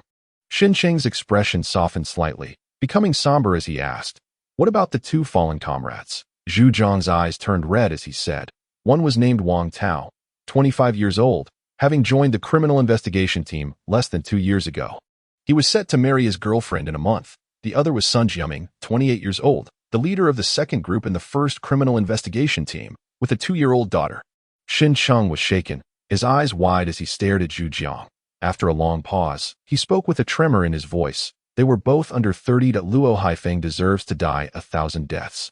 An hour later, Zhang Wei reported that the van had been abandoned in a grove on the outskirts of town, and the footprints indicated only 1 person had exited. Zhang Wei speculated that they had likely switched Luo Haifeng out somewhere along the way. Luo Haifeng escaped. Upon receiving a call from Guamauda, Yan Xingfeng's expression turned grave as he learned that a nurse impersonating an assassin had killed 2 police officers and abducted Luo Haifeng from the hospital. Luo Haifeng was now classified as a Class A wanted criminal, and all transportation routes in Yanhai were being scrutinized. Yan Xingfeng spoke solemnly, "Gua, is it possible that Luo Haifeng knows we were involved?" Guamauda pondered for a moment before responding, "It's hard to say. Brother, I'm coming to you now. From this moment on, I'm assigning you 24-hour protection. All right." After hanging up, Yan Xingfeng took a deep breath and whispered, "A storm is brewing." With Luo Haifeng still alive, he felt it was time to meet the future son-in-law of Director Shun. Meanwhile, after dropping Xiaoye off at school, Zhou Yuchen received a call from Xincheng informing him of Luo Haifeng's escape from the hospital. Zhou Yuchen's expression shifted. "If Luo Haifeng learns of my existence through Lu Ha, I will be in grave danger. My own safety is one thing, but I cannot bear the thought of my family and Xiaoye being put at risk." Xincheng advised, "For now, avoid picking Xiaoye up from school. I'll dispatch officers to protect you 24/7. Zhou Yuchen frowned.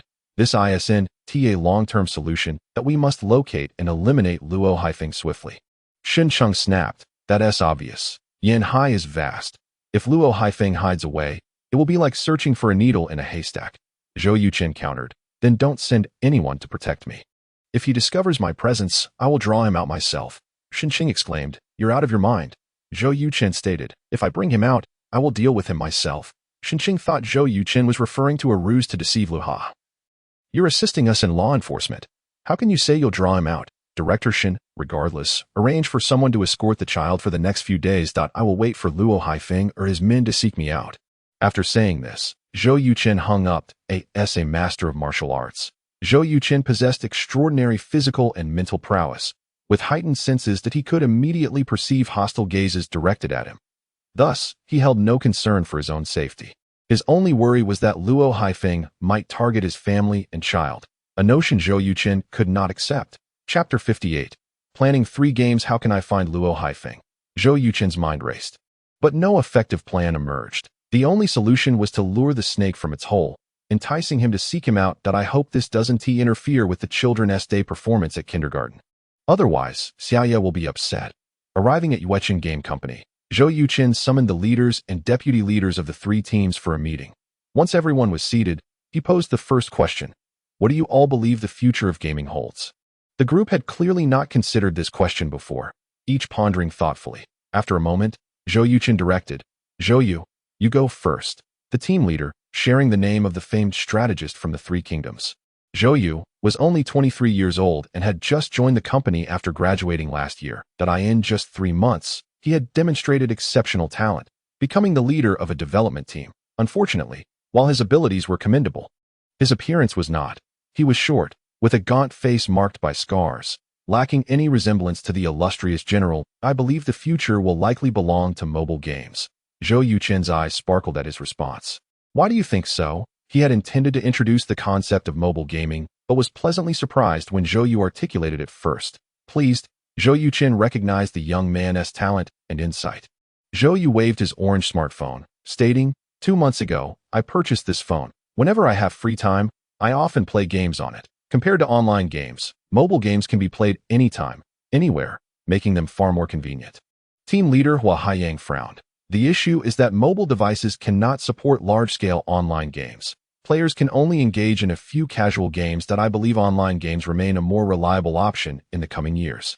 Zhou Yu countered, the rapid advancement of communication technology has led to many companies vigorously developing 4G networks. Once 4G is available, I believe mobile gaming will undoubtedly rise. Hua Haiyang replied. To fully support large-scale online games, we must not only enhance network speeds but also address complex issues regarding mobile processors and memory.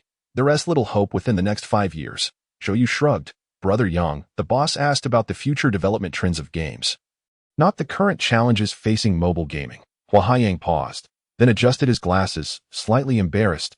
Apologies, I misunderstood the question. I agree with Zhou Yu. Once we resolve the issues of network speed and mobile devices, mobile gaming will certainly become mainstream. Team leader He Jin added, I concur with that assessment. The other 6 deputy leaders nodded in agreement.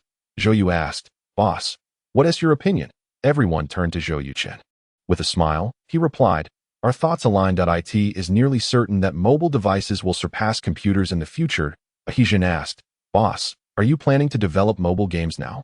Zhou Yuchen snapped his fingers. Correct. However, I intend to focus on simpler mobile games rather than large-scale ones. Zhou Yu raised an eyebrow. Boss, have you already devised game plans? Zhou Yuchen nodded. Indeed. The reason I divided you into 3 groups is that I have 3 mobile game proposals. Each of these games is quite simple and can be completed in no more than a month. Once completed, he planned to promote and distribute them on the download platforms of Orange. Haiyan and Zhuyu He Jin asked, Boss, what will we do after a month? Zhou Yuchen grinned. You'll enjoy a week of paid leave. Zhou Yu said, Boss, if your 3 mobile games fail, will we have to look for new jobs? Zhou Yuchen replied, to be honest, while I'm not a rich heir, I do have some spare funds. If these 3 mobile games do not sell well, it will indicate that the market is still immature, and I will pivot to the computer gaming sector, he added. Also, regarding bonuses, I need to clarify this up front. Consider it the first big promise I'm making to you. Laughter erupted among the team. as this was the first time they had heard a boss so openly discuss their future prospects.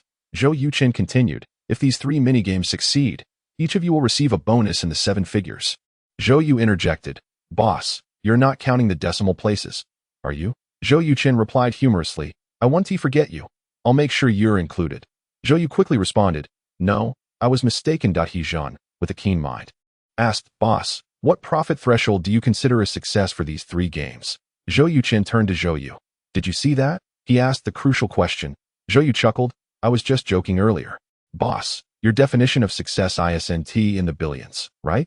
Zhou Yuchen replied without hesitation, of course, if the profit does not exceed 100 million, where can I find 20 million as a bonus for you? Zhou Yu sighed and said, a mobile game needs to sell over 30 million copies. This is undoubtedly an epic level of difficulty as far as I know.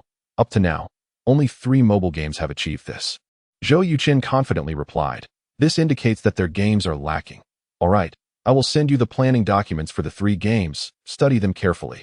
After 2 hours, we will discuss them together. In fact, after the launch of the Orange smartphone, Zhou Yuchen had considered developing casual mobile games. However, the timing was not right, and he lacked capital. Now, with sufficient funds and talented individuals at his disposal, creating a few casual games is naturally a delightful endeavor.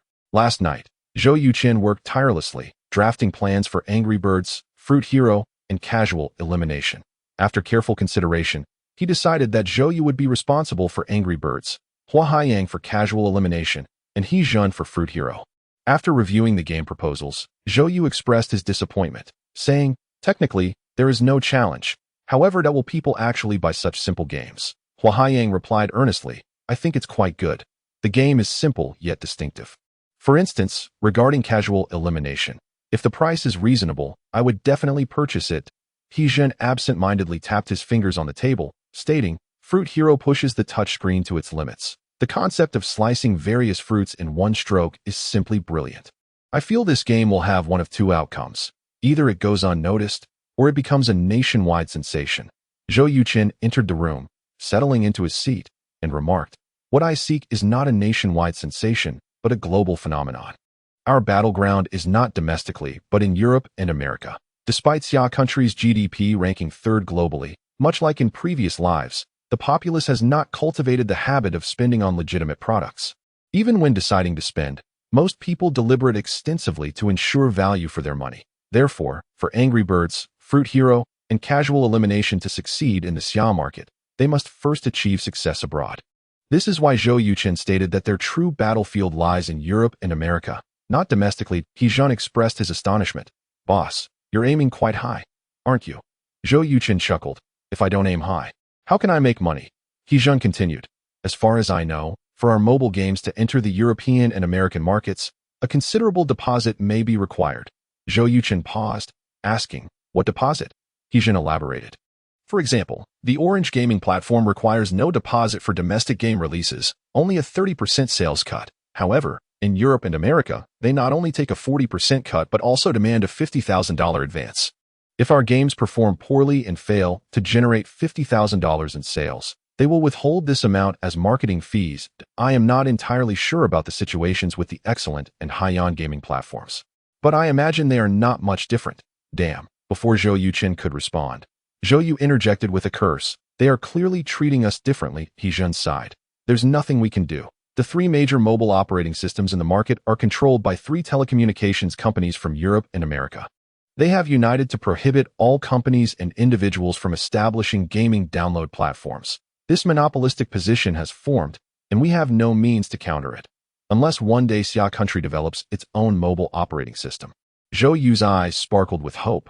I believe that day will come sooner or later. Zhou Yuchen was not surprised by the bullying from foreign tech companies that in his previous life, Huawei Group endured hardships and finally achieved a leading position in telecommunications, only to have their chips banned by foreign entities, causing a significant decline in Huawei's mobile business and even leading to the divestment of a subsidiary.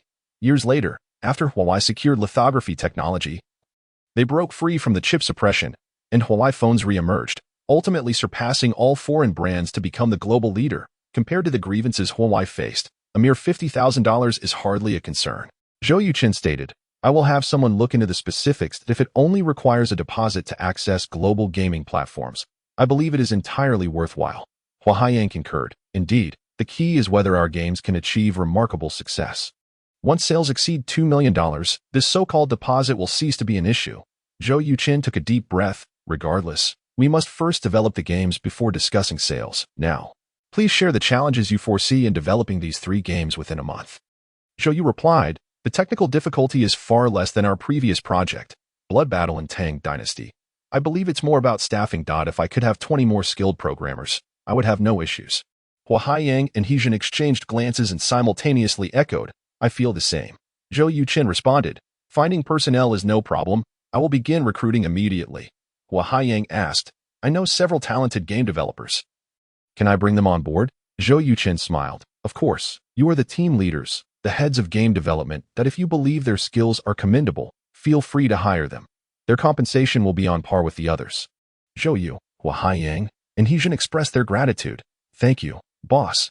Zhou Yuchen waved his hand. Don't celebrate too early. I must emphasize that if the individuals you hire lack skill or integrity, not only will they be dismissed, but you 3 will also face penalties. Understood?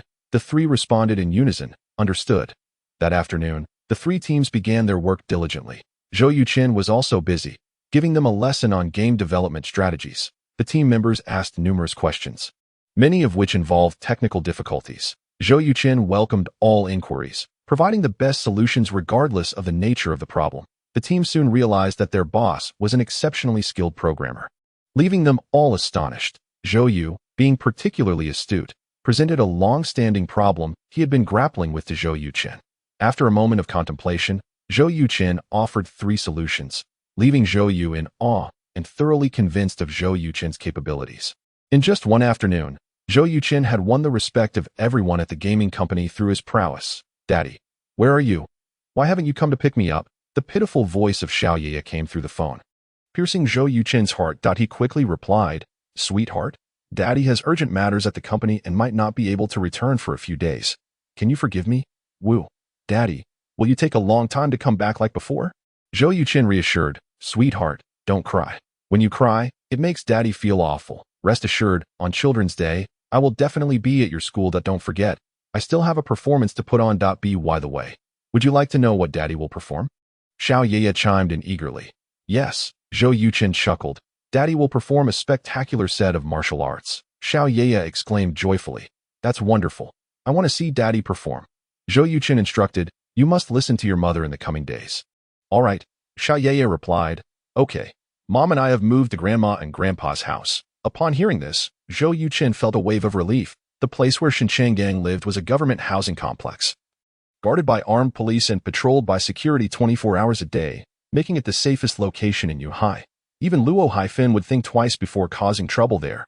After calming Xiao Yeye, Zhou Yuchen exhaled softly, reflecting that soothing a child was far more exhausting than practicing martial arts.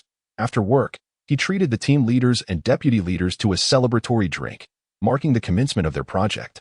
As they exchanged toasts, familiarity quickly grew, and Zhou Yuchen's title shifted from boss to Chen Gu.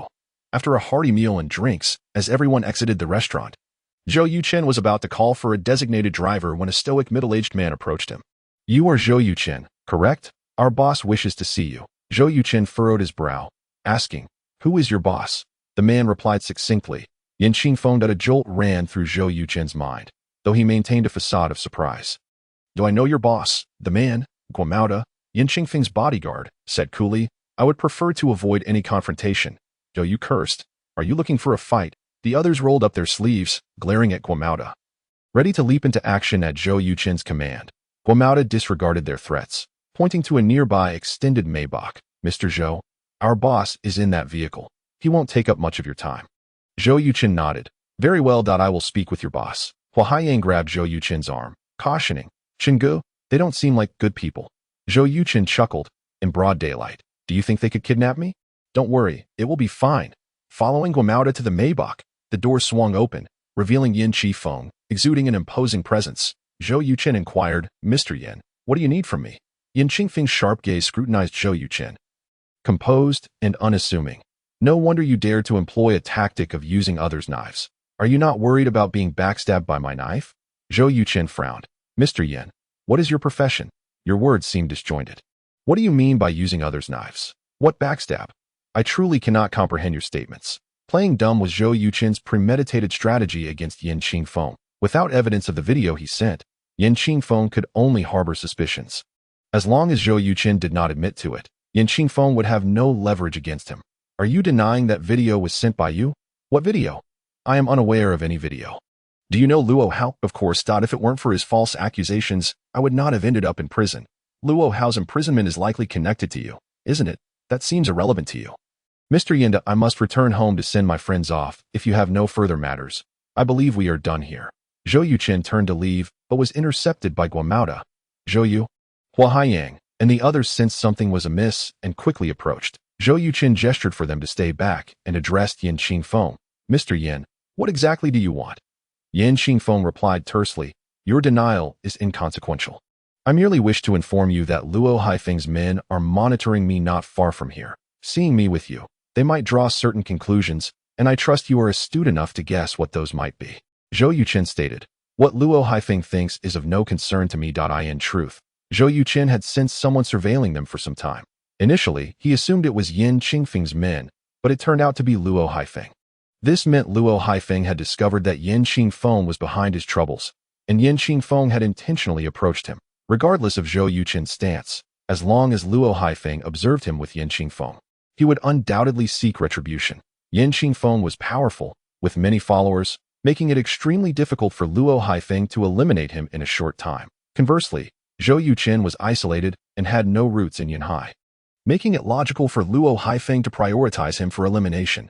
However, none of this was beyond Zhou Yuchen's expectations. He understood Luo Haifeng's character well enough to know that regardless of his involvement, as long as there was suspicion, he would act against him.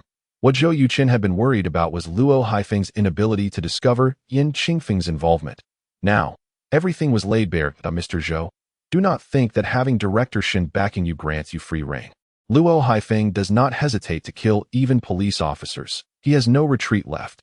You would do well to relinquish any notions of luck. Furthermore, I wish to remind you that if that video were to leak, regardless of your involvement, I will hold you responsible. At that point, I will spare no effort to eliminate you and your family, including that lovely child of yours. Hearing Yin Qingfeng's words, Zhou Yuchen's expression darkened, a glint of murderous intent flashing in his eyes as his voice turned cold. Mr. Yin, you overestimate yourself. I have heard of the issues between the Luo family and you. If I am not mistaken, you orchestrated the assassination of Luo Haifeng and subsequently imprisoned Luo Hao. As long as I leave you high and hide in a place where no one can find me until you two settle your scores. How does that sound? Yin Qingfeng regarded Zhou Yuchen and suddenly broke into a laugh. Mr. Zhou, you are indeed extraordinary. I can now confirm you are the mysterious individual who sent me the video.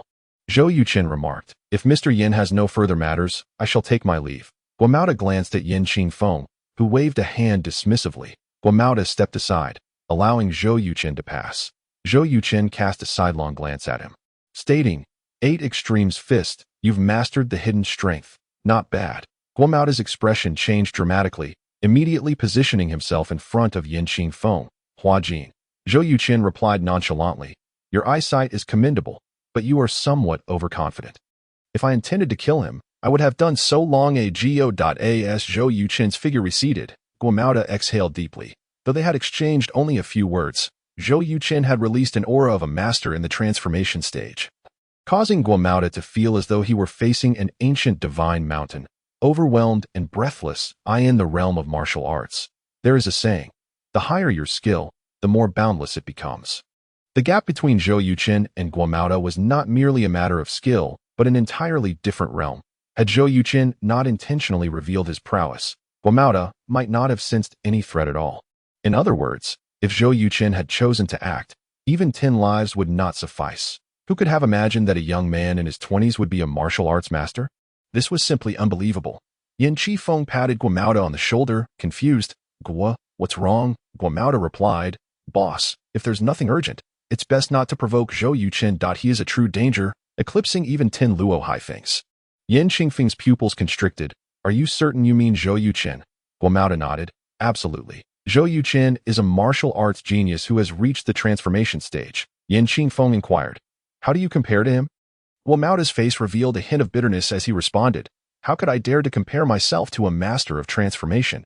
Yin Qifeng, well aware of his brother's character, knew he held himself in high regard and never spoke lightly. If he claimed Zhou Yuchen was an exceptionally formidable individual, it was undoubtedly true.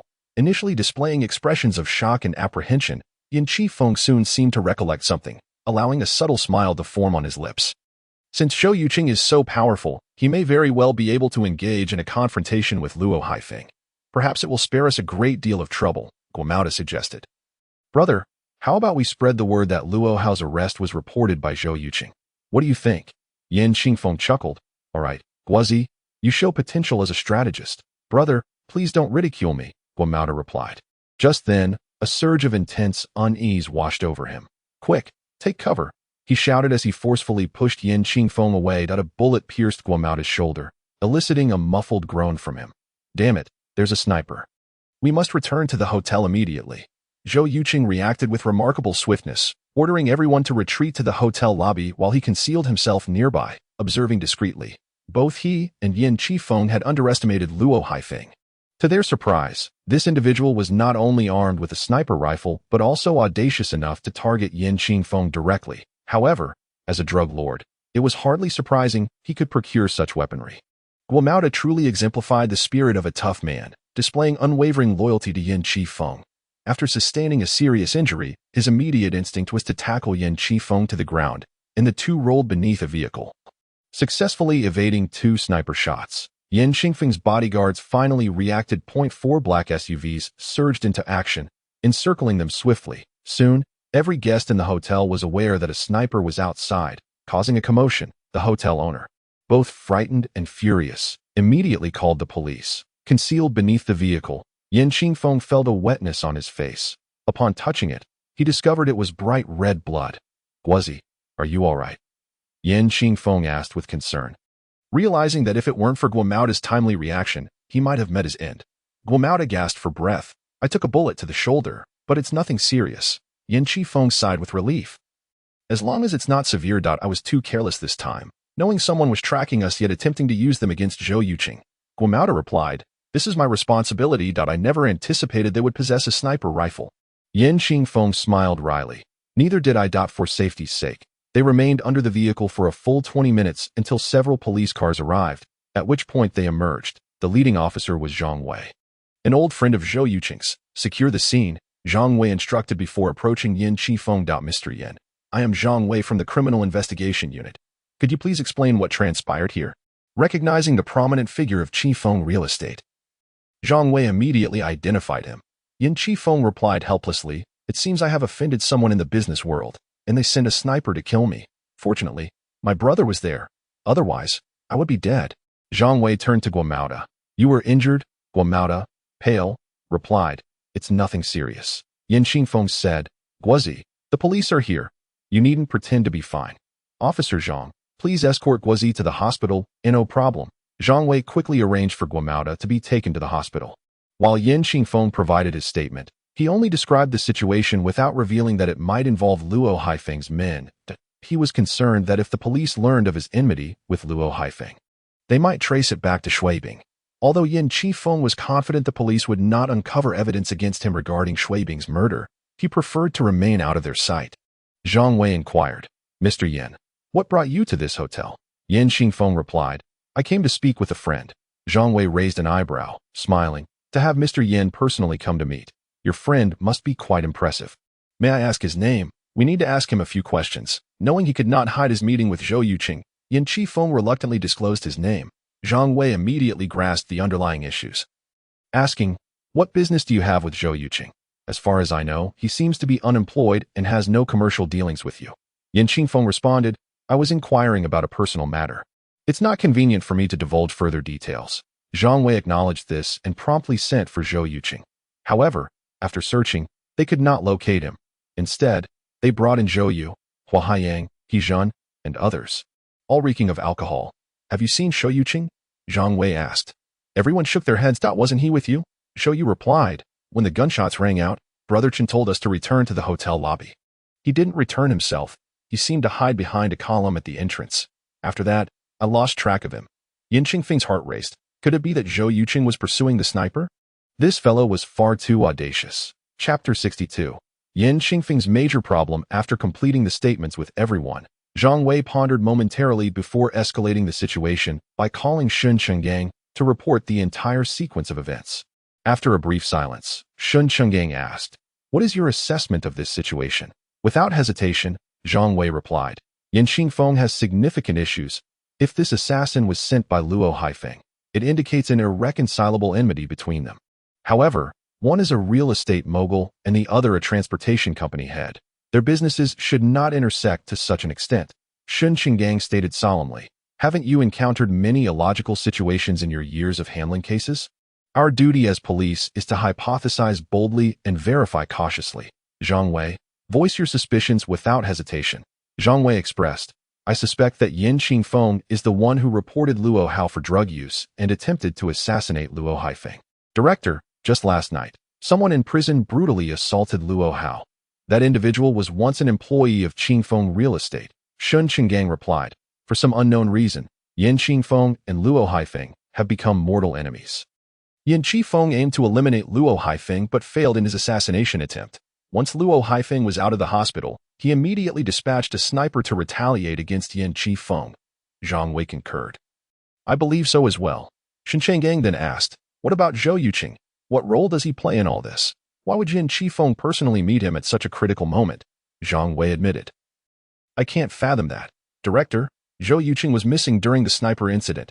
Shun Chenggang concluded, "This young man must have some connection to Yan Qingfeng. You must find him swiftly." Zhang Wei affirmed, "Understood." Yuhai City government family quarters after hanging up. Shun Chenggang emerged from his study, his face etched with seriousness. The relationship between Luo Haifeng, Yan Qingfeng, and Zhou Yuchen left him feeling perplexed. In the living room, little Yeye was performing a song she had learned at kindergarten in front of her grandmother and mother. The crisp melody, adorable expressions, and amusing gestures elicited a smile from Shun Qinggang. As the performance concluded, Shun Qinggang, Daiwan, and Shin Jingyun all applauded. Yeye appeared a bit shy, her cheeks flushed, and she dove into Shun Jingyun's embrace. Shun Qinggang laughed. "Is this the performance you'll present on Children's Day?" Yeye looked up and replied, "Yes, Grandpa." Shun Qinggang gave her a thumbs up. "That was splendid. Your grandmother mentioned your father would also perform. Is that true?" Yeye perked up. "Yes. Dad said he would show a particularly impressive martial arts routine." Shun Chenggang inquired, "Every martial arts routine has a name. Do you know what your father will perform?" Yeye paused, shaking her head. "Dad didn't say that." "Oh no, Mom, quickly call Dad," she exclaimed. Shin Jingjun laughed. "All right, we'll call him." Daiwan adjusted her glasses, glancing at Shin Qinggong's face, seeming to discern something. After a lifetime of marriage, no one understood Shin Chenggang better than Daiwan. Something must have happened to Zhou Yuchen. Otherwise, he wouldn't have been so indirect about having the child call him. Soon, the call connected, and Zhou Yuchen's voice came through. "Jingjun, what's the matter?" Shin Jingjun replied cheerfully. "It's your precious daughter looking for you." Yeye leaned in, asking, "Daddy, what's the name of your performance?" Zhou Yuchen responded, "Oh dear, I forgot to name it. How about you help me think of one?" After a moment of contemplation, Yeye sighed. "Daddy, you think of it. I can't come up with anything." Zhou Yuchen suggested, "Let's call it 100 Families Fist." Yeye curiously asked, "Why is it called 100 Families Fist?" Zhou Yuchen explained, "Because the routine I'm performing encompasses many different martial arts movements." Yeye queried, "Does it have 100 styles? If not, it shouldn't be called 100 Families Fist." Zhou Yuchen was momentarily taken aback by her reasoning. Shun Jingyun chuckled, "Yeah, what your father means by 100 Families Fist is that it includes many styles.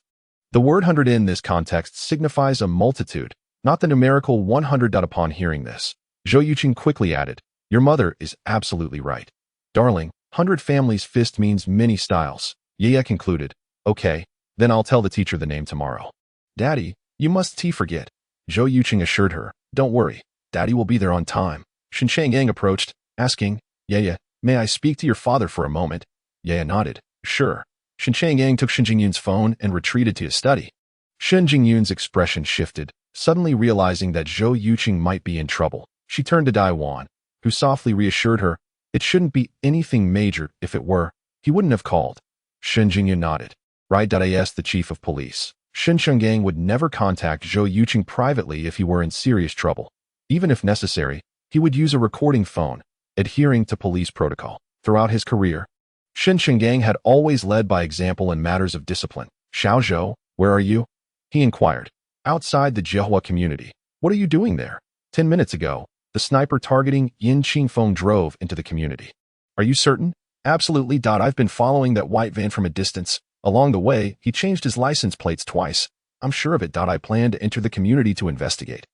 Perhaps I can locate Luo Haifeng. No, you mustn't do that, Shen Qinggang ordered sternly.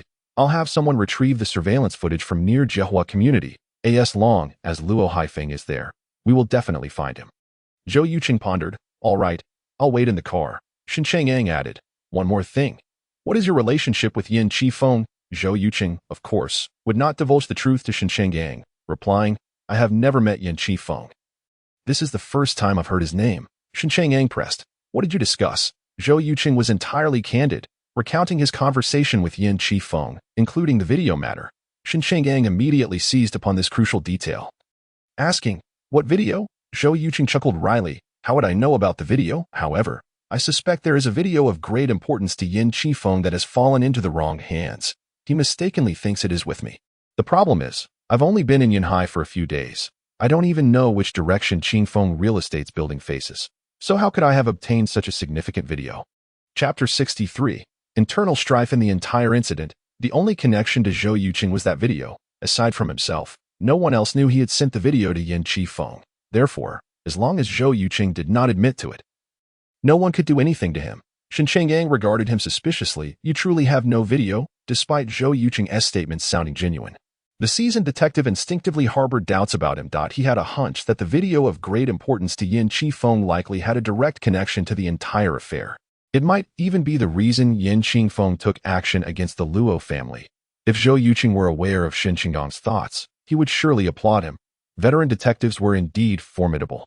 Director, I genuinely do not possess that damned video. Fine. Stay where you are and don't alert anyone.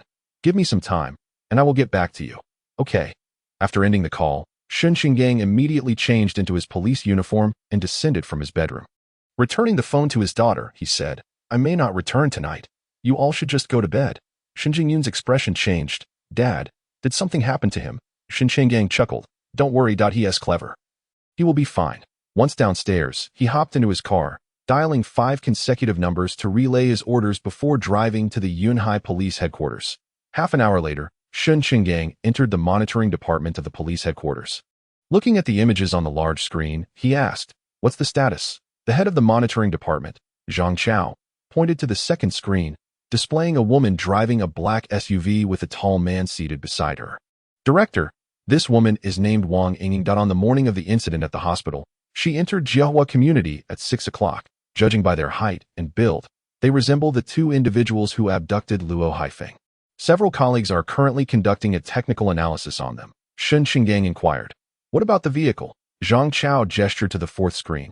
It's parked below Building 6. Jiehua community was built over 30 years ago, and property management has been lax. We have yet to determine their floor. Shen Qinggang ordered sternly, establish 24-hour surveillance on Jiehua community. Remember, Luo Haifeng is an extremely dangerous individual.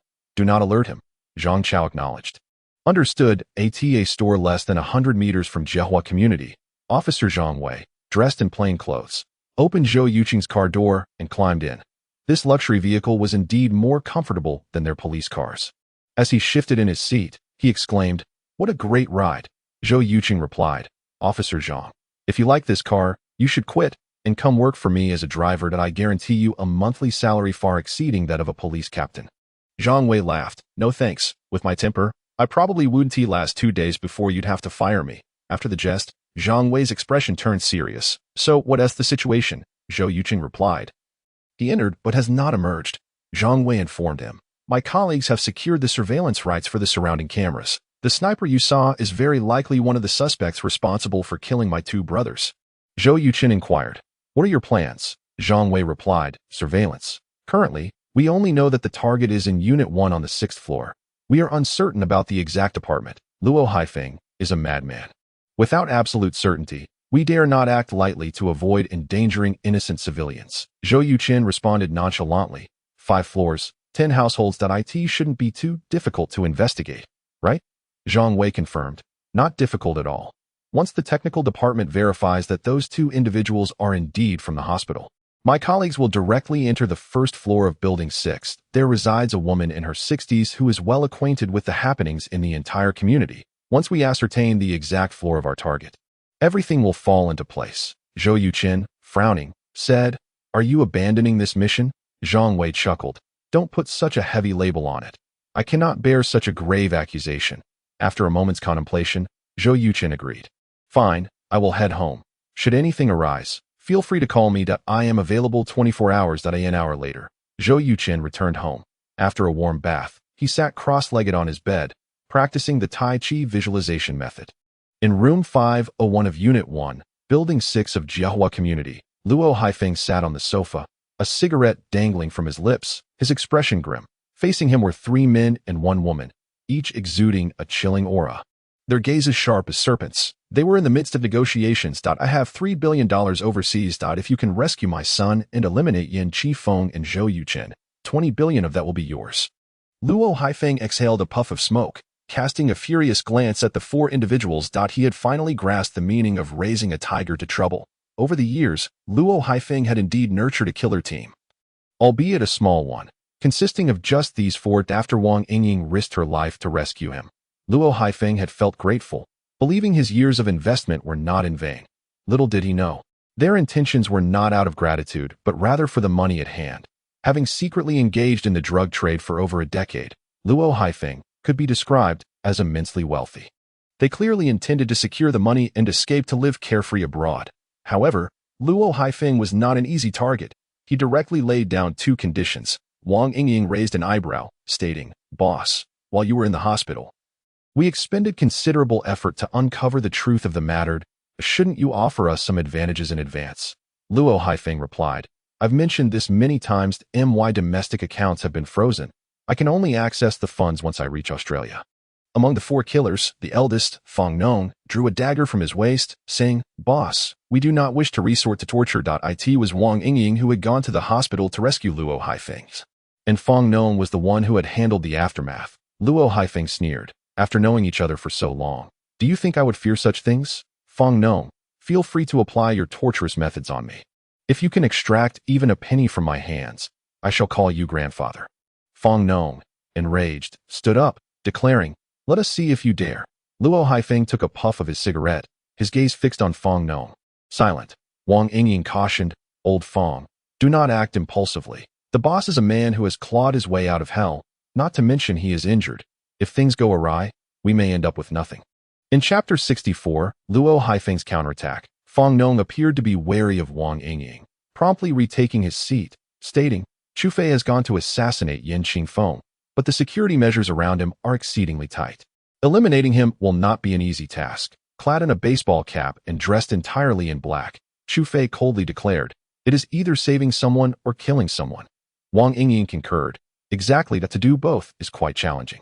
Luo Haifeng remained silent for a moment, then proposed, "Rescue Luo Hao, eliminate Zhou Yuchen. Is that agreeable?" Fong Nong replied, "We merely suspect that Zhou Yuchen sent the video to Yan Qifeng. We have yet to confirm it." Luo Haifeng retorted without a second thought, "As long as Zhou Yuchen carries even the slightest suspicion, I shall not spare him. Moreover, this brat has a grudge against Luo Hao." Wang Yingying suggested, "How about this? Fong Nong, you stay here with the boss. Chu Fei, in the next couple of days, you go take care of Zhou Yuchen. Rongxian and I will place explosives at Yunhai Elite Kindergarten tomorrow morning." "Rongxian, are you certain the police chief's child attends there?" Yu Rongshuan, a man in his 30s with glasses and a gentle demeanor, was beloved by the children. No one would suspect that he was a killer. "I am certain," he smiled. Wang Yingying asked, "We only have 2 bombs. How will you manage?" Rongxian replied, "One will be placed in the storage room, and the other in the gas pipeline of the teaching building. The bomb in the storage room can be detonated directly to intimidate the police into releasing Luo Hao." Wang Yingying nodded, asking, "Boss, what do you think?" Luo Haifeng inquired, "How do we get out of the country?" Rongxian smiled, "I will remain at the kindergarten as long as the bombs are in place. They will respectfully facilitate your and Luo Hao's departure at that point. The other 3 can board the plane together. Once we arrive in Australia, everything will be settled." Luo Haifeng expressed surprise. "You trust those 3 so readily?" Rongxian pointed to Wang Yingying, stating, Boss, allow me to formally introduce my wife. Luo Haifeng smirked. You two have hidden your relationship quite well. However, I cannot allow Yin Qingfeng to escape so easily. Did you not find the video of him with Shui Yibing on my son's phone? Post it online. I want Yin Qingfeng to become a laughingstock, and for the police to suspect he killed his own wife. Wang Yingying remarked, my tech skills are decent. I'll take care of it right away. Soon, a highly explicit video appeared across various forums and quickly gained traction on multiple websites, igniting fervor among countless night owls. They understood that such videos would soon be taken down, prompting many to download and save it immediately. Indeed, within half an hour, the video was seized by the internet regulatory authorities, yet its circulation across forums remained unaffected. Naturally, the police took notice. In the brightly lit conference room of the police chief's office, after a comparison by the tech department, it was confirmed that Wang Yingying was the female killer who appeared in the hospital. Luo Haifeng was highly likely hiding in Wang Yingying's residence. Shen Qinggang immediately convened a meeting with the police chief's personnel. Deputy Chief Zhu Jiang pointed to a pixelated image on the screen, stating, this video has gone viral. The male protagonist is Luo Haifeng's son, Luo Hao, and the female protagonist is Yin Qingfeng's wife, Shui Yibing. That we can now make a reasonable assumption. Yin Qingfeng certainly saw this video and realized he was cheated on, leading him to report Luo Hao. Yin Qingfeng was fully aware that Luo Haifeng was not an ordinary person. Once he discovered that Yin Qingfeng was responsible for Luo Hao's predicament, he would surely seek revenge. Thus, Yin Qingfeng acted preemptively, ordering an assassination of Luo Haifeng. But unfortunately, it failed. After Luo Haifeng escaped the hospital, he immediately retaliated against Yin Qingfeng. We have reason to believe that this video was leaked by Luo Haifeng. The tech department is currently tracing its origin. Shen Qinggang queried, how long will it take to trace? Zhu Jiang responded, within 24 hours. Shen Qinggang scoffed, 24 hours. By then, it will be too late. The search for the video's origin was primarily to determine if it originated from Unit 6 of Jihua community. Not an essential factor. Our current task is to swiftly identify and apprehend the assassination team under Luo Haifeng. Zhu Jiang remarked, our personnel have stealthily installed pinhole cameras on the 5th floor. As soon as they leave the premises, we will promptly ascertain their identities. Shen Qinggang nodded. Excellent. My suggestion is to set a deadline of 10 o'clock in the morning. Attempt to capture the suspects outside. After 10, we will proceed to apprehend them on the premises. Deputy Chief Xu, you are the commander of this operation. I await your good news. Zhu Jiang stood, saluting. Understood. I will ensure the task is completed. Damn it. Yin Qingfeng roared like an enraged lion, smashing everything in the villa's living room. The scandalous video of Luo Hao and Shui Yibing had been released online, bringing Yin Qingfeng immense humiliation. The comments in the online forums were akin to sharp knives, mercilessly shredding him. After years of dignity, Yin Qingfeng had never faced such disgrace. 6 burly bodyguards stood in the living room, frozen in silence, afraid to make a sound. After venting his fury, Yin Qingfeng slumped onto the sofa, his expression dark. Just then, his phone rang. He picked it up to find an unfamiliar number. Hello, this is Yin Qingfeng. This is Luo Haifeng. Yin Qingfeng sat up straight, coldly responding. What do you want, Mr. Luo? Luo Haifeng chuckled. I wanted to ask how you are feeling right now. Upon hearing this, Yin Qingfeng felt his rage boiling over. You think you've won? Luo Haifeng replied. I have lost, pathetically so. All thanks to you. To humiliate you further, I released that captivating video. Yin, it was stored on my son's phone. I am curious how you obtained it.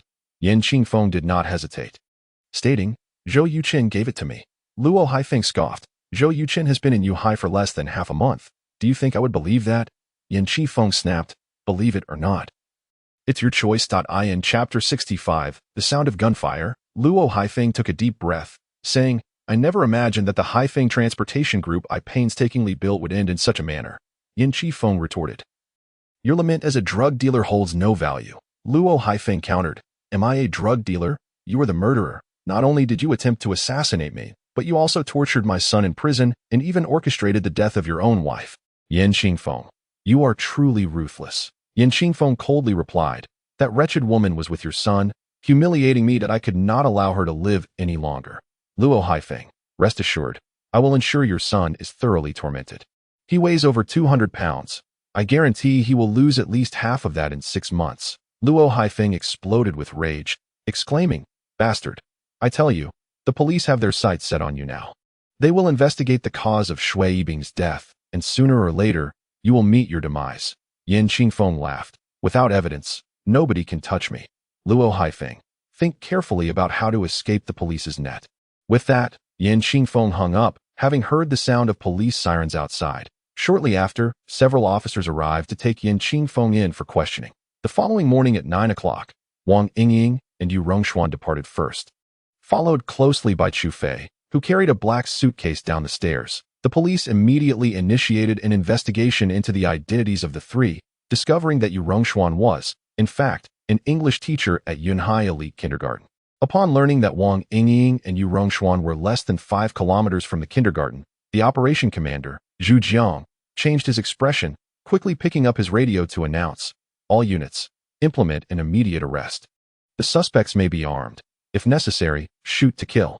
After receiving the order, the police swiftly sprang into action. The first to be apprehended were Luo Haifeng and Fong Nong on the 5th floor.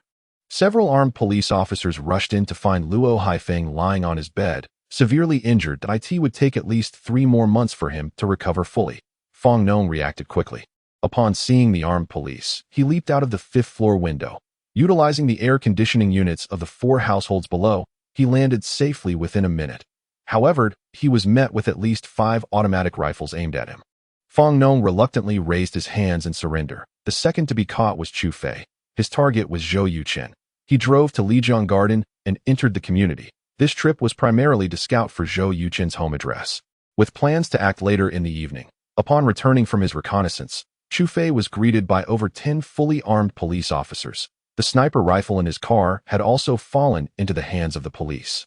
Chu Fei was a tough man. In such a situation, he drew his pistol. Gunfire erupted, and Chu Fei collapsed in a pool of blood. However, he was not dead.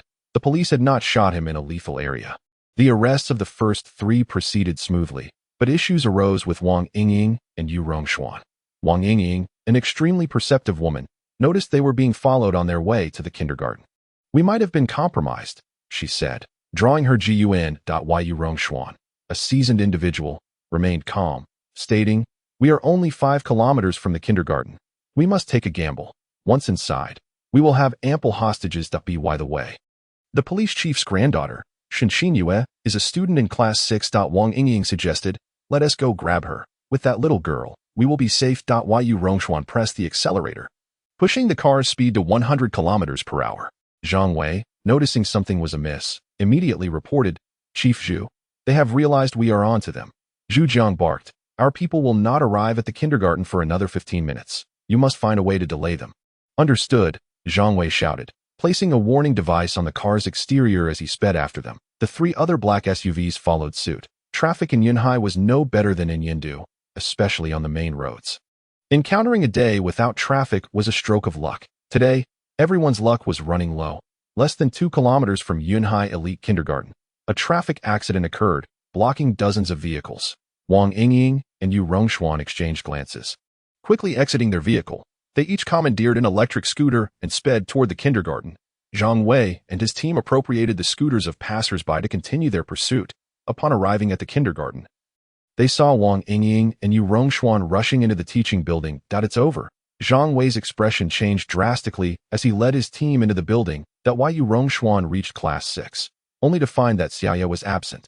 He asked Teacher Wu, who was conducting a lesson, "Where have the children gone?" Teacher Wu, confused, replied, "They are rehearsing on the 4th floor." "Teacher Yu, is there a problem?" "Nothing," Yu Rongshuan quickly said, leading Wang Yingying towards the rehearsal room on the 4th floor. Inside the rehearsal room, Zhou Yuchen and over 20 parents sat idly, awaiting their turn to perform. Due to the incident involving Luo Haifeng, Zhou Yuchen had initially hesitated to attend. However, the class teacher, Miao Yulan, personally called him, insisting he attend the rehearsal. Zhou Yuchen thought there would be no issues at the school, so he drove to the kindergarten. Xiaoya was overjoyed to see Zhou Yuchen, her face blooming with a smile.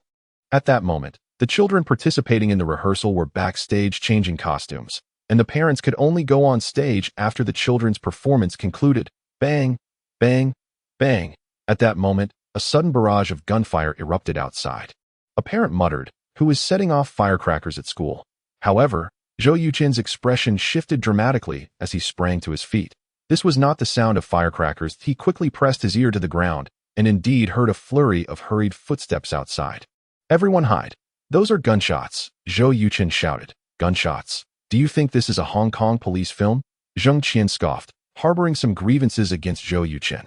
Laughter erupted among the parents. Stop talking nonsense and hide quickly, Zhou Yuchen yelled as he dashed toward the backstage. For Zhou Yuchen, Xiaoya was the utmost priority. If others wished to meet their demise, he would not stand in their way. He had already fulfilled his obligations. If they chose not to believe, there was nothing he could do.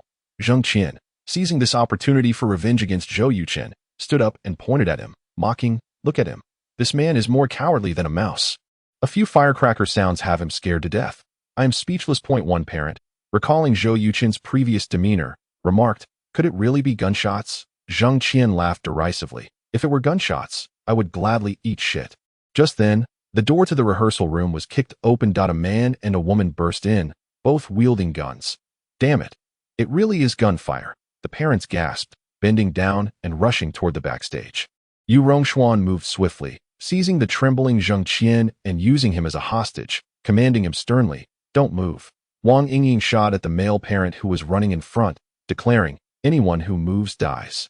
Upon witnessing Liao Xiaofan's father being shot, several parents could not help but scream. Everyone crouched down, covering their heads, paralyzed with fear. Zheng Qian, the most unfortunate, was so terrified that he wet himself. His previous arrogance had now crumbled into despair. "Teacher Yu, are you putting on a show?" Yu Rongshuan, the most renowned English teacher at Inkai Kindergarten, was well known to the parents. Zheng Qian included. "I have no time to perform for you." Yu Rongshuan aimed his gun at the back of Zheng Qian's head, demanding, "Tell me, where is Shen Xinyue?" Zheng Qian, paralyzed by fear, momentarily forgot Shen Xinyue's name. Just then, Zhang Wei stormed in with over a dozen police officers. "Put down your guns," Zhang Wei bellowed. Without hesitation, Yu Rongshuan fired a shot near Zheng Qian's ear. A scream escaped Zheng Qian's lips as a significant portion of his ear was blown off, blood gushing forth. "You put down your guns," Yu Rongshuan retorted coldly. Zhang Wei, in a grave tone, said, "Yu Rongshuan, Wang Yingying, your boss and 2 accomplices have already been captured. Resisting is futile." Yu Rongshuan smirked. "The outcome is still uncertain." "Zheng Qian, speak. Is Shen Xinyue backstage?" Zheng Qian, enduring the excruciating pain, replied, "Yes." A triumphant smile spread across Yu Rongshuan's face. "Yingying, the hostage is yours. I will go retrieve our protective charm." Wang Yingying pressed her gun against a female parent's back, replying, "No problem." Yu Rongshuan dragged Zheng Qian and slowly retreated. Inside the police station, Zhu Zhang's face was ashen. The situation had escalated to a point where the police were rendered completely passive. "Who can tell me? Who is Shen Xinyue?" Bang! The door swung open, revealing Shun Chenggang. "Shen Xinyue is my granddaughter." The room fell silent, everyone shocked by Shun Chenggang's revelation. Zhu Jiang exclaimed, "Director, is Xiaoya's full name really Shen Xinyue?" All were aware that Shun Chenggang had a daughter who had a child out of wedlock, but they were unaware of the child's full name. Shun Chenggang continued coldly, "Their goal must be to use my granddaughter to threaten the police." Upon hearing this, Zhu Jiang grabbed his walkie-talkie to relay the information to Zhang Wei. But Shun Chenggang stopped him, insisting, "Do not interfere with Zhang Wei's investigation. I trust his abilities," Zhu Jiang urged. But Shun Chenggang interrupted, "There are no buts. Give Zhang Wei orders to adapt and handle the situation on his own." Zhu Jiang nodded, conveying Shun Chenggang's directive. The standoff scene. Yu Rongshuan gradually retreated to a backstage corner, ordering Zheng Qian to lie on the ground. Yu Rongshuan then rushed into the backstage dressing room. As he approached the door, a gust of wind swept in from the right. Being a martial arts expert, Yu Rongshuan sensed danger. However, the assailant was too swift. Before he could react, a hand seized his wrist. Crack! Yu Rongshuan's arm was shattered by a powerful force, hanging limply like a noodle. The gun slipped from his grasp and fell to the ground. Yu Rongshuan opened his mouth to warn Wang Yingying outside. But his assailant, Zhou Yuchen, did not give him the chance, swiftly knocking him unconscious. Zhou Yuchen had rushed backstage and instructed Miao Yulan to hide more than 10 children in the restroom, while he concealed himself behind the door. He listened intently to the commotion outside, reassured upon confirming there were only 2 assailants. When Yu Rongshuan arrived, he swiftly took action, easily dispatching the enemy. Picking up the handgun, Zhou Yuchen cautiously stepped outside. Peeking from behind the stage, he spotted a woman aiming a gun at a female parent, confronting Zhang Wei. Zhou Yuchen waved his gun and gestured to Zhang Wei. Zhang Wei immediately understood, shouting, "Wang Yingying, the SWAT team is on its way. Your opportunity has vanished. Put down your weapon and accept the legal consequences. That is your only correct choice." Wang Yingying sneered. "You are Zhang Wei from the criminal police team, right?" Zhang Wei replied, "You know me." Wang Yingying responded, "Of course. In our line of work, we pay close attention to your criminal police. Captain Zhang, do you know who we are after?" Yue. Zhang Wei was taken aback, asking, "Who?" Wang Yingying raised an eyebrow. "She is the granddaughter of your police commissioner, Shen Chenggang. If we capture this little girl, we can turn the tables." Feigning rage, Zhang Wei retorted, "You have some audacity," Wang Yingying proudly declared. "If I lacked boldness, how could I be a killer?" "Rongshuan, have you captured Yue?" "Yes," Zhou Yuchen answered, standing just 5 meters from Wang Yingying. Wang Yingying sensed something was amiss and instinctively turned her head.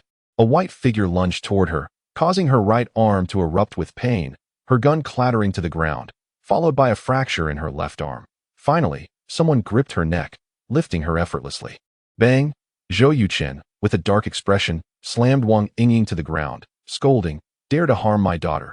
You truly do not know the meaning of danger." With that, Zhou Yuchen kicked Wang Yingying twice, reflecting on the situation. He felt a surge of anxiety. If it weren't for Miao Rulin's call urging him to come for the rehearsal, Xiaoye might have already been captured. Even if luck prevailed and she was rescued, the girl would undoubtedly be traumatized. Zhang Wei approached and cuffed Wang Yingying, questioning, "Why take such a risk? Why not just shoot?" Chapter 67. The first meeting with Luo Haifeng, Zhou Yuchen handed the gun to Zhang Wei, irritatedly saying, "If I knew how to shoot, I would have done so long ago. There would be no need for such effort.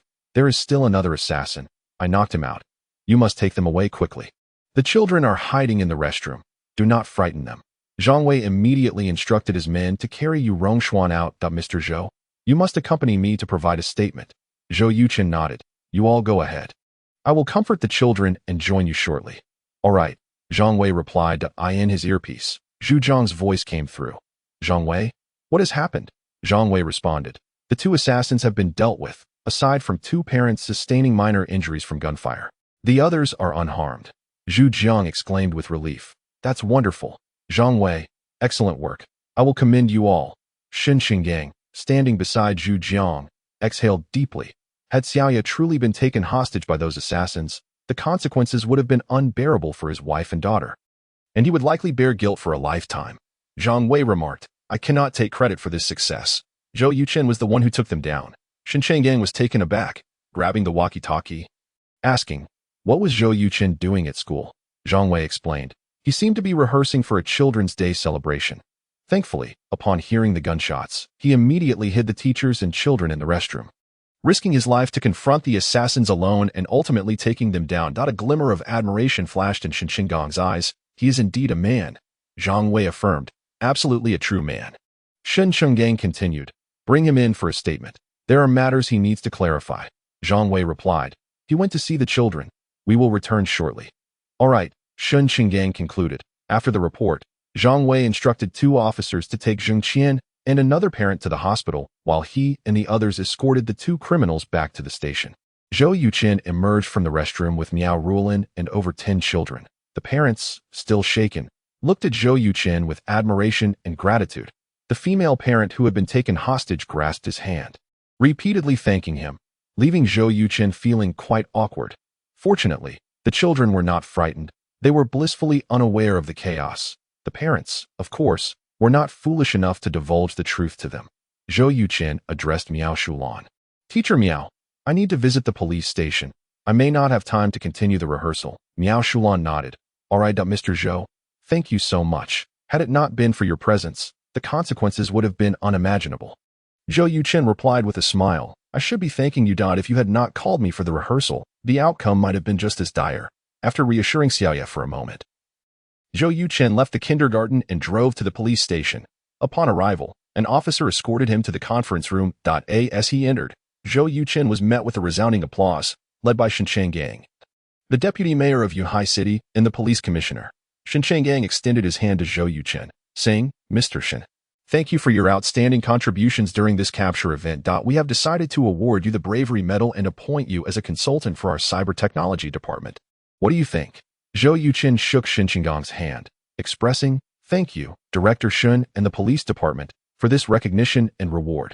May I ask, does this consultancy require daily attendance?" Shen Qinggang chuckled. "You will only be called in when the technology department encounters difficulties. Daily attendance is not required." Zhou Yuchen replied. "Then I have no objections." Becoming a technical consultant for the Yunhai Police Department was undoubtedly a boon for Zhou Yuchen. Anyone who dared to speak of his imprisonment in the future would find themselves silenced by his credentials as a consultant.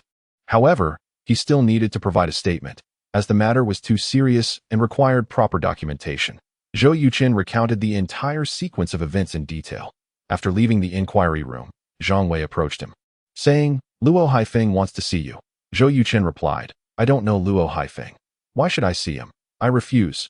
Zhang Wei insisted. "Luo Haifeng possesses a recording in which Yan Qingfeng admits to murdering his wife, Shui Yibing, and hiring someone to assassinate him.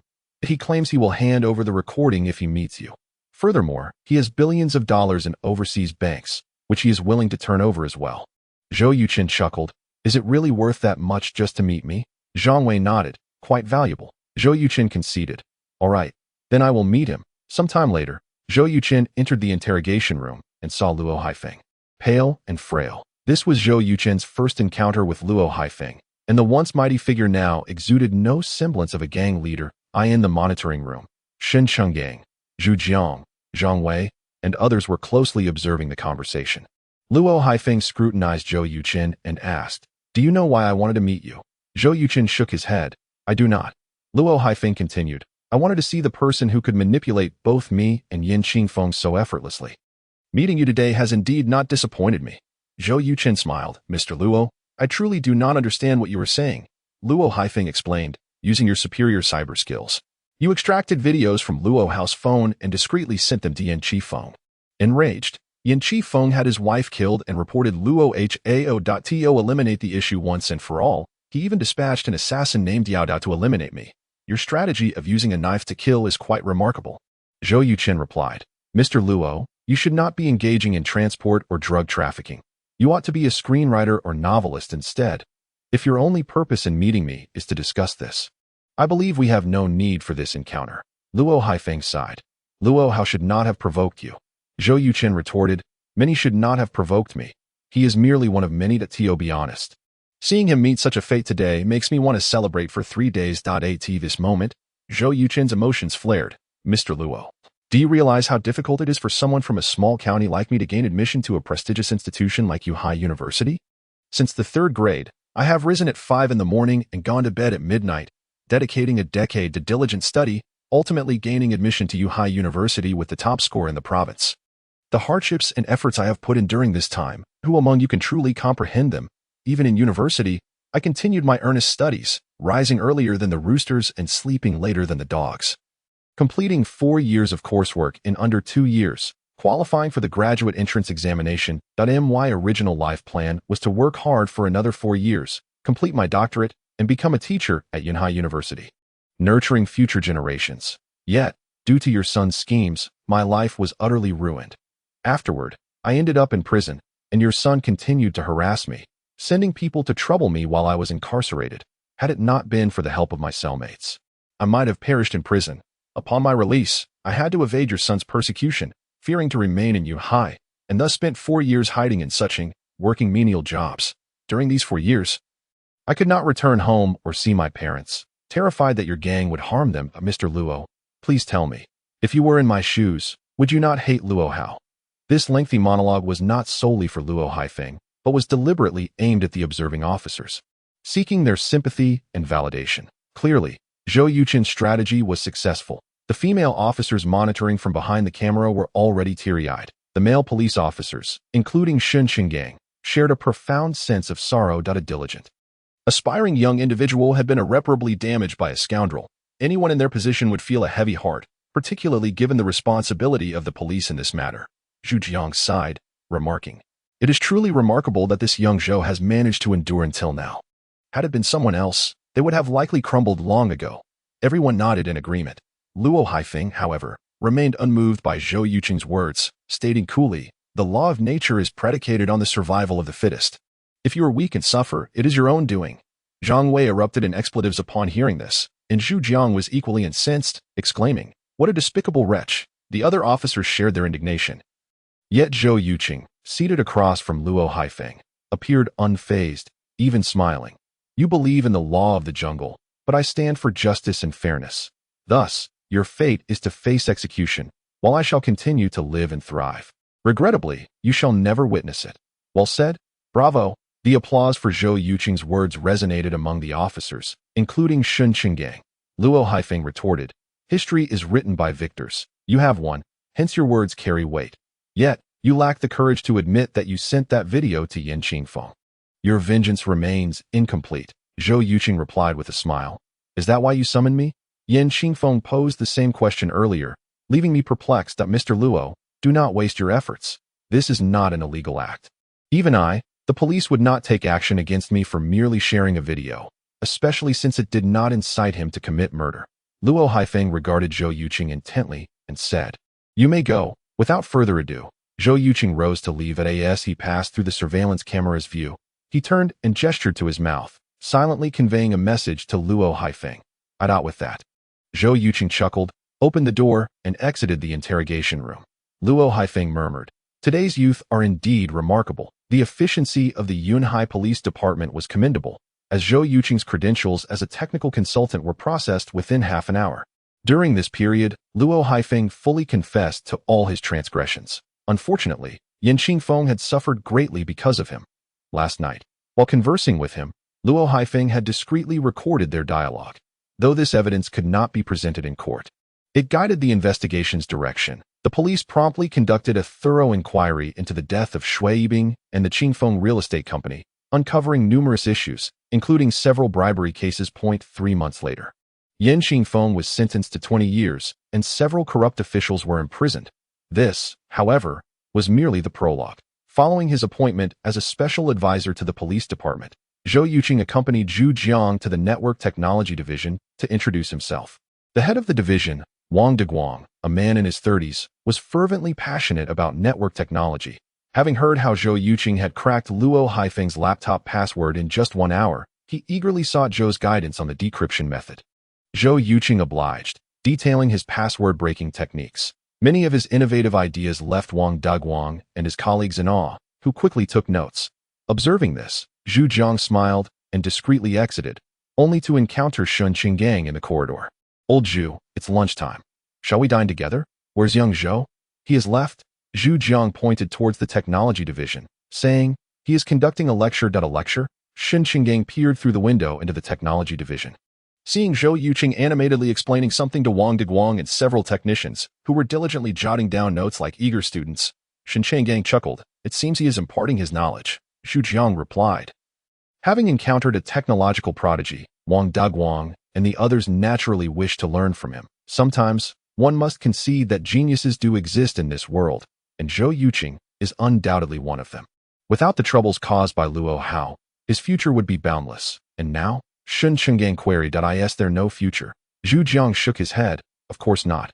"Old Shin, may I ask you a personal question? Is he truly the biological father of Xiao Yiye?"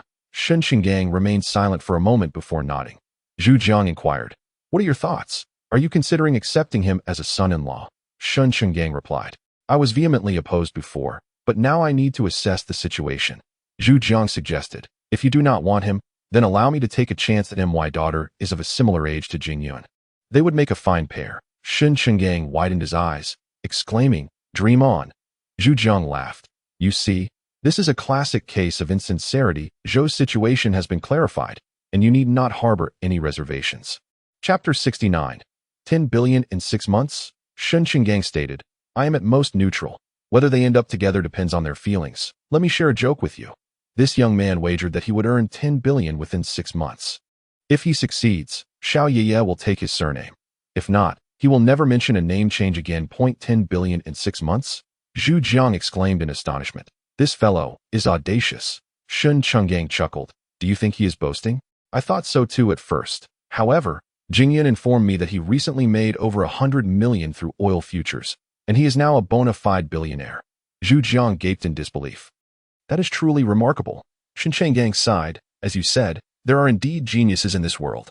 Zhu Jiang mused. It seems I should foster a good relationship with him. If an opportunity for wealth arises, I might ask him to assist me with futures trading, and I could make a considerable profit. Shen Qinggang couldn't help but smile. The two refrained from allowing Zhou Yuchen to continue lecturing the technicians and instead took him to the police canteen as a gesture of gratitude. Thanks to Zhou Yuchen's bravery, the police department avoided a potential crisis that could have garnered national attention. After the meal, Zhou Yuchen returned to the technology division to complete his explanation on cracking passwords before departing for his gaming company. By this time, the name of Yuetian Game Company had been successfully registered, and all relevant agreements had been finalized, establishing the framework for the company. The leaders of 3 small teams, each accompanied by 7 or 8 technicians, arrived at the company. Zhou Yuchen fulfilled his promise and promptly signed agreements with them, offering a 1-month trial period to assess their performance for potential permanent positions at 4 o'clock in the afternoon. Zhou Yuchen went to the school to pick up Xiao Yiya. Many parents greeted him, some expressing their gratitude. Before long, Zhou Yuchen emerged with Xiao Yiya. "Dad, didn't you say you wouldn't have time to pick me up these days?" Xiao Yiya exclaimed, wrapping her arms around Zhou Yuchen's neck, her face beaming with joy. Zhou Yuchen replied, "I finished my work, that's so. You don't like it when I pick you up?" Xiao Yiya quickly responded, "I do. Dad, let me share a secret with you. Grandma's cooking isn't as good as yours." Zhou Yuchen laughed heartily. "You truly are a little glutton, as usual." Zhou Yuchen returned home with Xiao Yiya. She busied herself with her flower fairy dolls in her bedroom while he prepared dinner in the kitchen. Shortly after, Shen Jingyan returned from work. Just as Zhou Yuchen placed the dishes on the table, Shen Jingyan approached Zhou Yuchen and quietly asked, "Was there an incident at the kindergarten today?" Zhou Yuchen nodded. "There was a minor issue, but it has been resolved." "Was it aimed at Xiao Yiya?" Earlier in the afternoon, Shen Jingyan had seen a message in the parents' chat group stating that 2 armed robbers had stormed the school, intending to abduct Shen Xinyue to threaten the police department, which had terrified her. However, knowing that the matter had been resolved, Shen Jingyan managed to remain calm and did not contact Zhou Yuchen or Shen Qinggang. The robbers initially planned to plant explosives in the school to coerce the police into releasing Luo Hao, but abandoned this plan upon realizing the police were tracking them, opting instead to kidnap Xiao Yiya.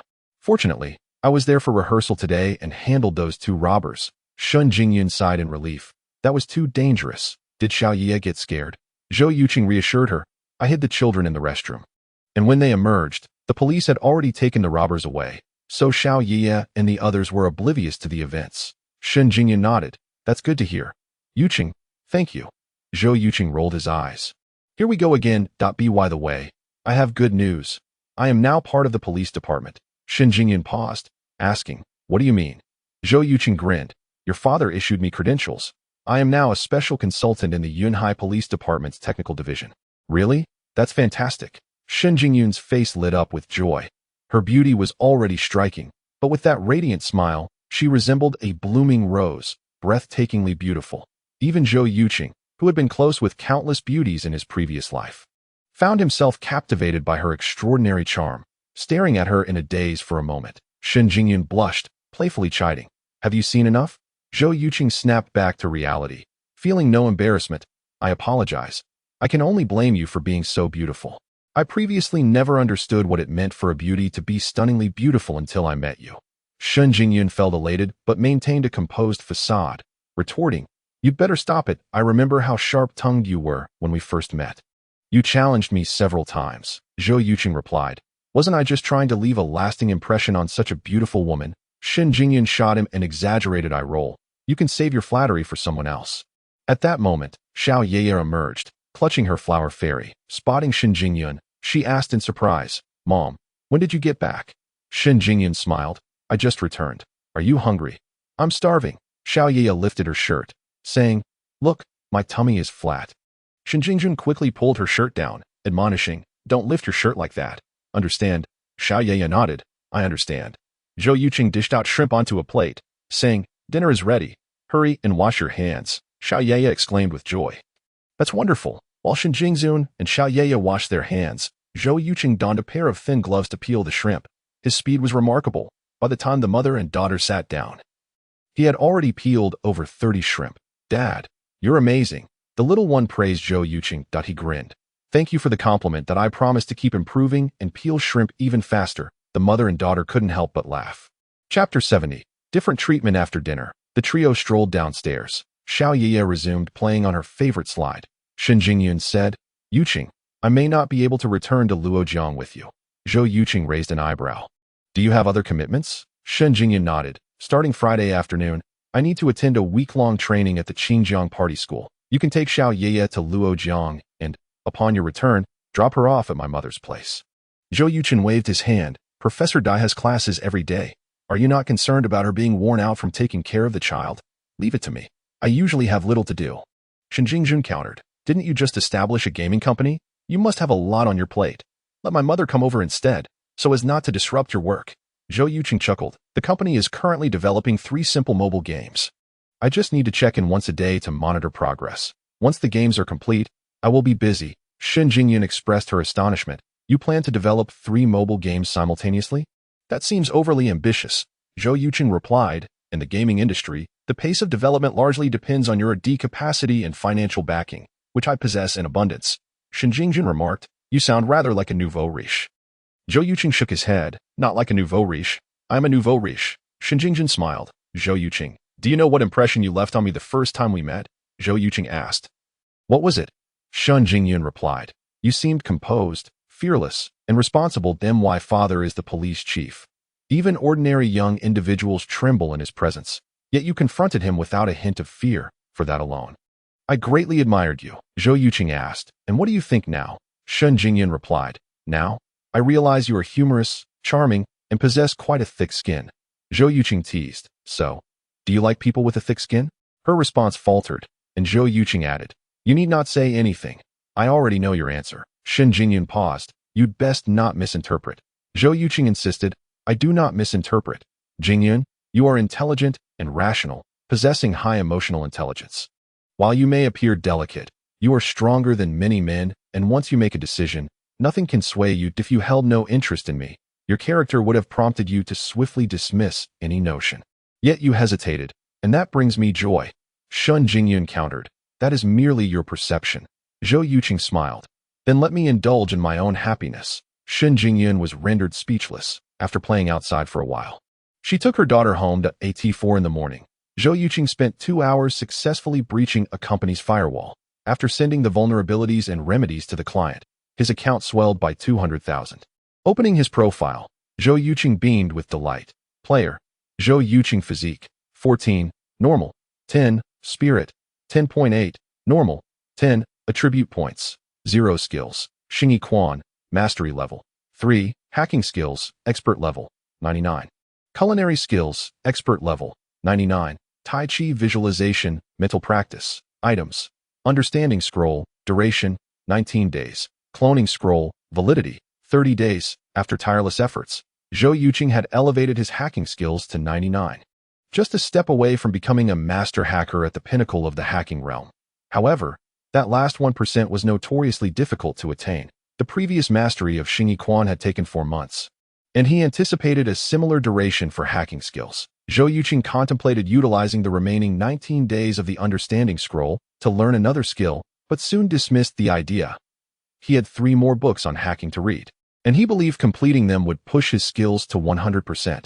Without the understanding scroll, he could only speculate how long it would take to reach that goal. Upon this thought, Zhou Yuchen picked up a substantial tome titled How Hackers Are Made and began to peruse its contents. The incident involving Luo Haifeng had squandered a considerable amount of his study time. Thus, Zhou Yuchen felt compelled to reclaim as much of that time as possible while his comprehension scroll remained active. His ambition was to master hacking techniques within 5 days. Thereafter, swiftly pivoting to another area of study for an intensive 2-week period. Once the comprehension scroll's duration expired, he intended to take a well-deserved rest. In the ensuing 2 days, after dropping his child off at school, Zhou Yuchen would head to the office. He dedicated an hour to assist 3 teams in overcoming various challenges, then immersed himself in relentless study. Observing Zhou Yuchen's fervor for learning, the employees at Yuchen Game Company regarded him with admiration. But on Friday morning at 8 o'clock, Zhou Yuchen and Shen Jingyun accompanied their daughter, Xiaoye, to kindergarten. It was Xiaoye's first experience of attending school with both parents, and she was elated, her cherubic face aglow with smiles. Shen Jingyun inquired, How is your rehearsal going? Today is Children's Day, and Zhou Yuchen is set to perform the 100 schools of boxing. Zhou Yuchen shrugged and replied, "It's just a set of punches, no problem." Xiaoye urged, "Daddy, you must perform well. Otherwise, I will have no face left." Unable to contain her laughter, Shen Jingyun asked, "Who told you that, sweetheart?" Xiaoye responded, "The boys in my class all say that." Zhou Yuchen remarked with exasperation, "Children these days are quite something. So young yet already concerned with their reputation." The trio arrived at the performance venue, securing a seat amidst a growing number of parents. Upon seeing Zhou Yuchen and Shen Jingyun, many greeted them, leaving the couple feeling somewhat overwhelmed. Shen Jingyun whispered, "What is happening?" Zhou Yuchen explained, "Everyone previously was unaware of your father's position as the chief of police, but now they know. The chief of police of Yuhai holds a vice-ministerial rank, merely a step away from the ministerial level, rendering him a figure of significant influence. By cultivating a good relationship with Shen Jingyun, they might find assistance in future predicaments. Not only Shen Jingyun, but Xiaoye also benefited. Recently, Xiaoye had informed Zhou Yuchen that many children enjoyed playing with her. Several boys, known for their mischief, behaved quite obediently in her presence. Zhou Yuchen suspected that their parents had advised their children to befriend Xiaoye. Thus, she had become a focal point of protection in the class. Such is the nature of reality. Just then, Shi Kailang, who had previously clashed with Zhou Yuchen, approached. Shen Jingyun's expression shifted, and she nudged Zhou Yuchen. Rising, Zhou Yuchen addressed Shi Kailang, "Mr. Shi, is there something you need?" Shi Kailang displayed a sycophantic smile, saying, "Mr. Zhou, I come to apologize to Ms. Shen why earlier reckless behavior caused her discomfort and annoyance, and I sincerely regret it. I assure you, I will never trouble Ms. Shen again." It was evident that Shi Kailang was intimidated by the fact that Shen Jingyun was the daughter of the chief of police. Reflecting on it, it was indeed absurd for a small-time clothing entrepreneur to think he could win over the daughter of such a powerful figure with money. Zhou Yuchen patted Shi Kailang on the shoulder and leaned in to whisper, "You needn't worry, Mr. Shi, that if Jingyun truly had an issue with you, do you think your clothing company would still be operational?" Shi Kailang shuddered and quickly replied, "Mr. Zhou is absolutely correct." Zhou Yuchen smiled and concluded, "Just refrain from such behavior in the future." Shi Kailang's plump face contorted into an awkward semblance of a smile. "Of course, I promise." Having received Zhou Yuchen's reassurance, Shi Kailang relaxed slightly and took a seat nearby. Shen Jingyun inquired, "What did you say to him? He seems rather frightened." Zhou Yuchen replied, "I merely staged a little act of bluffing to ensure he won't bother you again." Shen Jingyun nodded, "That's good." After a while, Xiaoye was summoned by her teacher for makeup. Shen Jingyun carried Xiaoye's performance costume and followed suit at 9 o'clock sharp. The children's day performance for Class 6 commenced. The children had prepared 6 acts, predominantly singing and dancing. The singing was passable, although the little ones often strayed far off key. Their clear voices and charming smiles nonetheless elicited positive reactions. However, the dancing was less impressive, due to their tender ages. They struggled to remember the choreography, and even with a teacher leading them, their movements were chaotic. The parents in the audience refrained from dampening the spirits, enthusiastically applauding and cheering, with many eager to clap their hands raw. The children, buoyed by the encouragement, danced with even greater enthusiasm, though their mistakes multiplied. Throughout the performance, the class had arranged several parent-child games to ensure every family participated. Zhou Yuchen, Shen Jingyun, and Xiaoye engaged in a game called Squatting Horse. The rules were simple. The child would ride on the father's shoulders while the mother ensured the child's safety from behind. The father would perform squats, and the family that completed the most in 2 minutes would win prizes, ranging from plush toys for first place to art books for second and stationery sets for third, with the remainder receiving participation awards. Xiaoye was thrilled, perched atop Zhou Yuchen's shoulders, exclaiming, "Daddy, let's win first place." Zhou Yuchen chuckled, "Absolutely." There were a total of 10 families participating. Once everyone was prepared, Miao Yulan shouted start, and the 10 fathers sprang into action to go. Go! The atmosphere was electric as parents and children cheered for the fathers on stage. Soon enough, the disparities became evident. Some fathers, unaccustomed to exercise, could only manage 7 or 8 squats before collapsing onto the ground. A few who regularly worked out slowed down significantly after completing over 10. Only Zhou Yuchen, a master of Zhou, maintained extraordinary stamina, effortlessly completing 40 squats. Sensing his assured victory, Zhou Yuchen reduced his pace, awaiting the game's conclusion. Stop! With Miao Yulan's command, the other 9 fathers simultaneously sank to the ground. Panting heavily, drenched in sweat, Zhou Yuchen, however, gracefully set Xiaoya down without a bead of sweat on his brow. Xiaoya realized they had secured first place and jumped for joy. Shun Jingyun inquired softly, "Are you all right?" Zhou Yuchen replied with a smile, "This level of exertion barely qualifies as a warm-up for me." Shun Jingyun shot him a playful glare. "You are just boasting." Miao Yulan announced the results, declaring Shun Xinyue's family the undisputed champions with 52 squats. A full 20 ahead of the second-place team. The crowd erupted in applause. Xiaoya, clutching her plush toy, beamed with pride. After the performance concluded, a fellow mother seated beside Shun Jingyun remarked, "Your husband is truly impressive." Yeya's mother, "You are fortunate." Upon hearing this, a flush of color rose to Shun Jingyun's cheeks. With the children's performances concluded, it was time for the parents. Out of 10 acts, aside from Zhou Yuchen's martial arts demonstration and a young parent's street dance performance, the remaining 8 were singing acts. Surprisingly, these parents exhibited considerable talent, each performing admirably. Finally, the last act was announced. Now, Mr. Zhou Yuchen will present a martial arts display of the 100 schools of boxing. Let us welcome him with applause. Dressed in athletic attire, Zhou Yuchen strode onto the stage with a poised demeanor. His spirit was vibrant, and he exuded an aura of confidence, his eyes sharp and piercing. Even before the performance commenced, he had captivated the audience. As the music began, Zhou Yuchen assumed his stance and began his routine. The choreography vastly differed from authentic martial arts. The former was designed for aesthetic appeal, while the latter was lethal in intent. Zhou Yuchen had learned many moves online, executing them with grace and an ethereal beauty, particularly the aerial kicks that were breathtakingly impressive. The entire stage was dominated by Zhou Yuchen's swift, wind-like movements. The audience erupted in cheers. Some mischievous boys watched with wide eyes, while Xiaoya was the most excited, clapping her hands vigorously and exclaiming, "Mommy, Daddy is amazing! Daddy is amazing!" Shun Jingyun smiled and affirmed, "Yes, Daddy is the best." As the music reached its crescendo, Zhou Yuchen's movements transformed from graceful to forceful, each strike accompanied by a fierce wind sound, seemingly tearing through the air. He embodied the spirit of a descending tiger, powerful and commanding, akin to a dragon emerging from the sea. Fierce and unstoppable, that it appeared that Zhou Yuchen's display had ignited the passion and fervor within the audience, as both parents and children rose to their feet, their applause and cheers growing more fervent. As the performance concluded, Zhou Yuchen pressed his hands down, expelling a breath of relief, and finally allowed a smile to grace his previously stern visage. He bowed to the audience before descending from the stage, receiving thumbs-up gestures from those he passed. "Xiaoya, your father is incredible," a little boy exclaimed to Xiaoya. She beamed with pride, asserting, "Of course, my daddy is the most amazing daddy in the world." Upon returning, Xiaoya stamped a kiss on Zhou Yuchen's cheek. Following him, Miao Yulan also praised Zhou Yuchen profusely. Soon, the celebrations for Children's Day came to a close. According to the school's schedule, the children would have the afternoon off to enjoy the holiday.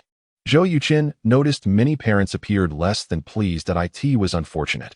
While the children enjoyed a holiday, the parents had no such luxury. Having spent the morning at the event, Zhou Yuchen and Shun Jingyun took Xiaoya to a fine Western restaurant for lunch.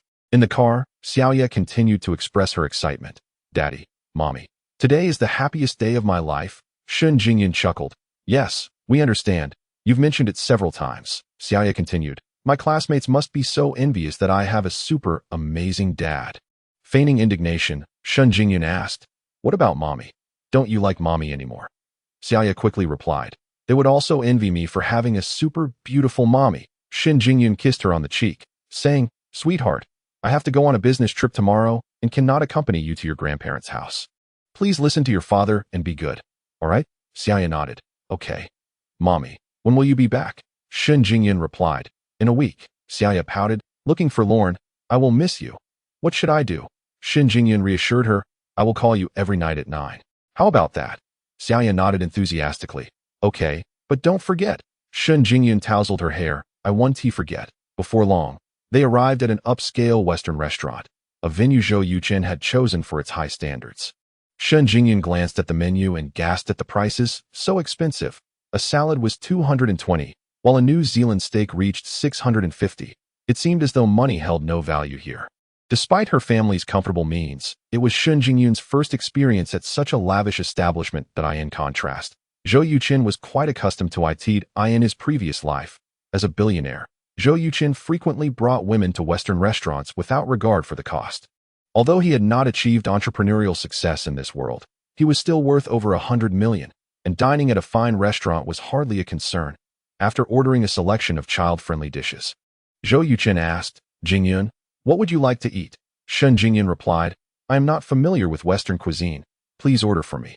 Zhou Yuchen complied without hesitation, ordering a full array of dishes: steak, lamb chops, foie gras, salmon, oysters, truffle, seafood mushroom soup, salad, and dessert, totaling 16 dishes for a comprehensive experience. After the server departed, Shen Jingyun remarked, "Are you out of your mind? Can we possibly finish all this?" Zhou Yuchen laughed. There's a peculiar trait about Western restaurants. The finer the establishment, the smaller the portions, that I doubt all this will even be enough to satiate our appetites. Shen Jingyun inquired, "Do you often dine at Western restaurants? You seem quite knowledgeable." Zhou Yuchen shook his head. "I usually cook for myself." Shen Jingyun was left speechless. A talent for cooking could indeed be seen as a form of indulgence. Shortly after, an array of exquisite Western dishes was served. "Let me taste this steak first," Zhou Yuchen said as he sliced into the steak, taking a bite and furrowing his brow. Shen Jingyun asked, "What's wrong? Is it not good?" Zhou Yuchen replied, "This appears to have been made by an apprentice. It's barely edible." "Really?" Shen Jingyun sampled it and found the steak tender and flavorful. "It's quite delicious, perfect for Xiaoya." As she spoke, she offered Xiaoya a piece of steak, who brightened and exclaimed, "Yummy." Zhou Yuchen chuckled. "This filet mignon is cut from the most tender part of the cow, renowned for its tenderness. I ordered it medium rare, so Xiaoya can enjoy it without any issues, but moderation is key to avoid digestive discomfort." "You certainly know a lot," Shen Jingyun remarked. Zhou Yuchen replied, "When we return home, I will purchase some kitchenware for Western cooking so you can experience what true culinary mastery is." Shen Jingyun smiled. "Now that sounds exciting," Xiaoya chimed in. "I am looking forward to it too." Zhou Yuchen affectionately brushed his fingers against her nose. "Little glutton." "Meow." Xiaoya squinted her eyes and imitated a cat, causing Zhou Yuchen to burst into laughter. Observing the interaction between father and daughter, Shen Jingyun felt a rush of happiness swell within her. After lunch, Shen Jingyun prepared to pack her belongings for her trip to Xinjiang Party School. Located in Linjiang City, the capital of Xinjiang Province, merely 150 kilometers from Yunhai City. Rather than taking the company bus, she opted to drive herself that as she was about to leave. Xiaoya clung to Shen Jingyun's leg, sobbing uncontrollably. Shen Jingyun was equally reluctant, showering her daughter with kisses and promising to fulfill numerous requests before finally driving away in the afternoon. Zhou Yuchen took Xiaoya to pick up Zhou Qing from Xinjiang University. Upon entering the car, Zhou Qing noticed Xiaoya's somber demeanor and promptly inquired about the reason, learning that Shen Jingyun had gone to the party school for training and would not be returning home with them. Zhou Qing felt a wave of disappointment. Although she had only met Shen Jingyun once, she genuinely hoped that Shen Jingyun would become her sister-in-law. Seeing Xiaoya pout, seemingly on the verge of tears, Zhou Qing quickly composed herself and began to play with Xiaoya. Before long, Xiaoya was giggling uncontrollably. The three of them then visited Xingyuan shopping mall, entering a shopping spree mode. Zhou Yuchen had not returned in 5 years and was eager to bring the entire mall back home. Under Zhou Qing's suggestion, Zhou Yuchen purchased 2 orange phones, a set of gold jewelry, several outfits and shoes, as well as a variety of nutritional supplements, with cigarettes and alcohol being indispensable. Fortunately, the trunk of the Maybach was spacious enough. Otherwise, it would have been quite a challenge to accommodate all these items. Chapter 73. National Martial Arts and Tai Chi. Once everything was settled, the three of them enjoyed dinner at a restaurant in the mall. "Dad, I want to ride the little train," said Xiaoya, her face brimming with anticipation after the meal. Zhou Yuchen smiled and replied, "No problem. If there's still plenty of time, you can ride as long as you like." Xiaoya's face lit up with joy. "That's great. Dad is truly the best dad in the world." Zhou Qing chuckled. "Sweetheart, your little mouth is just too charming." After accompanying the little one on the train for an hour, they finally headed home. Perhaps overwhelmed with excitement from the day, Xiaoya fell asleep in Zhou Qing's arms within 20 minutes of getting in the car. Looking at the rosy-cheeked girl, Zhou Qing couldn't help but lean down to give her a gentle kiss, saying, "Brother, this little one is simply adorable. Mom and Dad will be overjoyed when they see her." Zhou Yuchen remarked, "She resembles you when you were little." Zhou Qing nodded. "I think so too." "Brother, have you made any progress with Sister Jingyun?" Zhou Yuchen smiled. "I'm not in a hurry, so why should you be?" Zhou Qing replied, I worry you might lose Sister Jingyun. Zhou Yuchen confidently stated, Don't worry, she won't get lost. It must be said. Experience prevails. Shun Qinggong's invitation for Zhou Yuchen to become a special consultant for the Cloud Sea Police Department's Cyber Technology Division effectively removed the barriers between him and Shun Jingyun. Even now, their relationship would hardly affect Shun Qinggong negatively. Zhou Yuchen felt it was time to contemplate his relationship with Shun Jingyun seriously. Upon returning home, Zhou Yuchen carried Xiao Yiya into the bedroom. After washing up, Zhou Qing joined the little one for sleep. As usual, Zhou Yuchen retreated to the study, picking up a book titled Analysis of Software Vulnerabilities, and began to read diligently. The knowledge within the book was quite novel, causing him to read slowly. About a quarter of the way through, he felt somewhat drowsy and returned to his bedroom, sitting cross-legged on the bed to practice Tai Chi visualization, quickly slipping into a deep sleep. He awoke only 2 hours later and continued reading, determined to finish the hefty tome by morning. At 5 o'clock, he turned the last page, stood up to stretch, rubbed his throbbing head, and felt that he had gained much. Ding! Congratulations to the host Zhou Yuchen for elevating his hacking skills to master level. Reward: 5 attribute points and 1 lottery chance. A surge of warmth flooded Zhou Yuchen's mind, instantly filling it with a plethora of hacking knowledge, a gift from the system. Elated, he promptly opened his attribute panel. Player: Zhou Yuchen. Physique: 14, normal, 10, spirit, 10.8, normal, 10, attribute points, 5 skills, Zhingyi Yiquan, master level, 3, hacking skills, master level, 1, culinary arts, proficient level, 99. Tai Chi visualization, mental cultivation, items, understanding scroll, duration, 16 days, cloning scroll, validity, 30 days, lottery scroll. Without hesitation, Zhou Yuchen commenced the lottery. At the beckoning of his thought, the system's lottery wheel materialized before him, filled with a dazzling array of items. Stop! A beam of light flashed, and a scroll appeared in his inventory. Skill scroll, Tai Chi. Alas, Zhou Yuchen felt a twinge of disappointment. In the realm of martial arts, there is a saying, one move excels, conquering all. This means that mastering a singular deadly technique can defeat numerous opponents. Zhou Yuchen had already perfected all the techniques of Zhingyi Yiquan to an exceptional degree. Acquiring an additional Tai Chi technique would merely be a supplementary embellishment and of little practical use. Sighing at the lost opportunity of a skill scroll, he activated it, and a wealth of knowledge pertaining to Tai Chi swiftly integrated into his mind, accompanied by a warm flow circulating through his muscles and bones, hinting at subtle changes within his body. Ding! Detection reveals that the player's Zhingyi Yiquan has reached master level. Tai Chi automatically elevates to master level. Suddenly, Zhou Yuchen found the acquisition of master-level Tai Chi rather gratifying. However, skills obtained directly through skill scrolls did not yield additional attribute points. Changing into athletic attire, Zhou Yuchen stepped outside to practice in the small square. He had become quite the local celebrity. Upon his arrival, the elderly men exercising greeted him warmly. Zhou Yuchen, mindful of his demeanor, respectfully returned their greetings. After practicing Zhingyi Yiquan for a while, Zhou Yuchen transitioned into the recently learned Tai Chi. Everyone knew Tai Chi as a martial art that employs softness to overcome hardness. But this phrase is misleading. In martial arts circles, there exists a saying, Tai Chi is practiced with utmost softness, but strikes with utmost hardness. It employs softness to counter hardness, unmatched by any.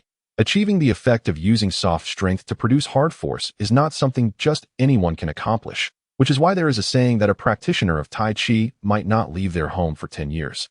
While a practitioner of Xingyi could potentially kill in a year, Zhou Yuchen's Tai Chi was comparable to that of Zhao Xinghua and others. The difference was that the former could harness internal energy to invigorate the body and nourish the skin, fascia, bones, and internal organs, while the latter was merely a form of exercise. The effects of the two were worlds apart. After completing a set of Tai Chi, Zhou Yuchen exhaled deeply and turned to Zhao Xinghua, who had been watching him practice. Old Zhao, have you been busy these past few days? I haven't seen you around. Zhao Xinghua replied, I went to the Cloud Sea Core to see that troublesome kid off.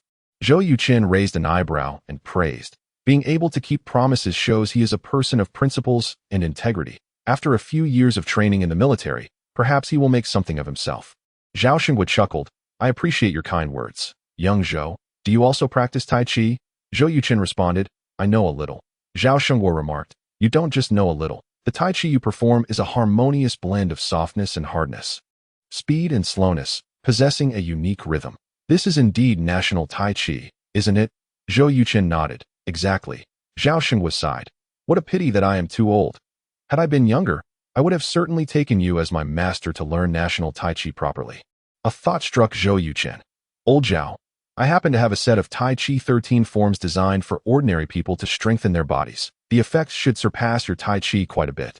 Would you all be interested in giving it a try? Chapter 74. Teaching the Tai Chi 13 forms. The Tai Chi that the system imparted to Zhou Yuchen included not only combat techniques, but also methods of practice and performance. Among the many health-promoting techniques, the Tai Chi 13 forms ranked first, appreciative of the kindness shown by Zhao Shengwa and the other elderly gentlemen. Zhou Yuchen decided to pass on this Tai Chi 13 forms to them as a means of promoting the martial arts of Xia country.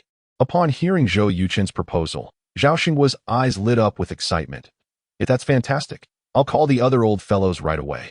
Soon, over 20 elderly gentlemen formed two lines, eagerly awaiting Zhou Yuchen's instruction. They understood that Zhou Yuchen was a martial arts expert, and his Tai Chi would surely be more reliable than what they had learned from other sources.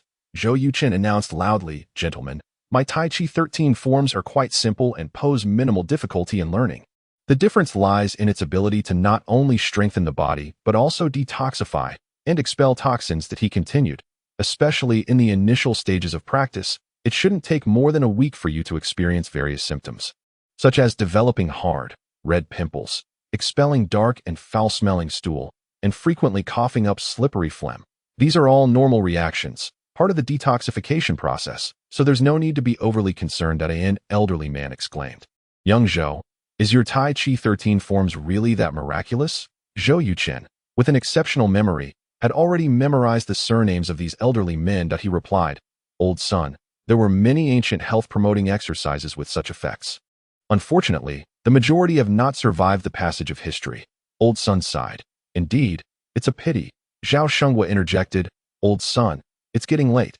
Stop wasting time and let young Zhou teach us the Tai Chi 13 forms. This is the most important thing. The others quickly chimed in agreement, prompting old son to close his mouth. Zhou Yuchen began to teach the Tai Chi 13 forms. The set consisted of 13 continuous movements, each incorporating several smaller actions, combined into a practice that could exercise the internal organs and enhance vitality. Most of these movements were already included in the Tai Chi practiced by the elderly gentleman. However, each movement required careful coordination of breath and attention to the varying degrees of force.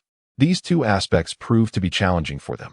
After an hour of practice, they had learned the movements, but struggled to synchronize their breathing and understand where to exert and where to relax their strength. Consequently, Zhou Yuchen had no choice but to demonstrate the Tai Chi 13 forms from start to finish, allowing one elderly gentleman, who was adept with a mobile phone, to record his explanations. In the following 2 days, Zhou Yuchen would be returning to his hometown and simply wouldn't have time to guide them further. Since this was a health-promoting exercise, it didn't involve the circulation of internal energy. Even if practiced incorrectly, it would only result in no effect, posing no risk of adverse consequences for their bodies. Returning home, Zhou Yuchen prepared some 8 treasure porridge and boiled a few eggs, calling Zhou Qing and Xiao Yeye to breakfast. After their meal, Zhou Yuchen drove his luxurious Maybach, taking the two ladies back to his hometown.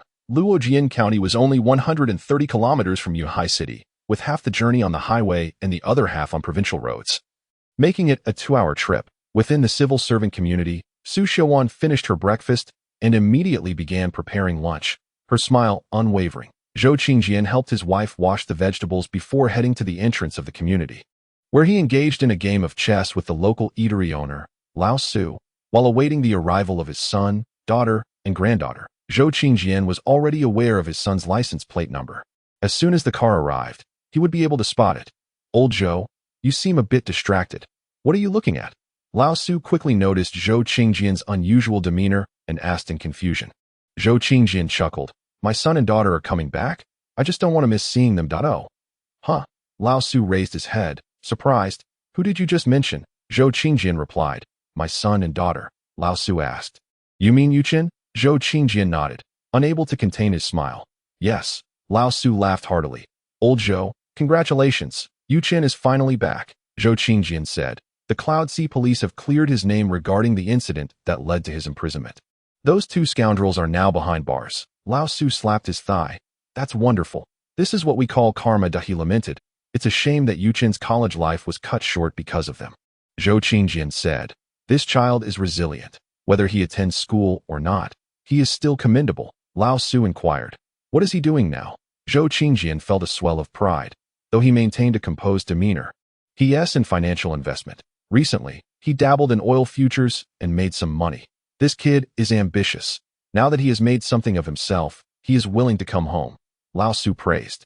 Impressive. Just then, Zhou Qingjian spotted a Maybach slowly approaching the community. He immediately stood up, excitedly proclaiming, they've arrived. Lao Su, a man who enjoyed a good spectacle, followed suit.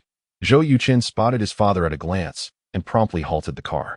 Compared to 5 years ago, Zhou Qingjian's face bore many more wrinkles, and his hair had grayed considerably. As Zhou Yuchen stepped out of the car, his eyes reddened upon seeing his equally emotional father. Dad, I'm back? Zhou Qingjian scrutinized his son from head to toe, patting his shoulder. It's good to have you back. The bond between fathers and sons is often deeply understated, especially in public, where emotions are rarely displayed. Xiao Chun, do you still recognize me? Lao Su asked with a smile. Zhou Yuchen replied, Uncle Su, I may forget others, but I could never forget you. Lao Su said, you've been away for 5 years, and your parents have missed you terribly.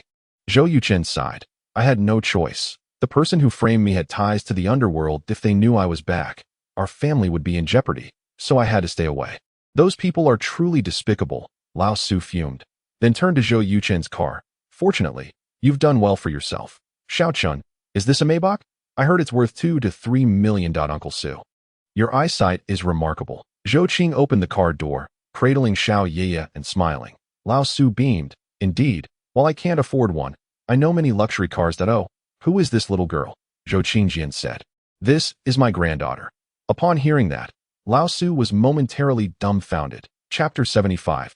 Bringing honor to his parents. Zhou Yuchen pointed to Zhou Qingjian. Xiao Yeye, quickly greet your grandfather. Hello, Grandpa, Xiao Yeye obediently called out, gazing with her adorable big eyes at Zhou Qingjian. Hello, little Yeye. Can Grandpa have a hug? Zhou Qingjian opened his arms, gazing hopefully at the little one. Without a hint of shyness, Xiao Yeye replied, sure. Zhou Qing handed the little one to Zhou Qingjian, who appeared on the verge of tears from joy. Lao Su said, Xiao Chun, is this your daughter? Zhou Yuchen smiled. Indeed, by the way. Uncle Su, you haven't quit smoking, have you? Lao Su shook his head. I wish I could, but I just can't seem to quit. Zhou Yuchen promptly retrieved 2 packs of cigarettes from the trunk and handed them to Lao Su. Uncle Su, this is my token of respect for you. Oh dear, this is too extravagant. I can't accept this. Lao Su was startled, quickly waving his hands. Zhou Yuchen insisted, pushing the 2 packs into Lao Su's hands. Uncle Su, during these years I've been away, you've taken great care of my family. This little gesture must be accepted. Lao Su, whose full name was Su Rue, had operated a breakfast shop at the community entrance for over a decade, earning 2 nicknames, one for being well-informed and the other for spreading gossip. Zhou Yuchen's return home primarily served 2 purposes: to reunite with his parents and to address the rumors surrounding him. Restoring his parents' honor, he had learned from Zhou Qing that after his sentencing, the entire Luojian County was abuzz with gossip, far beyond what he had anticipated. Many people relished in his misfortune, whispering behind his family's back. During that time, not just Zhou Qingjian and Su Xiaowan, but even Zhou Qing often faced judgmental glances. This time, Zhou Yuchen had purchased 30 to 40 packs of cigarettes to distribute among the neighbors in the community. Not for any other reason, but to showcase his success and dispel the negative impressions that had lingered. Consequently, someone like Su Rue, the local gossip, became a vital target for Zhou Yuchen to win over. As the saying goes, one who eats from another's hand is soft-hearted. Accepting Zhou Yuchen's generous gift would surely lead Su Rue to speak favorably of him. Having improved one's reputation and achieved success in their career naturally brings honor to one's parents. Investing a mere 2,000 yuan to acquire a grand trumpet of self-praise is undoubtedly a profitable venture. Zhou Qingjian agreed, saying, Old Su, accept the child's heartfelt gesture. Very well, I shall not be polite. Su Rue responded, his eyes narrowing with joy as he received 2 packs of cigarettes. Xiao Chun, I have always believed you would become an extraordinary person, and it seems my foresight was indeed accurate. Zhou Yuchen smiled, saying, Uncle Su, rest assured, I will continue to strive and prove your judgment to be impeccable. Upon hearing this, Su Rue pointed at Zhou Yuchen and laughed heartily. After several years, you have truly become quite the conversationalist. Zhou Qingjian interjected, Old Su, we shan't prolong this conversation. Xiuan is waiting for us at home. We must return. Su Rue urged them to hurry back, adding, Xiaochun, do come by to chat with Uncle Su when you have the time. Certainly, Zhou Yuchen agreed. Climbing into the CAR.as, he watched the vehicle gradually depart. Su Rue remarked pensively, Old Zhou has finally reaped the fruits of his labor. The public servant community in Luojian County was established over 2 decades ago. At that time, Zhou Qingjian had just graduated and was assigned to work in a government department, qualifying for a modest 50-square-meter apartment. Finding it too small, he supplemented his finances to purchase a spacious 100-square-meter residence. By today's standards, including shared areas and balconies, the dwelling measures a generous 126 square meters. Unfortunately, the community has since lost its luster, with many government employees opting to sell their homes for superior properties. Fewer than half of the original residents, like the Zhou family, remain. Upon entering the community, Zhou Yuchen surveyed his surroundings, noting that aside from becoming more dilapidated, little had changed since 5 years prior. Upon reaching Building 6, Zhou Yuchen and his companions exited the vehicle. Do, is that Xiaochun? A woman's voice called out. Zhou Yuchen turned to see a middle-aged woman with a robust physique and a piercing gaze. Flanked by 2 similarly aged companions, likely engaged in a prior conversation. Ling Ai, He Ai, Aunt Cheng. It's been a while.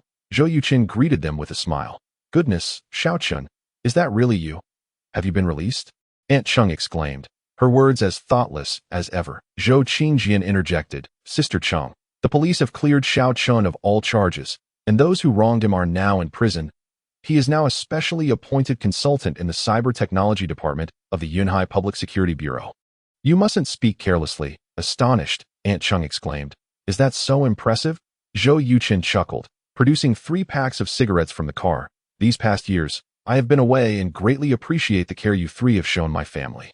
A small token of gratitude, Ling Ai exclaimed. Xiaochun, you are far too courteous. Despite her words, she quickly took the cigarettes, sharing them with He Ai and Aunt Cheng, fearing Zhou Yuchen might change his mind. It is only right, Zhou Yuchen replied with a slight smile as he retrieved more items from the trunk. Zhou Qingjian frowned. Why have you bought so many things? Your mother and I want for nothing. Zhou Yuchen laughed. Dad, if you don't fancy the cigarettes or the mitai, I can always give them away. Zhou Qingjian hastily replied. No, since you have brought them, let them stay. Little Ye giggled. Grandpa is shy. Hearing her words, Zhou Qingjian not only took no offense but found the little one endearingly charming, leaning down to kiss her cheek. My dear, I adore you. The sight of several boxes of mitai, dozens of cigarette packs, and the beautiful little girl in Zhou Qingjian's arms left the 3 middle-aged women astonished. What a fortune this must be. It must be worth over 100,000. Over 100,000. Do you have any idea how much that car costs? At least 2 million. Goodness, Xiaochun has struck it rich. And did you see the little girl Zhou is holding? She must be Xiaochun's daughter. Of course, didn't you hear her calling him Grandpa? The trio's discussion reached Zhou Yuchen's ears, prompting a smile to curve his lips. This was precisely the reaction he had hoped for. Upon reaching the garage, Zhou Qingjian helped Zhou Yuchen leave 1 box of mitai while they took the remaining 4 boxes inside. Even so, Zhou Yuchen and Zhou Qing needed to make 2 or 3 trips to completely unload the items. Zhou Qingjian, however, refused to relinquish his hold on the little girl from the moment he lifted her. Once upstairs, Zhou Qingjian opened the door to find Su Xiuan, her face alight with excitement, and exclaimed, Son, granddaughter, you are both home. Little Ye gazed curiously at Su Xiuan with her big black eyes. Zhou Yuchen placed the items down, and a wave of emotion surged through him, tears welling up. Having not seen each other for 5 years, the longing was palpable. With a trembling voice, he called out, Mom, Xiaochun, you have finally returned home. Su Xiuan could no longer contain her emotions, embracing Zhou Yuchen and bursting into tears. Zhou Yuchen, carrying all the emotions of his past life, found himself in tears as well. Zhou Qingjian and Zhou Qing's eyes glistened with tears, while little Ye remained somewhat bewildered. She nudged Zhou Qingjian and asked innocently, Grandpa, is she Grandma? Zhou Qingjian nodded. Yes. Why are Grandma and Daddy crying so hard? Were they naughty? Zhou Qingjian chuckled. They are happy, but shouldn't happy people smile? Why are they crying? Zhou Qingjian found himself at a loss for words that Su Xiaowan released. Zhou Yuchen wiped her tears and turned her attention to the little girl. You must be Yaya? Hello, Grandma. Little Yaya greeted. The sound of Grandma filled Su Xiaowan's heart with joy. She quickly responded, Yaya, you are simply adorable. May I hold you? Little Yaya immediately stretched out her arms. Yes. Su Xiaowan took the little girl from Zhou Qingjian, examining her closely. Darling, you are truly beautiful. Little Yaya beamed. Grandma is beautiful too. Oh my, I adore you. Su Xiaowan could not resist planting a kiss on Yaya's cheek. Little Yaya returned the gesture, giggling. Yaya loves Grandma too. Su Xiaowan felt her heart melting. The little girl was simply too delightful. Zhou Qingjian suggested, Xiaowan, go wash the child's hands. Didn't you buy plenty of treats? Su Xiaowan promptly replied, Of course. Come. Yeah, let's go have some delicious food. Yaya's eyes squinted with delight. Thank you, Grandma. Zhou Qing sighed. Brother, did you see? The moment you and Yaya returned, I was immediately sidelined. Zhou Yuchen replied, Less chatter. Hurry down to fetch the things. After 2 more trips, they finally brought everything up. Throughout, Zhou Qingjian and Su Xiaowan had been fully engaged with little Yaya, hardly acknowledging the presence of their 2 older children. After a while, Su Xiaowan noticed an abundance of items in the living room and chided Zhou Yuchen for spending money frivolously. Zhou Qing remarked, Mom, brother is now a billionaire, residing in a spacious 300-square-meter flat. This is but trifles to Su Xiaowan countered. That does not mean we should abandon the virtues of frugality. It is easy to fall into extravagance, but difficult to revert to simplicity. Haven't you heard that saying? Zhou Qing swiftly conceded. All right, Su Lao, sure, I yield. Zhou Yuchen smiled slightly, steering the conversation. Mom, this house is quite old. Haven't you and Dad considered moving to a new place? Zhou Qingjian replied. We are indeed contemplating that. Zhou Qing added, I think it's best to hurry. Otherwise, when Sister Jingyun comes next, she won't have anywhere to stay, which would be quite inappropriate. Su Xiaowan nodded. Yes, Xiao Qing, you've made an excellent point. Now that you are both back, let us go house hunting together in the next few days. We should aim for at least a 4-bedroom apartment. Little Yaya, her mouth stuffed with snacks, chimed in. Can I come too, Grandma? Su Xiaowan replied. Of course, your opinion is the most important. Little Yaya's eyes sparkled with excitement. Zhou Yuchen stood up. Dad, Mom, you accompany the child. I will prepare dinner. Su Xiaowan insisted. Let me do it. Zhou Qing immediately interjected. Mom, let brother handle it. He has perfected his culinary skills.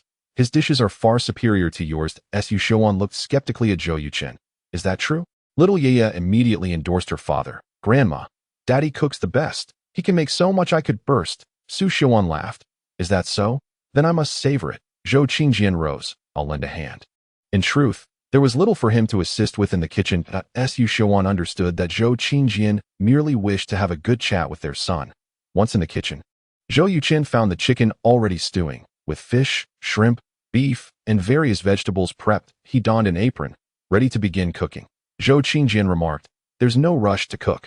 Let us have a conversation first. All right, Zhou Yuchen replied, handing Zhou Qingjian a stool before settling onto another. Zhou Qingjian carefully observed Zhou Yuchen, a wave of emotion washing over him. His son, once so bright and confident, seemed to embody a youthful spirit, brimming with ambition and vitality. Now, while still confident, Zhou Yuchen exuded a sense of maturity and composure, qualities refined through the trials of life. Zhou Qingjian remarked, Xiao Yu, you have matured significantly since 5 years ago. Little did he know that the Zhou Yuchen before him was not the same as before, but a new amalgamation of 2 souls, endowed with both ability and experience. Dad, I have merely grown up. Zhou Yuchen replied with a subtle smile. Looking back, I realize how naive I once was. The knowledge I gained in school, while useful, hardly equipped me for real life. It is often said that society is the best teacher, and I find that sentiment to be profoundly true. Zhou Qingjian nodded. Well said. What are your plans moving forward? Zhou Yuchen replied, I forgot to update you. I have established a gaming company and plan to develop several casual mobile games. Zhou Qingjian asked, Are you sure you have enough funds for this venture? The last time you called, you mentioned 1 million. Your mother and I haven't touched it. Zhou Yuchen chuckled. Dad, if my venture succeeds, I will surely earn countless millions in return. 1 million is insignificant in the grand scheme. Conversely, should I fail, that amount would barely cover any losses. Therefore, you and Mom should feel free to spend the million as you wish. Upon hearing Zhou Yuchen's words, Zhou Qingjin remarked, "You seem quite ambitious." Zhou Yuchen replied half-jokingly, "I have two life goals, one small and one grand. My small goal is to become the richest person in the world, while the grand goal is to leave a few lines in the history books of future China." Zhou Qingjin scoffed, "You're just boasting." The two shared a laugh, and after their mirth subsided, Zhou Qingjin inquired, "What about the matter of the child? How do you intend to address that?" Zhou Yuchen stated, "I will do my utmost to win Jingyun's heart and provide a complete family for little Yaya." Zhou Qingjin raised an eyebrow. "Do you genuinely like her, or is this merely for Yaya's sake?" Zhou Yuchen responded earnestly, "Dad, to be frank, I have never seen a girl as beautiful as Jingyun. More importantly, she possesses a mature and independent character, devoid of any airs of superiority. She embodies the essence of a devoted wife and mother. Once you and Mom meet her, you will understand," Zhou Qingjin cautioned. "The issue remains whether she harbors feelings for you. After all, the disparity between your backgrounds is considerable." Shin Jingyun's father held a prominent position as the vice mayor of Yunhai City and head of the Public Security Bureau, while Zhou Qingjin occupied a modest role as a section chief in the education department of Zhenjiang County, and Su Xiuan was merely an elementary school Chinese teacher. The gap was indeed vast. Zhou Qingjin worried that if Zhou Yuchen and Shun Jingyun were to unite, the mismatch might lead to heartache for his son. Zhou Yuchen assured, "Dad, I understand your concerns. Rest assured, your son will become a future tycoon. Even a princess would be deserving of him." Zhou Qingjin chuckled, 5 years apart, and you've learned to boast." Zhou Yuchen shrugged, "The facts will speak for themselves. Just wait and see." After some time conversing, Zhou Yuchen began to busy himself in the kitchen. His deft knife skills and culinary talents left Zhou Qingjin utterly astonished. "Goodness, this is on par with a 5-star chef." What Zhou Qingjin did not realize was that even 5-star chefs would regard Zhou Yuchen as a master. By noon, 8 dishes and a soup were served. The family of 5 gathered around the table for their meal. Zhou Qingjin opened a bottle of matai, asking, "Shall you care for a drink?" Zhou Yuchen smiled. "Dad, we're going to look at houses this afternoon. I need to drive. I'll join you for a proper drink tonight." Su Xiuan agreed. "That's right. No drinking while driving, and no driving after drinking. Old Zhou, you should take a page out of our son's book on this matter." Zhou Qingjin, feeling somewhat exasperated, said, "See what I deal with. This is my standing in the family." After tasting Zhou Yuchen's cooking, both Zhou Qingjin and Su Xiuan praised it highly, with Su Xiuan even entrusting Zhou Yuchen with the cooking duties for the next few days, leaving him bemused. Nevertheless, he felt immense joy in being able to prepare meals for his parents. After the meal, Zhou Yuchen drove the family to view newly developed properties. Although Luojian County was not vast, the real estate market had been fervently inflated by developers, with prices exceeding those of neighboring counties by 20%. Entering a sales office for a community called Gueha, they found it bustling with activity, numerous individuals pointing at a sand table while inquiring with sales representatives. A beautiful saleswoman spotted Zhou Yuchen's family and promptly approached them. "Good day. How may I assist you?" Most buyers were families, while those browsing alone were merely curious onlookers, so the saleswoman's smile was genuine. Zhou Yuchen inquired, "Are the properties here all furnished?" "Sir, our Gueha community is an upscale development, fully renovated 3 months ago using eco-friendly materials. There is absolutely no formaldehyde, and you can move in with just your belongings." Zhou Yuchen asked, "What types of units are available?" The community offers 4 layouts: 144 square meters, 188 square meters, 256 square meters, and 320 square meters. "What are the prices?" The larger the unit, the higher the price, corresponding to 6,000 yuan, 7,200 yuan, 9,000 yuan, and 12,000 yuan respectively. "How many 320 square meter units are still available?" Hearing Zhou Yuchen's question, the saleswoman's eyes lit up. "There are still 16 units available. Compared to the exorbitant prices exceeding 100,000 in Yunhai City, the housing prices in Luojiang County are undoubtedly much more affordable. However, with an average salary of only 3,000 to 4,000 yuan in this area, very few can afford a spacious house of over 300 square meters." Zhou Yuchen believes that the high prices are partly due to the developers' inadequate preliminary research. If mishandled, they may end up with unsold properties. "Please take us for a viewing," he requested. "Certainly, follow me," replied the sales agent. Under the guidance of the sales agent, Zhou Yuchen's family entered the community. Su Xiuan gently nudged Zhou Yuchen and asked, "Xiaoqing, do you really want to buy such a large house?" Zhou Yuchen smiled and replied, whether we buy it depends on whether you and Dad like it, but if you don't, we certainly won't purchase it. Su Xiaowan pursed her lips and remarked, how could anyone not like such a large house? It's just too expensive. Zhou Yuchen countered, Mom, my apartment in Yunhai cost 45 million, and my car was 45 million. In comparison, do you still think this apartment, priced under 4 million, is expensive? Su Xiaowan shot him a glare and retorted, you seem to have the makings of a nouveau riche. Zhou Yuchen laughed. I am a nouveau riche. Their conversation reached the ears of the sales agent, invigorating her spirit. Within the community, only buildings 1 and 2 offered residences of 320 square meters, each with 12 stories and a height of 3.8 meters per floor. Soon, they arrived at the base of building 1. Zhou Yuchen inquired about the available floors and learned that the 8th and 9th floors were still on the market. He promptly decided on the 9th floor. Upon entering the elevator and reaching the 9th floor, the sales agent produced a key and opened the door. A spacious living room greeted them, exuding an ample sense of space. Adorned with a simple yet elegant decor, the flooring, furniture, and appliances were all top-tier domestic brands, which was commendable, though certain details appeared slightly lacking. However, this was understandable, as Luojiang County is merely a small county with a population of around 500,000 to 600,000 and cannot be compared to the economically thriving Yunhai city. Having stayed at Zhou Yuchen's home twice, Zhou Qing was not particularly impressed by this large apartment. After a brief tour, Zhou Qingjian and Su Xiaowan expressed their satisfaction, feeling that their current residence was akin to a dog kennel in comparison. Zhou Yuchen asked, are all the houses decorated in this style? The sales agent nodded affirmatively. Zhou Yuchen turned to his parents, asking, what do you think, Dad, Mom? Su Xiaowan pondered for a moment before asking her daughter, Little Yaya, do you like this house? Little Yaya, hands behind her back, took a few steps in the living room and pretended to ponder, saying, it's not bad.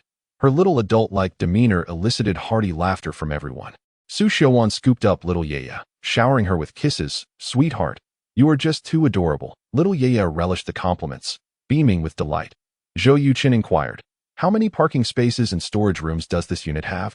The sales agent responded, it comes with 2 parking spaces and a storage room of over 50 square meters. Zhou Yuchen asked, is there a discount for paying in full? The sales agent replied, we can offer a 9.7 discount. Without hesitation, Zhou Yuchen stated, 9.5, and we can make the payment right now. If you cannot make this decision, please consult your supervisor. Sir, that price. Before the sales agent could finish, Zhou Yuchen waved his hand, interrupting, I dislike haggling. If you can sell it, sell it. If not, we'll look for a villa. Understand? Please hold on a moment, the sales agent replied. Zhou Yuchen's piercing gaze and commanding presence silenced her, and she hurriedly stepped outside to make a call. Zhou Qingjian and Su Xiaowan exchanged astonished glances. This was the first time they had witnessed such a forceful side of their son. After 5 minutes, the sales agent returned, beaming with joy. Sir, our supervisor has agreed. Zhou Yuchen nodded. Dad, Mom, let us proceed to sign the contract. Su Xiaowan felt as though she were dreaming. Are we really buying this? Zhou Qing teased. Mom, a house worth over 3 million is merely pocket change for big brother. You'll get used to it. Su Xiaowan shot her a glare. I certainly will not. Upon returning to the sales office, the agent requested Zhou Qingjian and Su Xiaowan's identification to process the necessary paperwork. Just then, a booming voice echoed from a distance. Old Zhou. Zhou Yuchen turned to see a middle-aged man in his 50s, looking lean and dressed in a suit, approaching them with a broad smile. Accompanying him were a young couple, the man tall and handsome, the woman rather attractive. Upon seeing this man, Zhou Yuchen noticed a slight darkening of his father's expression. His usually composed mother instinctively moved aside while holding little Yaya. Qing, what's going on? Zhou Yuchen gently nudged Zhou Qing, inquiring. Zhou Qing replied with disdain, that's Lu Da, Dad's enemy. Last year, when the deputy director of the county's education department retired, this position was supposed to go to Dad, but he somehow snatched it away. Not only that, but after taking office, he constantly made things difficult for Dad. For a while, Dad was really frustrated with him. A cold glint flashed in Zhou Yuchen's eyes. What a scoundrel! Ludo approached Zhou Qingjian, wearing a fake smile. Old Zhou, are you house hunting? I thought you intended to live in the civil servant community for life. Zhou Qingjian shot him a glance, replying, Old Lu, mind your own business. I have no desire to engage with you. The moment those words escaped, Zhou Yuchen realized the relationship had undoubtedly soured. Otherwise, Zhou Qingjian would not be so rude. Lu Da, unfazed, chuckled. Do you know why you couldn't become the deputy director? It's your awful-tempered dough, old Zhou. Who is this handsome young man? He wouldn't be your son who went to prison, would he? Zhou Qingjian's expression darkened. Lu Da, what do you mean by that? Lu Da slapped his own mouth. I'm sorry, old Zhou. That was out of line. Even if your son had been incarcerated, I shouldn't have said that. By the way, allow me to introduce my son, Lu Haiquan, a graduate of the Xinjiang Police School, who has been accepted into the criminal police team of Yunhai Police Department. This is my future daughter-in-law, Gu Xiaoxiao, who has also been accepted into the county's education department. Zhou Qingjian understood Lu Da's intention, using his son to highlight Lu Haiquan's accomplishments. Zhou Qingjian scoffed at such juvenile tactics, responding coolly, with you as the deputy director, why would I need to offer any assistance? Do you have any other business? If not, I must excuse myself. Lu Haiquan frowned. Why are you so rude? Gu Xiaoxiao chimed in. Exactly that you're not a child anymore. You speak so harshly, and no wonder you can't get promoted. Seeing the duo join the fray, Zhou Yuchen could no longer remain passive and interjected. Mr. Lu, your father is a leader, yet he casually mentions my incarceration twice. Do you find that polite? Lu Haiquan raised an eyebrow. Zhou Yuchen, I've heard about your situation, why Dad merely speaks the truth. Zhou Yuchen produced an identification card. Then it seems necessary for you to get to know me better. Officer Lu, I am Zhou Yuchen, a specially invited consultant for the technical department of the Yunhai Police Department. Impossible. Before Lu Haiquan could respond, Lu Da gasped. Zhou Qingjian proudly remarked, Old Lu, my son's name has been cleared. The Yunhai Police Department recognized his talents in network technology and hired him as a consultant. Ironically, he will be working alongside your son. Zhou Yuchen tucked the identification back into his pocket. Smiling, I have excellent relationships with Chief Shen Qinggang, Deputy Chief Zhu Jiang, and Criminal Police Chief Zhang Wei. Uncle Lu, rest assured, I will personally ensure your son is well cared for and that he encounters no unfair treatment. Lu Haiquan scoffed. You really know how to boast. Do you even understand the rank of Chief Shen? Zhou Yuchen replied. He is the vice mayor of Yunhai City and serves as the chief of the police department. A deputy ministerial level leader. Officer Lu, you may not know this, but for special positions like consultant, his approval is mandatory. By the way, you mentioned you've been accepted into the criminal police team. I could call Chief Zhang and have him place you in Squad 1. Sure, I dare you to call right now, Lu Haiquan challenged. Zhou Yuchen wasted no time, pulling out his phone. Just as he was about to dial Zhang Wei's number, his phone rang instead. It was Shen Qinggang calling. What a coincidence. Zhou Yuchen glanced at Lu Haiquan before answering the call. Hello, Chief Shen. What can I do for you? Roha was killed by inmates in his cell. Dead? Zhou Yuchen's expression shifted, and he quickly moved to a quieter corner. Was he bribed? Unclear. The investigation is ongoing. I called to inform you that your grievances with Roha are now completely resolved. Thank you for your kindness. I had let it all go since the day he entered prison. I hope you can use your hacking skills for more meaningful endeavors in the future. Zhou Yuchen realized he could not hide the fact that he had secretly sent a video to Yan Qingfeng from Chief Shen. I will focus my energy on starting a business moving forward. Both men were astute. Knowing to keep their conversation succinct, Shen Qinggang then asked, How's little Yaya? A smile crept onto Zhou Yuchen's face. Her sweetness captivates my parents. Shen Qinggang laughed heartily. Meanwhile, Lu Da was trying to ingratiate himself with Zhou Qingjian. Modern phones have poor call discretion, even if Zhou Yuchen and Lu Da were several meters apart. He could hear their conversation clearly. Lu Da had overheard Zhou Yuchen address the caller as Chief Shen, who informed him that a certain Roha had been killed by fellow inmates. Thus, a question arose. Who exactly was this Chief Shen? Connecting the dots with Zhou Yuchen's claim of familiarity with Shen Qinggang, Lu Da felt it likely that the latter was indeed the same person. Consequently, Lu Da's demeanor towards Zhou Qingjian underwent a complete transformation. He shifted from being confrontational to reminiscing about their 15 years of camaraderie. Zhou Qing watched in astonishment, witnessing such an audacious display of shamelessness. Zhou Qingjian, observing Lu Da's performance, sighed after a considerable time. I finally understand where my failures lie. Old Lu, you are indeed superior. I now genuinely respect you. Lu Da awkwardly replied. Old Zhou, I truly admire your work ethic. I was mistaken before, and I apologize. Please don't take it to heart. I assure you, I will never cause you trouble again or make things difficult for you. As Zhou Yuchen returned from his call, he caught the tail end of the conversation.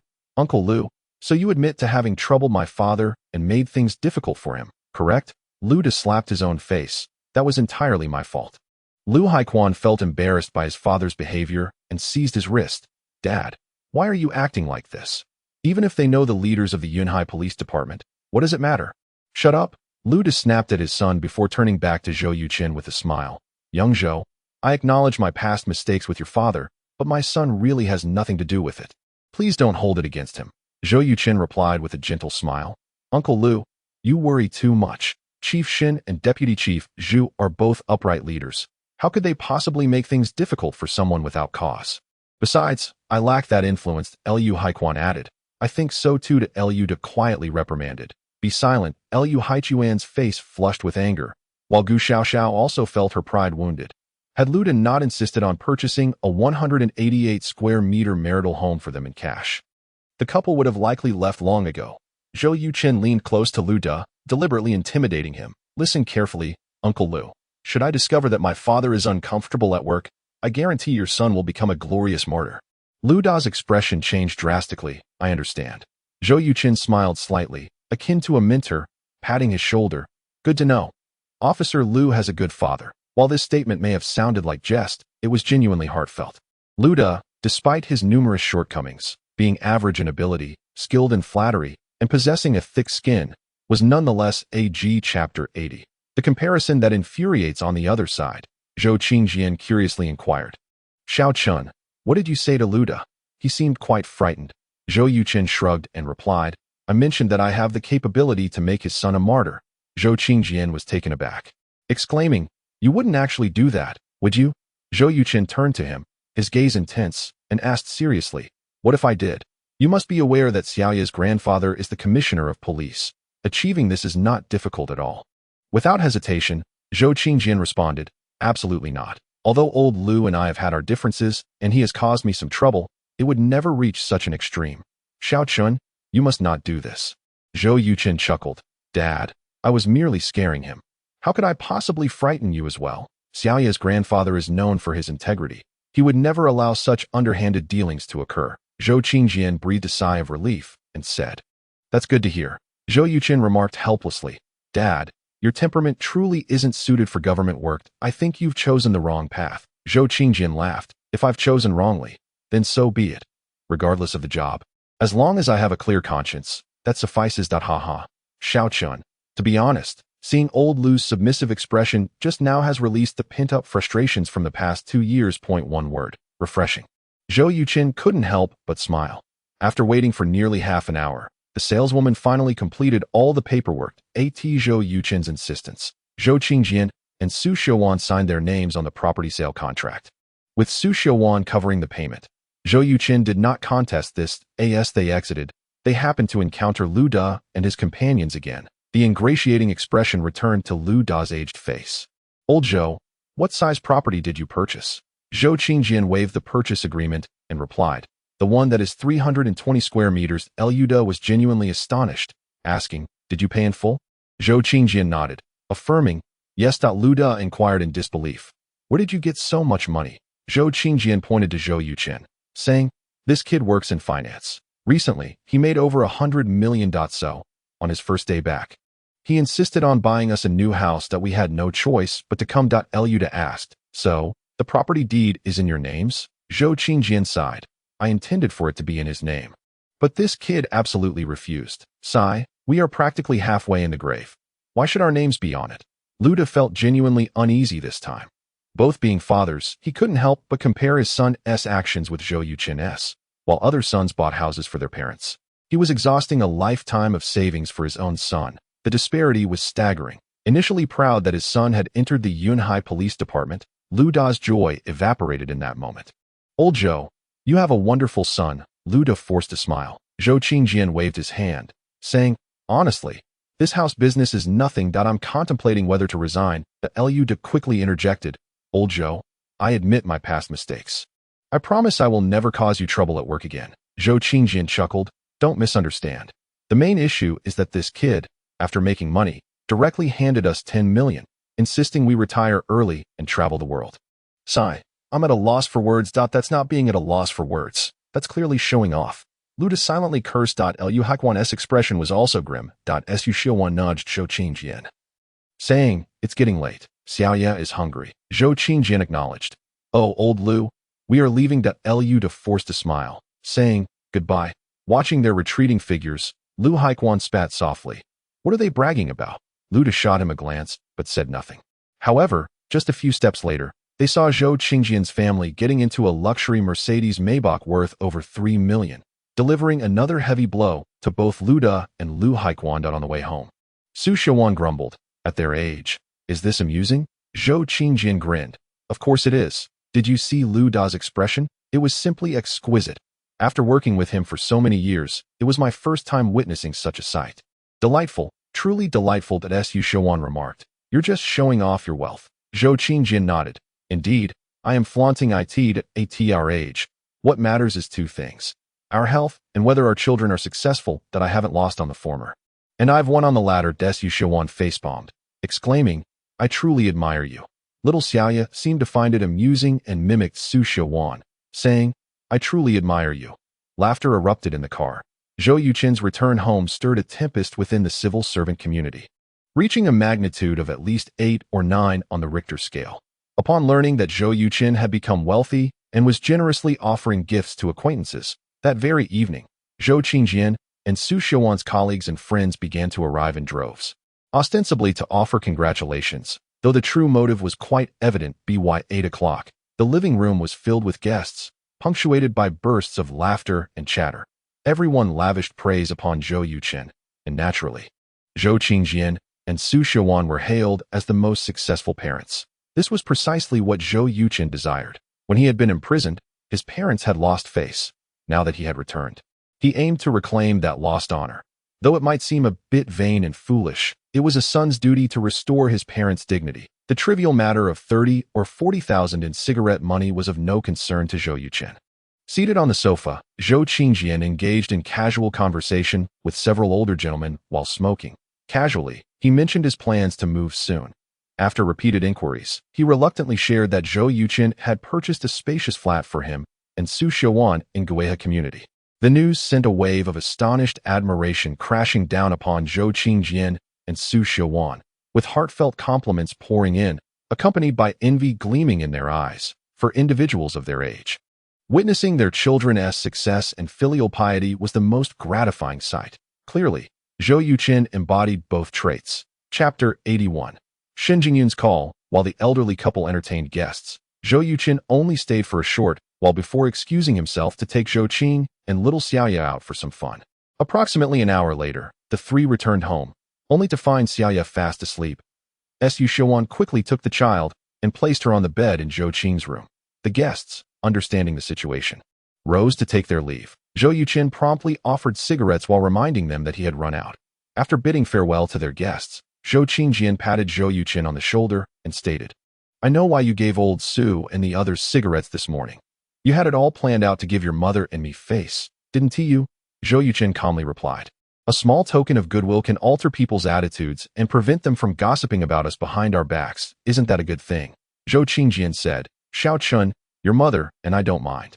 Zhou Yuchen replied seriously, "But I do." Suddenly, Zhou Qingjian felt a pang of emotion, quickly turning his head away.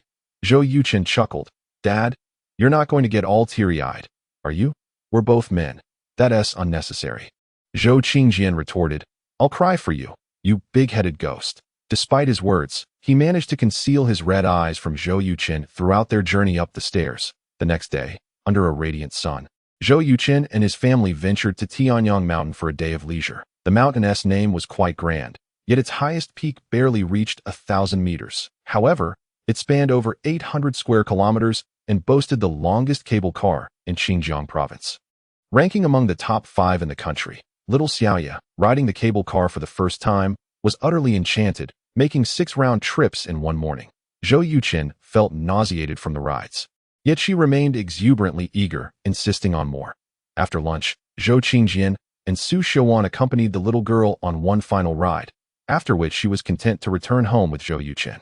During their farewell, Su Xiaowan wept openly as she held little Xiaoya. Zhou Qingjian's expression mirrored her sorrow. Zhou Yuchen said, "Mom, Dad, if you miss Xiaoya, you can come stay with me for a few days." Su Xiaowan wiped her tears and responded, "We'll come over once you sort out your relationship." Zhou Yuchen understood his mother was referring to his relationship with Shen Jingyun, but refrained from discussing it in front of Xiaoya. Rest assured, Mom. She will never run away from me. He smiled reassuringly to Su Shawan replied. As long as you have confidence, Xiaoya, if you miss Grandma, you can ask Daddy to bring you over to play. Okay? Little Xiaoya nodded eagerly, saying, okay. Next time I come, I still want to ride the cable car. Su Shawan agreed. All right. Zhou Yuchen instructed, sweetheart, say goodbye to Grandpa and Grandma. Goodbye, Grandpa. Goodbye, Grandma. They chorused. Once Zhou Yuchen's vehicle was out of sight, Zhou Qingjian and Su Shawan finally ascended to their home. Dear, I plan to move to Gueha this week. What do you think? Zhou Qingjian broached the subject as soon as they entered the house. Su Shawan frowned, discontented. What do you mean? Just because we have a new house? You're looking down on this old one already? Zhou Qingjian rolled his eyes. Where are you getting that idea? Your son might bring his future girlfriend over soon. Do you want to entertain them here? It could be as early as next week. Su Shawan sprang to her feet, saying, You're right, we need to move over as soon as possible. Hurry up and find a moving company. Let us aim to move by Wednesday. Zhou Qingjian affirmed. No problem. Upon returning to Yunhai, it was already 7 in the evening. Zhou Yuchen, Zhou Qing, and little Xiaoya divided tasks. One bathed Xiaoya while the other prepared noodles in the kitchen. Zhou Yuchen made the renowned Shangxi dish, sauced noodles. The preparation was quite simple. First, the dough was rested and cut into thin strips. Then, eggs, wood ear mushrooms, carrots, garlic chives, cucumbers, and tofu were diced and stir-fried, before adding water to create a sauce. Once the noodles were cooked, they were combined with the sauce, resulting in a successful dish. When the two women emerged from the bedroom, Zhou Yuchen had just placed the sauced noodles on the table. Delicious! Exclaimed Zhou Qing and little Xiaoya, both eager to eat. Zhou Yuchen smiled slightly, using a napkin to wipe little Xiaoya's mouth. Zhou Qing, is everything all right at school while you're staying here? During the drive home, Zhou Qing had mentioned she would be staying with him until Shen Jingyun finished her studies, as she was concerned about him caring for Xiaoya alone. Zhou Yuchen readily agreed, albeit worried about the impact on Zhou Qing's schooling. Zhou Qing assured him, Brother, just as I said, you drop me off after taking Xiaoya in the morning, then pick her up in the afternoon. There won't be any issues, Zhou Yuchen replied. All right, thanks for your help these days. Zhou Qing laughed. It's no trouble. I enjoy sleeping with little Xiaoya. Little Xiaoya chimed in. I also like sleeping with Annie. Zhou Yuchen inquired curiously, why? Isn't Daddy good enough? Little Xiaoya scrunched her nose, saying, because you smell bad, and Auntie smells nice. Laughter erupted as Zhou Qing burst into giggles. Zhou Yuchen was left speechless at 9 o'clock that evening. Shen Jingyun called Zhou Yuchen. You're back? Yes. How are Uncle and Auntie? They're doing well. Did Xiaoya behave? She was more than obedient. Her sweet words could rival honey. When we returned, her grandma cried rivers. We spent 20 minutes downstairs before they let us leave. That's good to hear. Where is Xiaoya? She's in the bedroom listening to Zhou Qing tell stories. For the next few days, she'll be helping me look after the child. That's great. I'll call Zhou Qing. After hanging up, Zhou Yuchen retreated to his study to read. Having mastered hacking, he now aimed to refine his skills in finance, his university major. However, the finance sector was vast, so he focused on investment, which included stock and futures trading. After 2 years in college and 4 years of diligent study in Sioux City, the comprehensive training system assessed Zhou Yuchen's investment capability as entry-level, 99. Just a hair's breadth from mastery. Chapter 82, Detoxification through Martial Arts. While in Luo County, Zhou Yuchen spent an entire night reading half of a hefty tome titled The Alchemy of Finance. This book is touted as the most profound investment guide in history. Authored by the late financial prodigy Chris, who passed away 3 years ago. Chris was a legendary figure, having grown up in the slums of the Eagle Country. Entering Wall Street at 22 and founding Harry Investment Company at 28. Initially, the firm had a capital of $1 million USD, but 30 years later, it controlled stocks worth over $300 billion USD. A staggering growth of 300,000 times. In the Western world, Chris was revered as the god of investment. Regrettably, he succumbed to cancer at the age of 55, leaving his future accomplishments forever unmeasured. Seizing the opportunity with 10 days left on his understanding scroll, Zhou Yuchen planned to voraciously absorb the alchemy of finance along with several other complex investment texts. After mastering these, he believed his investment skills could exceed 50% mastery. At that point, Zhou Yuchen would be ready to enter the stock and futures markets with confidence that a solid theoretical foundation, coupled with practical experience, would soon elevate his investment skills to a master level. The following morning at 5, Zhou Yuchen arrived at the community square. After practicing Xingyi Quan for half an hour, Zhao Shengguo and over 10 elderly gentlemen gradually assembled. The sight of Zhou Yuchen filled everyone with joy. Zhao Shengguo remarked, "Xiao Zhou, after 3 days of practicing the Tai Chi 13 forms, I've developed over 10 hard, red bumps on my back. Yesterday, I was coughing up phlegm all day, and my stool was incredibly foul." "Am I detoxifying?" Zhou Yuchen inquired. "May I take a look at those bumps?" Without hesitation, Zhao Shengguo lifted his shirt, revealing numerous irregular red bumps on his back. An elderly gentleman chimed in, "I have the same issue." Others echoed his sentiment, lifting their shirts to reveal similar bumps on their waists, bellies, and thighs. After inspecting, Zhou Yuchen smiled and said, "Indeed, this is a sign of detoxification. If you persist, within a week, these bumps, as well as the foul stool and phlegm, will vanish. You gentlemen have been practicing diligently these past few days, haven't you?" Xiao Shengguo proudly responded, "Indeed, I practice for over an hour each morning and evening, at least 100 times, I must say. The effects of the Tai Chi 13 forms are remarkable. I feel increasingly energetic, and my body feels significantly lighter." Zhou Yuchen furrowed his brow and solemnly said, "Old Zhao, moderation is key. At your age. An hour of practice each day is sufficient. Overexertion will inevitably lead to issues with your bones and joints over time." Zhao Shengguo's expression changed, and he quickly replied, "I understand." Zhou Yuchen declared, "The same applies to everyone. The maximum practice time should never exceed 1 hour daily. After all, the 13 forms of Tai Chi are fundamentally exercises for strengthening the body. Any form of exercise carries a risk of injury. You gentlemen are all advanced in years. Your muscles and joints can no longer compare to your youth, so one must proceed with caution. Most importantly, I would prefer not to one day find myself berated by your children at my doorstep." Laughter erupted among the group. An elderly man asked, "Xiao Zhou, could you take a look at my execution of the 13 forms? I feel I've been practicing diligently these past few days, yet I have not experienced any detoxification reaction." Others chimed in, expressing similar sentiments. Zhou Yuchen replied, "No need to rush, let's take turns. I will help you make slight adjustments. First, let's start with those who have experienced detoxification." Zhao Shengguo volunteered and began his practice. The 13 forms consist of only 13 movements, taking approximately 2.5 minutes to complete. Zhao Shengguo executed the forms with remarkable fluidity, his movements nearly seamless and executed correctly, save for a slight misalignment in his breathing technique. Zhou Yuchen pointed out the error, and Zhao Shengguo nodded, acknowledging, "I see. Can you hear my breathing?" The others were taken aback, turning their attention to Zhou Yuchen. Zhao Shengguo was at least 5 or 6 meters away, his movements gentle, and his breathing only slightly hurried. Logically, Zhou Yuchen should not have been able to hear him. Zhou Yuchen explained, "When one practices to the level of hidden strength, one can channel qi and blood to the ears, greatly enhancing the warrior's hearing." The group was enlightened, admiring Zhou Yuchen's skill. After receiving guidance, Xiao Shengguo stepped aside to practice diligently, now fully aware of the benefits the 13 forms could bring to his body. The other gentlemen followed suit. After over an hour, Zhou Yuchen finished instructing all the elders and then evaluated the effectiveness of his teaching. Approximately half of the gentlemen had mastered the forms quite well, while the other half still had room for improvement.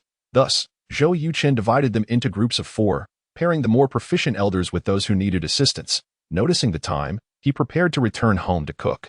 Just as he took a few steps, Zhao Shengguo caught up with him, saying, "Xiao Zhou, are you free at 8 this evening?" Zhou Yuchen smiled, "Old Zhao, feel free to speak your mind out if there's anything I can assist with."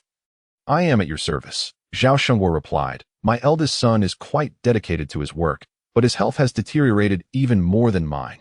His position is somewhat sensitive, making public appearances unsuitable.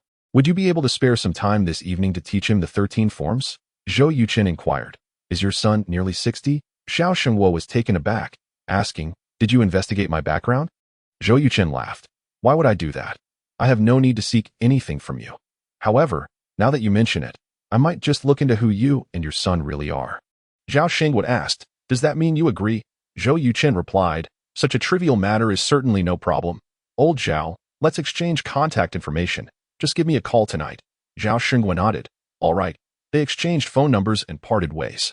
After breakfast, Zhou Yuchen took Zhou Qing and Xiao Yeye to kindergarten. After dropping off Xiao Yeye, he headed to Qingjiang University. On the road, Zhou Yuchen asked, "Paul Carr will be teaching at your school tomorrow at 9.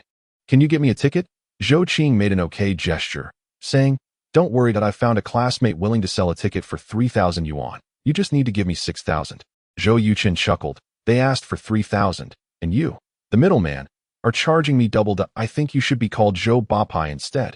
Zhou Yuchen retorted, as long as you pay, Zhou Bapai it is. They joked. And Zhou Yuchen curiously asked, brother, why do you want to attend Paul Carr's lecture? He is an expert in chips. What does that have to do with you? Zhou Yuchen casually replied, I plan to start a tech company, and I will inevitably need chips. Thus, I've been reading extensively on the subject, including Mr. Carr's works that Tio put it simply, he is my idol that I must seize this opportunity to get his autograph in my book. Paul Carr is a titan in the global semiconductor industry, with strict security measures accompanying his travels. This time, even the government of Yunhai is sending elite personnel to protect him during his lecture at Xinjiang University. Zhou Yuchen realized that his only chance to approach him would be during the student interaction following the lecture. Hence, he asked Zhou Yuchen for assistance in securing a ticket. Zhou Yuchen was skeptical of his explanation. Not believing a single punctuation mark, Zhou Yuchen smiled and said nothing further. After dropping Zhou Yuchen off at Xinjiang University, he went to a bookstore to buy Paul Carr's research and manufacturing of chips before heading to Yuchen Gaming Company. The head of the HR department, Zhang Yong, reported to Zhou Yuchen that they had managed to gather all 3 development teams over the weekend and were ready to sign contracts today. Zhou Yuchen reviewed the candidates and promptly agreed to hire them. After all, they all had a 1-month trial period, and their performance could be assessed afterward. Once the contracts were signed, the new hires were integrated into the game development teams. Subsequently, Zhou Yuchen checked the progress of the 3 games and was pleasantly surprised to find that they had far exceeded his expectations. He realized that these individuals must have been working overtime, and he mentally noted this for future reference regarding their overtime pay. The difficulty of the 3 games was not high, and Zhou Yuchen carefully examined the quality, which had improved significantly compared to his previous life. Especially the texture of the animations, which had risen by a level or 2. Zhou Yuchen was extremely satisfied and praised the team leaders profusely. With time to spare, Zhou Yuchen sat in his office, continuing to read that he had finished Financial Alchemy and was now engrossed in stock market and futures by the Asian stock market guru. Luo Li.it was a lengthy tome detailing many of Luo Li's real-life experiences. Halfway through the book, the system's voice echoed in Zhou Yuchen's ear. Congratulations, host Zhou Yuchen, for elevating your investment skill to mastery level. You are rewarded with 3 attribute points and 1 lottery opportunity. A smile appeared on Zhou Yuchen's face as he immediately proceeded to the lottery. Soon, a massive golden wheel materialized before him, spinning slowly. Stop. A flash of light illuminated the item in his inventory. A scroll. Real scroll, 3 items. Splendid, Zhou Yuchen exclaimed, swinging his arm excitedly. The last time he had drawn a real scroll, it not only helped him earn his first pot of gold, but also granted him the ability to induce deep coma states through Tai Chi visualization, significantly reducing his learning time. Now, having drawn another real scroll, Zhou Yuchen couldn't help but marvel at his good fortune. Player, Zhou Yuchen physique, 14, average person 10, spirit, 10.8, average person 10, attribute points, 8 skills, national martial arts, mastery level 3. Hacking skills, mastery level 1. Culinary arts, mastery level 99. Investment skills, mastery level 1. Tai Chi visualization, mental cultivation method, items, understanding scroll, duration 8 days, cloning scroll, validity, 21 days. After reaching the mastery level in Tai Chi, the 2 mastery level martial arts merged into national martial arts. Ding. System mission. Please utilize your acquired knowledge to invest in the Xia country stock market with an investment amount of 5 million. Achieve a valuation of 20 million within 1 month to earn the mastery level investment skill. How is that even possible? Zhou Yuchen could not help but exclaim, just like in his previous life. The Xia country stock market only allowed for buying on the rise, not the fall, with both upper and lower limits on price movements. The difference was that the previous life had a 10% rise limit, while here it was 20%. Zhou Yuchen realized that tripling an investment of 5 million within a month was an extraordinarily daunting task. Fortunately, failing to complete the mission would incur no penalties. Otherwise, Zhou Yuchen would be utterly distraught. Putting down the book, Zhou Yuchen opened his computer to begin researching Xia country stocks. By noon, he treated everyone in the company to a lavish meal, witnessing their boss's generosity. The employees felt reassured that they had made the right choice in joining the company. Zhou Yuchen's capability in handling matters was commendable. In the afternoon, Zhou Yuchen picked up Xiao Yeye and went to Qingjiang University to fetch Zhou Qing. As soon as she got in the car, she handed Zhou Yuchen an entry ticket, although her expression was somewhat sour. Upon inquiring about the reason, Zhou Qing revealed that the individual who sold her the ticket had raised the price from 3,000 to 8,000 yuan, nearly driving her to the brink of fury. After investigating, Zhou Qing discovered that the price hike was due to the attendance of many industry leaders from the semiconductor and technology sectors at Paul Carr's lecture. If students performed well during their interactions with Carr, they might catch the eye of these leaders, potentially resolving their employment issues. Of course, the chances were slim, but everyone wished to seize that opportunity. Zhou Yuchen consoled Zhou Qing, raising her commission to 16,000 yuan, which brightened her mood at 7 o'clock that evening. Zhou Yuchen finished tidying up the kitchen and was about to take Zhou Qing and Xiao Yeye for a stroll when he suddenly heard a knock at the door. Peering through the peephole, he saw Shen Chenggang and Dai Wan at the door. Zhou Yuchen quickly opened the door, smiling, "Director Shen, Professor Dai, please come in. It's a pleasure to welcome both of you for a work inspection."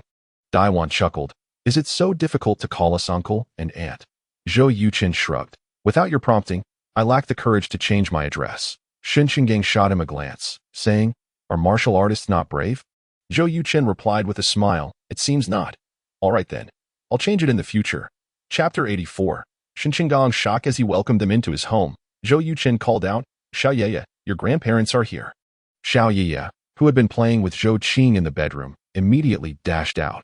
"Grandpa, Grandma," she exclaimed, rushing into Dai Wan's embrace. Dai Wan picked up the little girl and planted a big kiss on her cheek, saying, "Sweetheart, how do you seem to have gained so much weight?" Xiao Yeye giggled. "It's because Daddy's cooking is so delicious. I can eat so much every time." Dai Wan playfully asked, "Let me pose a question for you. Who cooks better, Grandma or Daddy?" Xiao Yeye blinked her adorable big eyes and replied, "Both are delicious." Dai Wan laughed heartily. "You're such a clever little rascal." Zhou Qing emerged from the bedroom, holding Xiao Yeye's shoes, and greeted, "Uncle, Aunt, hello, I'm Zhou Qing." Dai Wan smiled, "Hello, Xiao Qing. Jingjin has mentioned you to me, praising you endlessly. Seeing you today, I realize you're much prettier than your brother. If I hadn't known beforehand, no one would believe you two are siblings." Zhou Qing placed the shoes next to Xiao Yeye and said, "It's probably because I take after my mother while my brother takes after our father. Brother, you chat with uncle and aunt. I'll go brew some tea." Shen Chenggang waved his hand. "No need to trouble yourself. Plain water is fine. Drinking tea at night disrupts sleep." Zhou Yuchen replied, "That's good. Honestly, if you wanted tea, I would have to go downstairs to buy some." Shen Chenggang chuckled. "You're quite honest." Just then, Zhou Yuchen's phone rang. Upon checking, it was a call from Elder Zhao Xinghua. Zhou Yuchen quickly answered, "Elder Zhao, has your son arrived so early?" "Not yet. I wanted to inform you that he has been on a business trip to Yindu these past few days and might not make it." "Oh, that's fine. I have plenty of time. Just give me a call when he arrives, and I'll be available. Thank you." After hanging up, Zhou Yuchen felt a spark of curiosity and asked, "Uncle Shun, do you know an elder named Zhao Xinghua?" "I believe he is a retired general from the Yuhai military district." Shen Chenggang's heart skipped a beat, his eyes widening in shock as he quickly asked, "Was that call from him?" Zhou Yuchen nodded. "Yes." Shen Chenggang's pupils constricted as he inquired, "How do you know him?" Zhou Yuchen explained, "I practice Tai Chi every morning in the community square, and he practices with a group of elderly gentlemen nearby. He has a keen interest in martial arts, and over time, we became acquainted." Shen Chenggang continued, "Did you just mention his son? What does that mean?" Zhou Yuchen replied, "These past few days, I taught him and the other gentleman a health-oriented martial art called the 13 Forms of Tai Chi. Elder Zhao found it beneficial and invited me to teach his son tonight. However, his son is in Yindu for a conference, so we will have to reschedule." Noticing Shen Chenggang's tense demeanor, Dai Wan curiously asked, "Old Shen, who is this Elder Zhao?" Shen Chenggang responded gravely, "Elder Zhao is a retired general who served as the commander of the Yuhai military district. His son is someone you should be familiar with." Dai Wan asked, "Who?" Shen Chenggang replied solemnly, "Yunhai City's first deputy leader of Xia country, Zhao Yanjing." Even Dai Wan, usually composed, gasped in shock. Her eyes wide with disbelief. It was already remarkable that someone who had served time in prison knew a retired general. But now he was going to teach a current deputy national leader Tai Chi. This was simply incredible. Zhou Qing also looked taken aback, covering her mouth in astonishment as she stared at Zhou Yuchen. Zhou Yuchen, however, remained relatively composed. Initially stunned, he soon burst into laughter, saying, No wonder Elder Zhao has kept his identity a secret. He is quite impressive. Tomorrow morning, I'll ask him for advice on how to raise his son. Who knows, I might even groom Xiaoye to become a future female leader. Shen Changgang was somewhat bewildered, looking at Zhou Yuchen as if he were a fool, mixed with a hint of admiration. After revealing Zhao Xingguo's identity, Shen Changgang had been observing Zhou Yuchen, curious to see his reaction. He had anticipated Zhou Yuchen would be shocked, incredulous, or even anxious, given the vast disparity between their statuses. Even Shen Changgang himself found it hard to remain calm to his astonishment. Zhou Yuchen's reaction was remarkably nonchalant, even whimsically suggesting he would consult the old general on child-rearing methods. This truly left Shen Changgang in profound admiration. Zhou Qing slapped her forehead and exclaimed, "Brother, I am truly in awe of you." Zhou Yuchen replied, "It was merely a jest. I had suspected that old Zhao's identity was extraordinary, but I never imagined it would be to this extent." Shen Changgang remarked, "Now that you are aware of old Zhao's identity, you should be cautious with your words in the future." Zhou Yuchen shook his head, stating, "There is nothing to be cautious about. Old Zhao has a fiery temper and is intolerant of nonsense. If I appear overly reserved in his presence, it may provoke his displeasure or even disdain. Thus, regardless of his esteemed status or the prowess of his son, I shall not alter the way we interact." Daiwan agreed. "Indeed, the question remains, can you maintain that stance?" Many aspire to retain their independence and confidence in front of high-ranking officials, hoping to earn their respect. Yet few succeed in doing so. Zhou Yuchen smiled and replied, "Desirelessness breeds strength. That I possess a resilient heart, so I should manage that." He then inquired, "By the way, Uncle Shen, should I mention you to old Zhao?" Shen Changgang waved his hand and advised, "If they do not ask, do not bring it up. If they inquire, simply speak the truth." Zhou Yuchen acknowledged, "Understood." The previously silent Xiaoya piped up, "Daddy, I want to play on the slide." Daiwan smiled and said, "How about your grandparents take you to the slide?" Xiaoya eagerly nodded. "Okay." Shen Changgang stood up and declared, "In this vast world, our little Xiaoya reigns supreme. Come, let us go play on the slide." Zhou Qing hurriedly fetched Xiaoya's outdoor clothes from the bedroom to change her. Chapter 85. Be my witness. Observing Zhou Qing's swift actions, Daiwan remarked, "Zhou Qing, thank you for your attentive care of Xiaoya these past few days." Zhou Qing was taken aback and replied, "Auntie, please do not mention it. I am Xiaoya's aunt. This is simply my duty." Daiwan nodded, a glimmer of appreciation in her eyes. After spending half an hour accompanying Xiaoya on the slide, Shen Changgang and Daiwan prepared to leave on their way. Daiwan suddenly commented, "Xiaoya's grandparents are remarkable. They have raised their grandchildren exceptionally well. Old Shen, if one day Jingzun and little Zhou were to come together, would that adversely affect you?" Shen Changgang frowned and asked, "Are you interested in little Zhou?" Daiwan countered, "Is that not permissible?" After a moment's silence, Shen Changgang replied, "It seems Xiaoya is becoming increasingly attached to them." Daiwan, somewhat dissatisfied, said, "You still have not answered my question." Shen Changgang stated, "There would certainly be some negative impact, but it would be negligible." Daiwan nodded. "That is good to know." A glint of insight flashed in Shen Changang's eyes as he added, "If Jingyun truly has feelings for little Zhou, I would not oppose it, but I would encourage them to marry later." Daiwan asked in confusion, "Why?" Shen Changgang explained, "Undeniably, in terms of ability and talent, little Zhou is the most outstanding young person I have encountered, without exception. However, this does not guarantee his success. Individuals like little Zhou typically face one of two outcomes. Either they achieve great success or suffer significant failure. If he succeeds, all is well, but if he fails, then both of them may endure hardship." Daiwan adjusted her glasses and replied, "You are entirely viewing this from a father's perspective. Outsiders. This is a classic case of being able to share wealth, but not adversity." Shen Changgang responded firmly, "I only consider whether Jingyun and Xiaoya will live well. Everything else is beyond my concern." Upon hearing this, Daiwan fell silent. The following morning, Zhou Yuchen once again instructed the elderly gentleman on the 13 postures of Taiji, focusing this time on those who were not performing correctly. After the session, he divided them into practice groups while he conversed with Zhao Shengguo in a secluded corner. "Old Zhao, I am aware of your identity now." Zhao Shengguo raised an eyebrow. "Go on, enlighten me." "You are the former deputy commander of the Yunhai military region, and your son is the vice mayor of Yunhai City, correct?" "Indeed. Now that I know your identity." "Do you feel I should be somewhat reserved around you?" "A little," Zhou Yuchen admitted. "After all, you are one of the most distinguished figures in Xia country, and your every word carries weight. I am merely an ordinary young man who dares not overstep my bounds in your presence." Zhao Shengguo scrutinized him and remarked, Is that so? Yet I perceive no change in your demeanor. Zhou Yuchen replied, the change resides within, not without. Old Zhao. You mentioned previously that you owe me a favor, correct? Zhao Xinghua nodded. Yes. Zhou Yuchen continued, if we factor in the 13 postures of Taiji, that makes it 2 favors owed to me. Zhao Xinghua felt a twinge of annoyance. Little Zhou, what exactly are you getting at? Zhou Yuchen said earnestly, I wish to ask you for a favor. Zhao Xinghua inquired nonchalantly. What favor? Zhou Yuchen stated, if one day I were to marry, would you be willing to be my witness? This idea sprang to mind after Zhou Yuchen learned of Zhao Xinghua's identity. Having a retired general or a current vice mayor officiate would elevate Zhou Yuchen's standing significantly, resolving any issues regarding his relationship with Shen Jingzun and not hindering Shen Qinggong's career. Zhao Xinghua appeared taken aback, seemingly unprepared for such a request. But don't you already have a daughter? Zhou Yuchen chuckled wryly. Having a daughter does not equate to having a wife. Zhao Xinghua's interest piqued. Do elaborate. Zhou Yuchen smirked. You are quite the gossip for a dignified general. Zhao Xinghua raised an eyebrow. If you wish for me to be your witness, shouldn't I be privy to your situation? Zhou Yuchen's candid remarks did not irritate Zhao Xinghua. Instead, they pleased him. His greatest fear was that Zhou Yuchen would become overly cautious and measured upon learning his identity. Akin to others, that it was evident that Zhou Yuchen did not treat him differently due to his status, which was refreshing for Zhao Xinghua. Zhou Yuchen's eyes brightened. So you are inclined to agree?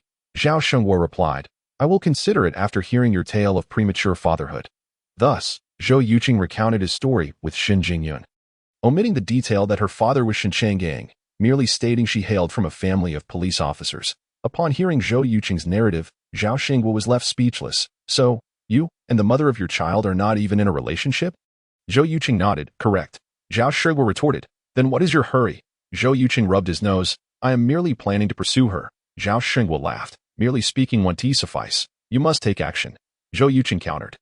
You need to agree to be my witness first, so I can pursue Jingyun without reservations. Zhao Xinghua pondered and responded, that does hold merit. Very well, I agree. Zhou Yuchen rejoiced. That is splendid. Zhao Xinghua shot him a glance and doused his enthusiasm with cold water. You better act fast. If you fail to win the mother of your child over, you will find the joy you feel now will turn into sorrow later. Zhou Yuchen confidently declared, that day will never come. With Zhao Xinghua's promise secured, Zhou Yuchen had effectively crossed a significant hurdle in his pursuit of Shen Jingyun. The ease with which the matter was resolved was something Zhou Yuchen had not anticipated. At 9:30 in the morning, Zhou Yuchen, accompanied by the works of Paul Carr titled Chip Development and Manufacturing, entered the grand auditorium of Qinjiang University with Zhou Qing, who had infiltrated as a staff member. After Paul Carr's speech, she would present him with flowers. One must admit, being beautiful does have its advantages. The auditorium was already brimming with students, mingling in groups, each face radiating confidence and vitality. Once part of that crowd, Zhou Yuchen now felt a sense of alienation from them. Chapter 86. The arrival of Carr. The admission tickets indicated specific seating arrangements. Zhou Yuchen had a prime location, seated at the far right of the 7th row. Once seated, he took out his phone to check the stock market, focusing on Dongxi Network Business Company. Last night, he had been analyzing Xia country's financial market, discovering that its economic trajectory closely mirrored that of his previous life. E-commerce was quietly on the rise, with 3 online trading platforms, albeit of modest scale. Among them, Dongxi Network Business Company had gone public 2 weeks prior, experiencing a staggering 48% surge in its stock price during its first week, followed by a 32% drop in the second week. By the time the market closed yesterday, its stock price had settled at 1.04 yuan, reflecting a mere 4% increase since its IPO. Zhou Yuchen believed the business model of Dongxi Network Business Company resembled that of Ali Group from his previous life. Anticipating an upward trend, therefore, he decided to leverage 5 times his investment, pouring in 5 million yuan, wagering that its stock price would reach 2 yuan within a month. As trading commenced today, Dongxi Network Business Company's stock price fluctuated around the 1 yuan mark, with bulls and bears fiercely battling. Look, my idol, Jiang Yaojing from Xingchen Electronics Group, has arrived. Not only Jiang Yaojing, but Ren Jiuzhou, the president of Xiaoguang Communications Group, and Yi Yongping, the president of Tiangong Chip Group for Xia Country, along with Chu Nanming, the president of Nanming Electronics Group, were also present. My goodness, Mr. Carr is incredible to attract these electronics titans to Qinjiang University. All communications companies in Xia Country needed to purchase chips from Lock Communications Group. Their attendance surely aimed to cultivate a favorable relationship with Mr. Carr. Alas, the inability to produce even a single chip reflects the tragic state of Xia country's technology. Hearing the students' discussions, Zhou Yuchen pocketed his phone and looked at the business magnates entering the venue. He had already researched their profiles online. Xinjiang Electronics Group and Naming Electronics Group were the two largest mobile phone manufacturers in Xia country, yet they lacked core technologies, teetering on the brink of collapse unless they invested in research and development. Xiaoguang Communications Group was somewhat akin to the previous era's Huawei Communications Group, maintaining a low profile in the industry. Rinjiazhou remained discreet, and since the company was not publicly listed, no one knew their annual reports. However, Zhou Yuchen had discovered through online information that they possessed an astonishing research team, seemingly with government backing. As for Tiangong Chip Group, it was comparable to TSMC from the previous life, a renowned chip manufacturing company globally. Though it belonged to the East, Western nations would never allow Xia country to establish a chip manufacturing conglomerate. In addition to these four major groups, over 20 other company presidents were present, with 6 or 7 being mobile phone manufacturers, all reliant on the generosity of others. At 10 o'clock, nearly 80-year-old Paul Carr entered the venue, accompanied by the president of Xinjiang University. Applause erupted, and everyone, including the executives seated in the front row, stood to welcome Paul Carr. As Zhou Yuchen clapped, he observed the highly esteemed chip expert. Paul Carr possessed an elegant and charming demeanor, even with a face full of wrinkles. Hints of his youthful vigor could still be discerned. The saying, "a face reflects the heart," held true. Paul Carr struck Zhou Yuchen as a quintessential scholar rather than a profit-driven businessman. For the next hour and a half, Paul Carr elaborated on the achievements of major Western communications groups in the chip industry, emphasized the 24-nanometers chip his team had developed, and shared insights on the future of electronic chips. He predicted that the next decade would witness a flourishing period for the chip industry, with iterations occurring every 2 to 3 years, leading to increasingly smaller chips with enhanced performance, ultimately reaching physical limits. Zhou Yuchen was thoroughly impressed by Paul Carr's predictions. According to the development trajectory of the chip industry from his previous life, Carr's assertions were indeed accurate.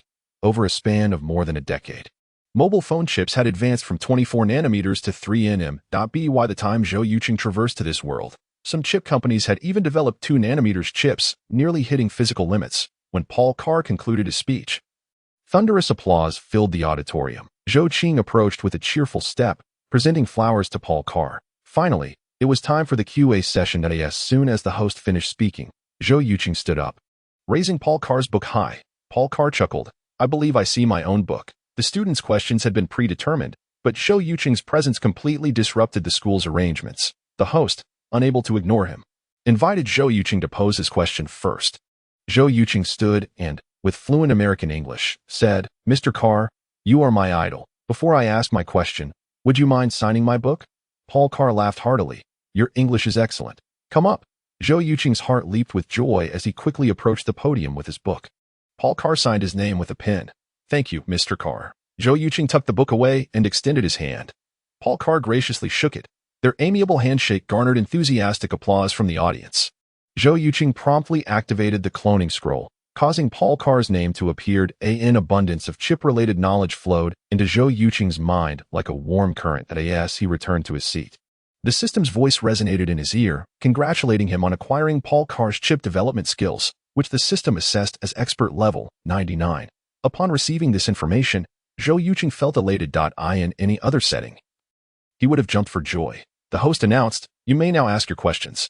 Zhou Yuchen took a deep breath and said, "Mr. Carr, you have just discussed much regarding chip development and future prospects. My question is, if a formidable company emerges in Xia country, making significant strides in the 5G communications field and surpassing the entire Western world, including La Communications Group, would your company consider cutting off chip supplies to this Xia country entity? Furthermore, if this Xia country company were to develop 5G chips, would you prohibit those chip foundries from manufacturing chips for this company?" Chapter 87. Ambiguous responses. If there were others in the audience who had also traversed from Earth, they would recognize that Zhou Yuchen was alluding to the suppression faced by Huawei Group in his previous life.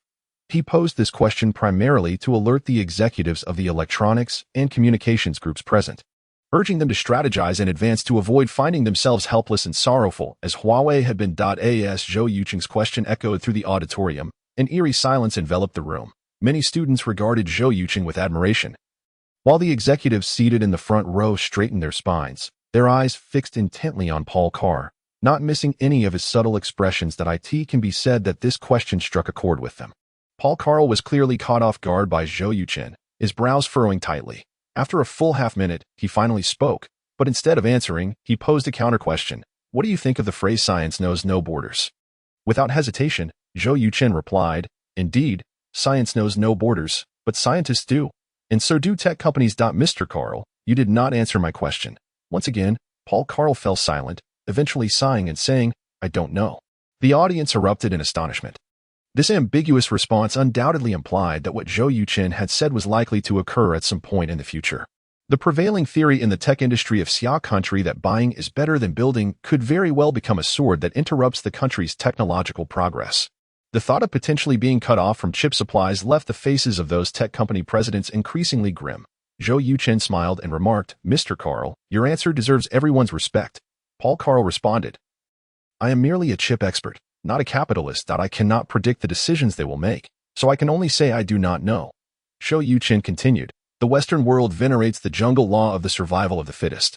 Once the company I mentioned emerges, it will undoubtedly face relentless suppression, and cutting off chip supplies is merely one of the measures. Mr. Carl, you must be well aware of the impact your answer will have in Xia country.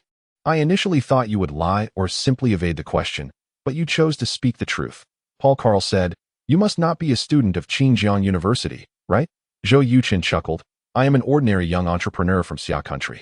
Paul Carl nodded, saying nothing further. During a brief interlude while he conversed with other university students, Zhou Yuchen sent a text to Zhou Qing and quietly left Xinjiang University. Once back in his car, Zhou Yuchen vigorously shook his arm. Today was undoubtedly his lucky day. His chip development skills had reached a mastery level of 99 with diligent study and the assistance of the all-encompassing cultivation system. Within 2 months, he could become the world's foremost chip development master. At that point, he would establish a chip conglomerate and strive for greatness. However, one must eat a meal bite by bite and walk a path step by step. The protagonists in online novels who, upon acquiring a system, can rampage freely do not exist in reality. Zhou Yuchen needed to tread carefully. The 3 casual mobile games developed by Zhou Yuchen Game Company had already entered a stable phase, making his presence there unnecessary. Instead, he returned home to focus on stock trading. The domestic stock market in Xia country opened at 9:30 a.m., took a break from 12 p.m. to 1 p.m., and closed at 3:00 p.m. During the break, Zhou Yuchen hastily ate a meal before opening his computer to study the stock price trend of Dongxi Network Commerce Company. 0.96 yuan. After a morning of intense back and forth, the stock price of Dongxi Network Commerce Company had fallen from 1.04 yuan to 0.96 yuan. The comment section was dismal.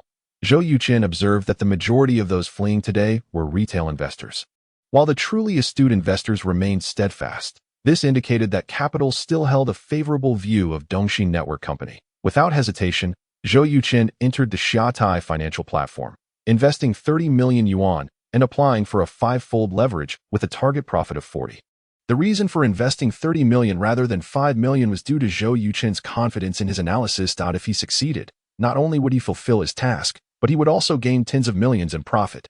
If he failed, it would matter little, as he still had over 20 million in hand, along with this apartment, sufficient to allow Zhou Yuchen Game Company to publish games across various platforms. To expedite the approval process, Zhou Yuchen called Zhuang Wenbin. Upon learning that Zhou Yuchen intended to purchase Dongxi Network Company stock with 5-fold leverage, Zhuang Wenbin curiously asked, "Mr. Zhou, there are rumors that investment institutions in the industry are skeptical about Dongxi's online shopping platform. Why do you still want to buy?" Zhou Yuchen smiled and replied, "Isn't there a saying in the stock market? When others are greedy, I am fearful. When others are fearful, I am greedy. I believe the B2B model adopted by Dongxi online shopping platform aligns perfectly with the current situation in Xia country, making the chances of success quite high." Zhuang Wenbin asked, "How confident are you?" Zhou Yuchen stated bluntly, "I don't even have 1% confidence. For me, this is a gamble. If I win, I will reap substantial rewards. If I lose, I will lose all 30 million. Zhuang Wenbin replied with a smile. "Understood. I will invest less." Zhou Yuchen inquired, "When can my leverage application be approved?" Zhuang Wenbin answered, "At most, 5 minutes. As the saying goes, having someone in the court makes matters easier. In less than 5 minutes, Zhou Yuchen's 5-fold leverage was approved, with a margin requirement of just 5%, amounting to 1.5 million. This allowed Zhou Yuchen to control 142.5 million in funds with his 28.5 million. As soon as the market opened, Dongxi Network Commerce Company's stock price fell again. Seizing the opportunity, Zhou Yuchen purchased 50 million shares at 0.92 yuan, directly boosting the stock price by 0.1 yuan. Yet it could not withstand the bear attack. In less than half an hour, the stock price of Dongxi Network Commerce Company dropped even more severely, plummeting to 0.88 yuan. Zhou Yuchen realized this was a result of retail investors selling off their stocks as soon as the price soared back to the opening price, effectively passing their shares on to him. Without hesitation, Zhou Yuchen invested all remaining funds, ultimately acquiring Dongxi Network Commerce Company shares at an average price of 0.89 yuan. Chapter 88. Shen Jingyun's gratitude after Zhou Yuchen's frenzied buying. Dongxi Network Commerce Company's stock price rose to 1 yuan.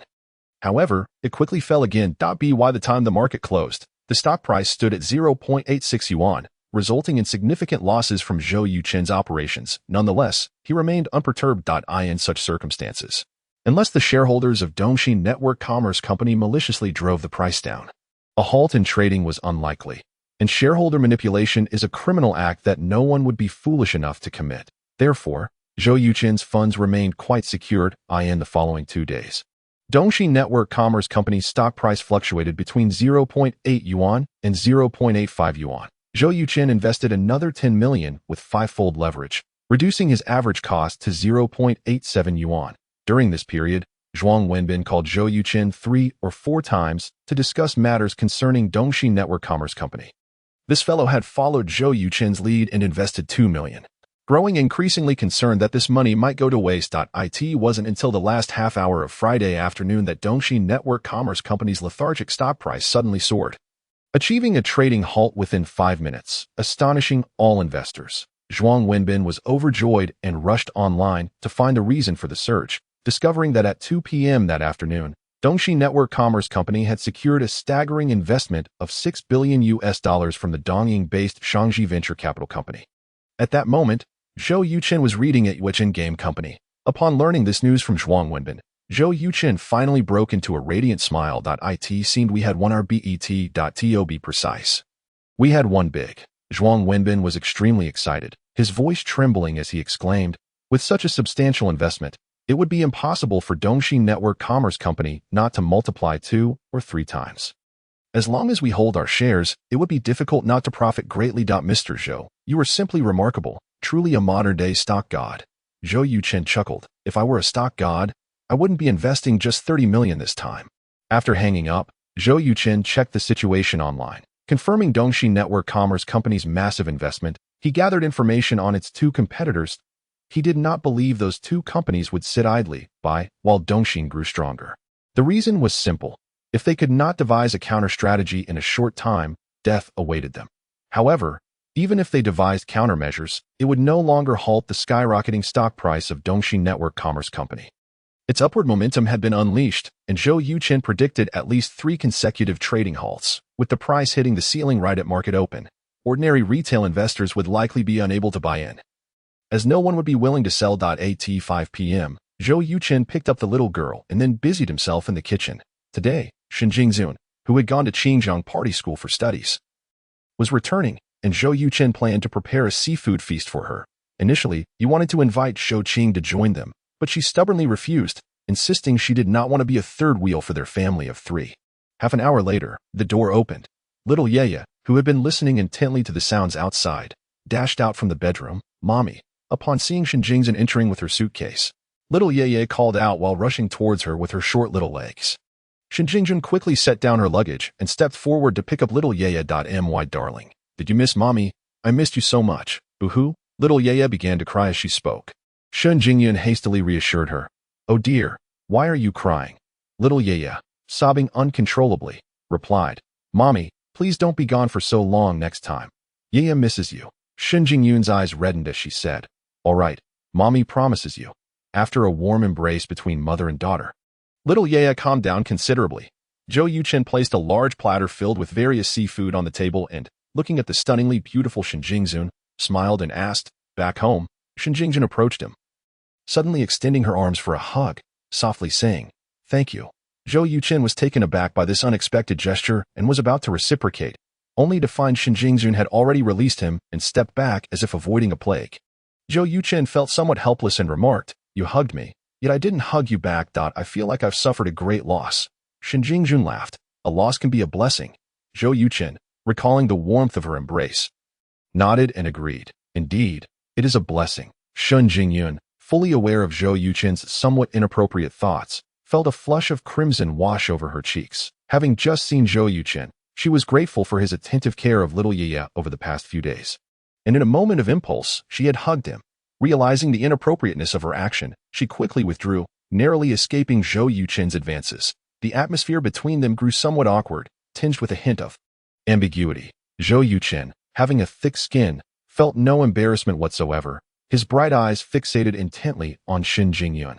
Today, she wore a white shirt that accentuated her figure, with the neckline slightly open, perfectly showcasing her long neck and fair skin. Her fitted black trousers emphasized her slender waist and long legs, which were almost a meter in length, demonstrating an excellent body proportion. Zhou Yuchen felt as though he was discovering Shen Jingyun's beauty for the first time. She bore no trace of having given birth. Coupled with her unparalleled beauty and graceful demeanor, even a eunuch would be captivated by Shen Jingyun. So beautiful. Zhou Yuchen silently marveled.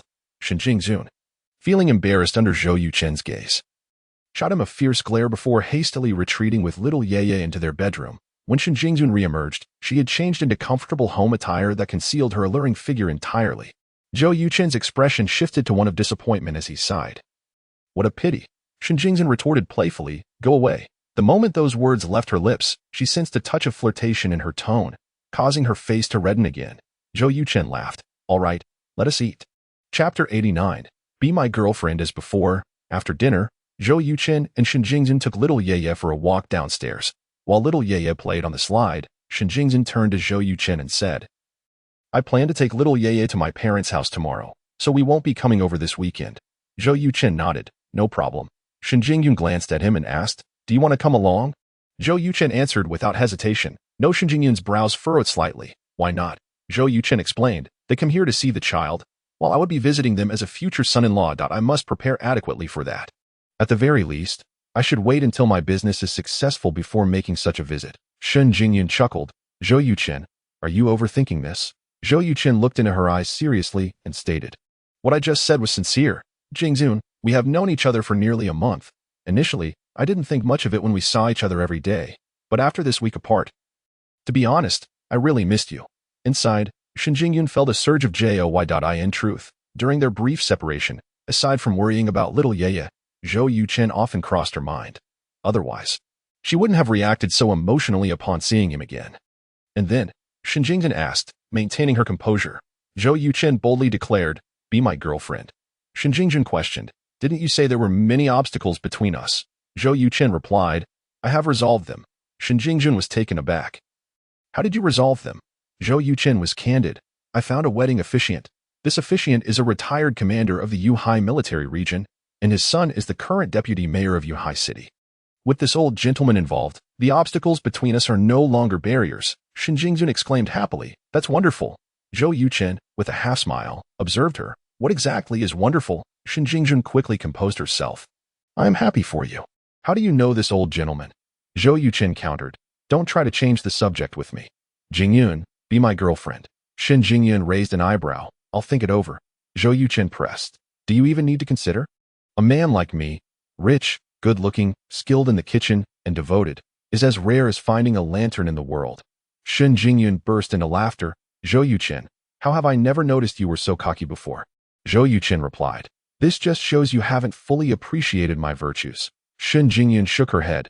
"I'm truly at a loss for words." After little Yaya played on the slide for half an hour, the three of them returned home. At 1 o'clock in the morning, Zhou Yuchen was analyzing the stock market. Wearing light red pajamas, Shen Jingzun knocked on the door and walked in with a cup of tea. "What time is it? Why are you still awake?" Zhou Yuchen took the tea, thanked her, and said, "It's too early. I can't sleep. Did I disturb you?" Shen Jingyun shook her head. "No, I was a bit thirsty and wanted some water. I saw the study light was on, so I came to check." "Are you trading stocks now?" Zhou Yuchen nodded. "I majored in finance at university. When I encounter good opportunities, I invest to make some money." Shen Jingjun inquired, "Can you be certain it is a favorable opportunity?" Zhou Yuchen replied, "As long as I believe the odds of winning are 80%, it constitutes a good opportunity."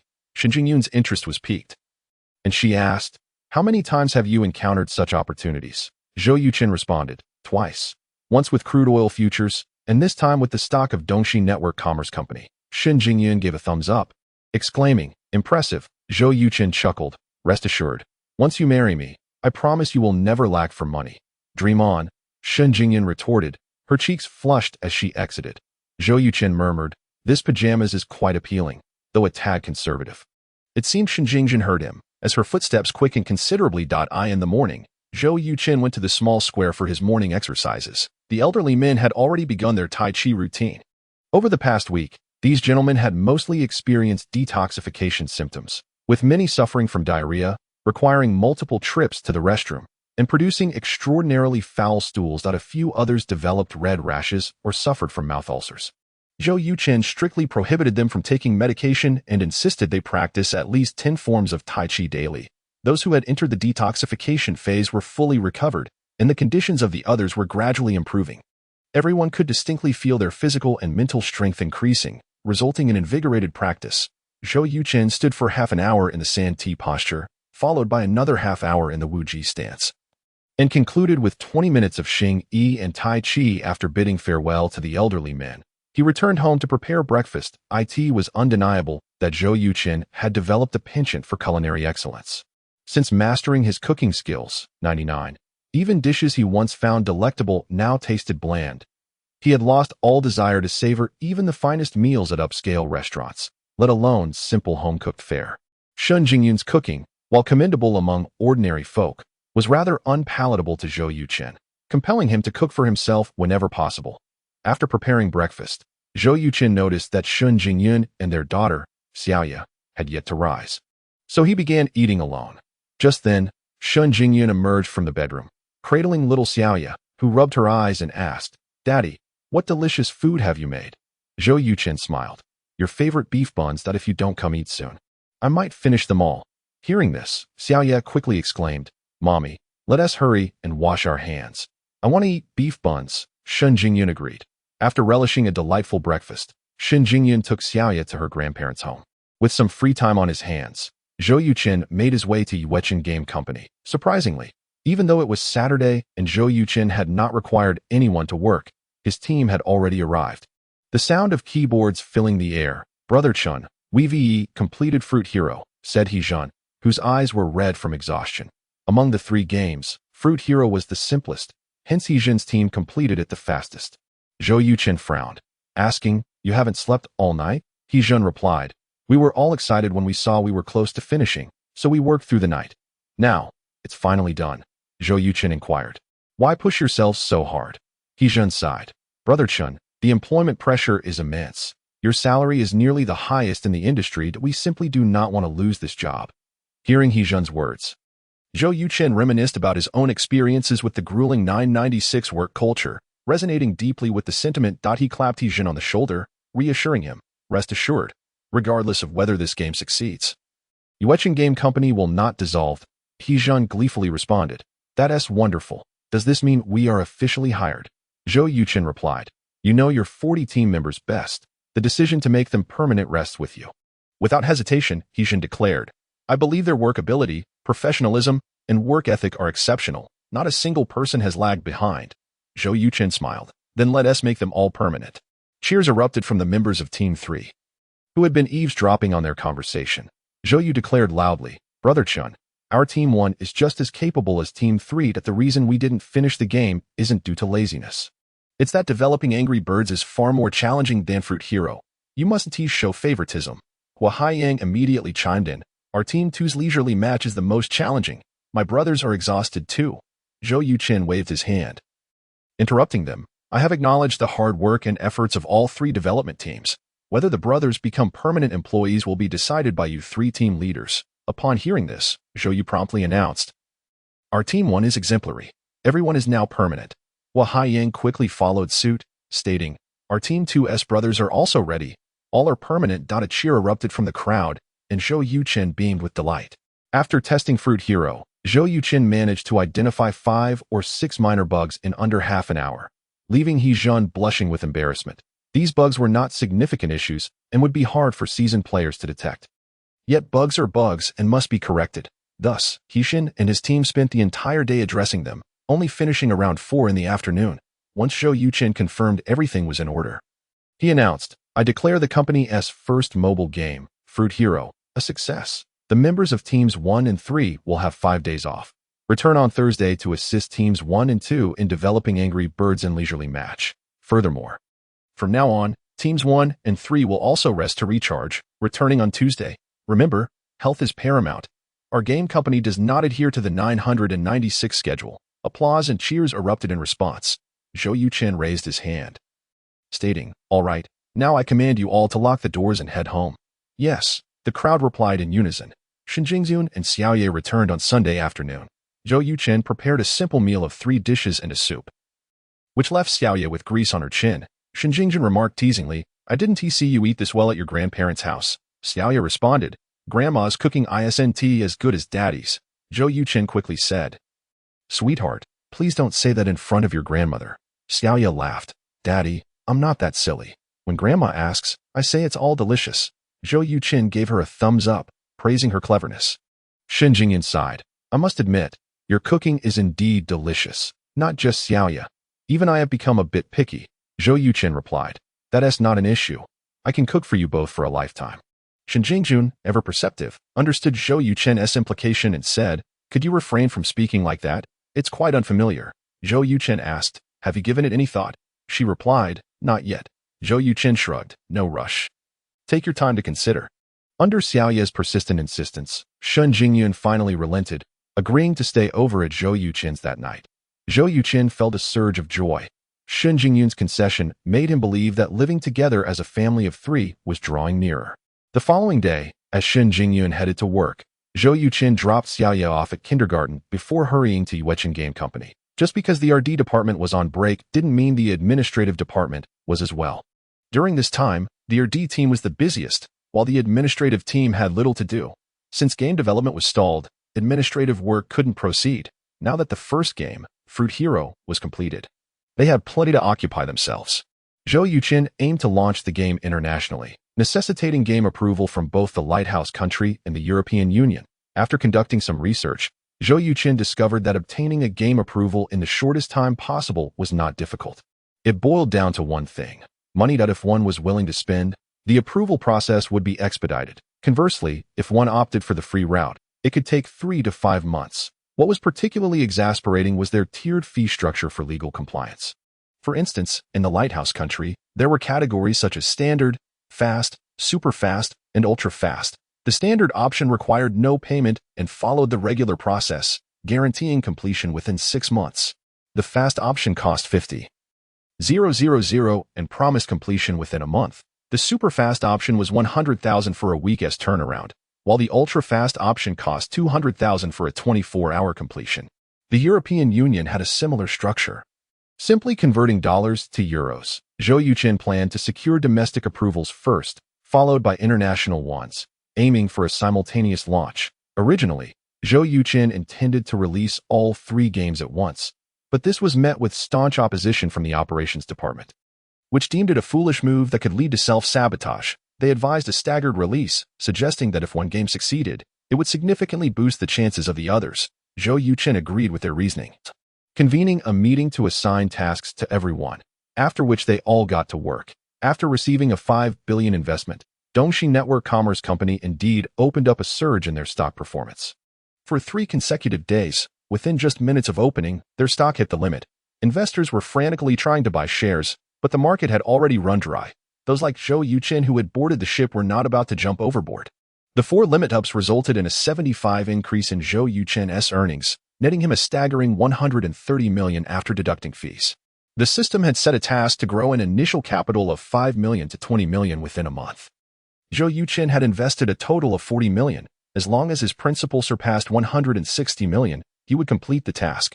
His account had already exceeded 180 million, yet the system remained silent, leaving Zhou Yuchen perplexed. However, he soon realized that since all funds were tied up in the stock market and had not been withdrawn, The task could not be considered complete. To avoid any potential complications, Zhou Yuchen withdrew 20 million from the stock market, leaving the rest invested. He believed that as long as Dongxin Network Commerce Company did not make any reckless moves, it should easily increase by another few percentage points within a month.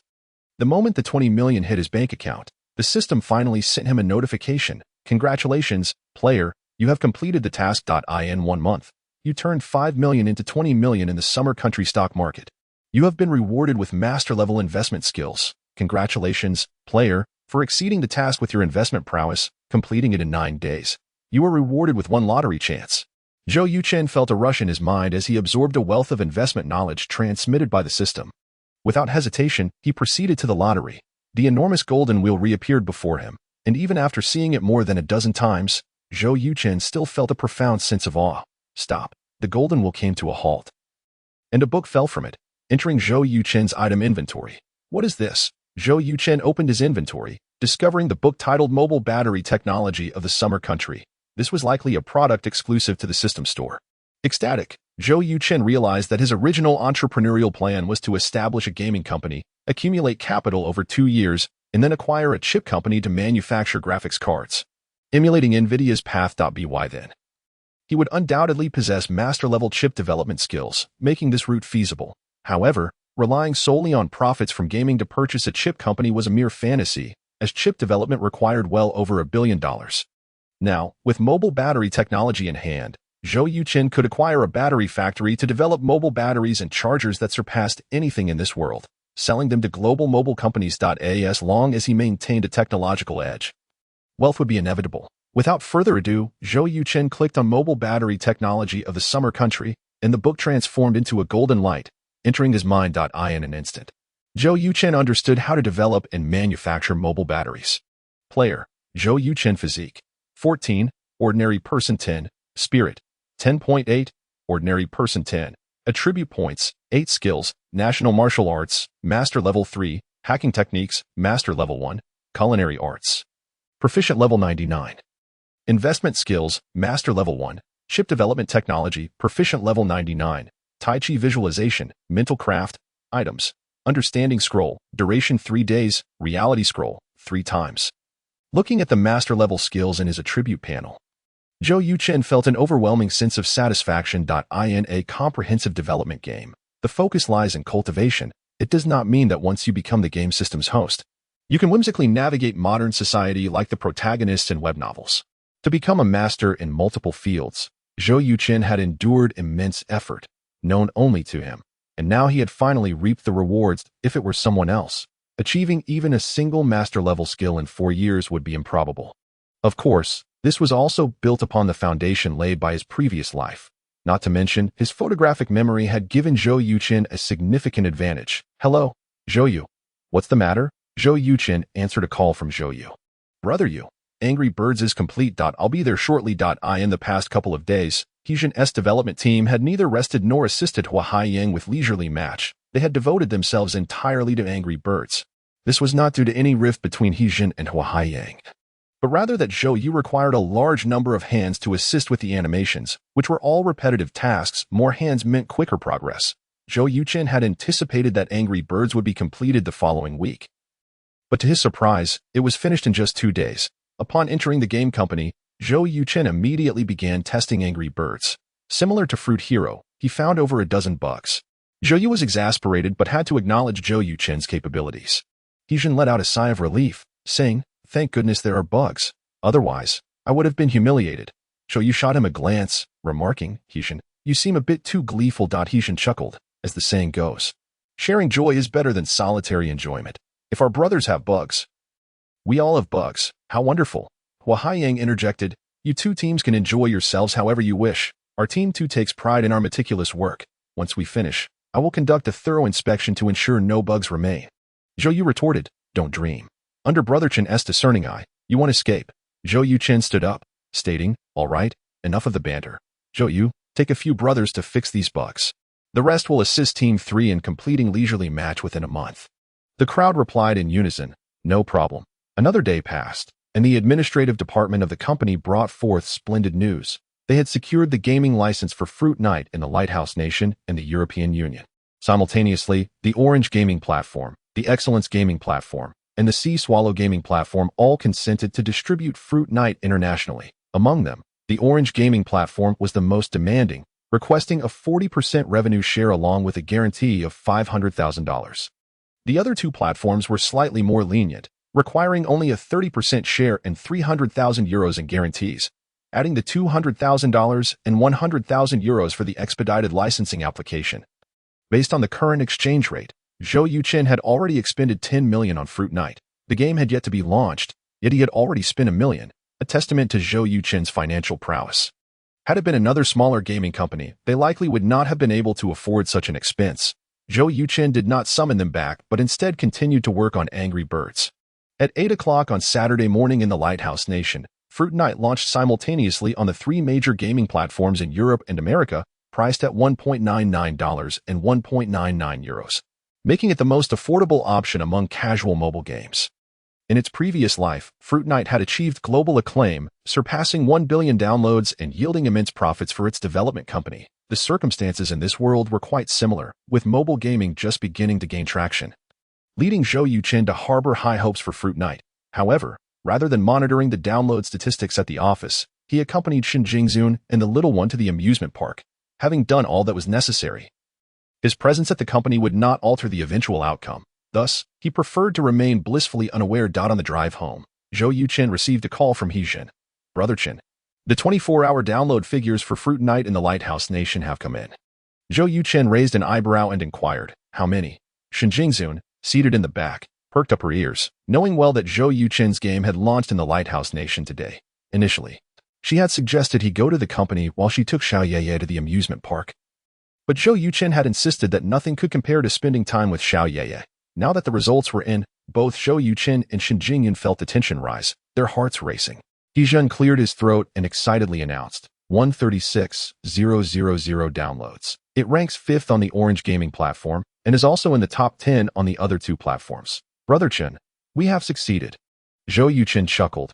To break into the top 10 on all three platforms on the first day, it seems Fruit Night has already made its mark in the Lighthouse Nation. Zhen continued, Brother Chen, the company just received a call from Orange, stating that Fruit Night has immense potential, and they will support us with substantial promotion that we predict that in the coming week, Fruit Night sales will surely surpass 2 million, possibly even 3 million, securing the top spot on the Orange Gaming Platform. Zhou Yuchen replied, that's a certainty. How long has it been since it launched in Europe? What are the figures? Zhen responded, it has been 6 hours since launch, with a total download count of only 3,000. Similar to the initial figures from the Lighthouse Nation. Zhou Yuchen nodded, stating, no rush. The first week's download numbers are crucial for a mobile game's success. You needn't stay at the company. Go home and rest well. If Fruit Night can surpass 5 million downloads in its first week, we will host a celebration banquet. Cheers erupted from the other end of the line. Zhen joyfully exclaimed, Brother Chen, 5 million downloads are absolutely within reach. We eagerly await your celebration. After hanging up, Zhou Yuchen wore a radiant smile. Shen Jingyun, unsure of what the figures meant, curiously asked, is that number good? Zhou Yuchen nodded, explaining, given that we had no promotional efforts. I initially thought the downloads in the Lighthouse Nation would barely breach 10,000. I never expected it to exceed 100,000 based on the current trajectory, as long as nothing goes awry. Selling over 15 million copies in the Lighthouse Nation should pose no problem. Historically, the Lighthouse Nation has been a global trendsetter. If the game succeeds there, it is highly likely that the EU and Xia country will follow suit. Shen Jingyan inquired, how much will you earn? Zhou Yuchen replied, in the Lighthouse Nation, it sells for $1.99, and in the EU, it is €1.99. Shen Jingyan gasped, if the downloads exceed 30 million, wouldn't you earn over $60 million? Zhou Yuchen chuckled, the platform will take 30 to 40% of the share. After accounting for taxes and other costs in the EU, I would net around $25 million, roughly equivalent to 170 million Xia yuan. Shen Jingzhen exclaimed in disbelief, a single game earns 170 million. Wouldn't 3 games yield 500 million? Zhou Yuchen shook his head, unless all 3 games become hits. Shen Jingzhen remarked, even if only this one game succeeds, you will already be immensely successful.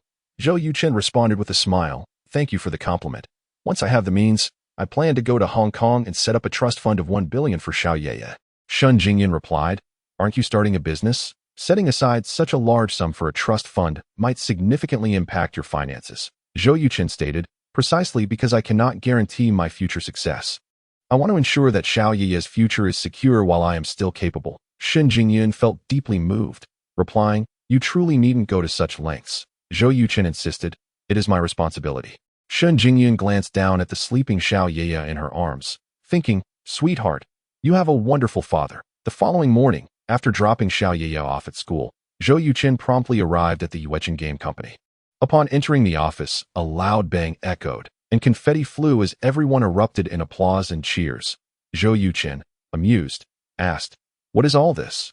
Hijin pointed to the large screen at the front, saying, "Brother Chun, the real-time download statistics for Fruit Night on the 3 major platforms are displayed up there." Zhou Yuchen immediately turned his gaze to the screen. The Orange gaming platform boasted 283,400 downloads, ranking 4th. The Excellence gaming platform had 196,500 downloads, ranking 5th, while the Sea Swallow gaming platform recorded 234,300 downloads, also in 4th place. Zhou Yuchen, astonished, asked, "Are you sure there's no mistake? Just last night at 8 o'clock, the downloads for Fruit Night had barely reached 110,000. Now, merely 12 hours later, the numbers had skyrocketed past 700,000, far exceeding Zhou Yuchen's expectations." Hijun explained, "The Orange gaming platform provided us with a favorable promotional position. The Excellence and Sea Swallow platforms followed suit, granting us excellent visibility." Zhou Yuchen raised an eyebrow, asking, "And they aren't charging us?" Hijun replied, "All 3 platforms have the same pricing, 24 hours free, followed by a daily fee of $10,000. Zhou Yuchen scoffed, "I knew they wouldn't offer us such a deal. Let's do this. Purchase 24 hours every 3 days. We'll buy from Orange today, Excellence tomorrow, and Sea Swallow the day after." The others couldn't help but chuckle at the plan. Hijin gave a thumbs up, exclaiming, "Brother Chin is brilliant." Zhou Yuchen remarked, "Not brilliance, just necessity. If we want promotion, it would be better to hire skilled online marketers. It's cheaper and more effective." Zhang Tong, in charge of game promotion and operations, immediately chimed in, "Exactly. Especially in Xia country, official promotions can't compare to online marketing. Brother Chun, we have secured the domestic license for Fruit Night and can proceed with the release. Our plan is to have the online marketers vigorously promote Fruit Night's achievements abroad to increase visibility." Zheng Tong was the oldest employee at Yuchen Game Company. At 38 years of age, he had previously served as the head of game operations at 3 other companies, bringing a wealth of experience to Yuchen. His efforts were instrumental in ensuring Fruit Night launched so swiftly. Zhou Yuchen inquired, "How much will it cost?" Zheng Tong replied, "Approximately 300,000, and it will take 10 days. Zhou Yuchen contemplated for a moment before agreeing. "Then let's proceed. When do you plan to launch Fruit Night in Xia country?" Zheng Tong confidently stated, "When all 3 major platforms surpass 3 million in sales. I've already discussed it with them. They will include a note about achieving 3 million sales in their game introductions." Zhou Yuchen praised, "Impressive. What about Angry Birds? What's the plan?" Zheng Tong had evidently considered this as well, responding, "After the excitement for Fruit Night wanes, we will launch Angry Birds. If it proves successful, we will sell it separately. If not, we can bundle the 2 games together at a 50% discount." Talented indeed. Zhou Yuchen mentally marked Zheng Tong as a valuable asset. Zhou Yu added, "Brother Chen, I believe you should reward the HR department for bringing in old Zhang. They truly have an eye for talent." Zhou Yuchen laughed, "Keep your thoughts to yourself. I'm not a miser. Once profits are distributed, I assure every colleague in the company will receive a generous bonus." Cheers erupted in agreement. Whether it was Zhou Yuchen's good fortune or the mobile gaming market's current state, Fruit Night's downloads continued to rise daily, reaching the pinnacle of all 3 platforms by the 3rd day and maintaining that position ever since. Within just a week, Fruit Night had surpassed 10 million downloads, astonishing the global gaming industry. Zhang Tong's original plan was to launch in Xia country once all 3 platforms exceeded 3 million sales, but the game's popularity had far surpassed expectations. There was no longer any need for Yuchen Game Company to advertise. The news had already spread across the internet, even making headlines on Yuhai Television. In this era, a game from Xia country sweeping the globe was an extraordinary achievement. Responding to the fervent demand from mobile users in Xia country, Fruit Night was finally launched. Within 24 hours, priced at 3.99 yuan, Fruit Night surpassed 20 million in sales, outpacing the entirety of the Western market. A mobile casual game developed for under $1 million had generated over 100 million in net profits within less than 10 days of its release, inciting envy among industry peers. And this was merely the beginning. With Fruit Knight's explosive popularity, profits were projected to exceed 300 million or even 500 million, yielding extraordinary returns.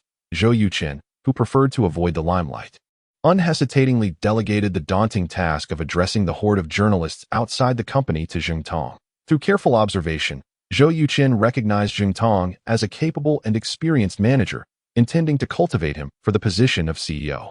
Zheng Tong, clearly aware of Zhou Yuchen's esteem, dedicated himself even more fervently to his work in the Yunhai government compound. Shun Qinggang was dining with Daiwan. The evening news was playing on the television.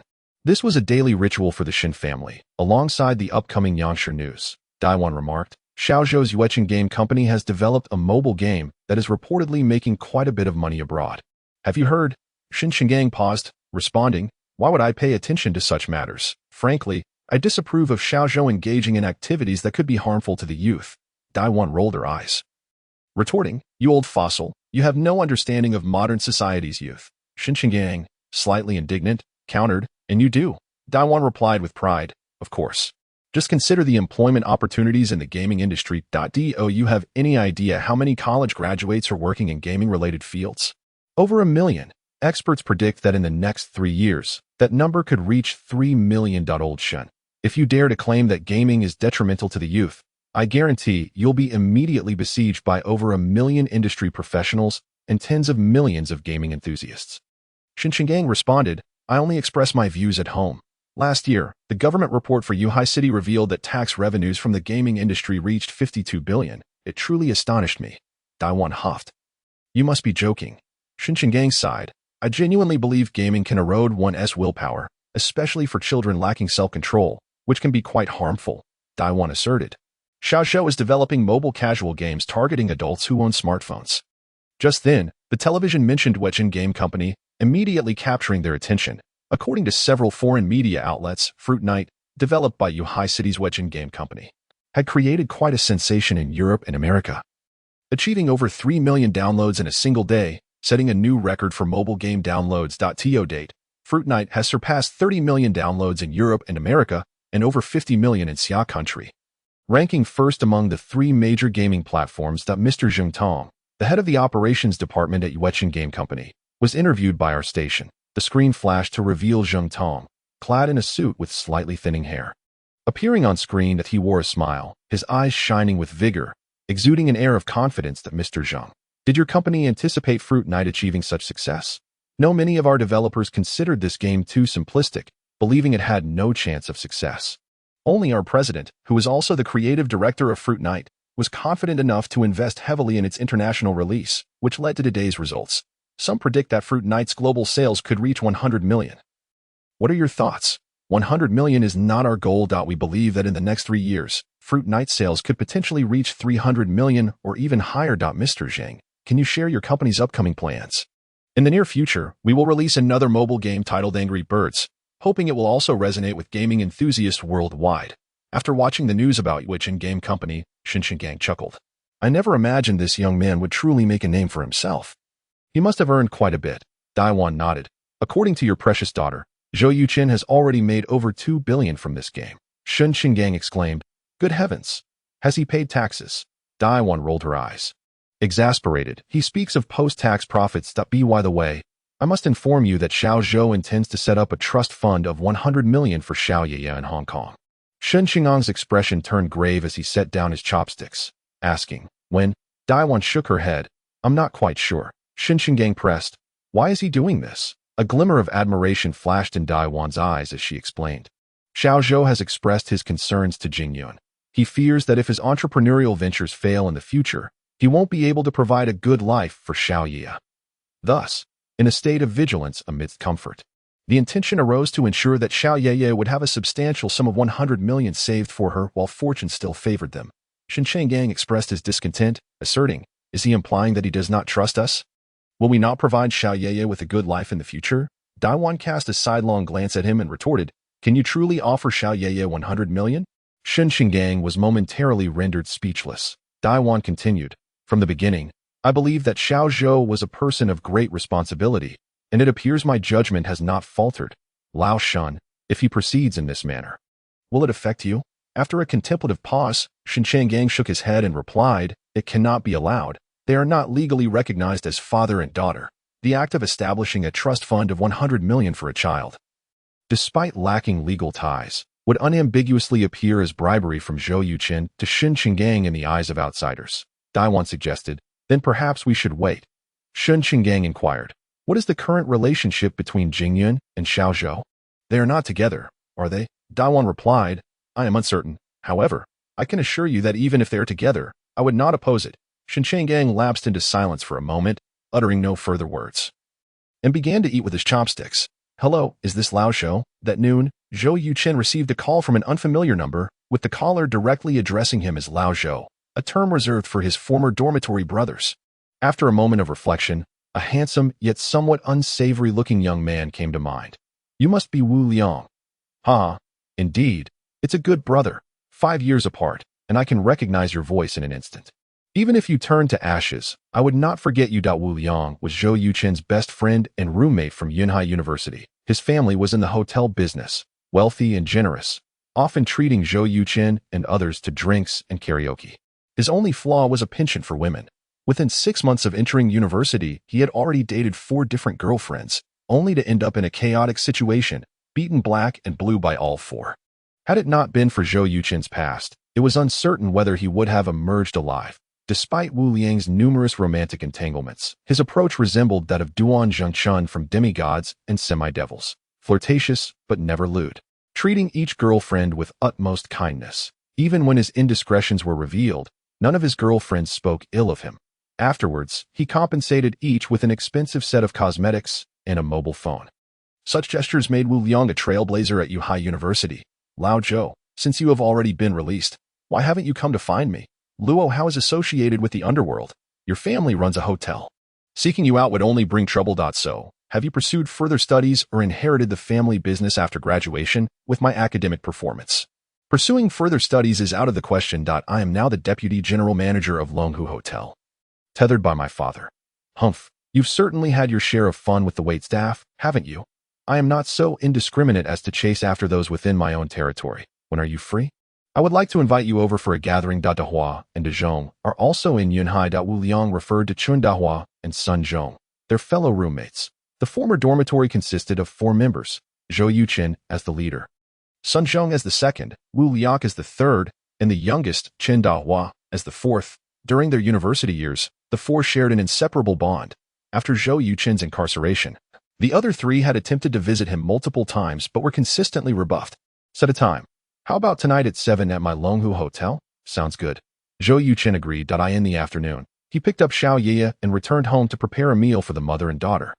Upon Shen Jingyun's return, Zhou Yuchen briefly informed her before heading to Longhu Hotel. "Haha, Lao Shou, I've missed you." In the hotel lobby, a young man with flowing long hair and an attractive appearance spotted Zhou Yuchen entering and let out a cheerful exclamation. Approaching him with open arms, this was none other than Wu Liang. Zhou Yuchen embraced him warmly, saying, "Wu Liang, after 5 years, you seem to have matured quite a bit." Wu Liang rolled his eyes and replied, "You're referring to my weight, aren't you?" Zhou Yuchen laughed heartily. "Thank goodness your sense of humor remains unchanged." Wu Liang draped an arm around his shoulder. "The second and third haven't arrived yet. Let's head to the private room and wait for them." Zhou Yuchen nodded. "All right." Many classmates become pragmatic upon entering society. Zhou Yuchen felt elated that Wu Liang had not changed, still treating him as a brother. Upon entering room 6, Wu Liang personally brewed a pot of tea and poured a cup for Zhou Yuchen. "Wu Liang, how did you get my contact information?" Zhou Yuchen inquired that Ji Yiwenguang that he came by today with a group of foreigners for a meal, and, knowing we were close, shared your number with me. "Lao Zhou, I must say, you truly have not treated me like a brother. You haven't called me even once over the years." Zhou Yuchen sighed. "I did not wish to implicate you." Wu Liang nodded. "I understand. The incident with Luo Hao and his father has spread like wildfire in our class group. Good heavens, not only drug dealing but also firearms and explosives. It's utterly insane. How are you faring now?" Zhou Yuchen smiled. "The police have cleared my name. I am currently engaged in game development and dabble in futures and stocks occasionally. After all, finance is my field. I cannot forsake my professional competence." Wu Liang slapped his forehead. "Don't even mention it. Recently, I lost over 2 million in crude oil trading, and my father gave me quite the scolding." Chapter 95. Brotherhood, that's what you deserve, that a booming voice echoed from outside. Zhou Yuchen turned to see a tall, robust man in a suit entering, followed by a shorter, bespectacled, gaunt man. The sturdy man was none other than Chen Dahua, the fourth member of their dormitory, while the other was Sun Zhong. The second, Dahua, Zhong, long time no see.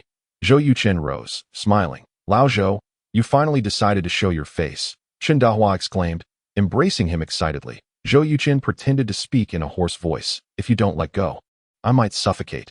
Chen Dahua laughed heartily, releasing Zhou Yuchen. Enough of that. Zhou Yuchen patted his shoulder and was about to greet Sun Zhong, only to find him already seated in his spot. That Wu Liang's expression darkened. Ergo, that's Lao Zhou's seat. Sun Zhong replied casually. Oh, my apologies, Lao Zhou. I'm just accustomed to sitting here. What do you mean? The implication that he was now a person of stature, deserving of respect from all, was unmistakable.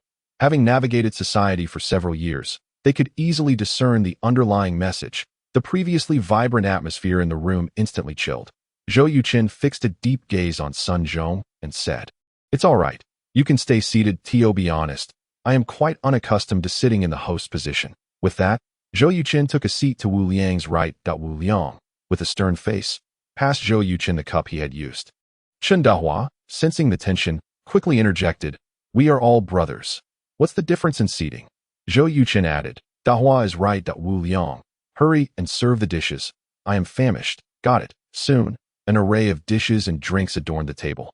Wu Liang raised his glass and proclaimed, At last, the four of us are gathered again. Let us toast to our reunion after 5 years. Cheers. Zhou Yuchen and Chen Dahua clinked their glasses with Wu Liang's. While Sun Zhong remained motionless, the three turned to him, and Sun Zhong smiled. I am a civil servant, so I shall abstain from drinking. Wu Liang's anger flared, and just as he was about to scold Sun Zhong, Zhou Yuchen discreetly nudged him with his leg, saying, It's good that you could come. Sun Zhong replied, I mostly came to support Wu Liang. Fool, if a young man encountered someone so inconsiderate, he would undoubtedly be infuriated. Yet Zhou Yuchen felt only pity for Sun Zhong's foolishness. After working for several years, he had yet to learn the nuances of social interaction. Truly a remarkable lack of awareness. Wu Liang could no longer contain himself, exclaiming, Sun Zhong, what do you mean by that? Sun Zhong replied, I am now the secretary to the director of the Yunhai Tax Bureau. It wouldn't be appropriate for me to meet Lao Zhou. I primarily came to accompany a few leaders for dinner. They are arriving in 10 minutes, so I must leave. Chen Dahua asked, Then why did you come here? Sun Zhong replied, I was unaware it was Lao Zhou. My apologies, but I must take my leave. With that, Sun Zhong stood and exited the room. Wu Liang's face turned ashen with fury, cursing, What nonsense is that? Chen Dahua muttered, It's only been 3 years since graduation. How has the second changed so much? Zhou Yuchen took a sip of tea and remarked, I am a former inmate, while Secretary Sun is a close aide to the Tax Bureau director. To avoid drawing scrutiny to their director, Secretary Sun's actions are understandable. Wu Liang, did you not inform him that today was to meet me?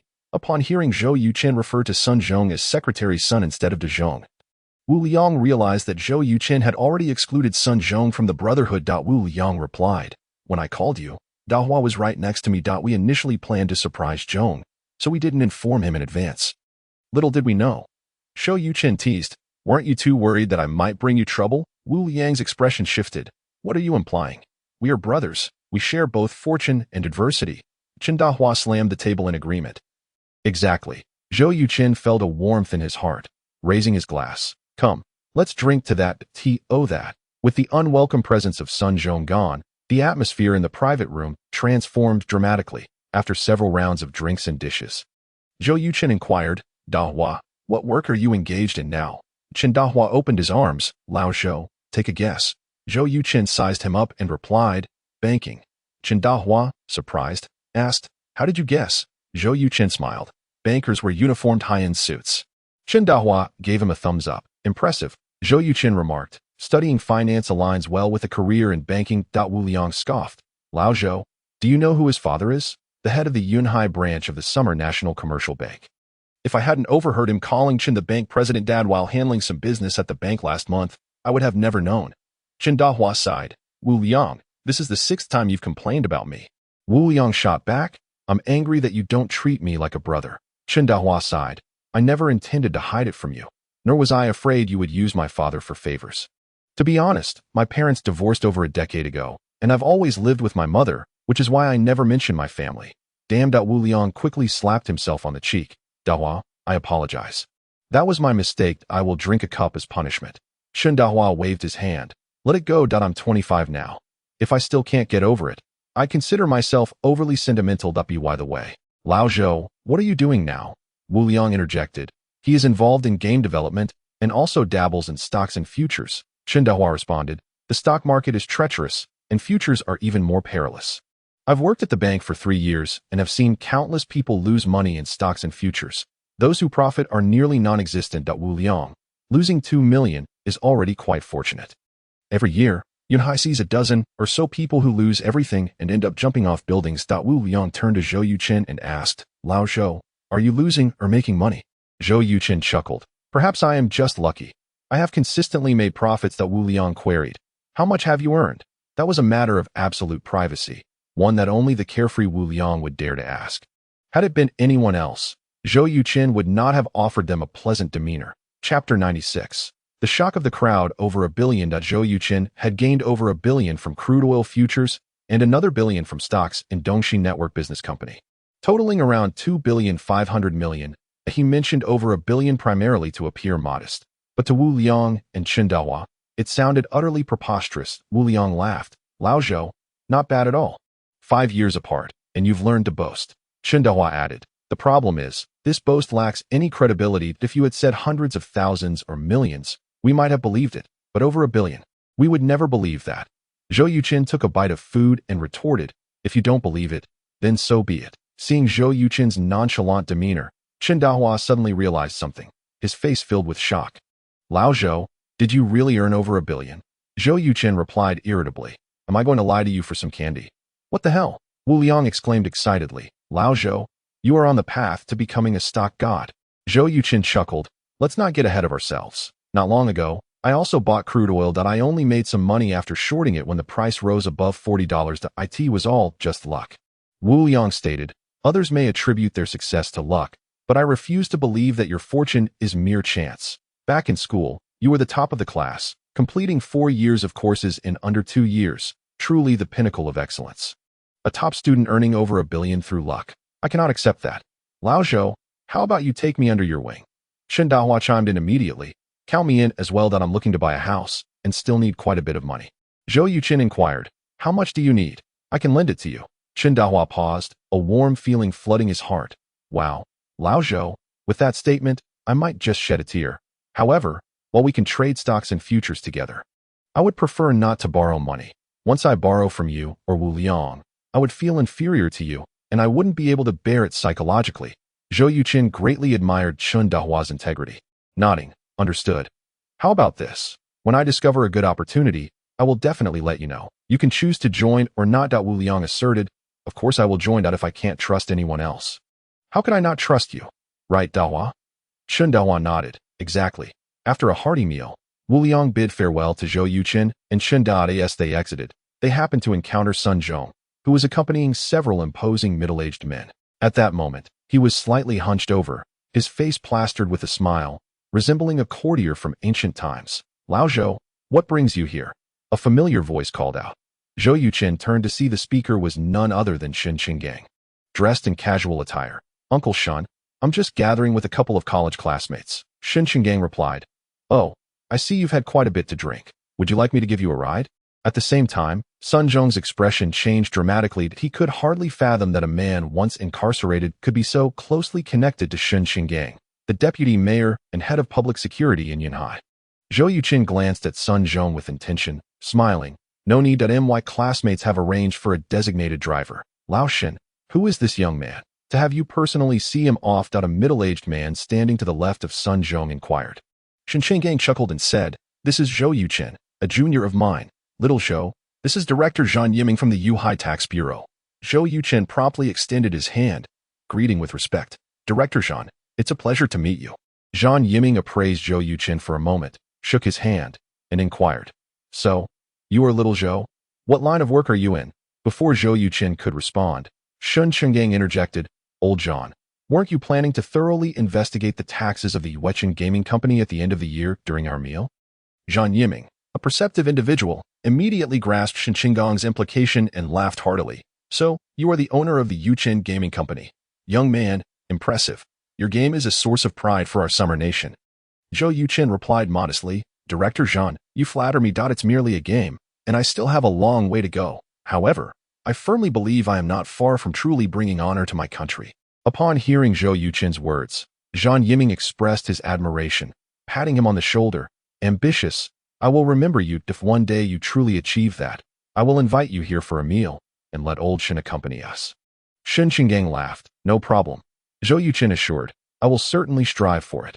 After Shen Qingang and his group departed, Wu Liang and Chun Dahua looked at Zhou Yuchen with bewilderment. That Wu Liang pointed at Zhou Yuchen. Is that globally acclaimed fruit hero developed by your gaming company? Zhou Yuchen nodded. Did I not mention that I work in game development? Wu Liang swallowed hard. But you never said the company you founded is called Yuchen Gaming Company. Zhou Yuchen chuckled. Did either of you ask me? Wu Liang and Chun Dahua exchanged glances and shook their heads simultaneously. Zhou Yuchen shrugged. Well, there you have it. I can't just announce that I am the president of Yuchen Gaming Company every time I see you. Can I? Chun Dahua praised. Old Zhou, you are truly remarkable. Even after experiencing significant setbacks in life, you still managed to rise again. I am utterly in awe of you. Zhou Yuchen smiled. Wait until I help you make a fortune. Then you can admire me. Just then, Sun Zhong hurried over after his leaders had left. Wu Liang and Chun Dahua's expressions immediately darkened. Zhou Yuchen remained calm, observing Sun Zhong. Old Zhou, I was mistaken before. I didn't realize you were so familiar with Director Shan, nor did I know you were the president of Yuchen Gaming Company. Zhou Yuchen internally scoffed, but maintained his composure, replying, though I have been incarcerated. The Yuhai police have cleared my case. The one who wronged me, Su Xiaoya, has been imprisoned, and Luo Hao even died in there. Therefore, I am now just like any ordinary person. Dining with you will not jeopardize your future in any way. Secretary Sun, you were overthinking it. After this incident, Zhou Yuchen and his companions clearly saw Sun Zhong's true nature. By referring to him as Secretary Sun, Zhou Yuchen signaled that their relationship could never return to what it once was. Sun Zhong awkwardly said, You are right. Even Director Shun regards you as a junior. You naturally have no issues. Chapter 97. I will sue you. Zhou Yuchen understood that this fellow was trying to probe into his relationship with Shen Qingang. But he chose not to divulge, saying, Secretary Sun, I have matters to attend to, so I must take my leave. Sun Zhong quickly suggested, How about we have another drink? My treat. Zhou Yuchen replied with a smile. I had too much to drink with Wu Liang and Dahua today. Let's save it for another time. Wu Liang. Dahua, I am leaving. Wu Liang instructed the hotel staff. Please take my brother home in his car, and then return. The staff responded affirmatively. Yes, Mr. Wu. Zhou Yuchen did not refuse, waved goodbye, and walked with the staff toward his vehicle. After a while, the staff drove Zhou Yuchen's car away from the hotel. Chen Dahua exclaimed. Wow, is that a Maybach? Wu Liang nodded. Indeed, it's the top configuration. Chen Dahua inquired. How much is it? Wu Liang contemplated and responded. At least 3 million or more. Chen Dahua's eyes sparkled with envy. When will I be able to drive such a car? Wu Liang patted his shoulder. Old Chun, starting from scratch and building such an enterprise, it's all because of your hard work and studying. They say knowledge changes fate. I never believed it until now. The two continued their conversation, ignoring Sun Zhong. Sun Zhong, aware of their discontent, felt a pang of regret and awkwardly stated, Wu Liang, Dahua, do you know who those two were talking to old Zhou just now? Wu Liang and Chun Dahua turned to him simultaneously. Sun Zhong explained, that Uncle Shin mentioned by old Zhou is Shen Qingang, the deputy mayor of Yuhai City and the director of the police bureau. The other is my superior, Director Zhang Yiming of the tax bureau. Chen Dahua shot him a glance, and then, Wu Liang sneered. Then Secretary Sun came along. Chen Dahua sighed. Secretary Sun, you have finally become the very person you despised back in college. Sun Zhong was rendered speechless by their words and had no choice but to turn and leave. Watching his retreating figure, Chen Dahua lamented, How did we brothers end up like this? Wu Liang replied quietly, It's not that we have changed. Rather, he has. Upon returning home, Zhou Yuchen found Shen Jingyan seated on the living room sofa, watching television. That he asked in surprise, You didn't go back? Shen Jingyan replied, I was worried you would drink too much. So I let Xiaya stay here. It seems I was overly concerned. Zhou Yuchen's face broke into a radiant smile. No, I am very happy. Shen Jingyan shot him a glance. Don't overthink it. Zhou Yuchen settled beside her. gazing at her slightly flustered yet beautiful face. Have you thought about my proposal? Shen Jingyun was taken aback. What proposal? Zhou Yuchen clarified. To be my girlfriend. I asked you before, and you said you needed time to consider. Shen Jingyun bit her lip. I'm still contemplating. Zhou Yuchen felt a twinge of disappointment. No rush. Take your time. Shen Jingyun sneakily glanced at him. Are you upset? Zhou Yuchen chuckled. How could I be? Love is either there, or it isn't. It cannot be forced. Shen Jingyun asked, if I choose not to be with you and marry someone else, what would you do? Zhou Yuchen pondered. I would wish you happiness with a good partner. Then I would do everything within my power to fight for custody of Xiaoya. Shen Jingyun was taken aback. She had never expected Zhou Yuchen would respond in such a manner. Why? Zhou Yuchen stated earnestly. I absolutely cannot permit Xiaoya to live with a stranger, especially after she turns 12. That you should understand my reasoning. Shen Jingyun replied. You may be thinking too negatively about people. Zhou Yuchen explained. The most unpredictable aspect of this world is the human heart, and it does not remain constant. Xiaoya is my life. I do not wish for her to suffer even the slightest harm, not even a 1% possibility. After a moment of silence, Shen Jingyun remarked, I never intended to marry. I only thought of raising Xia independently. It wasn't until you appeared that I realized I was mistaken. Children need a father. Yuchen, you are an excellent father. Zhou Yuchen affirmed. I will also be an exceptional husband. Shen Jingyun nodded. I believe that. Can you give me a little time? Zhou Yuchen proposed. Then can you move in with Xiaoya? Isn't there a concept of trial marriage online?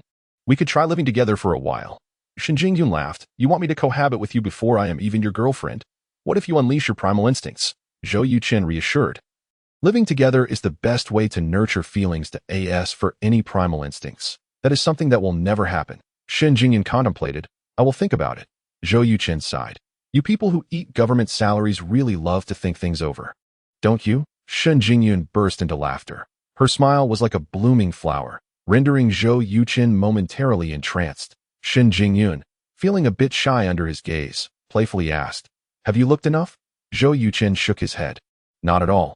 I could never see enough in a lifetime. Luckily, you were born in modern times. Had you been born in ancient times, you would have surely been a calamity for the nation. Shen Jingyun playfully hit him with a cushion, feigning anger. Are you complimenting me or insulting me? Zhou Yuchen chuckled. Of course, I am complimenting you. By the way, I want to ask you something. Is Sun Zhong your colleague? Shen Jingyun nodded. Yes, that he is the secretary to our director and just assumed the position 2 months ago. Oh, you know him? Zhou Yuchen replied. He used to be my dorm mate. Now, he is in a hurry to distance himself from me. Shen Jingyun's expression changed as she quickly asked, What happened? Zhou Yuchen recounted the events of the evening. They say the environment can change a person, but this guy has changed too rapidly. His audacity is astounding. Shen Jingyun commented, but he is not intelligent. One could even describe him as foolish. Zhou Yuchen laughed. Our views are surprisingly aligned. In the private room. Though I was a bit irritated with him, I mostly found him foolish. His behavior not only offended me but also thoroughly exposed his character. Who would dare to confide in him in the future? Shen Jingyun revealed. Sun Zhong has been pursuing me. Zhou Yuchen teased. With Yang Xuelin before and now Sun Zhong, Shen the Beautiful, your charm is truly remarkable. Besides these two, are there any others? Chapter 98. The bonus incident. Shen Jingyun admitted, to be honest, there are quite a few others. Zhou Yuchen asked, when will you take me around to introduce me? I need to inform them that you are already taken. Shen Jingyun stood up, smiling. I will give you that opportunity. After saying this, she walked into her and Xiaoya's bedroom. Zhou Yuchen rubbed his nose, suddenly feeling as though he had fallen into a deep pit. After taking a hot shower, Zhou Yuchen, as usual, entered his bedroom and picked up a hefty English tome on chips to read earnestly. After reaching a master level in investment skills, Zhou Yuchen unhesitatingly chose chip development technology. For over 10 consecutive days, he had studied 3 hefty tomes, with the knowledge and abilities akin to Paul Carr. Zhou Yuchen could easily comprehend the content of these works even without the understanding scrolls. After 3 hours of intensive study, Zhou Yuchen began to feel drowsy, so he returned to his bedroom and sat cross-legged on the bed to meditate. It must be said that the Tai Chi visualization technique has been immensely helpful to Zhou Yuchen, saving him a great deal of time for study. Otherwise, he could never have acquired so many master-level skills in such a short span. After about 2 hours, Zhou Yuchen awakened from his meditation and returned to the study to continue his reading that he studied until 5 in the morning, completing the hefty tome. Yet the chip development technology remained stuck at the proficient level, 99. Showing no signs of progress, Zhou Yuchen was not anxious. He changed into sportswear and went out to practice martial arts. Soon, the elderly gentleman began to arrive at the small square, noticing Zhou Yuchen with his eyes closed. Standing in a static stance, they chose not to interrupt him. Half an hour later, after finishing his practice, Zhou Yuchen scanned the area but did not see Zhao Shenghua. So he approached the elderly gentleman who had just finished performing the Tai Chi 13 forms and asked, "Elder Zhang, where has Elder Zhao gone? It seems I haven't seen him in over 10 days. Previously, Zhao Shenghua had asked him to teach Zhao Yanjing the Tai Chi 13 forms, yet after such a long time, Zhao Shenghua had neither sought him out nor even made an appearance, which puzzled Zhou Yuchen. Elder Zhang replied, "He went to Yandu to see his newly born great-grandson." Zhou Yuchen exclaimed, "That's wonderful news." Elder Zhang nodded, "Indeed. Alas, I only have 2 great-granddaughters. I still have no great-grandsons."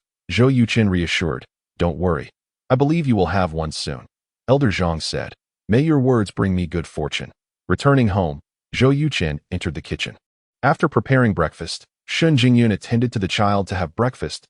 As usual, Shun Jingyun went to work while Zhou Yuchen took the child to school at precisely 9 o'clock. Zhou Yuchen arrived at Yuchen Gaming Company and glanced at the large screen. Since the launch of Fruit Hero, the screen had been running non-stop for 24 hours. That on the left side was the real-time sales of Fruit Hero abroad, while the right side displayed the domestic real-time sales, with the numbers on both sides changing almost every second. Currently, Fruit Hero had surpassed 25 million copies sold internationally, and domestically, sales had reached over 66 million copies. A resounding success. Seeing such outstanding achievements of Fruit Hero, the game Explosive Birds, which had already obtained licenses in Europe, America, and Summer Nation, was also being promoted vigorously. There was no way to launch Explosive Birds now. It would be self-sabotaged in his past life. Fruit Hero had become a global sensation for a reason. Although Zhou Yuchen had anticipated the game's popularity, he did not expect it to surpass even its previous success. This indicated that Zhou Yuchen had greatly underestimated the potential of mobile games. Brother Chun, the 3 major gaming platforms have transferred the funds, reported Wang Yuqi, the financial supervisor. Zhou Yuchen was taken aback. "Hasn't it been less than a month?" Wang Yuqi clarified, "We went live on June 17th. It is now July 4th. They settle accounts monthly, so this is for June." Zhou Yuchen responded, "Oh, I see. What is the total amount?" Wang Yuqi handed over the accounts to Zhou Yuchen. "As per your instructions, if we convert everything into summer yuan, after deducting taxes from various countries, it totals around 180 million. I have verified the exchange rates and calculated multiple times with colleagues. There should be no issues." Zhou Yuchen nodded. "That's good. I have reviewed the salary list from the HR department. Please distribute the funds accordingly. As for the bonuses, I will personally draft them." Wang Yuqi acknowledged, "Understood." That afternoon, everyone received text messages about their salaries on their phones. Upon seeing the amounts, disappointment washed over them. Given the tremendous success of Fruit Hero, they had expected Zhou Yuchen to grant them generous bonuses, only to find nothing. A hot-tempered art team leader confronted Zhou Yu, demanding, "Brother Yu, didn't you say there would be a bonus? Why haven't we seen any?" Zhou Yu was taken aback, checked his phone for the message, and furrowed his brow. "Don't rush. Let me inquire." He approached Hijun directly, asking, "Have bonuses been distributed?" Hijun, whose group was responsible for developing Fruit Hero, would surely have received the most if bonuses were issued. "No, our group is also discussing this matter, and we have lost focus on our work. Where's Brother Chin?" "He went to pick up the child. I'm going to ask Wang Yuqi. I am coming with you." On their way to the finance office, the two happened to encounter Wang Yuqi. "Old Wang, what's the situation with the bonus that Chungu promised?" Zhou Yu directly inquired. Wang Yuqi was taken aback, but quickly responded with a smile. "Why are you all in such a hurry?" Zhou Yu retorted, "How can we not be anxious? Everyone is looking for it. That if the bonuses are not distributed, they will surely be utterly disappointed. Perhaps someone will resign by tomorrow." Wang Yuqi frowned and said, "Someone would resign over not receiving a bonus. I would like to see who would be willing to give up a job that pays 20,000 a month." Hijun quickly interjected, "Old Wang, don't listen to Zhou Yu's nonsense. Please give us a clear answer. Is there a bonus or not? If not, we need to quickly go back and address everyone's concerns."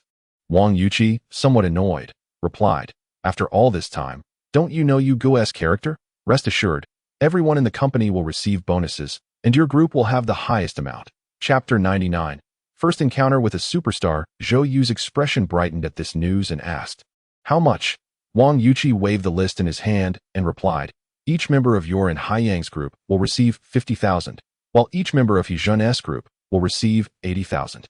As for you middle management, your bonuses will be delayed until all 3 games are launched." Yuga said he has not forgotten the 7-figure promise he made to you. Zhou Yu exclaimed, "Is Yugu really giving us 7 figures?" Wang Yuqi gently replied, "If all 3 games perform well, every group member could receive a bonus exceeding 6 figures. It's entirely normal for you to receive 1 million. Zhou Yu, exhilarated, stated, "Chungu is incredibly generous. I'll quickly go back and tell everyone." Wang Yuqi smiled. "Tell the brothers not to fret. The funds will be deposited into everyone's accounts by tomorrow afternoon at the latest." Zhou Yu nodded in understanding. 2 minutes later, the office of Yuchen Games erupted into joyous cheers. "Wow, Chungu is so generous. Last month I couldn't find a job, and now I'm earning 70,000 a month. It's so dramatic.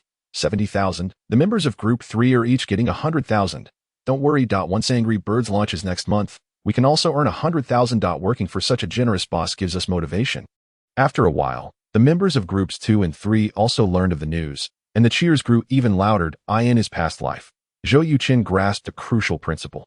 A company faces 2 significant crises. One is failing to earn money, and the other is failing to distribute profits. If a company cannot make money, it will face inevitable closure.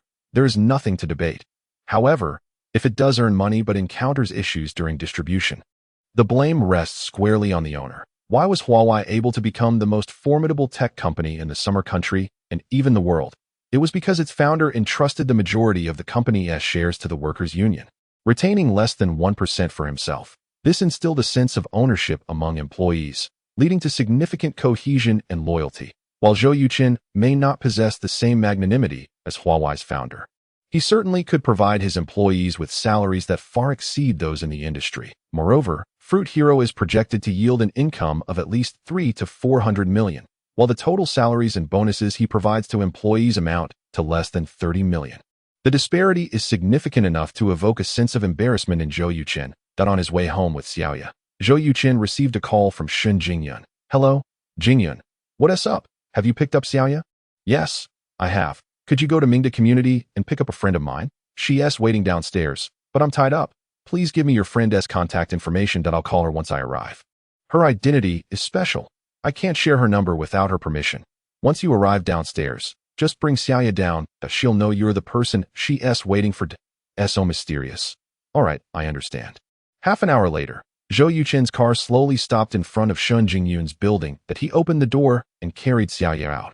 After walking around the building, he fixed his gaze on a nanny car. As expected, the door opened, and a tall, fashionably dressed woman wearing sunglasses emerged. Although her eyes were concealed, Zhou Yuchen could still perceive her extraordinary beauty. "Xiaoya." The woman approached them, removed her sunglasses, revealing alluring eyes and an exquisite face.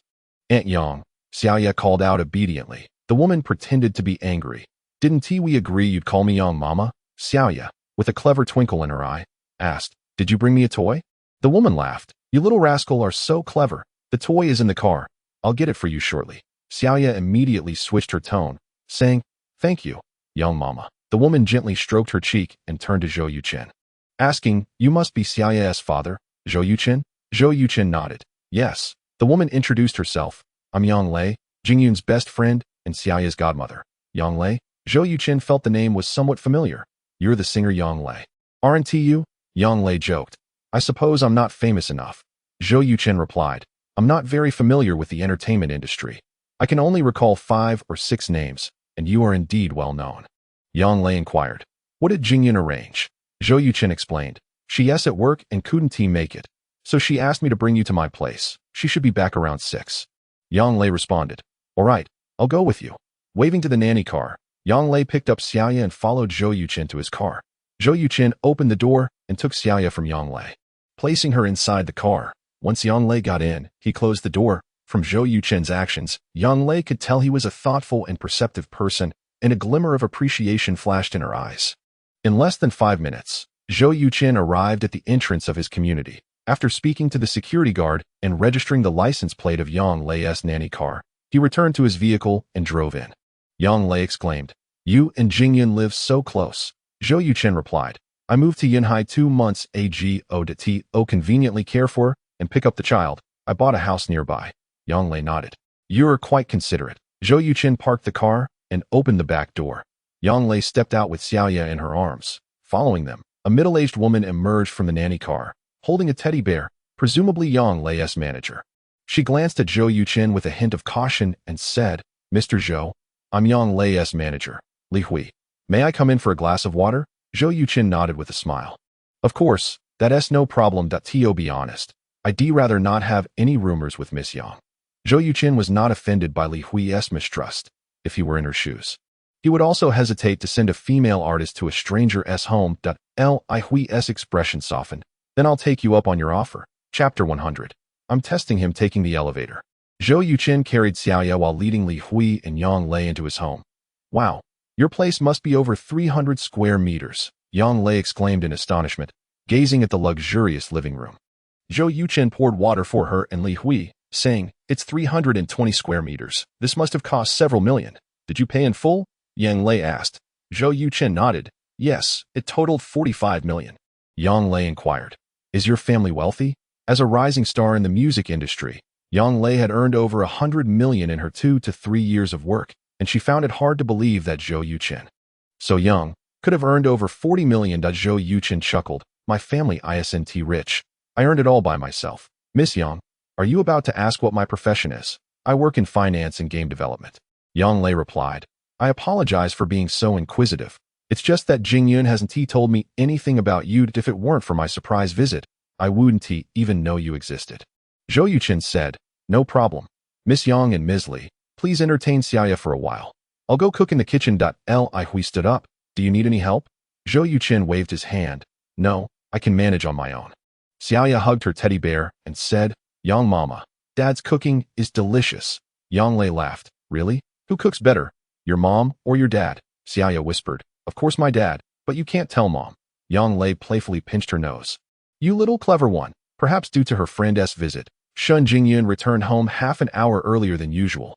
Upon hearing the sound of the door opening, Yang Lei immediately stepped out of the bedroom. Darling, I missed you so much. Yang Lei exaggerated. Cut it out. Shin Jingyun replied with a hint of annoyance while changing her shoes. You participated in the 11th competition of Yunhai TV's Peak Singer and only now come to see me? If it were you, would you believe it? Yang Lei laughed. I've been so busy with events and preparing songs for the competition, I feel like I need to split myself in two. Shin Jingyun asked. So why do you have time today? Yang Lei explained. The finals are next Saturday, so I'm staying in Yunhai this week to recharge and prepare. Shin Jingyun exclaimed. You're not planning to stay with me for a week, are you? Yang Lei was equally surprised. You wouldn't refuse to host me, would you? Shin Jingyun sighed. I really can't believe you that I'm just as surprised by you. Yang Lei pointed toward the kitchen. Now spill the beans. What is going on? Shin Jingyun replied. We'll talk about it later. Where's Xiaoya? Yang Lei answered. She's in the bedroom playing with Sister Hui. Shin Jingyun said. Then take a break. I'll help in the kitchen. Yang Lei protested. What? You're abandoning me already. Just then, Zhou Yuchen emerged from the kitchen carrying a bowl of vegetable salad. You can chat with Miss Yang. I can manage in the kitchen on my own. Zhou Yuchen smiled at Shin Jingyun. She nodded. All right. Thanks for your hard work. When Zhou Yuchen returned to the kitchen, Yang Lei immediately pulled Shin Jingyun onto the balcony, adopting a fierce expression. Tell me the truth. What is your relationship now? Are you living together? Shin Jingyun replied. I occasionally stay with Xiaoya, but it's not living together. Yang Lei frowned. What are your intentions? Shin Jingyun smiled. Zhou Yuchen is a responsible father. I don't dislike him, and I even have some fondness for him. As for where things might lead, I'm just letting it unfold naturally. Yang Lei looked intently at Shin Jingyun. Darling, don't try to deceive me with such words. If you didn't like Zhou Yuchen, would you be living here with the child? Don't kid me. Shin Jingyun smiled. All right, I admit I like Zhou Yuchen. Is that enough? Yang Lei responded. Not enough that he still needs my family's approval. Shin Jingyun asked. What do you mean by approval? Competing for a man? Yang Lei laughed. Shin Jingyun, I feel like you've gone bad. Shin Jingyun embraced Yang Lei gently. I have indeed made my mind up about Zhou Yuchen. But I just want to observe for a while longer. Yang Lei asked. Why do you still want to observe him? Shin Jingyun explained. Because he transformed from an ordinary person with no money into a billionaire in just 2 months. People often reveal their true nature after suddenly becoming wealthy, and I want to see how he will behave. Yang Lei expressed her admiration. Darling, You're always so rational. In the kitchen, Zhou Yuchen smiled subtly. He thought Shen Jingyun and Yang Lei were speaking quietly enough that he wouldn't hear, but he caught every word. With his enhanced hearing, he could easily amplify sounds around him, from the moment Shen Jingyun entered until now. He had heard every word exchanged between her and Yang Lei. Zhou Yuchen was not offended by Shen Jingyun's so-called observation. Instead, he found her to be astute and wise. She was correct. A penniless person who suddenly becomes a billionaire often engages in irrational behavior that in his previous life. Zhou Yuchen was a prime example. In the first week of his newfound wealth, he squandered 5 million on 3 beautiful models to indulge himself. Not to mention the luxury cars and watches. The following 2 years were filled with fleeting relationships. It wasn't until he learned of his cancer diagnosis and impending death that he realized he had no one to confide in. All his so-called girlfriends were merely interested in his wealth, and business partners were solely focused on how to handle his company's shares. The sense of desolation he felt was profound. Now, with a second chance at life and family, he would certainly not repeat those mistakes. Thus, Shen Jingyun's tests would be in vain. With this thought, Zhou Yuchen's smile grew even brighter. With the increase in diners, Zhou Yuchen decided to prepare 2 extra dishes. An hour later, he completed a spread of 6 dishes and a soup: stir-fried shredded potatoes, squirrel fish, braised beef with tomatoes, sautéed prawns, pan-fried tofu, vegetable salad, and silky tofu soup. Chapter 101. Isn't it enough to have hands to write songs? Gazing at the lavish spread, Yang Lei expressed her amazement. Are you a 5-star chef? Zhou Yuchen chuckled. A 5-star chef could only be my apprentice. This was no exaggeration, possessing culinary skills at a mastery level, 99. Zhou Yuchen was a culinary god in this world, skilled in both Eastern and Western cuisines. Ordinary 5-star chefs typically operate at a proficiency level of 10 to 30%, with only a few signature dishes reaching 50%. In Zhou Yuchen's presence, they were mere novices. Li Hui asked, "Is this squirrel fish and silky tofu soup from a state banquet?" Zhou Yuchen nodded. Indeed, but don't just stare. Please take a seat. Li Hui, a food enthusiast, initially intended to leave, but couldn't resist the temptation of the delectable dishes and decided to join in. From the moment she picked up her chopsticks until she set them down, both she and Yang Lei couldn't stop praising Zhou Yuchen's culinary skills. They had attended numerous high-profile banquets and encountered several renowned chefs, yet none could compare to Zhou Yuchen's cooking. After finishing their meal, Xiaoya proudly declared, "Young Mama, Liandi, isn't my dad's cooking especially delicious?" Yang Lei nodded and remarked, "To speak candidly, this is the most delectable meal I have ever had." Zhou Yuchen, from whom did you acquire such culinary skills? They are truly remarkable. Zhou Yuchen shrugged and replied, "I am self-taught." Yang Lei exclaimed, "That is impossible." Zhou Yuchen laughed and said, "You must acknowledge that there are indeed geniuses in this world. And I happen to be one of them." Yang Lei added, "To capture a woman's heart, one must first win over her stomach." Zhou Yuchen, I have high hopes for you. Strive to win over Jingyun soon. When you do, I shall drop by for a meal whenever I have the chance. Shen Jingyun interjected, "Yang Lei, you are quite something. Just one meal, and you've already switched sides. Your stance is rather unsteady." Yang Lei confidently responded, "A man who is wealthy, can cook, and possesses a sense of responsibility is as rare as finding a needle in a haystack. If you don't want him, I will." Realizing Shen Jingyun's feelings, Yang Lei's teasing became more pronounced. Zhou Yuchen chuckled. "Yang Lei, your words are worth little more than a bowl of water." Yang Lei's eyes lit up. "Water and cabbage? Can you make that?" Zhou Yuchen confidently stated, "I can prepare any dish served at a national banquet. Since you plan to stay with Jingyun for a few days, how about this? The day after tomorrow at noon, I shall treat you to water and cabbage." Yang Lei joyfully agreed. "It's settled then." Zhou Yuchen added, "However, I have one condition. You must speak well of me in front of Jingyun and drop a few flattering remarks." Yang Lei snapped her fingers. "No problem." Seeing Zhou Yuchen so quickly win over Yang Lei, Shen Jingyun sighed. "Yang Lei, stop daydreaming about food. Don't forget your task." Upon hearing this, Yang Lei's demeanor shifted to one of despair. "I'm in big trouble. For the finals next week, everyone is expected to sing new songs. If I can't write 2 new songs within a week, not only will I face a humiliating defeat, but I will also be ridiculed by many. Oh, I'm nearly at my wit's end." Li Hui consoled her. "Yang Lei, don't fret. I've contacted a few songwriters, and news will come soon." Yang Lei sighed. "Sister Hui, don't be naive that I have offended you, Chaoshi. He will surely retaliate." Shen Jingyun furrowed her brows and asked, "Who is Yu Chaoshi? How did you offend him?" Yang Lei explained, "He is the son of our company's president. Recently, he returned from studying abroad and repeatedly invited me to dinner, which I declined. Later, he directly presented me with roses, asking me to be his girlfriend, but I refused. He then became furious, claiming he would have me blacklisted." Shen Jingyun inquired, "Does his father not intervene?" Yang Lei shrugged. "My contract with the company only has 3 months left, and I do not intend to renew it. I plan to start my own music studio," Li Hui interjected, "so the whole company is suppressing us." Showing no sentiment whatsoever, the songs that were promised to us have been given to other artists, and they've told those external songwriters not to write for Yang Lei. Tianlai Music Company holds too much power. No one dares to offend them for Yang Lei's sake. Shen Jingyun asked, "What are you planning to do then?" Yang Lei replied, "If no one writes, I will write myself. But inspiration is not something one can summon at will." Zhou Yuchen, feeling inspired, boldly declared, "Isn't writing songs just a matter of having hands? What is so difficult about it?" Yang Lei, Li Hui, and Shen Jingyun all turned to Zhou Yuchen in surprise. Yang Lei laughed. "Master Zhou, would you kindly write me 2 new songs?"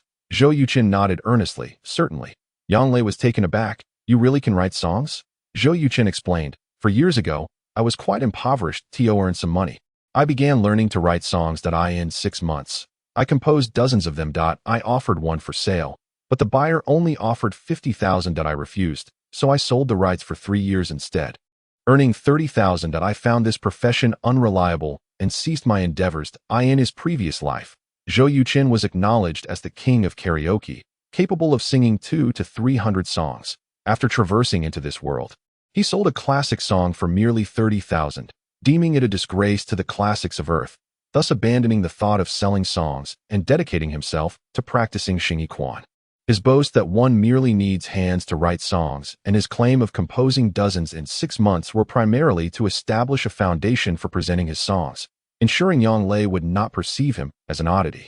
Yang Lei inquired, "What is the name of the song you wrote?" Zhou Yuchen replied, "Fairy Tale." The mention of this title caused Yang Lei, Li Hui, and Shen Jingyun to stare at him in unison.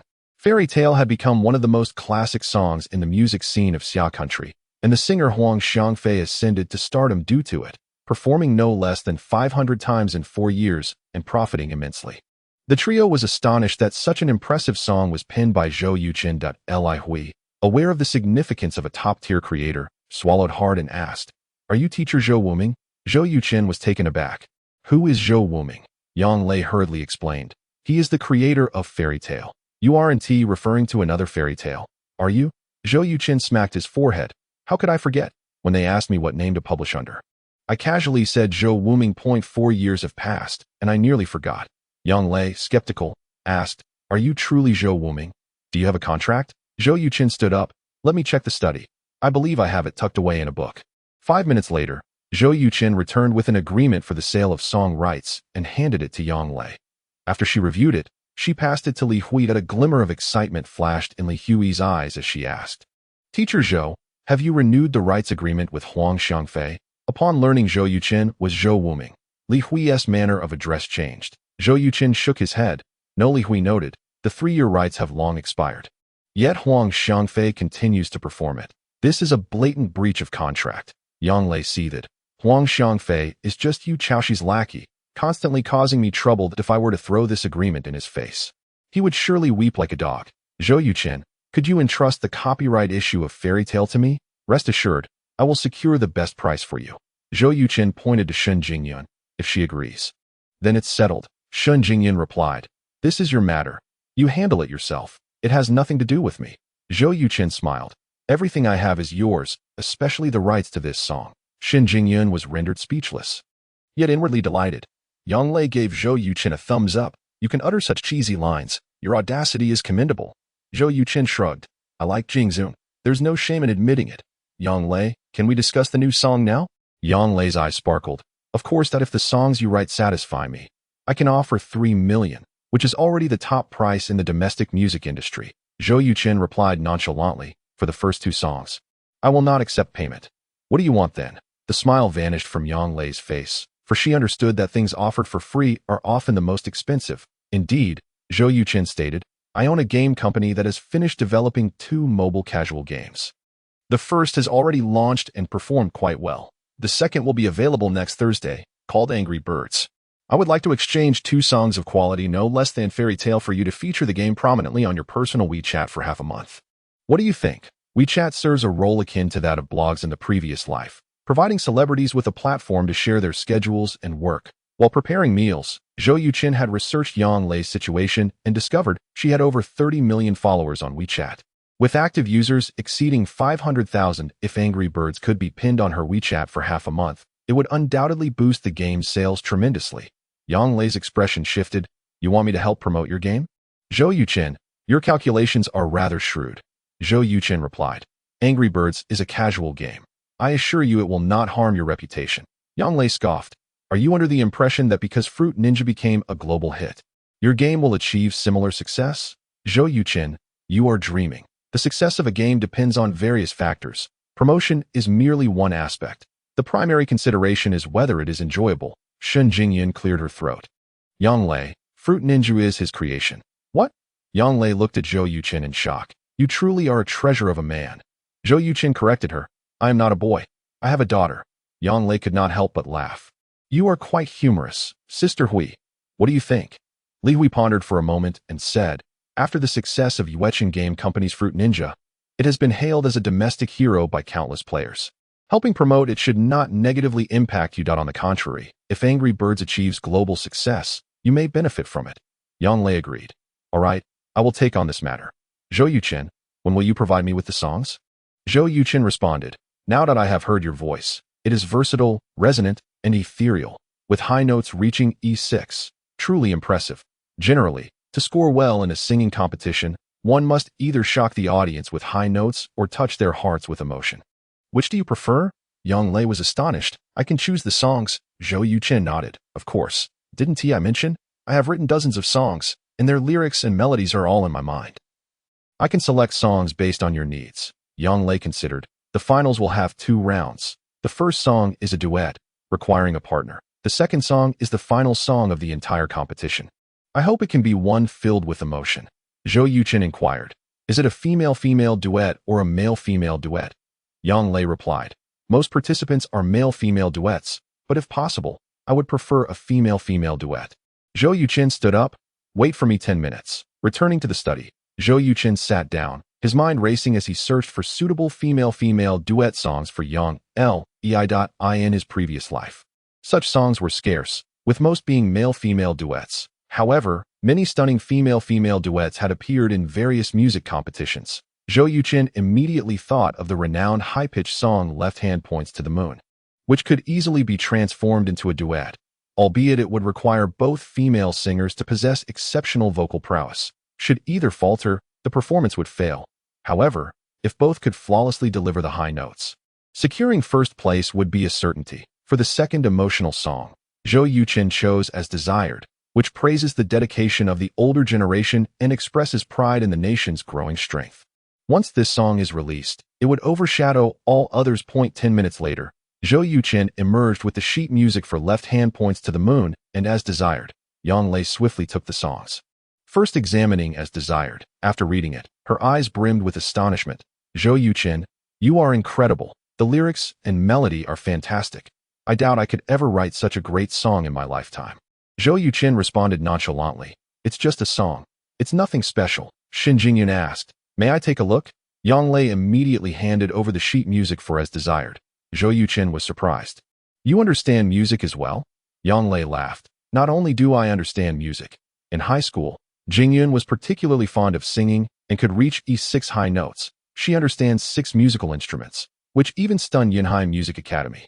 Unfortunately, she followed her family's advice and did not pursue a singing career. Otherwise, with her looks and talent, she would undoubtedly be a top-tier singer. Shen Jingyun shot her a glare. Stop exaggerating my abilities. Yang Lei insisted. I'm not exaggerating. Zhou Yuchen, do you know? When Yunhai held the National High School Music Competition, I aimed for first place, only to have it snatched away by Jingyun. Zhou Yuchen, holding the somewhat restless Xiao Yeye, chuckled. Sweetheart, did you hear that? Your mother was once the champion of the National High School Music Competition. Xiao Yeye proudly declared. My mommy is the best mommy in the world, and my daddy is also the best daddy in the world. Shen Jingyun smiled. Little charmer, Xiao Ye said, "Daddy, I want to play on the slide." Zhou Yuchen replied, "All right." He stood up. "You two focus on the songs. I'll take the little one out to play for a while." After they left, Shen Jingyun and Yang Lei diligently examined the lyrics and melodies in their hands. After a while, Yang Lei tossed the sheet music onto the table. Shen Jingyun asked, "What's wrong? Is your song really that poor?" Yang Lei sighed, "Not poor. It's excellent. The only issue is the key is too high to I in the entire entertainment industry. Only 3 or 4 people could manage to sing it. And they are all established figures in the music scene. How could I possibly invite them?" Shen Jingyun picked up the music sheet on the table, glanced through it, and remarked, "E6 is nearly all high notes. This was specifically written for you. Once performed, it will undoubtedly astonish everyone." Yang Lei's heart stirred. "Darling, I have been half blacklisted by the company. It's quite difficult to invite a star to assist me. Would you be willing to be my backup singer and showcase your extraordinary vocal talent?" Shen Jingyun quickly waved her hands. "I haven't sung in many years. How could I possibly sing Left Hand Points to the Moon? Besides, I'm just an ordinary person. Supporting you would only lower your score." Li Hui chimed in. "Miss Shen, with your looks and poise, standing alongside Yang Lei would create a stunning visual contrast. Even without singing, you would win half the battle." Yang Lei enthusiastically supported the idea of having Shen Jingyun as her backup singer. Yang Lei snapped her fingers. "I agree. Darling, was it your dream to be a beloved singer? This is the perfect opportunity to fulfill that dream." Shen Jingyun shook her head. "I have Xiao Ye now. I don't wish to be in the limelight." Yang Lei countered. "Who said you need to be in the limelight? I merely want you to sing one song during the competition. That if you don't want to pursue a singing career afterward, that's entirely up to you.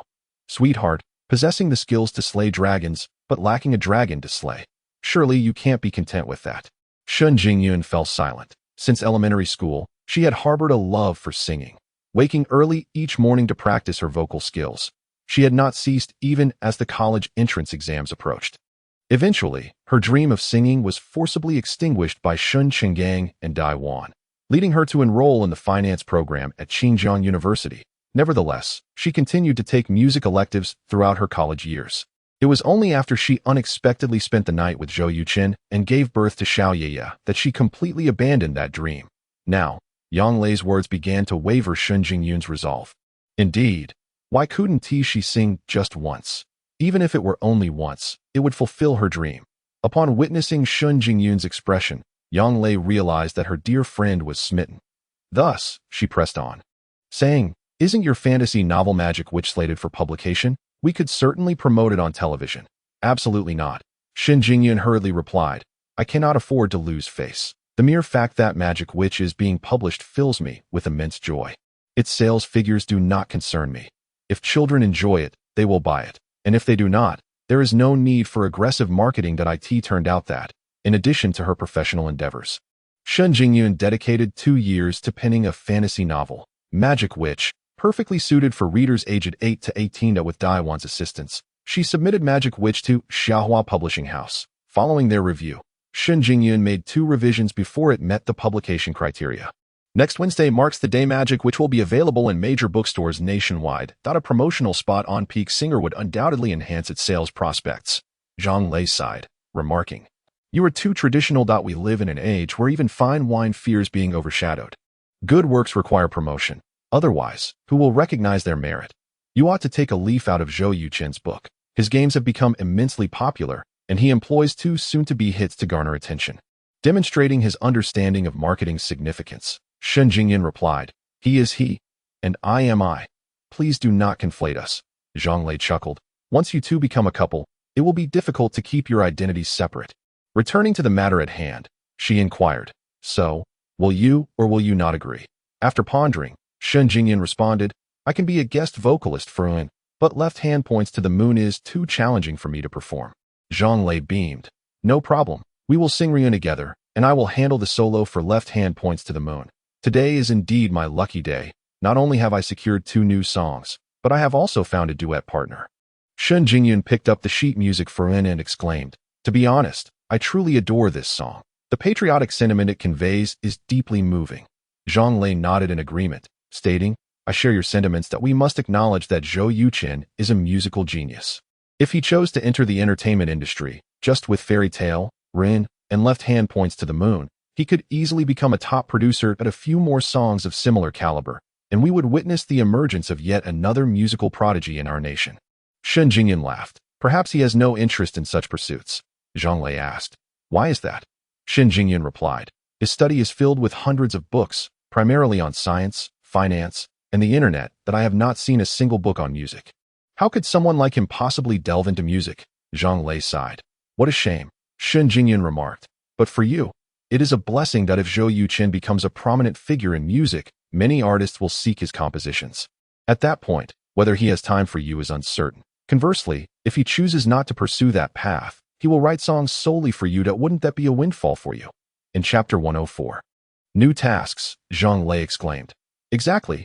Previously, Zhou Yuchen mentioned he had written dozens of songs. Do you think he was bragging or speaking the truth? Shen Jingyan replied. Based on my understanding of Zhou Yuchen, he never boasts without confidence. Let me share something else. Zhou Yuchen is a true prodigy. He has consistently ranked first in every examination throughout his life. He scored over 730 points in the college entrance exam, making him the top scorer in Xinjiang province. For us, writing songs is challenging, but for him, it may be as simple as child's play. Zhang Lei's eyes gleamed. My goodness, he is remarkable. Darling, for my future benefit in acquiring more songs from him, you should sacrifice yourself and quickly yield to him. Zhang Lei, please be quiet, Shen Jingzun retorted, playfully crumpling the sheet music and tossing it at Zhang Lei. Zhang Lei quickly caught the paper ball, saying, This is my treasure. You must not ruin it. Shen Jingyan replied. Then I shall deal with you instead. She rose to pin Zhang Lei down, tickling her mercilessly as laughter erupted between the two beautiful women. Resembling playful children, Li Hui watched with a mixture of amusement and exasperation. Nonetheless, she felt immense joy. The stronger the bond between Zhang Lei and Shen Jingzun, the more likely Zhou Yuchen, a music creator with immense potential, would remain in their lives. That a music creator with a reservoir of dozens of songs could easily sustain a music company, especially with Zhang Lei's aspirations to establish a music studio in the future. An hour later, Zhou Yuchen returned home with Xiao Yeye. Zhang Lei shared her decision with him, and Zhou Yuchen looked at Shen Jingyun in astonishment, asking, You wish to enter the entertainment industry as a singer? Shen Jingyun quickly waved her hands. I merely wish to perform a song on stage to fulfill a long-held dream. At that moment, Zhou Yuchen's mind was suddenly filled with the voice of the all-encompassing cultivation system. System task. Please assist Zhang Lei in winning the championship of Peak Singer to receive several attribute points and a chance for a lottery draw. How splendid! A new task has finally arrived, Zhou Yuchen thought. Feeling elated, though he maintained a serious demeanor as he said to Shen Jingzun, Actually, you can pursue your dreams. I will take good care of Xiao Yeye. Shen Jingzun was deeply moved and replied, I no longer desire to be a singer. Like Zhang Lei, while it may seem glamorous, there is no freedom at all. Zhang Lei sighed. Darling, that sentiment is rather disheartening.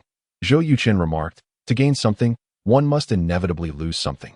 It is an unavoidable reality. Returning to the main point, he continued, If your first song in the finals is Ryuan, then the second song cannot be left hand points to the moon. Without the task, Zhou Yuchen would not have bothered with what Zhang Lei sang. After all, he had already provided her with songs, and the outcome would depend entirely on her performance, not on him. However, things were different now. With the task at hand, Zhou Yuchen had to do his utmost to help Zhang Lei win. Zhang Lei asked, Why is that? Zhou Yuchen explained, The reason is simple. Ryuan is grand, while left-hand points to the moon cannot match its scale, which would diminish the audience's anticipation. Once expectations drop, it matters not how well you sing. Ryuan is an emotionally charged anthem, while left-hand points to the moon is merely a highly challenging pop song. The disparity is too vast. Not even Zhou Yuchen could tolerate it. What should we do then? Zhang Lei asked. Shen Jingzun suggested. Zhang Lei, why not find someone else to duet on left-hand points to the moon? Without hesitation, Zhang Lei replied, Absolutely not. That I worked hard to bring you out. You must sing with me. Having said that, she turned to Zhou Yuchen and asked, Since you're the one who raised the issue, you must have a solution, right? Zhou Yuchen replied, It's quite simple. Just sing a song that is even grander than Ryuan. Zhang Lei chuckled. Your solution is indeed simple, but it's not something we mere mortals can achieve. Shen Jingyan inquired, Zhou Yuchen, do you possess such a song? Zhou Yuchen nodded and began to fabricate a story. After completing Rin, inspiration struck. And I finished a new song in just 5 minutes. If the former pays homage to the past and honors our predecessors, The latter gazes toward the future and seeks to conquer the world. Zhang Lei's eyes sparkled with excitement as she asked, "What is the name of the song?" Zhou Yuchen replied, "Starry Ocean." Both Zhang Lei and Shun Jingyun chorused, "What a beautiful name." Zhou Yuchen continued, "The lyrics of Starry Ocean are brief, but its melody is grand and magnificent, certainly capable of complementing Ryuan. With your vocal prowess, you should be able to master this piece at this juncture." Zhou Yuchen suddenly inquired, "Is there any foul play in Peak Singer?" Zhang Lei was taken aback and replied, "Absolutely not. Yinhai Television aims to establish Peak Singer as a classic singing competition, hosting one every year. If the inaugural season were marred by scandal, no one would return next year." "Why do you ask?" Zhou Yuchen answered, "Just a casual inquiry, as long as you can perform Ruin and Starry Ocean well. Even if the television station has ulterior motives, they will have to consider whether they dare to proceed." Zhang Lei urged, "Then you should quickly write it. I can hardly wait." Zhou Yuchen chuckled, "It seems we have yet to discuss the price of the song." Zhang Lei immediately lost her temper, asking, "What do you want?" Zhou Yuchen replied, "In addition to Fruit Hero and Angry Birds, our company has developed a third mobile game, Casual Elimination. On its release day, I would like your WeChat to feature it prominently for half a month." Zhang Lei frowned. Previously, it was 2 songs for half a month, and now it has changed to 1. Zhou Yuchen confidently stated, "Because you will win the championship of Peak Singer with the song .1 trophy in exchange for half a month of top placement for the game is a fair trade." Zhang Lei queried, "And if I do not win?" Zhou Yuchen replied without hesitation, "That would only indicate your singing skills are lacking, and you have wasted my song." Zhang Lei gritted her teeth in frustration. "You are incredibly self-assured. All right, I agree. You need to write it quickly. If I do not like this song, the agreement is nullified." Zhou Yuchen smiled. "As long as you are a musician, you will undoubtedly appreciate it." 15 minutes later, after Zhang Lei reviewed the sheet music for Starry Ocean, her stunning face was filled with astonishment as she exclaimed, "Zhou Yuchen, you are truly extraordinary. May I request that you write me an entire album?" In Chapter 105, The Bird is on Fire, Zhou Yuchen waved his hand dismissively, saying, "Music composition lacks challenge. I do not wish to waste time and energy on it." This statement left Zhang Lei feeling disheartened. Music creation lacks challenge? Who would dare utter such words? It was incredibly audacious. Yet he indeed had the credentials to say so. Shin Jingyun laughed. "All right, you can stop boasting. We acknowledge that you are a genius." "Is that sufficient?" Zhou Yuchen shrugged. "I merely state the truth." Shun Jingyun replied, "I truly cannot tolerate you. It is getting late. Zhang Lei and I must return with Xiaoye.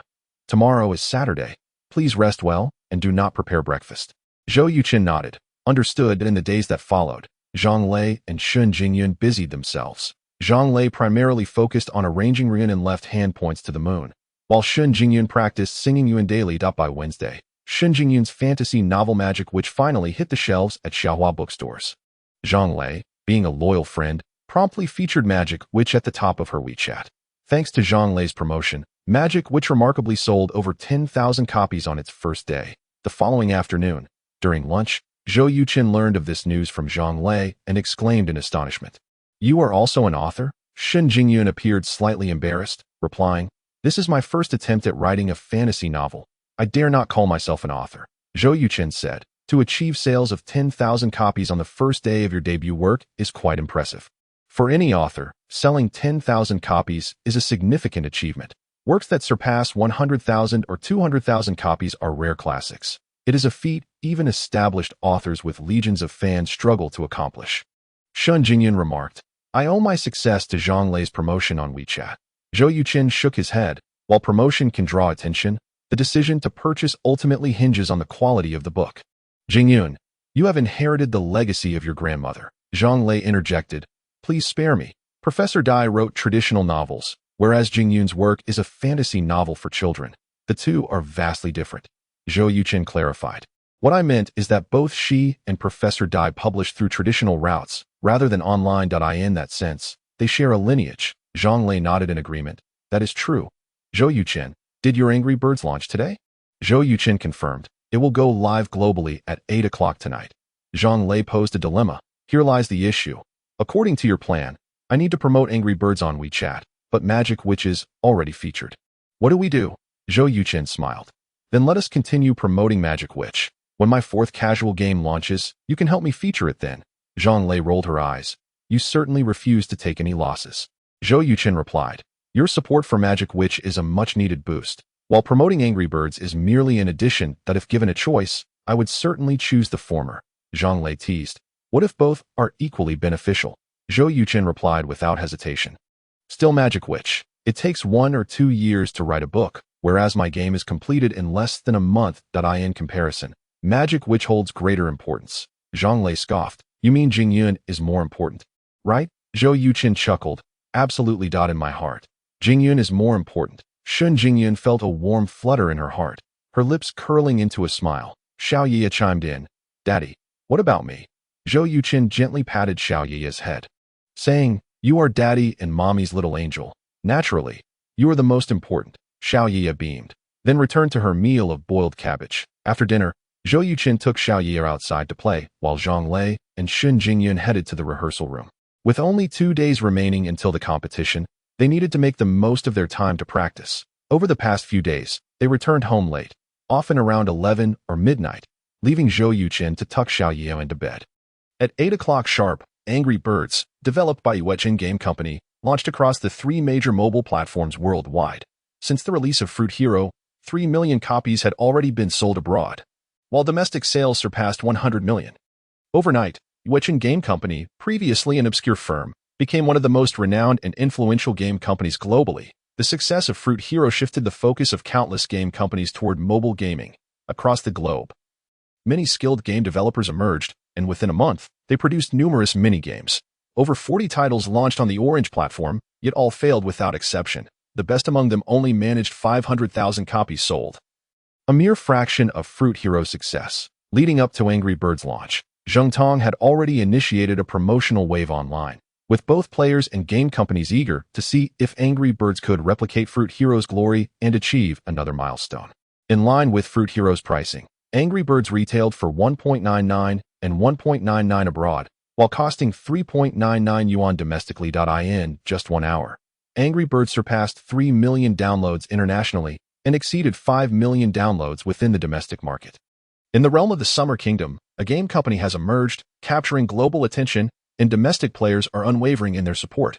Moreover, Angry Birds has garnered widespread acclaim across major gaming forums both domestically and internationally.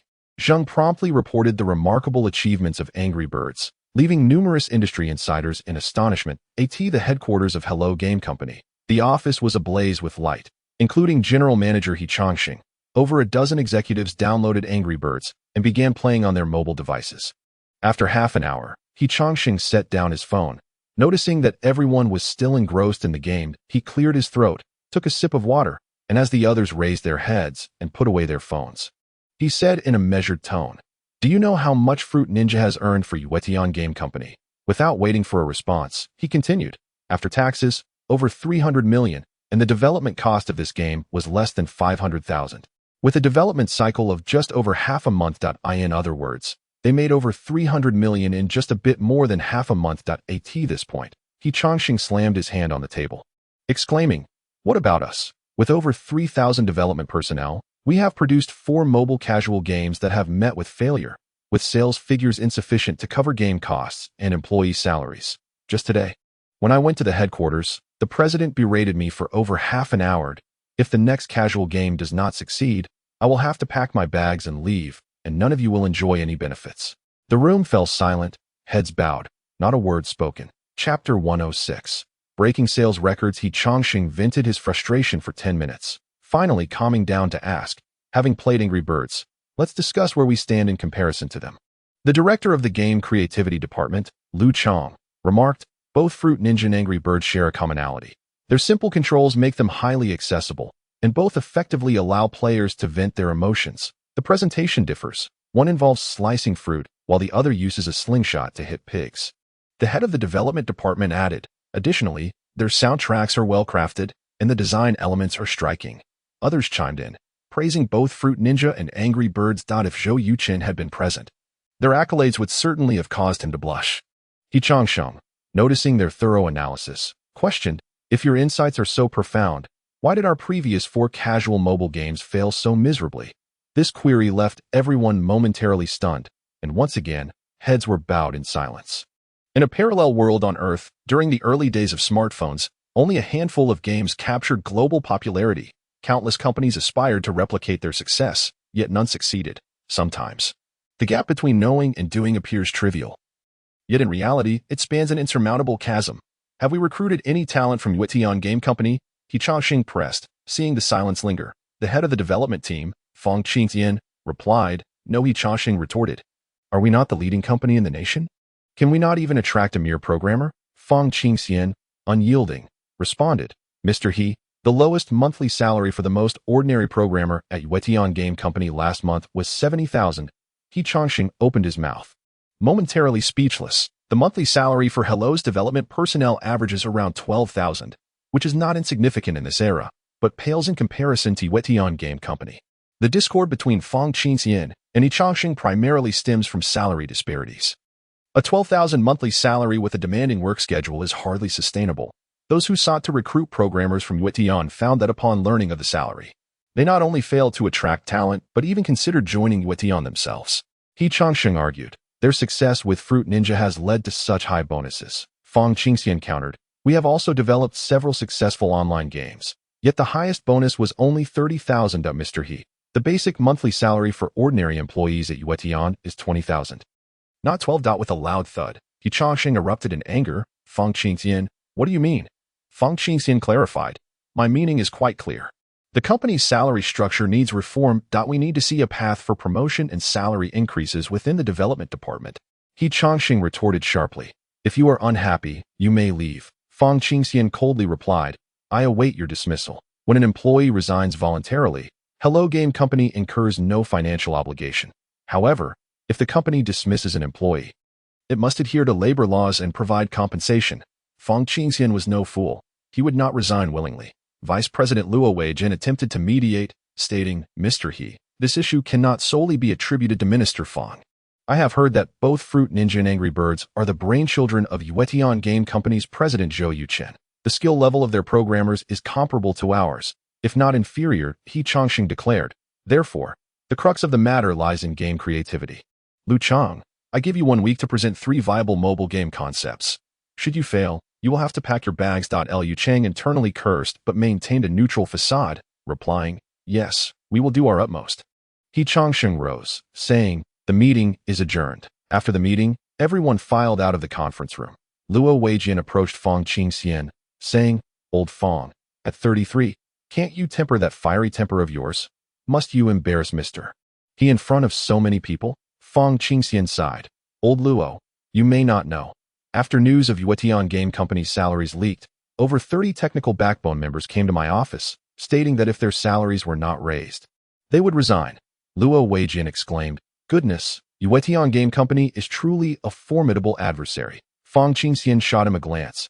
It is not that our company's salary levels are not competitive, is it? Luo Weijin fell silent. Coincidentally, Hello Game Company's rival, IQ Game Company, convened a similar meeting to analyze the success of Fruit Ninja and Angry Birds. During this time, IQ Game Company launched 3 mobile games, but the results were dismal, creating a perfect parallel with Hello's struggles. Leveraging the immense popularity of Fruit Ninja, Angry Birds saw explosive sales. Within 24 hours, international downloads surpassed 3 million, and domestic sales exceeded 10 million, shattering all records for mobile games. Not to mention the overwhelming positive reviews flooding various gaming forums. Angry Birds is incredibly entertaining, launching birds with a slingshot to hit pigs. Who could have conceived such an idea? Truly, Yuetian Game Company produces games that surpass those of other companies in enjoyment. To accurately hit targets, one must employ trigonometric principles and parabolic equations. Upstairs, it all seems quite amusing. Games are for enjoyment. If one must calculate, the fun is lost. Angry Birds continues to sweep the globe, solidifying Yuetian Game Company's position at the pinnacle of mobile casual gaming. Chapter 107. Yang Lei's surprise. On Friday evening at 9 o'clock, Yang Lei and Shun Jingyun rehearsed for over an hour at the television station. Confirming everything was in order before departing, that on their way home, Yang Lei checked the download statistics for Angry Birds Online, exclaiming, Goodness! Shun Jingyun inquired, What's wrong?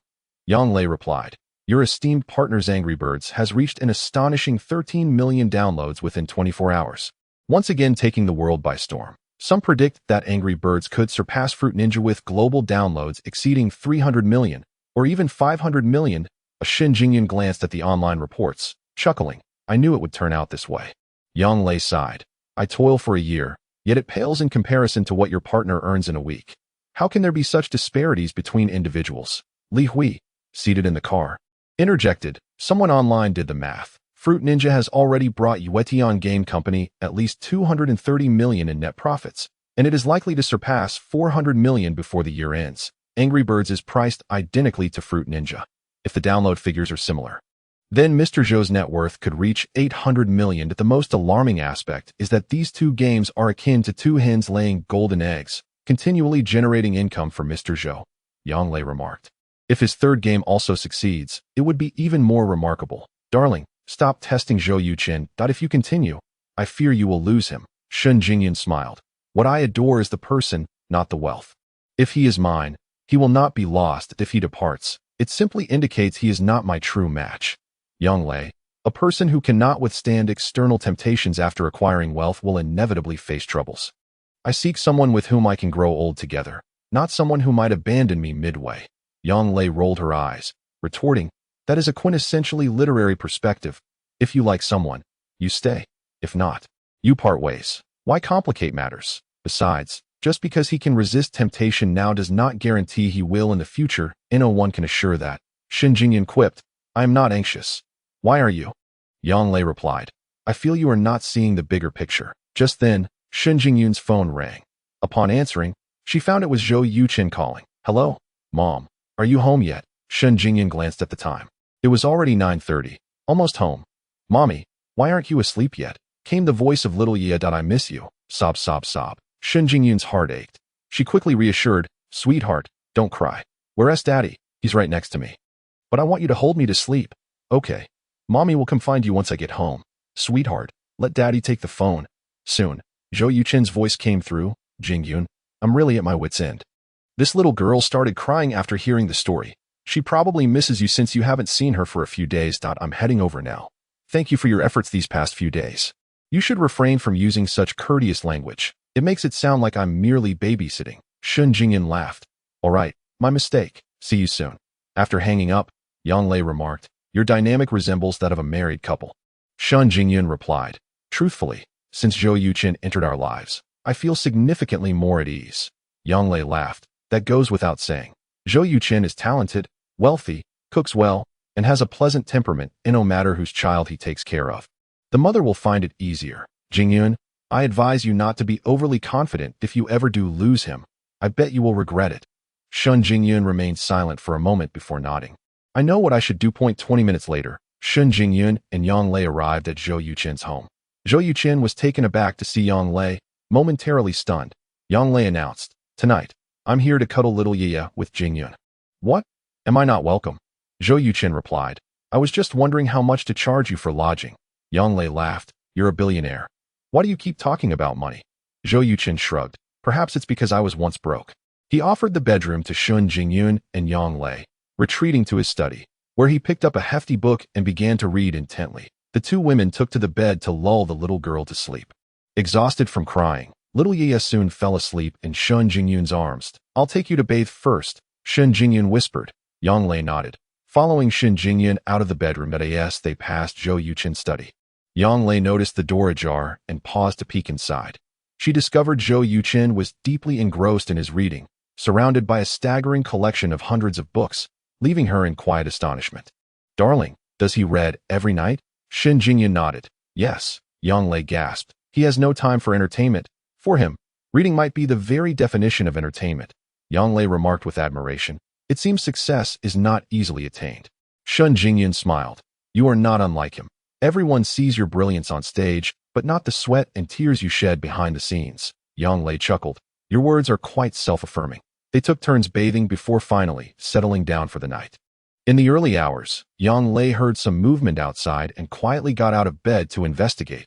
She spotted Zhou Yuchen entering the study with a glass of water. Glancing at the clock, it was already 3:30 in the morning. Is he still reading? Yang Lei tiptoed to the door of Zhou Yuchen's study. Just as she was about to knock, the door swung open, revealing Zhou Yuchen. What are you doing? Curious, Yang Lei inquired. Aren't you going to sleep? I already had some rest, he replied, having just awakened from a meditative state, feeling invigorated. You are quite the oddity. Yang Lei remarked. That you're the odd one, Zhou Yuchen countered. Not sleeping at night, wearing a sexy nightgown, and knocking on a man's study door. Aren't you afraid of me taking advantage of you? Yang Lei puffed out her chest. Do you dare? Zhou Yuchen smirked. It's not that I wouldn't, but frankly, your figure is too slender to pique my interest. The key point is you lack Jingyun's assets. With that, Zhou Yuchen stifled a laugh, closed the door, and locked it, as if fearing Yang Lei might intrude. Chapter 108.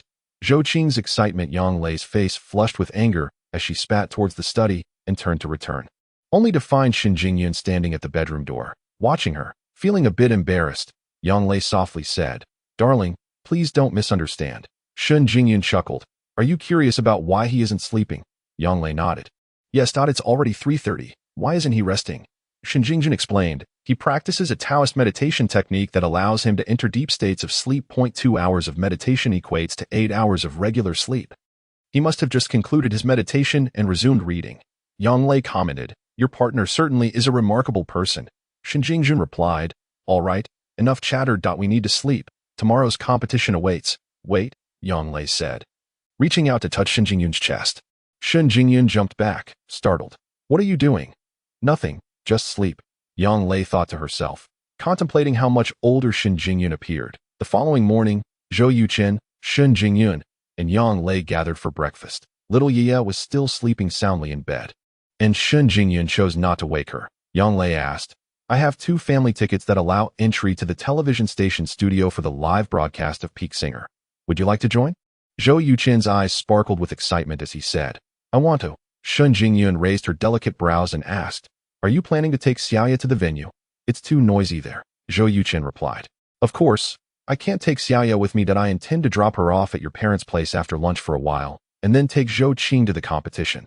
Once the match concludes, I will pick Xiaya up. Shen Jingyun pondered for a moment, and then said, I will call my parents. They are not working today and had planned to come see Xiaya. Let's leave her with them today, and we can pick her up together tomorrow. Zhou Yuchen nodded in agreement, saying, All right. After breakfast, Shen Jingyun called her mother, Daiwan, to explain the situation. Daiwan was surprised to learn that Shen Jingyun was participating in a television singing competition and asked, Jingyun, do you want to become a singer? Shen Jingyun did not respond directly but countered, Mom, if I say yes, would you and Dad still oppose it as firmly as before? Daiwan sighed, I can't speak for your father, but I certainly won't. That you're all grown up now and have the right to decide your own life. Perhaps we were wrong to discourage you from pursuing your dreams. Shen Jingyun smiled. Thank you for your support. Mom. I will only participate in this competition as a way to close a chapter on my past dreams. In the future, I will write during my spare time, just like you, and perhaps I can become wealthy. Magic Girl has been on the shelves for 3 days, selling a total of 32,000 copies, with yesterday's single-day sales likely to exceed 15,000, placing it in the top 10. This achievement is certainly commendable for a newcomer like Shen Jingyun. Daiwan assured her, Whatever you want to do, your mother will support you. Your father and I will go pick up Xiaya shortly. You can take her back tomorrow evening. Shen Jingyun replied, Mom, you and Dad don't need to fuss. Once the child wakes up, I will have Yuchen take her over. Daiwan agreed. That works. Speaking of which, Xiaozhou is truly a good child.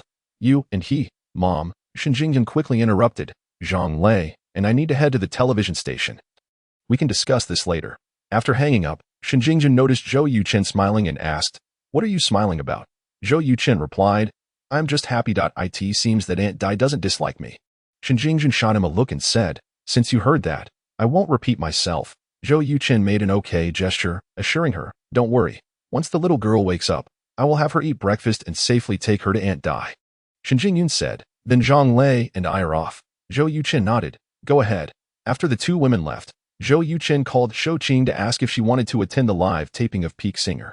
Zhou Qing squealed in excitement, nearly deafening Zhou Yuchen. Bro, are you serious? She exclaimed. Zhou Yuchen explained the relationship between Shen Jingyun and Zhang Lei, saying, Zhang Lei stayed at my place last night, and Jingyun will participate in the competition as one of her backup singers. Zhang Lei gave me 2 tickets. If you don't want to go, I can give them to someone else. Zhou Qing quickly replied, I want to go. I can't believe I have the chance to meet Zhang Lei. And even more so that my future sister-in-law can perform with her. This is simply legendary. Bro, I love you to bits. Zhou Yuchen retorted, cut it out. I don't want to D. I at a T5 this afternoon. I will pick you up from school that will grab something to eat and head straight to the television station. Do you understand? Zhou Qing immediately replied, got IT'd at a Qingjiang University, after hanging up the phone. Zhou Qing immediately felt the gazes of her roommates upon her. Zhou Qing, clarify what's this about Zhang Lei and future sister-in-law? I feel like I've stumbled upon something incredible, Wang Tong said. Zhou Qing grinned. Tonight, my brother is taking me to watch Peak Singer live. Ah, Wang Tong and Jelena exclaimed simultaneously. Zhou Qing quickly covered her ears. Jelena incredulously asked, tickets to Peak Singer are unobtainable even with money. How did your brother manage to get them? Zhou Qing proudly explained, Zhang Lei and my future sister-in-law are very close friends, and my sister-in-law will be performing as a backup singer alongside Zhang Lei. Wang Tong was enviously near tears, saying, why don't I have such a good sister-in-law? Zhou Qing, can you take me along? Zhou Qing shook her head. If I had the ability, I would definitely take you. Unfortunately, Zhang Lei only gave my brother 2 family tickets. Jelena remarked, your brother treats you so well that if he sold those tickets on the black market, they would fetch at least 200,000. As Zhou Qing retorted, he wouldn't sell them. Jelena added, Zhou Qing, I have a copy of Zhang Lei's album. Can you get her to sign it for me? Zhou Qing snapped her fingers. No problem, Wang Tong quickly said. I'll go buy a copy today. Zhou Qing laughed. You're just a fair-weather fan, Wang Tong replied. As long as I can get a signature, I'll do anything you say. After Xiaoya woke up, Zhou Yuchen prepared her breakfast before driving her to Shenzhengang and Daiwan's home. Xiaoya was very well behaved. Understanding that her parents were busy and did not cry or make a fuss, upon reaching the entrance of the Yuhai government family compound, Zhou Yuchen called Daiwan. Shortly after, Shenzhengang appeared before him. Zhou Yuchen opened the car door and gently handed Xiaoya to him, saying, Uncle Shun, please take Xiaoya home. I won't go in. Shenzhengang accepted Xiaoya, replying, all right, you take care of your business. Xiaoya said, Daddy, don't forget to come pick me up. Zhou Yuchen smiled. Don't worry, I won't forget. Shenzhengang feigned disappointment. Before we even get home, you're already thinking about leaving. Sweetheart, do you not like your grandparents? Xiaoya quickly replied, of course not. I love my grandparents very much. But I have to go to kindergarten on Monday. Shenzhengang laughed. Then do you want to see the goldfish today? Xiaoya's eyes lit up, and she vigorously nodded. I really want to, Shenzhengang said. All right, today your grandparents will take you to see the goldfish. After seeing the grandfather and granddaughter leave happily, Zhou Yuchen returned to his car and drove to a mobile phone battery manufacturing plant in the suburbs. This factory was part of Hongda Electronics Group, covering an area of 230 acres, employing over 1,200 skilled workers and housing 4 complete production lines for mobile phone batteries. It had previously supplied batteries for 3 smartphone brands, producing 200,000 batteries daily. Zhou Yuchen had stumbled upon the news of Hongda Electronics Group's bankruptcy while browsing online the previous night. It was unfortunate for the company's owner, Zhu Hongda. 3 months ago, the government detained 4 corrupt officials, one of whom embezzled over 80 million. During the interrogation, he revealed a notebook detailing Zhu Hongda's 3 bribes totaling 15 million. Consequently, Zhu Hongda was also implicated. As the saying goes, birds of a feather flock together, and in times of crisis, even the closest allies may abandon you. Zhu Hongda's young wife, whom he married just last year, fled with 130 million from the company account upon realizing his downfall. Additionally, Hongda Electronics Group owed the bank 16 billion in loans. Recently, the court decided to auction off the Hongda mobile phone battery manufacturing plant. Set to take place in a week, Zhou Yuchen intended to assess whether the factory's production lines met his requirements. Shortly, he arrived at the Hongda mobile battery factory. 2 elderly security guards were playing chess at the entrance. Zhou Yuchen handed them 2 packs of cigarettes and explained his purpose. One of the elders held up 5 fingers, stating, this place has been sealed off that I can let you in, but you need to pay us 500 each. Zhou Yuchen, without hesitation, handed over 1,000 yuan. The 2 elderly guards provided excellent service, opening the gates and allowing Zhou Yuchen to drive in while giving him a thorough tour. Zhou Yuchen focused on the 4 mobile phone battery production lines. Noting that 90% of the equipment was nearly new and would require only minor modifications to be operational, the elder informed him that Zhu Hongda had invested 20 billion in purchasing these 4 production lines. With an additional charger production line nearby, the factory had only been operational for less than 6 months before it came to a standstill due to Zhu Hongda's arrest. Zhou Yuchen inquired, what about the workers? Have they all left? The elder sighed and replied, they are all waiting at home. Zhou Yuchen nodded, remaining silent. After inspecting the factory, he drove away, feeling quite satisfied with the Hongdao mobile battery manufacturing plant. From raw materials to finished products, the entire process was semi-automated, utilizing advanced equipment and covering all production stages, perfectly aligning with Zhou Yuchen's requirements, based on the current trajectory of development. Achieving a battery capacity of 4,000 mAh would take at least another 8 to 9 years. If Zhou Yuchen acquired this factory and developed a 4,000 mAh battery along with a high-capacity charger, he could monopolize the entire mobile battery market. The pressing issue was that Zhou Yuchen lacked the necessary funds. Once the auction process began, acquiring the factory without 20 billion would be impossible. Zhou Yuchen's total assets amounted to only 5 billion, leaving a substantial gap. Securing 15 or even 20 billion within half a month would be a formidable challenge for anyone. What to do? Zhou Yuchen turned his attention to the system.I in his attribute panel. 3 authentic scrolls had been lying dormant. The authentic scrolls reveal the true nature of all things in the world. The quickest way Zhou Yuchen could think of to obtain funds was through stone gambling. Unlike before, when he had merely 40,000, he now possessed 3 to 4 billion, giving him the financial means to purchase the best-performing raw stones. With 3 attempts, if he got just one right, he would be set. With this in mind, Zhou Yuchen returned home, opened his computer, and searched for stone gambling online. Soon, a piece of information caught his eye. An annual jadeite auction was taking place in Ruiqing, just 50 kilometers from Mianchuan, featuring an enormous jadeite raw stone weighing 500 kilograms from the old pit in Mianchuan. It had garnered significant attention. Touted as the king of jadeite, with a starting price of 200 million, the appearance of this colossal stone at the auction created quite a stir, spreading like wildfire online. However, Zhou Yuchen had initially overlooked it. Having no interest in jadeite raw stones, with less than 4 days remaining until the auction concluded, Zhou Yuchen realized that if he wanted to secure the king of jadeite, he needed to fly there immediately to participate in the final day's bidding. Opportunities like this are fleeting. After making his decision, Zhou Yuchen took out a suitcase, packed his belongings, and hurried to the airport to purchase a ticket. Without the convenience of online booking from his previous life, Zhou Yuchen found the process quite cumbersome. Once the ticket was secured, he realized it was already 3:30 in the afternoon that he did not return home, but drove directly to Qingjiang University. Upon arriving at the university entrance, Zhou Yuchen called Zhou Qing. Soon, the elegant Zhou Qing emerged, carrying the LV bag Zhou Yuchen had bought for her, exuding the aura of a modern white-collar worker. Upon entering the car, Zhou Qing exclaimed, "Bro, do you know how envious my roommates are that I get to watch Peak Singer live?" Once inside, Zhou Qing's excitement overflowed as she chattered incessantly.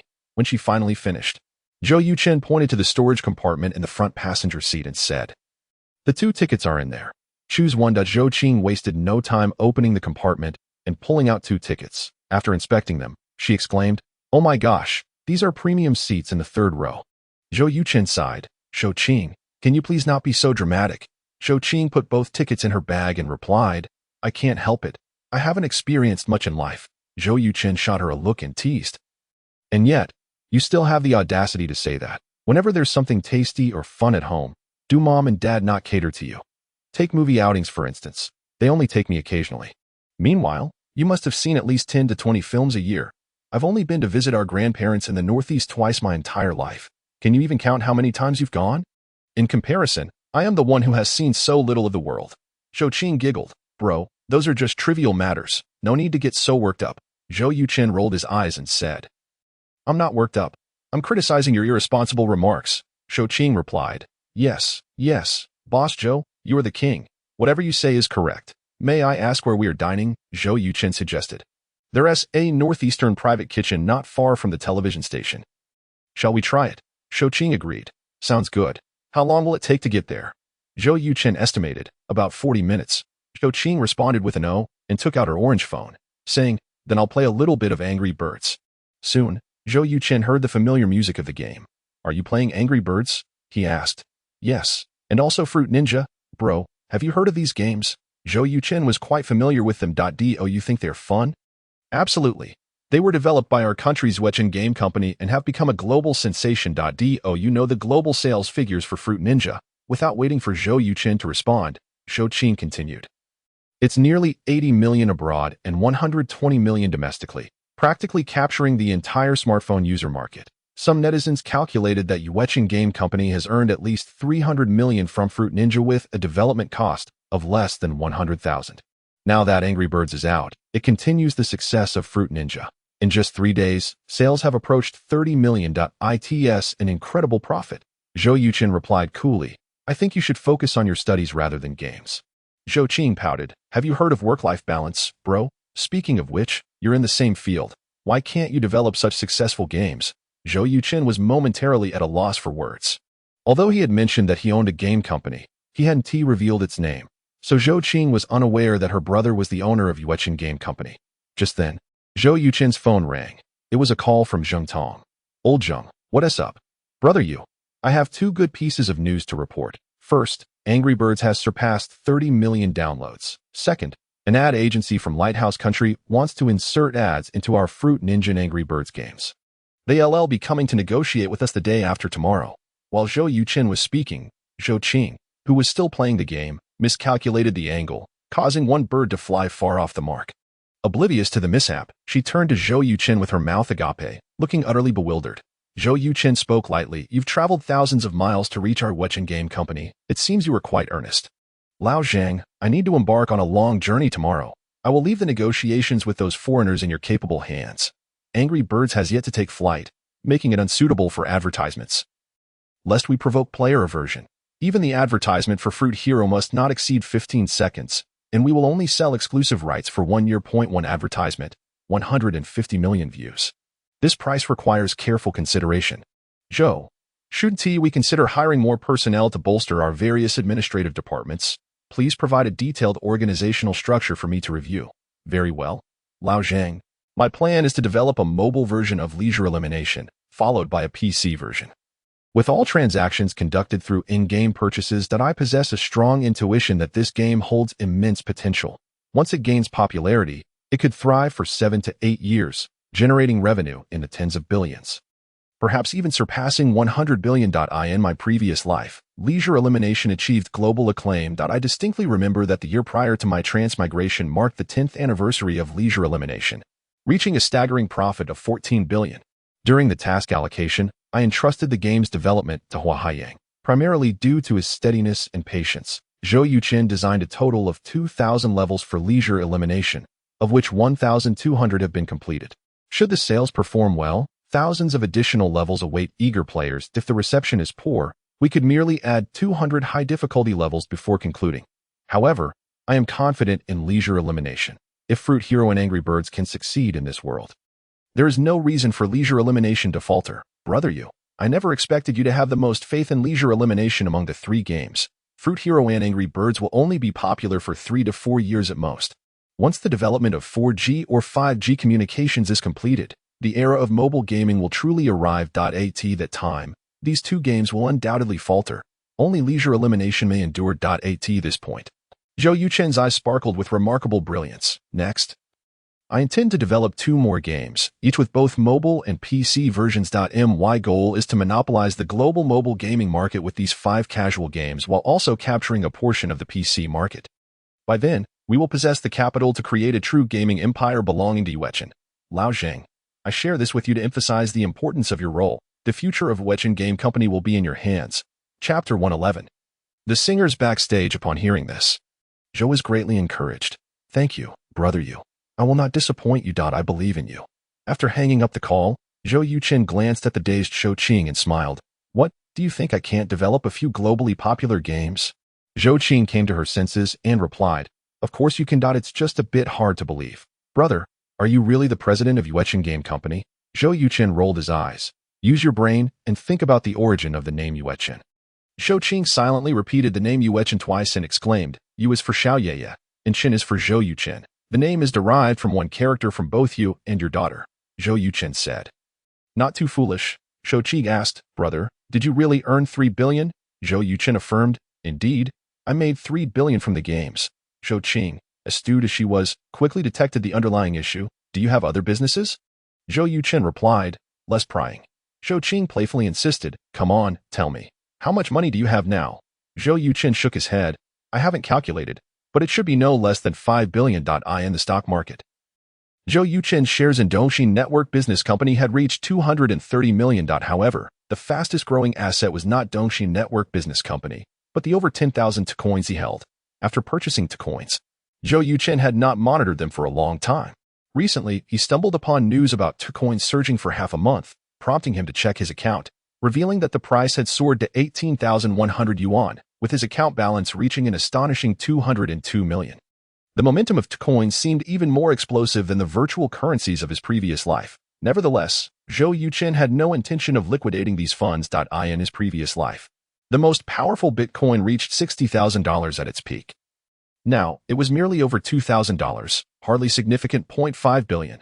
Zhou Qing exclaimed, "Heavens, brother, you are incredible." Zhou Yuchen replied nonchalantly, "It's just the beginning. Wait until my assets surpass 100 billion. Then you may praise me." Subsequently, Zhou Qing neglected her gaming and engaged Zhou Yuchen in conversation. They enjoyed a delightful meal at a northeastern restaurant before heading straight to the television station. Upon entering the expansive studio, they found half the seats already filled. According to the program rules, 3,000 audience members were selected from various age groups, ranging from 20 to 50, all drawn from those who participated in online voting. Making it quite fair. As Zhou Yuchen and Zhou Qing settled into their seats, they noticed Yang Lei's manager, Li Hui, approaching. "Teacher Zhou, Miss Zhou, with some time before the performance, would you like to rest backstage?" Zhou Qing's eyes lit up, subtly tugging at Zhou Yuchen's sleeve, urging him to agree. The backstage of a star's performance was such a mysterious place. She did not wish to miss this opportunity. Soon, the siblings followed Li Hui to the performance's backstage. Each finalist was a formidable first-tier singer, and the television station spared no effort, providing each a spacious lounge that also served as their dressing room. As Li Hui guided them to room 5, they found Shen Jingzun and Yang Lei at the mirror, applying makeup. Shen Jingzun wore a blue long dress that accentuated her delicate collarbone, adorned with a diamond necklace that sparkled under the lights.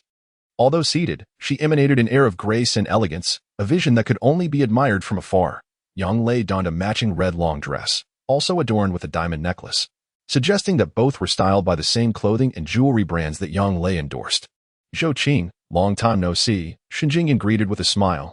Zhou Qing, mesmerized by Shen Jingyun's reflection, gushed, "Sister Jingzun, you are simply breathtaking. I mean, even I might fall for you." Shen Jingyun chuckled. "Your compliments are far sweeter than what your brother says." Yang Lei, sitting beside them, sighed, "Darling, I'm starting to think inviting you as a guest singer was a mistake. You're just too beautiful. I feel overshadowed." Zhou Qing turned to Yang Lei. "Not at all. I think you both are stunning and possess an air of elegance. If you both appeared on stage together, it would surely create quite a stir."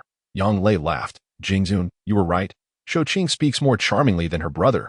Zhou Qing produced 7 albums and a pen from her bag, asking, "Sister Yang Lei, could you sign these for me?" Upon learning Zhou Qing might meet Yang Lei, many girls had rushed to purchase her music albums, requesting Zhou Qing to secure an autograph. Zhou Qing couldn't refuse and readily agreed. Yang Lei accepted the 7 albums from Zhou Qing, inquiring, "There are no pirated copies, right?" Zhou Qing promptly assured, "Absolutely none." Yang Lei took the pen and signed each album. "Thank you, Sister Yang Lei." Zhou Qing carefully placed the albums into her bag, her eyes nearly squinting with joy. Zhou Yuchen advised, "Zhou Qing, don't disturb them while they're applying makeup. Come eat some fruit." Zhou Qing complied, sitting beside Zhou Yuchen to share grapes. The siblings remained in Yang Lei's lounge until 8 o'clock. Returning to the live broadcast as the program commenced. "Did you hear?" "Hear what?" Among the 7 finalists, the other 6 have invited top-tier singers as guest performers, while Yang Lei has brought along an unknown. An unknown? No way. Is Yang Lei completely giving up on the competition? I certainly don't hold high hopes for her. Upon overhearing the 2 audience members, Zhou Qing felt compelled to argue back, but Zhou Yuchen restrained her. Regarding doubts, the singers could only respond with outstanding performances. Arguing was futile. Soon, the finals of Peak Singers began. Without much ado, the 7 singers drew lots to determine their performance order. Yang Lei's luck was favorable. She drew the 6th position. Under the brutal competition of Peak Singers, only the most powerful vocalists of the contemporary music scene made it to the finals. Those lacking singing prowess had long been eliminated. Chapter 112. A perfect performance. The first 5 singers each presented a new song, showcasing their vocal skills to the fullest, with guest performers enhancing their presence. Zhou Yuchen relished the performances, itching to take the stage himself. Zhou Qing was no less enthusiastic, nearly hoarse from cheering. "Brother, they sing so brilliantly." And their songs are well written. I feel Yang Lei and Jingzhen are in danger. Shou Qing fretted for the two women about to perform. Zhou Yuchen reassured her, don't worry, as long as they don't make mistakes. They should be fine. Although the five singers delivered commendable performances, with one or two songs barely qualifying as classics, they still paled in comparison to As You Wish. Another issue was that every singer showcased high notes during their climactic moments, creating a monotonous pattern that led to audience fatigue. By the time the fifth singer showcased their high notes, applause had dwindled significantly. In this context, As You Wish was perfectly timed, as its melody was not overly high. Even the final high note emerged as an emotional release after building up to a peak, unlike the others, whose high notes felt forced. Under the host's introduction, Yang Lei and Shen Jingzun walked hand in hand onto the stage. The spotlight illuminated them, and the audience erupted in astonished gasps. Heavens, they're stunning. This level of beauty is unprecedented. These are two goddesses. The guest singer brought in by the goddess is indeed another goddess. They are two beautiful vistas. As long as they don't perform poorly, I will definitely vote for them. Hearing the audience's remarks, a smile crept across Zhou Yuchen's face. He had to admit that Shen Jingyun and Yang Lei's attire was indeed breathtaking. Like two celestial beings descending to the mortal realm. In the hall, the previously chatting singers grew restless upon seeing the two women on stage. Renowned figure Sun Huan jested, with looks like theirs. Why bother with competition? Just award the championship to Yang Lei. First-tier singer Gu Xiu'er exclaimed, they are simply stunning. Is this Shen Jingyun lady Yang Lei's secret weapon? Such beauty and grace should not be wasted on being a mere star. Soon, the big screen displayed the song title and the names of its creators. Sun Huan remarked.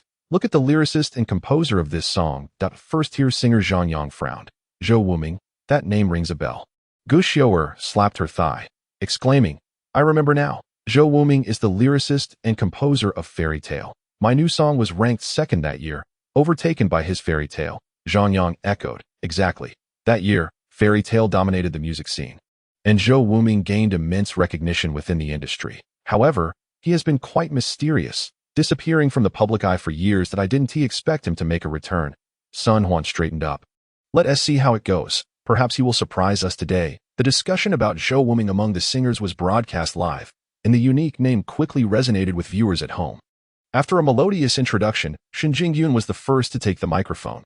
You are the distant road, the light in the fog of the mountains. I am a child walking in your gaze. In just 2 short lines, the venue fell silent. This was Zhou Yuchen's first experience hearing Shen Jingyun sing. Her voice was as pure as water, gentle as the wind, imbued with a warmth that seemed to resonate with the heart. Those who become singers typically possess exceptional vocal qualities. The primary distinction lies in their ability to convey emotion. Clearly, Shen Jingyun's voice had a unique advantage in this regard, enveloping everyone in her emotional world.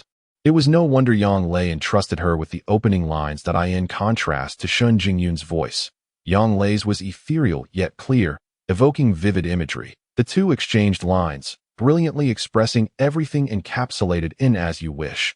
The mountains and rivers are intact. The fireworks are ordinary, yet you gaze as you wish. Children sleep soundly in their dreams, just as you dearly love. The second verse reached its climax. The lyrics struck a powerful chord with everyone, conjuring images of countless revolutionary martyrs who fearlessly charged into enemy fire, undeterred by sacrifice. With emotions building to this extent, both Yang Lei and Shen Jingyun elevated their tones, harmonizing for the final segment. And I shall dream what you dream of, wishing for what you wish for. Walk the long road you tread, such love is for you. The two women's emotions erupted, their eyes glistening with unshed tears. Their voices seemed to console the spirits of their ancestors, conveying to them that the nation had embarked on a path of rejuvenation. This prosperous era is as you wished. Not only ordinary audience members, but even the singers in the hall were deeply moved. As the performance concluded, the audience remained silent for 5 to 6 seconds before an overwhelming wave of applause erupted, nearly toppling the entire studio. Yang Lei and Shen Jingyun exchanged smiles and bowed to the audience, receiving an even more fervent round of applause in return. The program rules prohibited any singer from speaking on stage or soliciting votes. So after their performance, the two gracefully exited. Being an amateur, Shen Jingyun did not accompany Yang Lei to the singer's lounge. Instead, she changed out of her performance attire and quietly took her seat in the front row, a reserved spot arranged in advance by the production team. On the other hand, when Yang Lei entered the singer's lounge, all the singers rose to applaud her. Yang Lei was taken aback, quickly expressing her gratitude. Gu Xiu'er inquired, Yang Lei, Whereas that stunning guest singer of yours? Why isn't she here?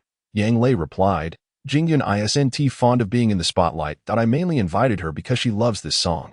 Gu Xiu'er remarked, any singer would surely adore As You Wish. It is beautifully written, and your performance was exceptional. Sun Huan added, the creator of this song is Zhou Yuchen. Didn't he write Fairy Tale 4 years ago? Yang Lei nodded. That's correct. Sun Huan's interest peaked. Are you close with him? Yang Lei remarked, it's not bad. Sun Huan responded, after the release of his song Fairy Tale, it almost swept all the charts that I thought we might see another musical genius emerge in the Chinese music scene. But unexpectedly, he never made another appearance. Many in the industry claim he has run out of talent. However, it seems that is far from the truth. Chapter 113. Popularity Exchange Function. Yang Lei seized the opportunity to needle Huang Xiangfei, stating, I once asked Teacher Zhou about this. He said 4 years ago, the other party was only willing to pay 50,000 to acquire the copyright of Fairy Tale. Teacher Zhou disagreed and, in urgent need of money, ended up selling the copyright for 3 years at 30,000. After this incident, he felt that such a sum was unworthy of the hard work he put into writing the song. So he chose to pursue other work. Gu Xiu'er exclaimed, 50,000 for the copyright of Fairy Tale? Is that a joke? In the entertainment industry, everyone is sharp-witted, and upon hearing Gu Xiu'er's words, everyone immediately realized that her relationship with Huang Xiangfei must be quite poor.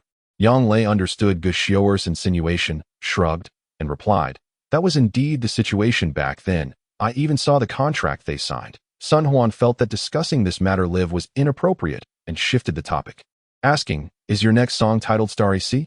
Is it also a work of Teacher Zhou? Yang Lei nodded, saying, Teacher Zhou is a genius creator. This song As You Wish was originally meant for me to sing solo in the second performance, preceded by a challenging piece named Left Hand Pointing at the Moon.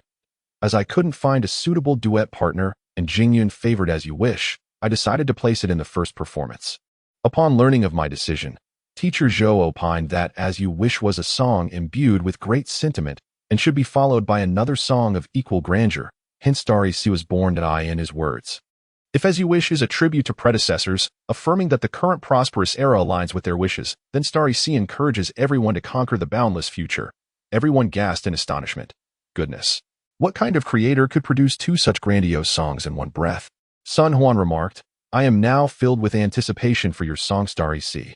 The audience watching Peak Singer on television exceeded 100 million. After Yang Lei and others spoke, Zhou Yuming's fame skyrocketed.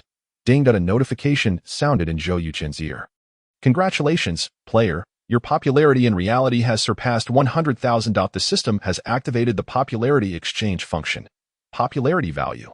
Zhou Yuchen's mind stirred, and he hurriedly accessed the system, discovering that his attribute panel had indeed added a popularity value. Player, Zhou Yuchen. Physique, 14. Average person 10. Spirit, 10.8. Average person 10. Popularity value, 100,000 attribute points.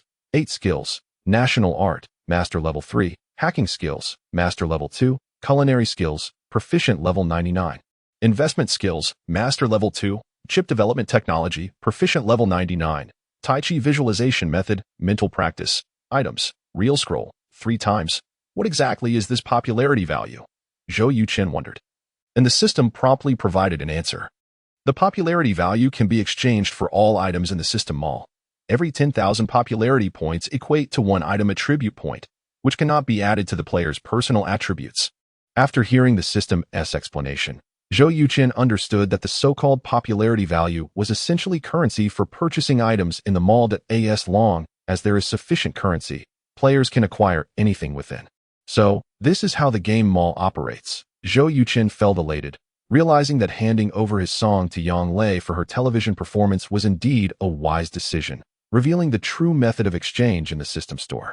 Previously, Zhou Yuchen had been troubled by his attribute points. Now he comprehended it fully. If he could amass a vast amount of popularity, he could exchange it for the items and technical materials he required through the system store. With this thought, Zhou Yuchen beamed with a radiant smile. In the first round of the singer competition, everything proceeded without a hitch, and Yang Lei, with As You Wish, secured first place by a significant margin. According to the competition rules, she had the first choice for the order of appearance in the second round. A grand song like Starry Sea was undoubtedly best suited for the final performance. Without hesitation, Yang Lei made this choice. After the first 6 performances concluded, The emotions conveyed by Starry C ignited a sense of national pride among the audience, securing her first place once again, still with a staggering lead over the second place. Zhou Yuchen's popularity value also surpassed 300,000. When Yang Lei took the stage to receive her award, the system's voice echoed in Zhou Yuchen's ear. "Congratulations, player. You have completed the task," assisting Yang Lei in becoming the champion of Peak Singer. Reward: 1 lottery chance. Without a moment's hesitation, Zhou Yuchen immediately engaged in the lottery, resulting in a skill scroll for singing proficiency. "Damn, I don't want to be a singer," Zhou Yuchen grumbled internally, but accepted the skill nonetheless. More skills are never a burden. After all performances concluded, Zhou Yuchen returned home with Shen Jingyun and Zhou Qing.